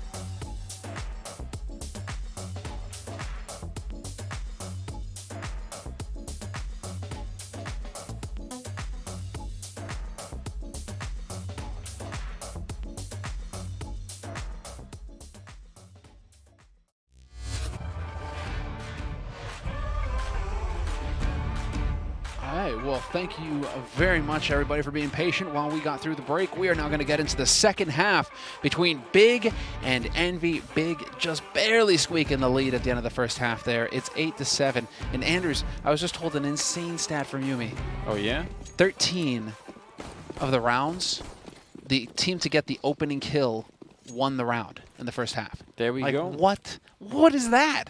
Listen, there's a strong correlation right there. I mean, I think that's probably pretty accurate. Might be a little bit top heavy on that one, but I think a little bit top heavy that the opening kill leads to a win. That's crazy. Yeah, it's not bad, not bad. I think the correlation for a long time has been something that heavy. Calix and Legia with a couple of kills in return as Keto did take down Thomas. And Big, they really need a good start here. Again, it's been a real struggle for them, and much more than I think anyone was expecting. Mihu nearly catching a kill, and he will take down Santaris. So sure, a bomb plant, but a 2-on-4 retake. They have a smoke and a kit, and Searson is fighting his own teammate even, and still coming out on top. If he had more bullets, maybe it could have worked out. But it will be Envy to pick it up, and they are going to be tied 8-8. And a fantastic start for Envy once again, who continue to excel in the pistol rounds. They are so scary. It was the first one for Big. They managed to pick up the pistol, the CT pistol, and, well, now Envy are able to trade to return that favor. And so they get the strong start going into the second half with the rifles, the MP9s, and the Scoot. Cuban getting everybody fired up. For sure, Big must be thinking, because remember, Envy, did also then go and win the following, the second round when they were on the T side. So that's what, surely is what Big is thinking. You know what? Let's do it right back to them and see if we can get some sweet revenge. Grenade looks like it's going to be, no, not actually that great at all. You never know with these grenades. Calix, this is dangerous. He's going to be, oh, Santaris? Yeah, I was going to say, almost getting stopped, but instead it's a double kill and an M4. So Big well on their way to getting their dreams here. Oh, and the nade and the Molotov on top of Legia. This is ridiculous. This is actually where, I mean, fair play. Some of this from Big was just really, really cool, but that's we sort of almost wish that someone in Envy had said, just deep breath, guys. Don't give them any sort of chances. The spray from Calix out there, that's very, very risky, almost no matter what. 1 health on Mew. What? Yeah, that's actually just where it gets ridiculous. And while we are going to get that bomb plant on the lower bomb site here for Big, you can hear some footsteps. Keto definitely hears that rotation from Thomas. Yeah. Gonna go look for the M4 instead and just call it a day. So a little bit of a repeat from the first half. We're just going to have the second half going the same way. It's just going to be tit for tat back and forth, isn't it? I mean, Envy showing some fight for sure. But again, these pistol rounds, that's the thing. It goes either way on the pistols. Who's getting those headshots, who connects, and then you get into something that's a little bit more structured, and you get Big just stomping their way through. Yeah, I think spraying through the smoke, yeah, sure, but when you've got no one, close by, I guess but I think Nifty behind him at a scout or something, right? I think that's what was going on. So that's not going to be that much cover if they come through. Keto goes down, I guess, at the end. Fair play. Thomas doing his best. But, yeah. Anyway, third round is coming up here at the second half, and it's 9-8. So Big slightly staying in the lead now, ever so slightly. 17-9 on Santaris. We've seen some good rounds out of him, but I feel like it's actually a little bit of a quiet 17-9 that he's working on, and 17-9 is actually that's a very respectable scoreline. This would be huge if Santaris could come alive, all the way. Again, this is nothing compared to what we've seen out of Santaris in the past. It would be really worth witnessing. Tabson getting the jump on Nifty out there. They have those 2 M4s, and that's the only thing that's going to potentially save them in this round. Oh, already Molly going to go on. No need to peek here. And as soon as they do that, of course, Mihu's going to find a kill. There it is on the lower ramp. In fact, Mihu posted up. Clever angle. Gets traded 1 for 1. Still a man advantage for Big. Bomb is alone in B. I mean, not that it might not matter at all, but just a strange situation here. Still a guy at ramp, and outside is Tabson running around. I think they've found a way to break through here anyway, but for just a second, I thought, why is no one with him? They're going to be fine. You know, he's got a strong independent streak. He's just taking all the fights right now, isn't he? Just needs to do everything himself, you know? I can respect that. Him and Searson right now are doing very well. That's a deadly combination. They just probably need someone else up there to join them. If they could just get one, a third player to play up to that level, that might be enough for Big to find a way through this map. Well, okay then. No, that was on the way out, and so Tizian able to bring it back. Calix is out of the fight, and that was the rifle. So unfortunately for Legia, he's going to be left with this deagle and a couple of nades, and that's as good as it's going to get.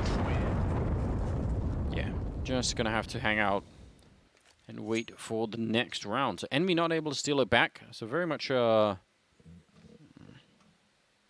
almost a repeat of the first half, not quite, but in that same vein.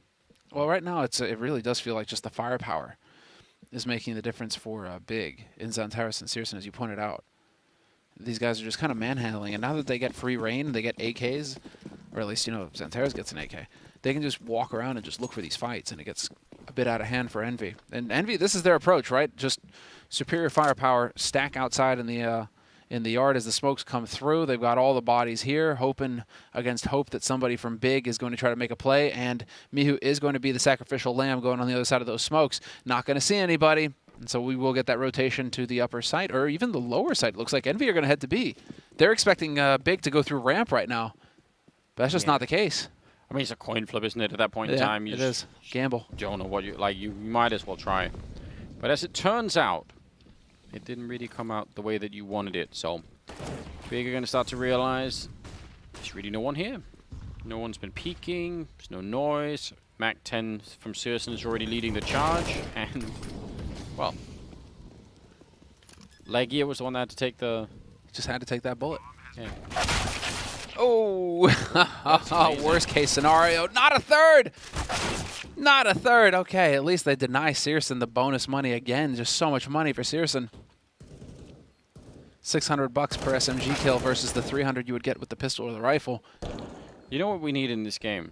What is that? Do you remember those? This is like a 90s type toy, but one of those like plastic like periscopes that you could like look around the corner with, and they had like mirrors inside.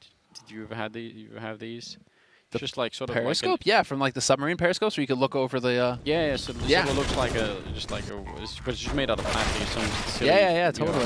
Kids' toys. That's what we need to get out of those vents, Just stay on snake the it ladder around. and just look inside and see what's going on. You know what else we need, Anders? Go on. As we get into this rifle round, full buy, both sides, I want everybody to hit follow on the stream real quick, just so you guys know when we go live with these matches. We got the playoffs, the rest of these upper and lower bracket matches playing out throughout the week, and you guys don't want to miss any of them. So be sure to hit the follow if you're watching on YouTube, on Twitch. Especially now that we're this deep into it. 20th round. No AWP on the NV side. Again, they're in that same position that Big were in the first half. When you run out of money on the CT side, it just gets really, really weird. Smoke wall going up, and Keto is on the other side of it to look for anyone who's going to be, sneaking out here in the yard. He hasn't found anyone yet, but right on the other side of this wall, there is Calix. And I think Alan was talking about this, how he wants Calix to be more aggressive in mini and not just hang around for this kind of a thing. Oh, actually, he does get an incredible double kill with the bomb dropped right in front. As you realize there's a third man here. Flashbang is in. Searson missing a shot. He's not going to miss the second one, and somehow it's brought back into a 3-on-3, although Nifty with a flank coming through against Tizian, and they have full information, Envy, about what's going on. They know where both are. They know they have the bomb. 2-on-3 with 40 seconds. That is going to be very hard for Big to win. Trying to watch and see what's possible here. We've already rotated Mihu down to that B site, and so he'll be ready. Yeah, but he's going to shoot right up that vent. So clever. This smoke is nasty. Wait a second. All right. You Making don't have time. You don't have time to get stuck on that. So they're going to go for it. I think they can. I mean, they can probably get there and get the bomb down. Oh, Mihu was actually not in the vent. I thought he was, but instead back here, and he still gets dropped. 7 seconds left, and the bomb now on the ground. That's a big kill for Nifty, and Searson's going to get found as well. But again, even if he had got that kill, it would not have been enough time. Wow. 11-9. scary round there for a minute. I actually thought maybe they could get into cover behind the silo and get the bomb down. Calyx doing a lot of work there, but as I was just saying, because I just want to do, I think, you know, Alan did point this out, it's worth thinking about, you know, Calyx in that position and whether or not he's going to have any vision of the yard. Because I actually think if you replay that most of the time, he probably dies to the first player. Sure. And that's a problem. I do like that you point that out, and it's like the reverse caster curse. I know. Helping him. That's really cool. I mean, that was a good job. How much did he pay you, Anders? You know, I should set up something to just casually pass that at after parties to the players, a little business card. Yeah. If you need a curse or a counter curse, curses are worth X, counter curses Y. It's going to be a whole subscription tier. There you go. Going on. Oh, what a shot from Mihu. Clean. That was well done. He's got such crisp aim. It's real fun to watch players like him. Calyx moving a bit around. That's all fine. Grenade comes through against Santaris. And Kido going to be the next victim, this time of Legia, who's had a bit of a rough game, to put it mildly, on Nuke. Yeah, except right now, Anders, what happens if you lose all of your guns and you don't get a bomb plant in this round for Big? It's not looking good. Luckily for him, not even. He still loses the duel versus Legia. He got the drop on him, Tizian. AKs saved, 2 AKs for Envy. AWP survives. No bomb plant for Big means a round of eco, a hard eco essentially coming in here. And Envy are now looking to be in a fantastic position to take the lead in this second half. 3-round win streak for the Big side. Now a 2-round follow-up by Envy. So that's how the last 5 rounds have been broken down. And that is not enough to build a huge economy for Big, as you can tell here. And Envy, I don't know if they can win this round without any casualties. That's going to start to look a little bit better and a little bit more interesting. It's going to set them up for success. I think it's going to be key going forward that Envy keep as many people alive here in this round so that they can carry these rifles over. Again, you do have Calyx in position, and they're going to take full advantage of it. The AK, not ideal. His teammates will be there to help, and we'll see if they can save that second AK. It's got to be quick. Not going to do it. So, nice attempt there from Big to just swarm on Mini and push through, but they really just got the round over with. That was a hard eco. Now you're moving into the buy round. We could actually be getting the timeout called here by Big. I wouldn't be surprised to see a tactical timeout getting called by Big. It's getting, really towards the end of it now. 11-11, all tied up. What's Searson doing? I don't know. Hanging out for a minute? What's I'm just going to be a little bit late with the AWP. Just having a casual conversation while Tizian is vent diving. So, yes, Searson's relaxing in spawn, but Tizian just took it upon himself to just go straight for it. And that's so cool. Oh, and the timing to take down Mihu. What a fantastic play. And now that is, I mean, they have so much time here for Big. They don't have to react very quickly. All they have to do is not, make any kind of a mistake. If that had been a double spray down, it would have been a nightmare. But instead, Kido coming up with a fantastic return. That's the only thing they had to basically avoid is getting, run down by Envy in some strange fashion. Otherwise, they had all the time in the world. Calyx in a very dangerous position. He's backing off against Santaris and low on health. That is going to be nifty now. Trying to save the AWP, surely. Has to be. Thomas is going to be kicking himself. They did not get that trade kill on Kido, though. That's what really threw this completely out. Because then that opens Calyx to taking damage, and there was a chance up until that point, I think, for Envy. Yeah, I mean, it did look like there was. It doesn't look like Nifty's going for it, but they actually spread out so far apart from each other that, there's a chance. Yeah, or at least you want to be slightly careful that he doesn't. What if he gets a kill and just runs onto the site with a smoke and just instantly he's there. Yeah. And they would have been really far away. Yeah, this is a very, very cool play out of Tizian. Man, what a round from Kido. You got to give it to him. I'm knocking Thomas there, but at the same time, Kido's got to keep his cool and get both of those kills. So yeah, solid play there from Kido to keep his team in it. Oh, they're going to go for the wall bang. They're going to go 6 seconds. That's the timer, guys. Count to 6 and shoot. That's all you need. And, yeah, Searson's going to be a little bit late. Misses it. What? He hits Thomas, but that is not how that works. I'm actually so angry. I actually thought no one knew about that. I was getting ready to ruin Nuke matchmaking. But you were making noises about it the other day, weren't you? Yeah. So maybe Big realized, like, okay, hold on, there's something to it here. If Anders is saying that there's something fun listen, on Nuke. Like, obviously many people have known I'm just out of the loop, but but yeah, that was yeah. So basically, if you guys want to know, if you do that boost, 6 or 7 seconds every single time. If you run straight from CT spawn, they go up the ladder, 6 or 7 seconds into the round, it's a go. Mihu almost overrun. He's going to get the 1 kill there. And there's so many people. How could there be 3 people from ramp? That must be confusing to Big. They must be thinking, why are there that many people? Tabson, if he had not been on the ladder, could have maybe been a kill there against Legia. He's going to try and sneak back into the round. And don't really need to take this fight, Legia. Just keep it a 2-on-3 as long as you can, at least until teammate shows up. Calyx took a long time to get the kill, but they might be fine. They might be having a big shot here at just resetting this and getting into 12-12 territory. Well, getting the bomb plant is big here. Yeah. That's so much more money to work with going into this next round, and it is going to be crucial. But Keto is not done with it. He had the heroics in the last round. Could still set himself up for success here, as Nifty is expecting this weird angle. Wow, he is. He's just like, all right, I'll just have this AK for the next round, no problem. I mean, if they're slow enough and he sneaks around mini... Dude, there's no way. They do have a kit, so that's the problem. Again, if it's a 10-second defuse, might be slightly different. Does he have the wall? I mean, surely he doesn't know about wallbang from that angle. That would be so hard to do, wouldn't it? Half a second left, and Calyx is going to swing straight for the headshot, but that is actually a pretty cool idea. When you're that low on health, I actually really respect that attempt. The problem, obviously, for him is, you know, the fact that he's walking the whole way makes it very, very slow. But if he straight runs, yeah, he has no idea. If they hear him, it's over, right? Like then there's no element of surprise. That is a cool move. I mean, it's super cool. I'm sad to see that it didn't work out. He was so close, just a split second off, and if he stops that diffuser, that's it. It's over. Envy gonna breathe a sigh of relief. This is a half buy coming in from Big in this round. They got the bomb plant, but it isn't quite enough to go for the full buy, so they're going to go ahead and just get some pistols and nades. Envy, however, just going to fully commit to this, get everything on the table. And while Big... Let's see.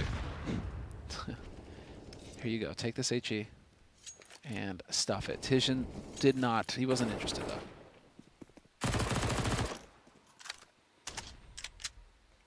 Envy, I mean, we talked about the potential for the upset. We talked about, you know, what if they can actually do this? Right now, that's looking very, very good.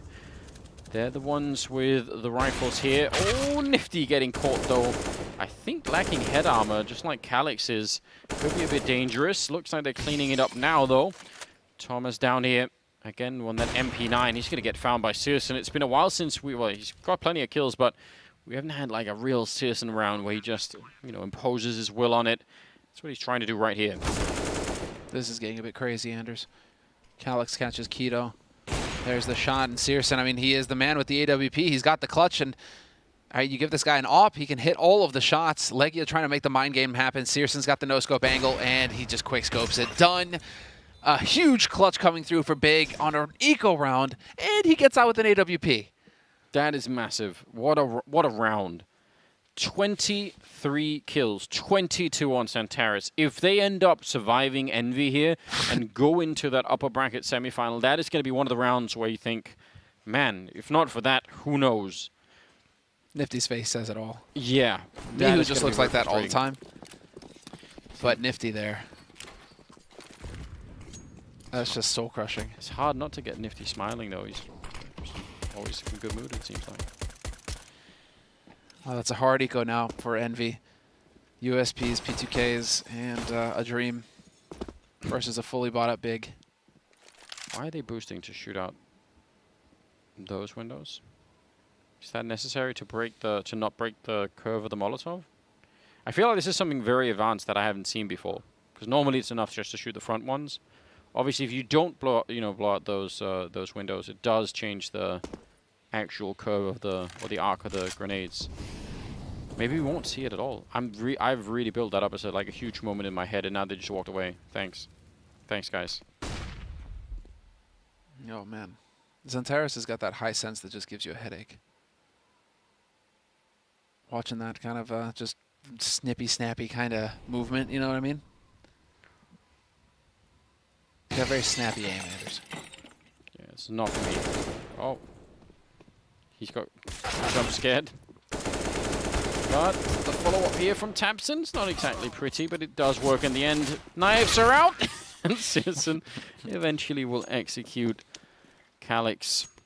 So, 14-12. Oh, and the money is dreadful. I mean, yeah, I don't know. They're almost going to have to force it up here, but it is not going to be that great.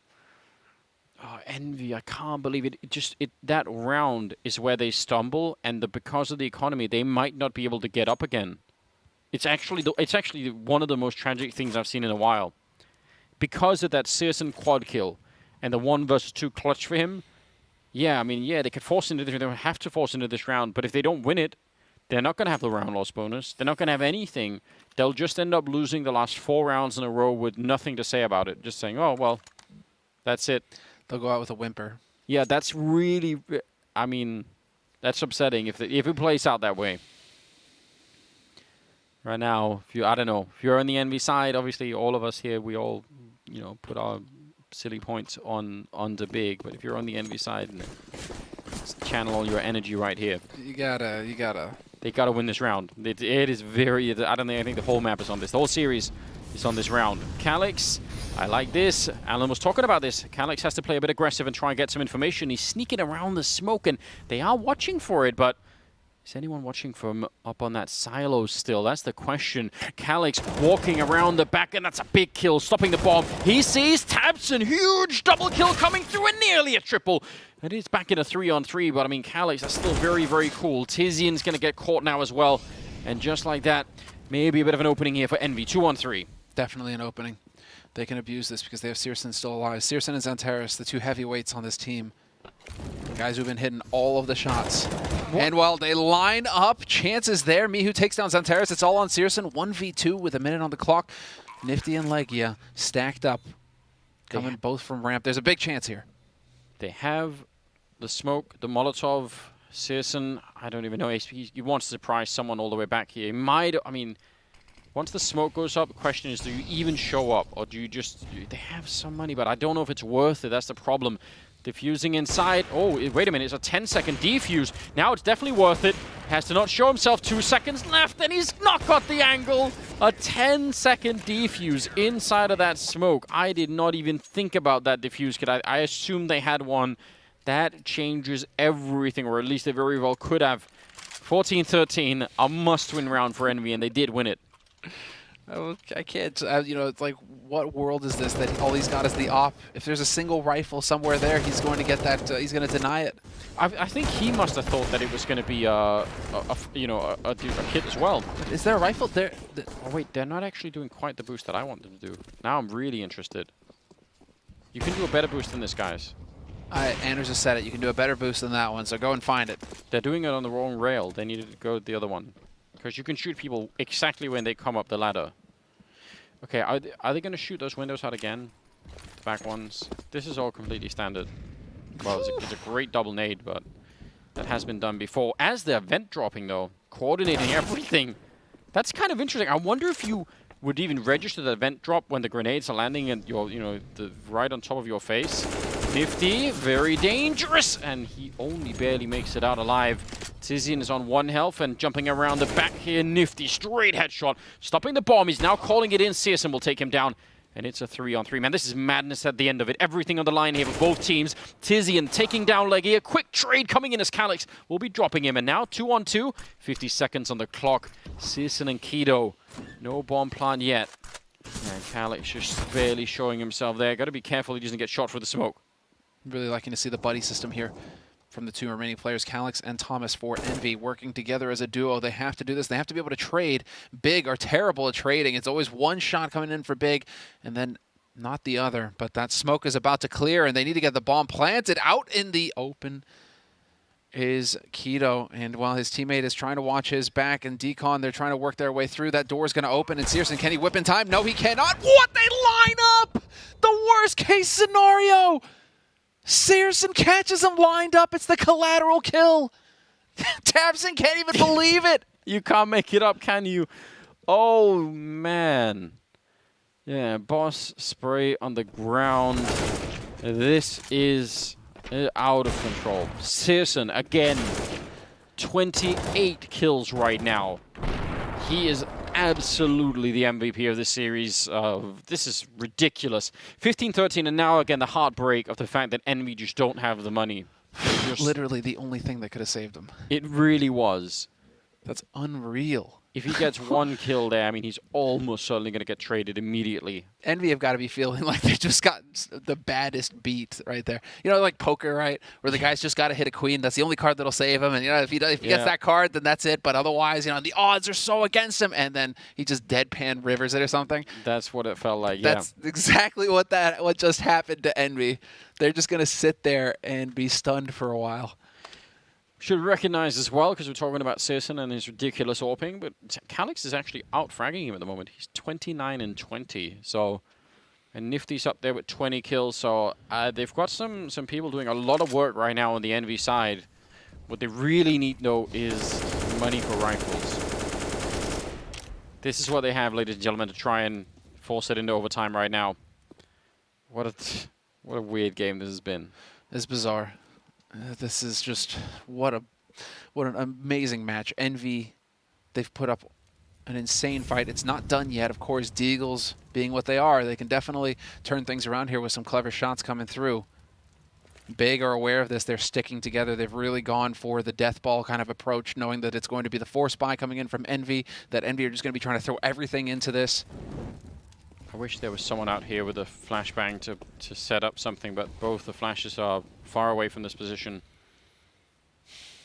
Calix has one of his own, but I don't really want him to set up himself for it. Oh, and Tizian, yeah, he's got the right idea, expecting it. And Calix is going to feel really red. So, 4 more kills. And they're boosting and everything to look down, further down on on the stairs. They're going to find it, well, not quite an empty, but close. It's just pistols here. Centaurus wrecking that. Some shots being fired. They walk in. That could have very easily been a double kill. But that MP9 is being pushed back, and the Molotov is on top, so I don't know how they're going to stop this bomb from going down. That's going to be very tricky. Especially with the setup there. The bait and switch. Mihu, he took one, but still a man advantage for Big and Envy. I mean, they're rotating off. They're all on the upper site right now in lobby. Just now, Legia is going to get down the vents, and he's going to get spotted immediately by Tizian. It's Nifty and Thomas, the last two alive for Envy. Everything hanging in the balance. They just don't have the tools. It's so upsetting. Again, that one round from Searson is out of control. They're going to get a kill him. I think it's just so far away right now. They do have a kit at the very least, but Thomas is going to be on his own, low on health, 1 versus 2, and it'll be 16-13 as Big take down Envy. Only barely in this best of 3, man. What a fight that it was. I think people really underestimated Envy. All of us did in this one. 100%. What a match from Envy, and that's going to be just soul crushing. You can see it. Yeah. Cuban right now, I mean, does not look pleased. But what a fight. Everybody comes into this obviously saying, oh, Big are going to have the easiest match. I mean, they've clearly got the favorites. They are the clear favorites. But for Envy to put up a fight like that, it's very, very interesting. I don't know.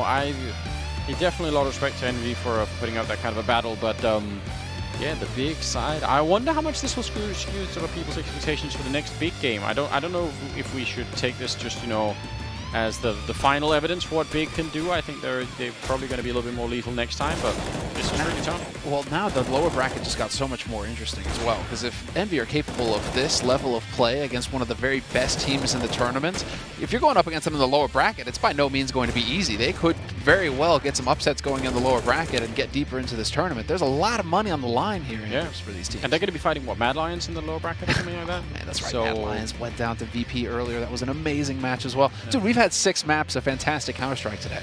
Yeah, it's really been interesting. I mean, yeah, Searson obviously I think the takeaway player to talk about throughout this best of 3. So I'm sure the people who are at the blind spot will have an opinion about that too. Guys, I mean, almost all of us losing all of the points here. It's a close call.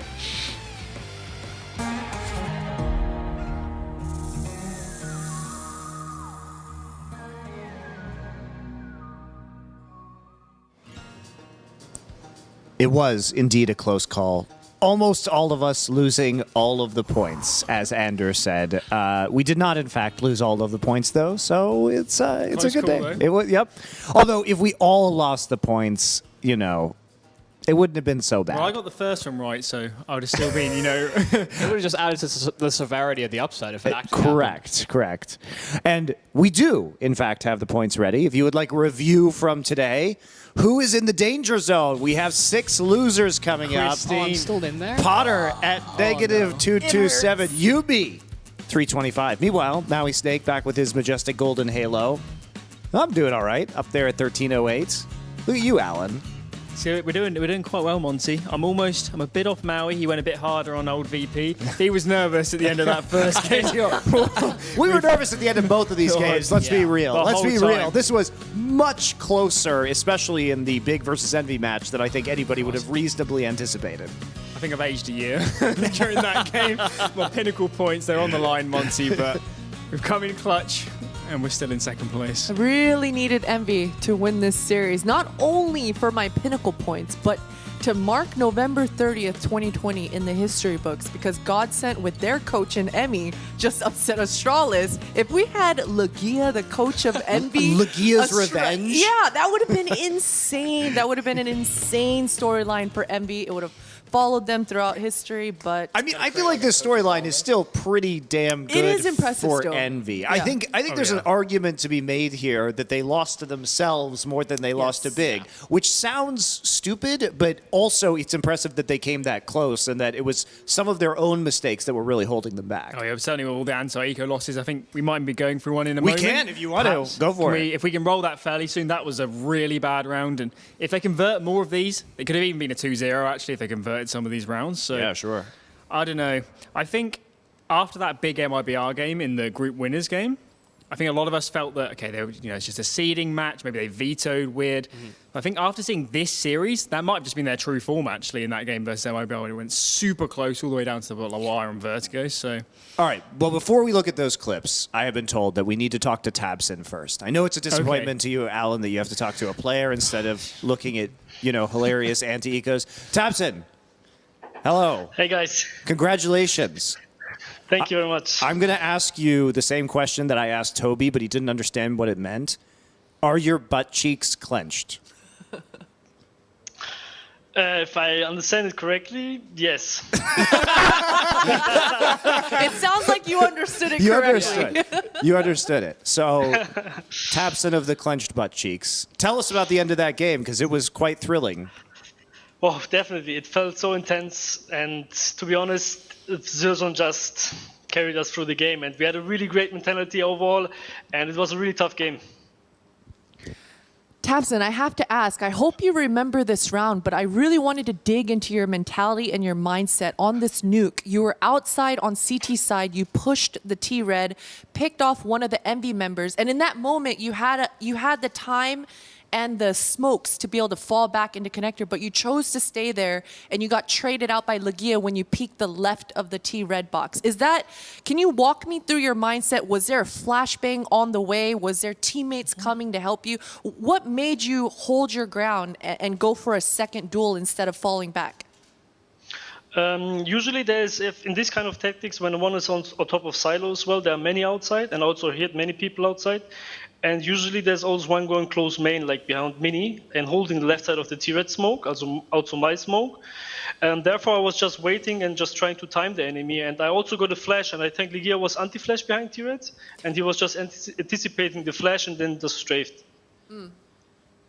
So I think if we look at the Dust 2 game in this series and the one you had against MIBR in the group final, I think you guys really looked off. I've seen you guys in plenty of other Dust 2 games. Brilliant play on both sides, but in both of these series, both of these Dust 2 games, something looked a bit off to me, Tabson. I don't know if it was the individuals or the comms or, I don't know, team play related problems. So what were the issues in Dust 2 today and versus MIBR in that group final? I would say today was definitely, we got a little bit under pressure. We pressured ourselves. The game was going close and we didn't were calm enough to just end out the rounds. And therefore, they just played really well and they made the best out of it. Yeah, I wanted to just kind of pick up on the fact that there seemed to just be a ridiculous amount of clutches in this particular series as a whole, is there anything that you thought Envy did well to get you to those points, or did you feel like that was maybe some underperformances from players where you typically get better production that kind of forced those issues? It just felt like so many close rounds came down to one individual, quite often Searson, just winning a clutch. I think a little bit of both, definitely. Usually our rounds end up not being in a clutch, but of course it can always go different, and therefore we have a really good clutch player, Zerzon, and also of course one of the best clutch players in the world, Xantares. And therefore we just also play on that they get into the situations to also win these kind of rounds. That's fair. I'm curious, what were you expecting from Envy, and how did they outperform your expectations? Which players do you think really stepped up and made the game hard for you? It's a good question. I think they played as a team overall really good. I didn't expect them that they picked us too, to be honest. But other than that, I think they had really good team performance overall. It was really hard to play against them, and they had everything on the radar, and it could have gone either way. tabseN, I have one more question for you. 2020 has been an incredible year for you and for Big.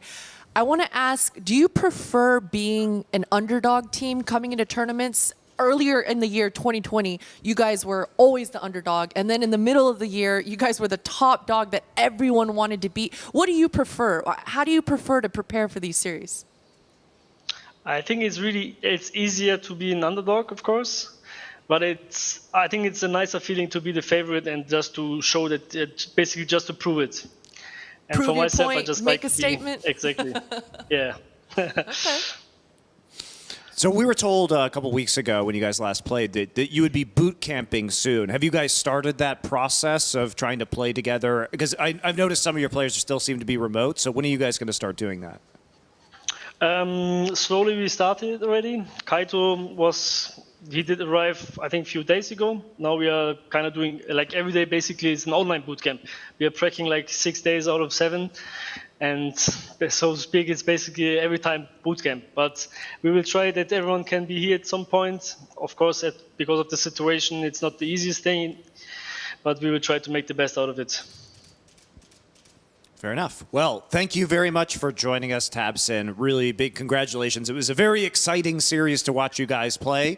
We'll see you advancing in our winners bracket now. And you will be facing off against our winner from earlier today, which is Virtus.pro. Do you have any final thoughts about that upcoming matchup? I'm really excited to play against them. It was a long time when we played them last time, and they definitely stepped it up. Recently, they were winning many games. And I expect it to be a really tough game as well. Many teams are very good lately, and need to show it again. All right, well, congratulations. We'll see you in a few days for that winners matchup, and we'll have to see more of Envy in the lower bracket. So thank you very much, tabseN. Thank you very much, and enjoy the beer. Cheers. We will. We will enjoy the beer. I hope you enjoy a nice German beer as well, tabseN. All right, Virtus.pro versus Big, as we just said, up there in the winners bracket. Tomorrow, we have our other games from the quarterfinals, and that will be Dignitas Vi versus Fnatic and OG versus MIBR. Kind of interesting matches both, because I don't think any of us really expected Dignitas Vi to be here, and especially that second match with OG getting upset by Genji earlier in the tournament and having some struggles recently, and MIBR overperforming. That one could be closer than many people expect. Also, lower bracket, Mad Lions versus Envy, and then also the two teams that lose tomorrow. So Mad Lions versus Envy also looking potentially very competitive now, which is not something that we would have guessed coming into today. Yeah, I think with the OG MIBR game tomorrow, from speaking to some other people, some people think that is very heavily OG, and it could just be a straight 2-0. I don't think that's going to be the case. I can see that game being really close, especially for how MIBR played in that group final versus Big. So I'm on the desk for that game. I'm looking forward to it, and hopefully it's a cracker. All right. Well, what else do we have today here at the Blind Spot? We've got some replays, I guess, to go over. Can do. I can experience those anti-ecos again. You can experience the anti-ecos again. And the shame that was flooding forth from Envy in those matches. It is, I mean, I can't even imagine how frustrating over all those maps it must have been. And also, Alan, you were wrong. They couldn't fix it between maps 2 and 3, as I said. On the desk, you like to hype it up. You have good expectations. The thing is, so my background's in coaching, and honestly, seeing teams losing anti-ecos, it's really hard to watch because it's just the sort of thing you should just like clean up in your game. It's like anytime an anti-eco is won, it's normally the team with the guns that loses it. It's very rare that a team on Deagles or whatever just completely out-aims and frags out. So it's almost always the team with the guns making the mistakes. In this case, it was definitely Envy making the mistakes. Even though Searson, incredible clutch, incredible play late round there, still Envy had to make a lot of mistakes. And it was the same out throughout the series. We saw that first map had a couple of anti-eco losses, and it just really fell apart for Envy here. And if they'd won those anti-ecos, they could have won this series and then gone into a semi-final versus VP, who they're not the most consistent team here. So, yeah. And that round too, as if it didn't sting enough, getting the 2 kills off the collateral, that is just brutal on the op. And, you know, it was fun to hear like or Semler talking about it as if he like pulled the exact right card that he needed in in the river in a poker game, because it did kind of feel like that. It must sting a lot for Envy to realize how close they were to winning that, and if a couple of things had gone a different way, that they would be instead, undergoing what was a huge upset, really. Like, arguably the biggest upset, although OG versus Gen.G with 2 stand-ins was pretty fucking big. So pretty close, and if it had happened, I think, given that this was in a playoff and it wasn't, that was the first game, one of the first games of the tournament, you could make a case, a bit rusty coming in, had no idea what to expect from Gen.G. If they'd lost this game, Big had lost this game, it really might be one of the biggest upsets of the entire year, in my opinion, in terms of kind of the stature of the match as well. So they just about survived. My pinnacle points survived. So we're still going. I was mostly concerned about his pinnacle points. The thing is, it was big clutches, and then anti-eco wins that Big actually survived this map. And if like you said, even during the desk segments, if there were cleaned up anti-ecos in the first 2 maps, they would have been more blowout scorelines for Envy, which is kind of a surprising take to come into this, because we could be sitting here talking about a 2-0 Envy. Yeah, exactly. Instead, we end up with just a ridiculously close game all the way through, where we're saying how crazy Zentares and Saracen and everything is, and then just this must be a heartbreaking loss for Envy. Is the only thing, because they were this close. I do feel like there is a really good takeaway here from Envy, though, which is like, these are the things in your game that you can definitely clean up. Mm-hmm. And if you can keep everything else at the same level, well, damn, that's looking pretty good for Envy moving forward. Yeah, exactly. And I think that's the important thing to just consider and keep in mind, is the baby steps aspect. Mm-hmm. Just because in the beginning of the day, this was such a long shot. It was such a David and Goliath story. Yep.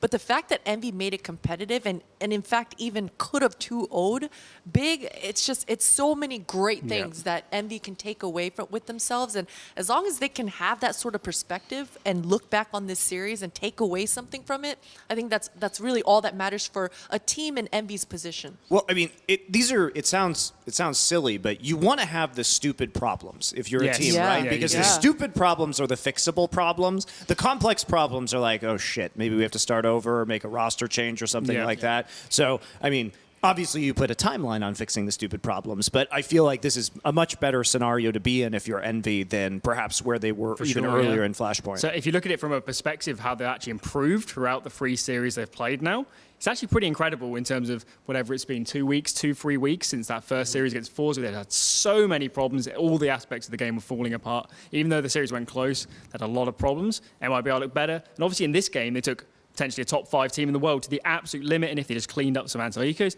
they could have won it. So they might be a bit, tilted at the moment or hurt from losing that game with anti-ecos, but when they reflect in a week, they'll think that's really great. They took a team of that stature to such a close game. So if you're in the Envy camp, on the way up at the moment. Yeah, and they've got a couple days now to prep for Mad Lions as well, so certainly another chance of an upset there. I think that's enough Counter-Strike for today, however. It's time to play some classic drinking games. I wrote this segment, Would You Rather? So we're going to ask you. Would you rather turns into some weird, freaky shit all the time. All the time. Hit me, Monty. Hit me. Here we go. Our producer, Reese, helped me out, too. So I wrote about half of these. Maybe there's some in here that I haven't even seen. We're about to find out. It's more fun that way. So would you rather sign a 3-year contract with Nifty, but you get to choose the other 3 teammates, or... I wrote this one. Sign a 3-year contract with Gen.G with its 3-man core of Kusta, Bentet, and Automatic. but you can't pick the 5th player. Dude, this is actually a legit would you rather I know. question. Yeah. Wow. I'm good at this, see? Okay. I was waiting for freaky, like, would you rather do some weird, things, I'll but ask this Alan. is legitimate. Yeah, this is legitimate. I will ask Alan that later. He has to answer the gross one, okay? This is really tough, I think. Do I have to sign Nifty and also let him pick his role? No, you can do whatever you want with Nifty. Okay, that's good, because I'd go with the first one. I just wouldn't let him IGL. Okay. I think he had a good performance today, so this is actually a great time to ask this question because he has looked kind of match by match better. I'd probably take number 2 because I do think Genji's roster could be pretty decent with just a few player changes. Obviously, if I can't pick the 5th player, that could really... You are also one of the players. Oh, am I one of the players? Yes. That would be a nightmare. This is would you rather. Would you rather. You are on this team, Alan. That would be a disaster. So maybe I'll have to go with number 1. Okay. And take Nifty and try and fix him. No, well, this changes things. If I'm the player, then I take number You're 2 a for pro sure. player. I know, but I take number 2 for sure because at least I can lean on the fact that these 3 are core and they actually have some legitimate shit going on. Whereas with number 1, I mean, that's trying to make like a squad that can actually be. But you can pick any top 3 3 players. Exactly. That's what I'm saying. But I'm not good enough to hang with those top 3, so then I would be dragging the squad down. So I'd go with number 2, so then I can blame it on the 3 core and not on myself. I see. The selfish play. Selfish play. Yeah, I didn't realize I had to be a part of this roster as well. Like, I'm definitely going to be dead weight. It's called Would You Rather, guys. I know, I who just did you assumed think? We're signing a 3-year contract. I thought we were the GMs. Orgers. Yeah, exactly. No. Okay, fine. All right. All right, Monty, which one would you Where do? did you? I'm just curious what you guys thought because there's clearly only 4 players on either of those teams, so you would have to be one of them.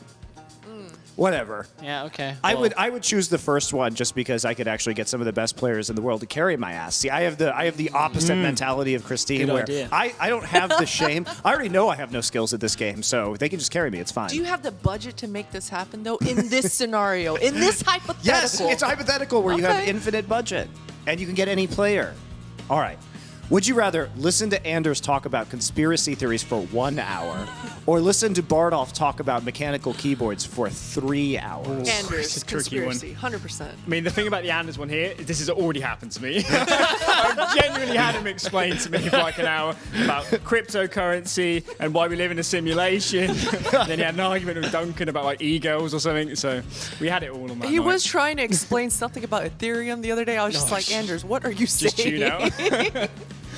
Yeah, can I pick both? In a weird way, I'm like fascinated by the conspiracy theories, but like also I want to build a keyboard. I see. A So it's something about the whole concept of it is like perplexing. It's I would pick mechanical keyboards for 3 hours because I feel like I would at least learn something that I cared about. It's true.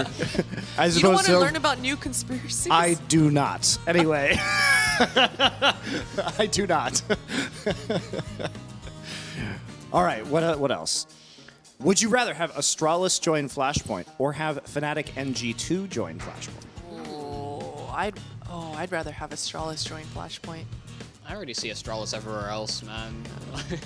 I don't know if I. If it's I need online, it. I'll take Fnatic and G2. Yeah. If it goes back to LAN, I'd have Astralis, I think. That's fair. So you probably take Astralis because we're hoping we're not in the long online run, yes, forever. Okay. probably Astralis, but I'd take Astralis just because I want to see what Thorn says on the desk leading up to an Astralis series, right? Like, I mean, but what about G2 Nico? That could be incredible. If on the that- desk. yeah, If they that'll did be come in, good could too. there be like rules about if you have 6 people on your roster, you have to sub them in at some point? I feel See- bad for people just sitting on benches. See, I appreciate the skill of Astralis, but unless they're going to put Bubsky in, I need players who can talk some shit, and I feel like G2 and Fnatic definitely can talk more shit and be more entertaining for me. So, Dupree gets pretty animated. all right. He gets pretty into it. But you're right. I feel like I'd rather have JW. That's all I'm saying. All right.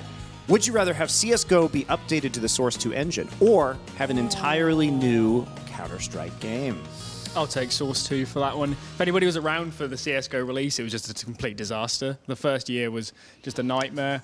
You couldn't really spectate the game because it just like jolted all over the place. It actually had a thing where it would like lag before somebody got a kill on the auto director. I don't know if any of you guys remember this, but you could tell what was going to happen when you're watching the game. You could tell who was going to get the frags. It just ruined the whole experience. So I would stick with CSGO. Maybe I'm not update sure the those engine same a problems bit. would exist in a new game. That's a no pretty faith. that's a pretty They big had leap. so much feedback coming into CS:GO, and then they had this like fog and weird hues, Yes. and like there was just it was awful. Like you couldn't see anything past like 50 feet. I'd probably go Source 2 as well. I have enough faith that they could unspaghetti code this game enough. I'd want a new Counter-Strike game, but I don't have a good reason for it. I just want a new Counter-Strike game. I feel like the hype would be bigger around a new Counter-Strike Yeah, I game. know, but my skins, man. Well, I actually- imported your skins. Look, guys, you could just. You guys fucking suck at hypotheticals. You could literally just say, well, I wouldn't rather have one if it didn't port my skins, or I choose that it ports my skins. You know, you can just make up what you want. Yeah, It's I a know, but in hypothetical. Counter-Strike Source, they had like weird player model skins and everything, and that never transferred over to the game, so I don't know what they're taking away from me this time. But you have You make the control rules. over this Oh, thought shoot. process. Holy shit, you guys. My God. This is like the most literal table of all time. Can I make the new Counter-Strike game? Is that allowed in this hypothetical? Yes. Then I'll take that. Okay, great. And Anyway. I'll fix all the problems. Alan. Monty's regretting this game. He's regretting Counter-Strike everything. Alan is what we'll call it. All right. Have Flashpoint become a League tournament, a League of Legends tournament, or have Flashpoint become a Valorant? I want to hear what you have to say first on this one. I mean, I feel like you're going to have like So I mean, obviously selfishly, I would have it become a League tournament because I think we could do amazing things with some of the League of Legends players, and especially the history in the game. Holy shit, we could do just insane content around that.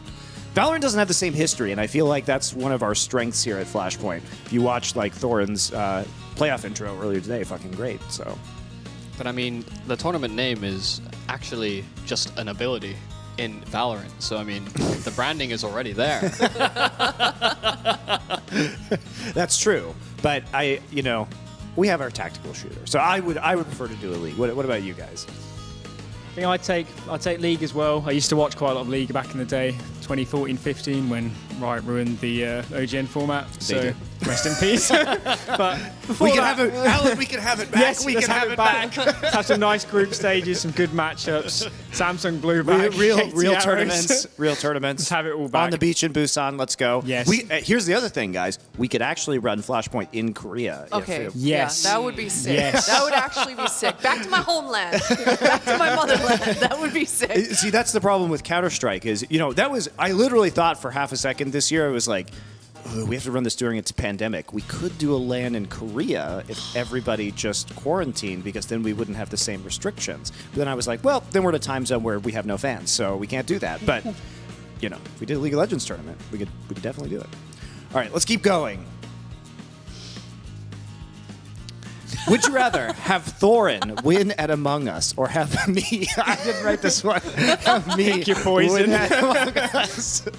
Straight up, I'm just gonna have to pick you. I'd rather you win because every time we've played, Thorn has always tried to throw me out the airlock. Every single time. Even if I'm right in everything I'm saying, it's like, look at what he's doing this round. It's definitely suspicious. It's so different than what happened last time. Like, come on, man. I can't catch a break. Oh. You have the same problem with Maui. Yeah, Apparently, I have you the just same like. problem with Maui. I'm gonna go with Monty as well because I think Thorin would be even more insufferable if he won an Among Us game. He has won some. He has a little bit. But we're actually playing Among Us after this blind spot segment. So we'll see. we have been playing, and we did film some of it, so you can look out for that on the Pinnacle Esports channel. You didn't answer the question, but I haven't played it yet, so that's true. I'm not sure I'm qualified, but yeah, I'd probably agree, Monty. Yes. Duncan would just be. Yes, I won insufferable. the one about winning. All right, let's go. Next. Would you rather go out in the sea in a boat driven by Bardolph or go out anywhere in a car driven by Bardolph? Oh man, this is interesting. I mean, I go on a boat. That sounds fun. Yeah, I'd go out in the sea too. I mean, he dives, doesn't he? Yeah, that doesn't mean he can drive a boat. That is true. I think he has a powerboat license. Oh, okay. Or something like that, yeah. I just think it sounds super enjoyable, Yes, personally. it does sound more interesting. I'll take the boat. I would actually enjoy that. All right. Would you rather have Dignitas upset Fnatic or have Fnatic dominate Dignitas? Dominate, Good please. question for tomorrow. Wow. Please dominate. After that big envy, I need to see no more upset wins, no more underdog stories. I want to see Fnatic smashing Dignitas. I want to see Heap out of the server, back to streaming or whatever he did before. I don't know, is this that weird caster's curse thing where like you pick one of these options and then the opposite becomes true tomorrow? I mean, as I told you earlier today, Alan, I want upsets, and the reason is because I want those teams to draw more viewership, and the more games they play in the losers bracket, because you have to play more games, especially if you're knocked down in the first round. I think you have to play, 3 more matches than you would going through the winners bracket. So I want that. I want that viewership for Flashpoint. So everybody, Fnatic, Big, get in the fucking losers bracket. MIBR, get down there. Like, everybody down there. Just everybody upsets the whole tournament. I feel pretty good about MIBR being down there, though, to be fair. The others would probably be upsets. Yeah. All right. Would you rather play on a team captained by Bardolph or play on a team captained by Andrew? I'll assume this means a CSGO team. Has to be. Okay. Wow, this is... I think I have to pick Bardolph. I think Anders would get too much into like the theoretical, like perfect, I want to do all of this, whereas Bardolph's just like, let's just run and kill some shit. I don't think there's like... There's a big difference tactically between these two in-game leaders, and I don't think Anders has the adaptiveness, so like he's not going to change his style. Just be like, oh, we should have just traded better next round. It's like it doesn't actually fix our problem. I'm going to disagree with you, Yumi. I'm going to go with Anders. I'm a fan of theory crafting, and as wild as Anders' theory crafting can get, we can always kind of pull him back down to reality and have a good I'll see you after the Yeah. Come on. I'll see you after the quadruple nade stack in this one position. just go for like random spams every round, all the nade stacks, all the random stuff. So be a lot of fun with Anders. I'm not sure Bardolph would be an incredible in-game leader from what I've seen from the show matches, to be honest. So I'll take Anders, and yeah, that'd be a great team. All right, let's keep going. Do we have any more? Oh my God, there's so many of them. Oh, this is the last one. Oh, this is a good one. Would you rather have iBuyPower get unbanned or have VSM get unbanned? Keeping in mind that iBuyPower is currently playing Valorant and Skadoodle is washed, so they might not come back even if you unbanned them. But this is a hypothetical, so if I would have them unbanned and rewind, go back in time and watch them in, That's fair. 2015 and on. But if that's not possible, then for sure VSM. Yeah, I feel like on the VSM one, we haven't kind of been like spited by it yet. We haven't had an opportunity where he could play in a Val tournament. So maybe if that happened, pretty disappointed about it. But you just got to go with the iBuyPower one here. I think a lot of us in the community kind of feel they got pretty hard done by on that one when there was no rules at the time. VSM was 13. I mean, both of them should probably be unbanned at this Yeah, point. exactly. Yeah. But yeah, I'll take iBuyPower. I probably have the same sort of hypothetical, retroactive, like go back in time thing. If this I was agree on the going back in time, but considering most of them are playing Valorant right now and there's no guarantee they would come back to CSGO, although I don't think they leave. I feel like no, but okay, so if you can't reverse time. I see. But I do feel like that if they were suddenly unbanned, that at least some of them would probably choose to come back to CSGO, especially because the salaries they would be offered would probably be just ridiculous. I just think you would have been soured by the whole thing for too long. Like, oh, a new game comes out, there's a competition, we go to the new game, and now suddenly you want us back. Like, that's some creepy psychological ex-girlfriend kind of shenanigans. And It's you kinda just said it, awkward. Monty. Skadoodle's washed up. I feel like if they came back now, all of them would just get destroyed. Literally just destroyed right now in 2020 if they came back. 100%. That's fair. That's fair. I think VSM getting out would be superior at this juncture For in sure, time. yeah. Right now, personally, yeah. Personally. All right. I did promise one final question for Alan. Only Alan has to Here answer. we I will go. answer it as well. Okay. Thank you, Monty, for joining me in whatever's about to happen. I don't punish people with that. Okay. So here's the hypothetical question. You ready? Hit me. Your girlfriend and your mother switch bodies. No. No. Oh no. You have to sleep with one of them to change it back. Which one do you pick? Just don't do this. Do it, Alan. Pick one. Pressure's on, dude. Twitch chat is judging you right now. Christ. Twitch chat is judging you right now, Alan. Come on. Yeah, but if I didn't have any hesitation, they'd be judging me a lot more. I think the answer is clear.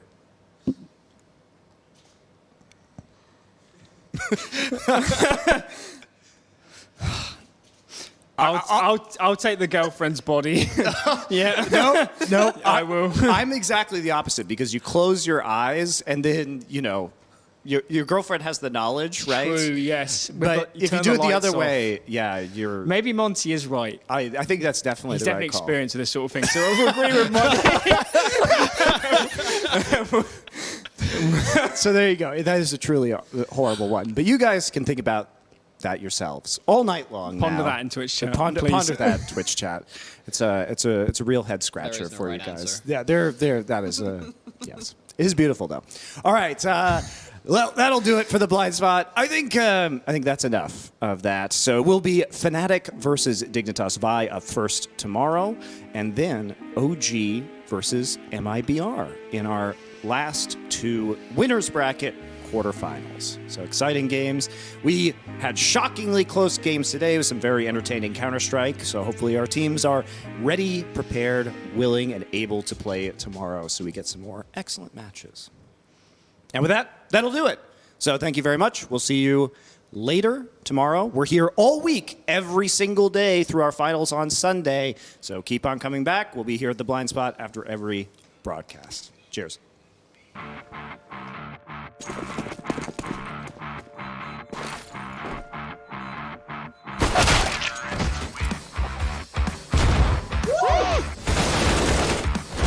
Nice!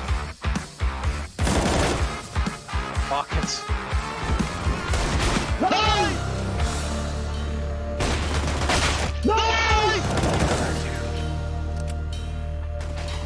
Nice!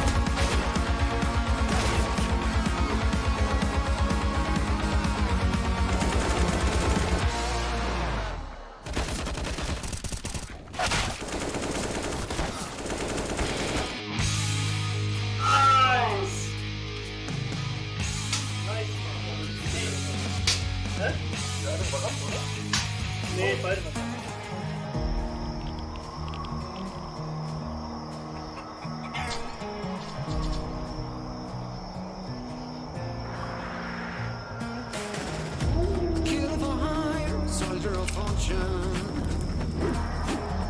Gotta walk through fire for what's important. And the warrior's blood through your veins is coursing.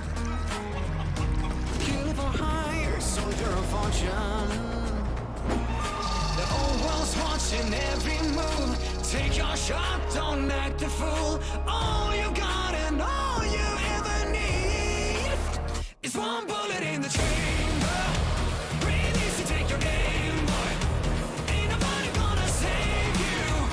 So what you gonna do? One bullet in the chamber. Breathe easy, take your aim, boy. Ain't nobody gonna save you. So what you gonna do?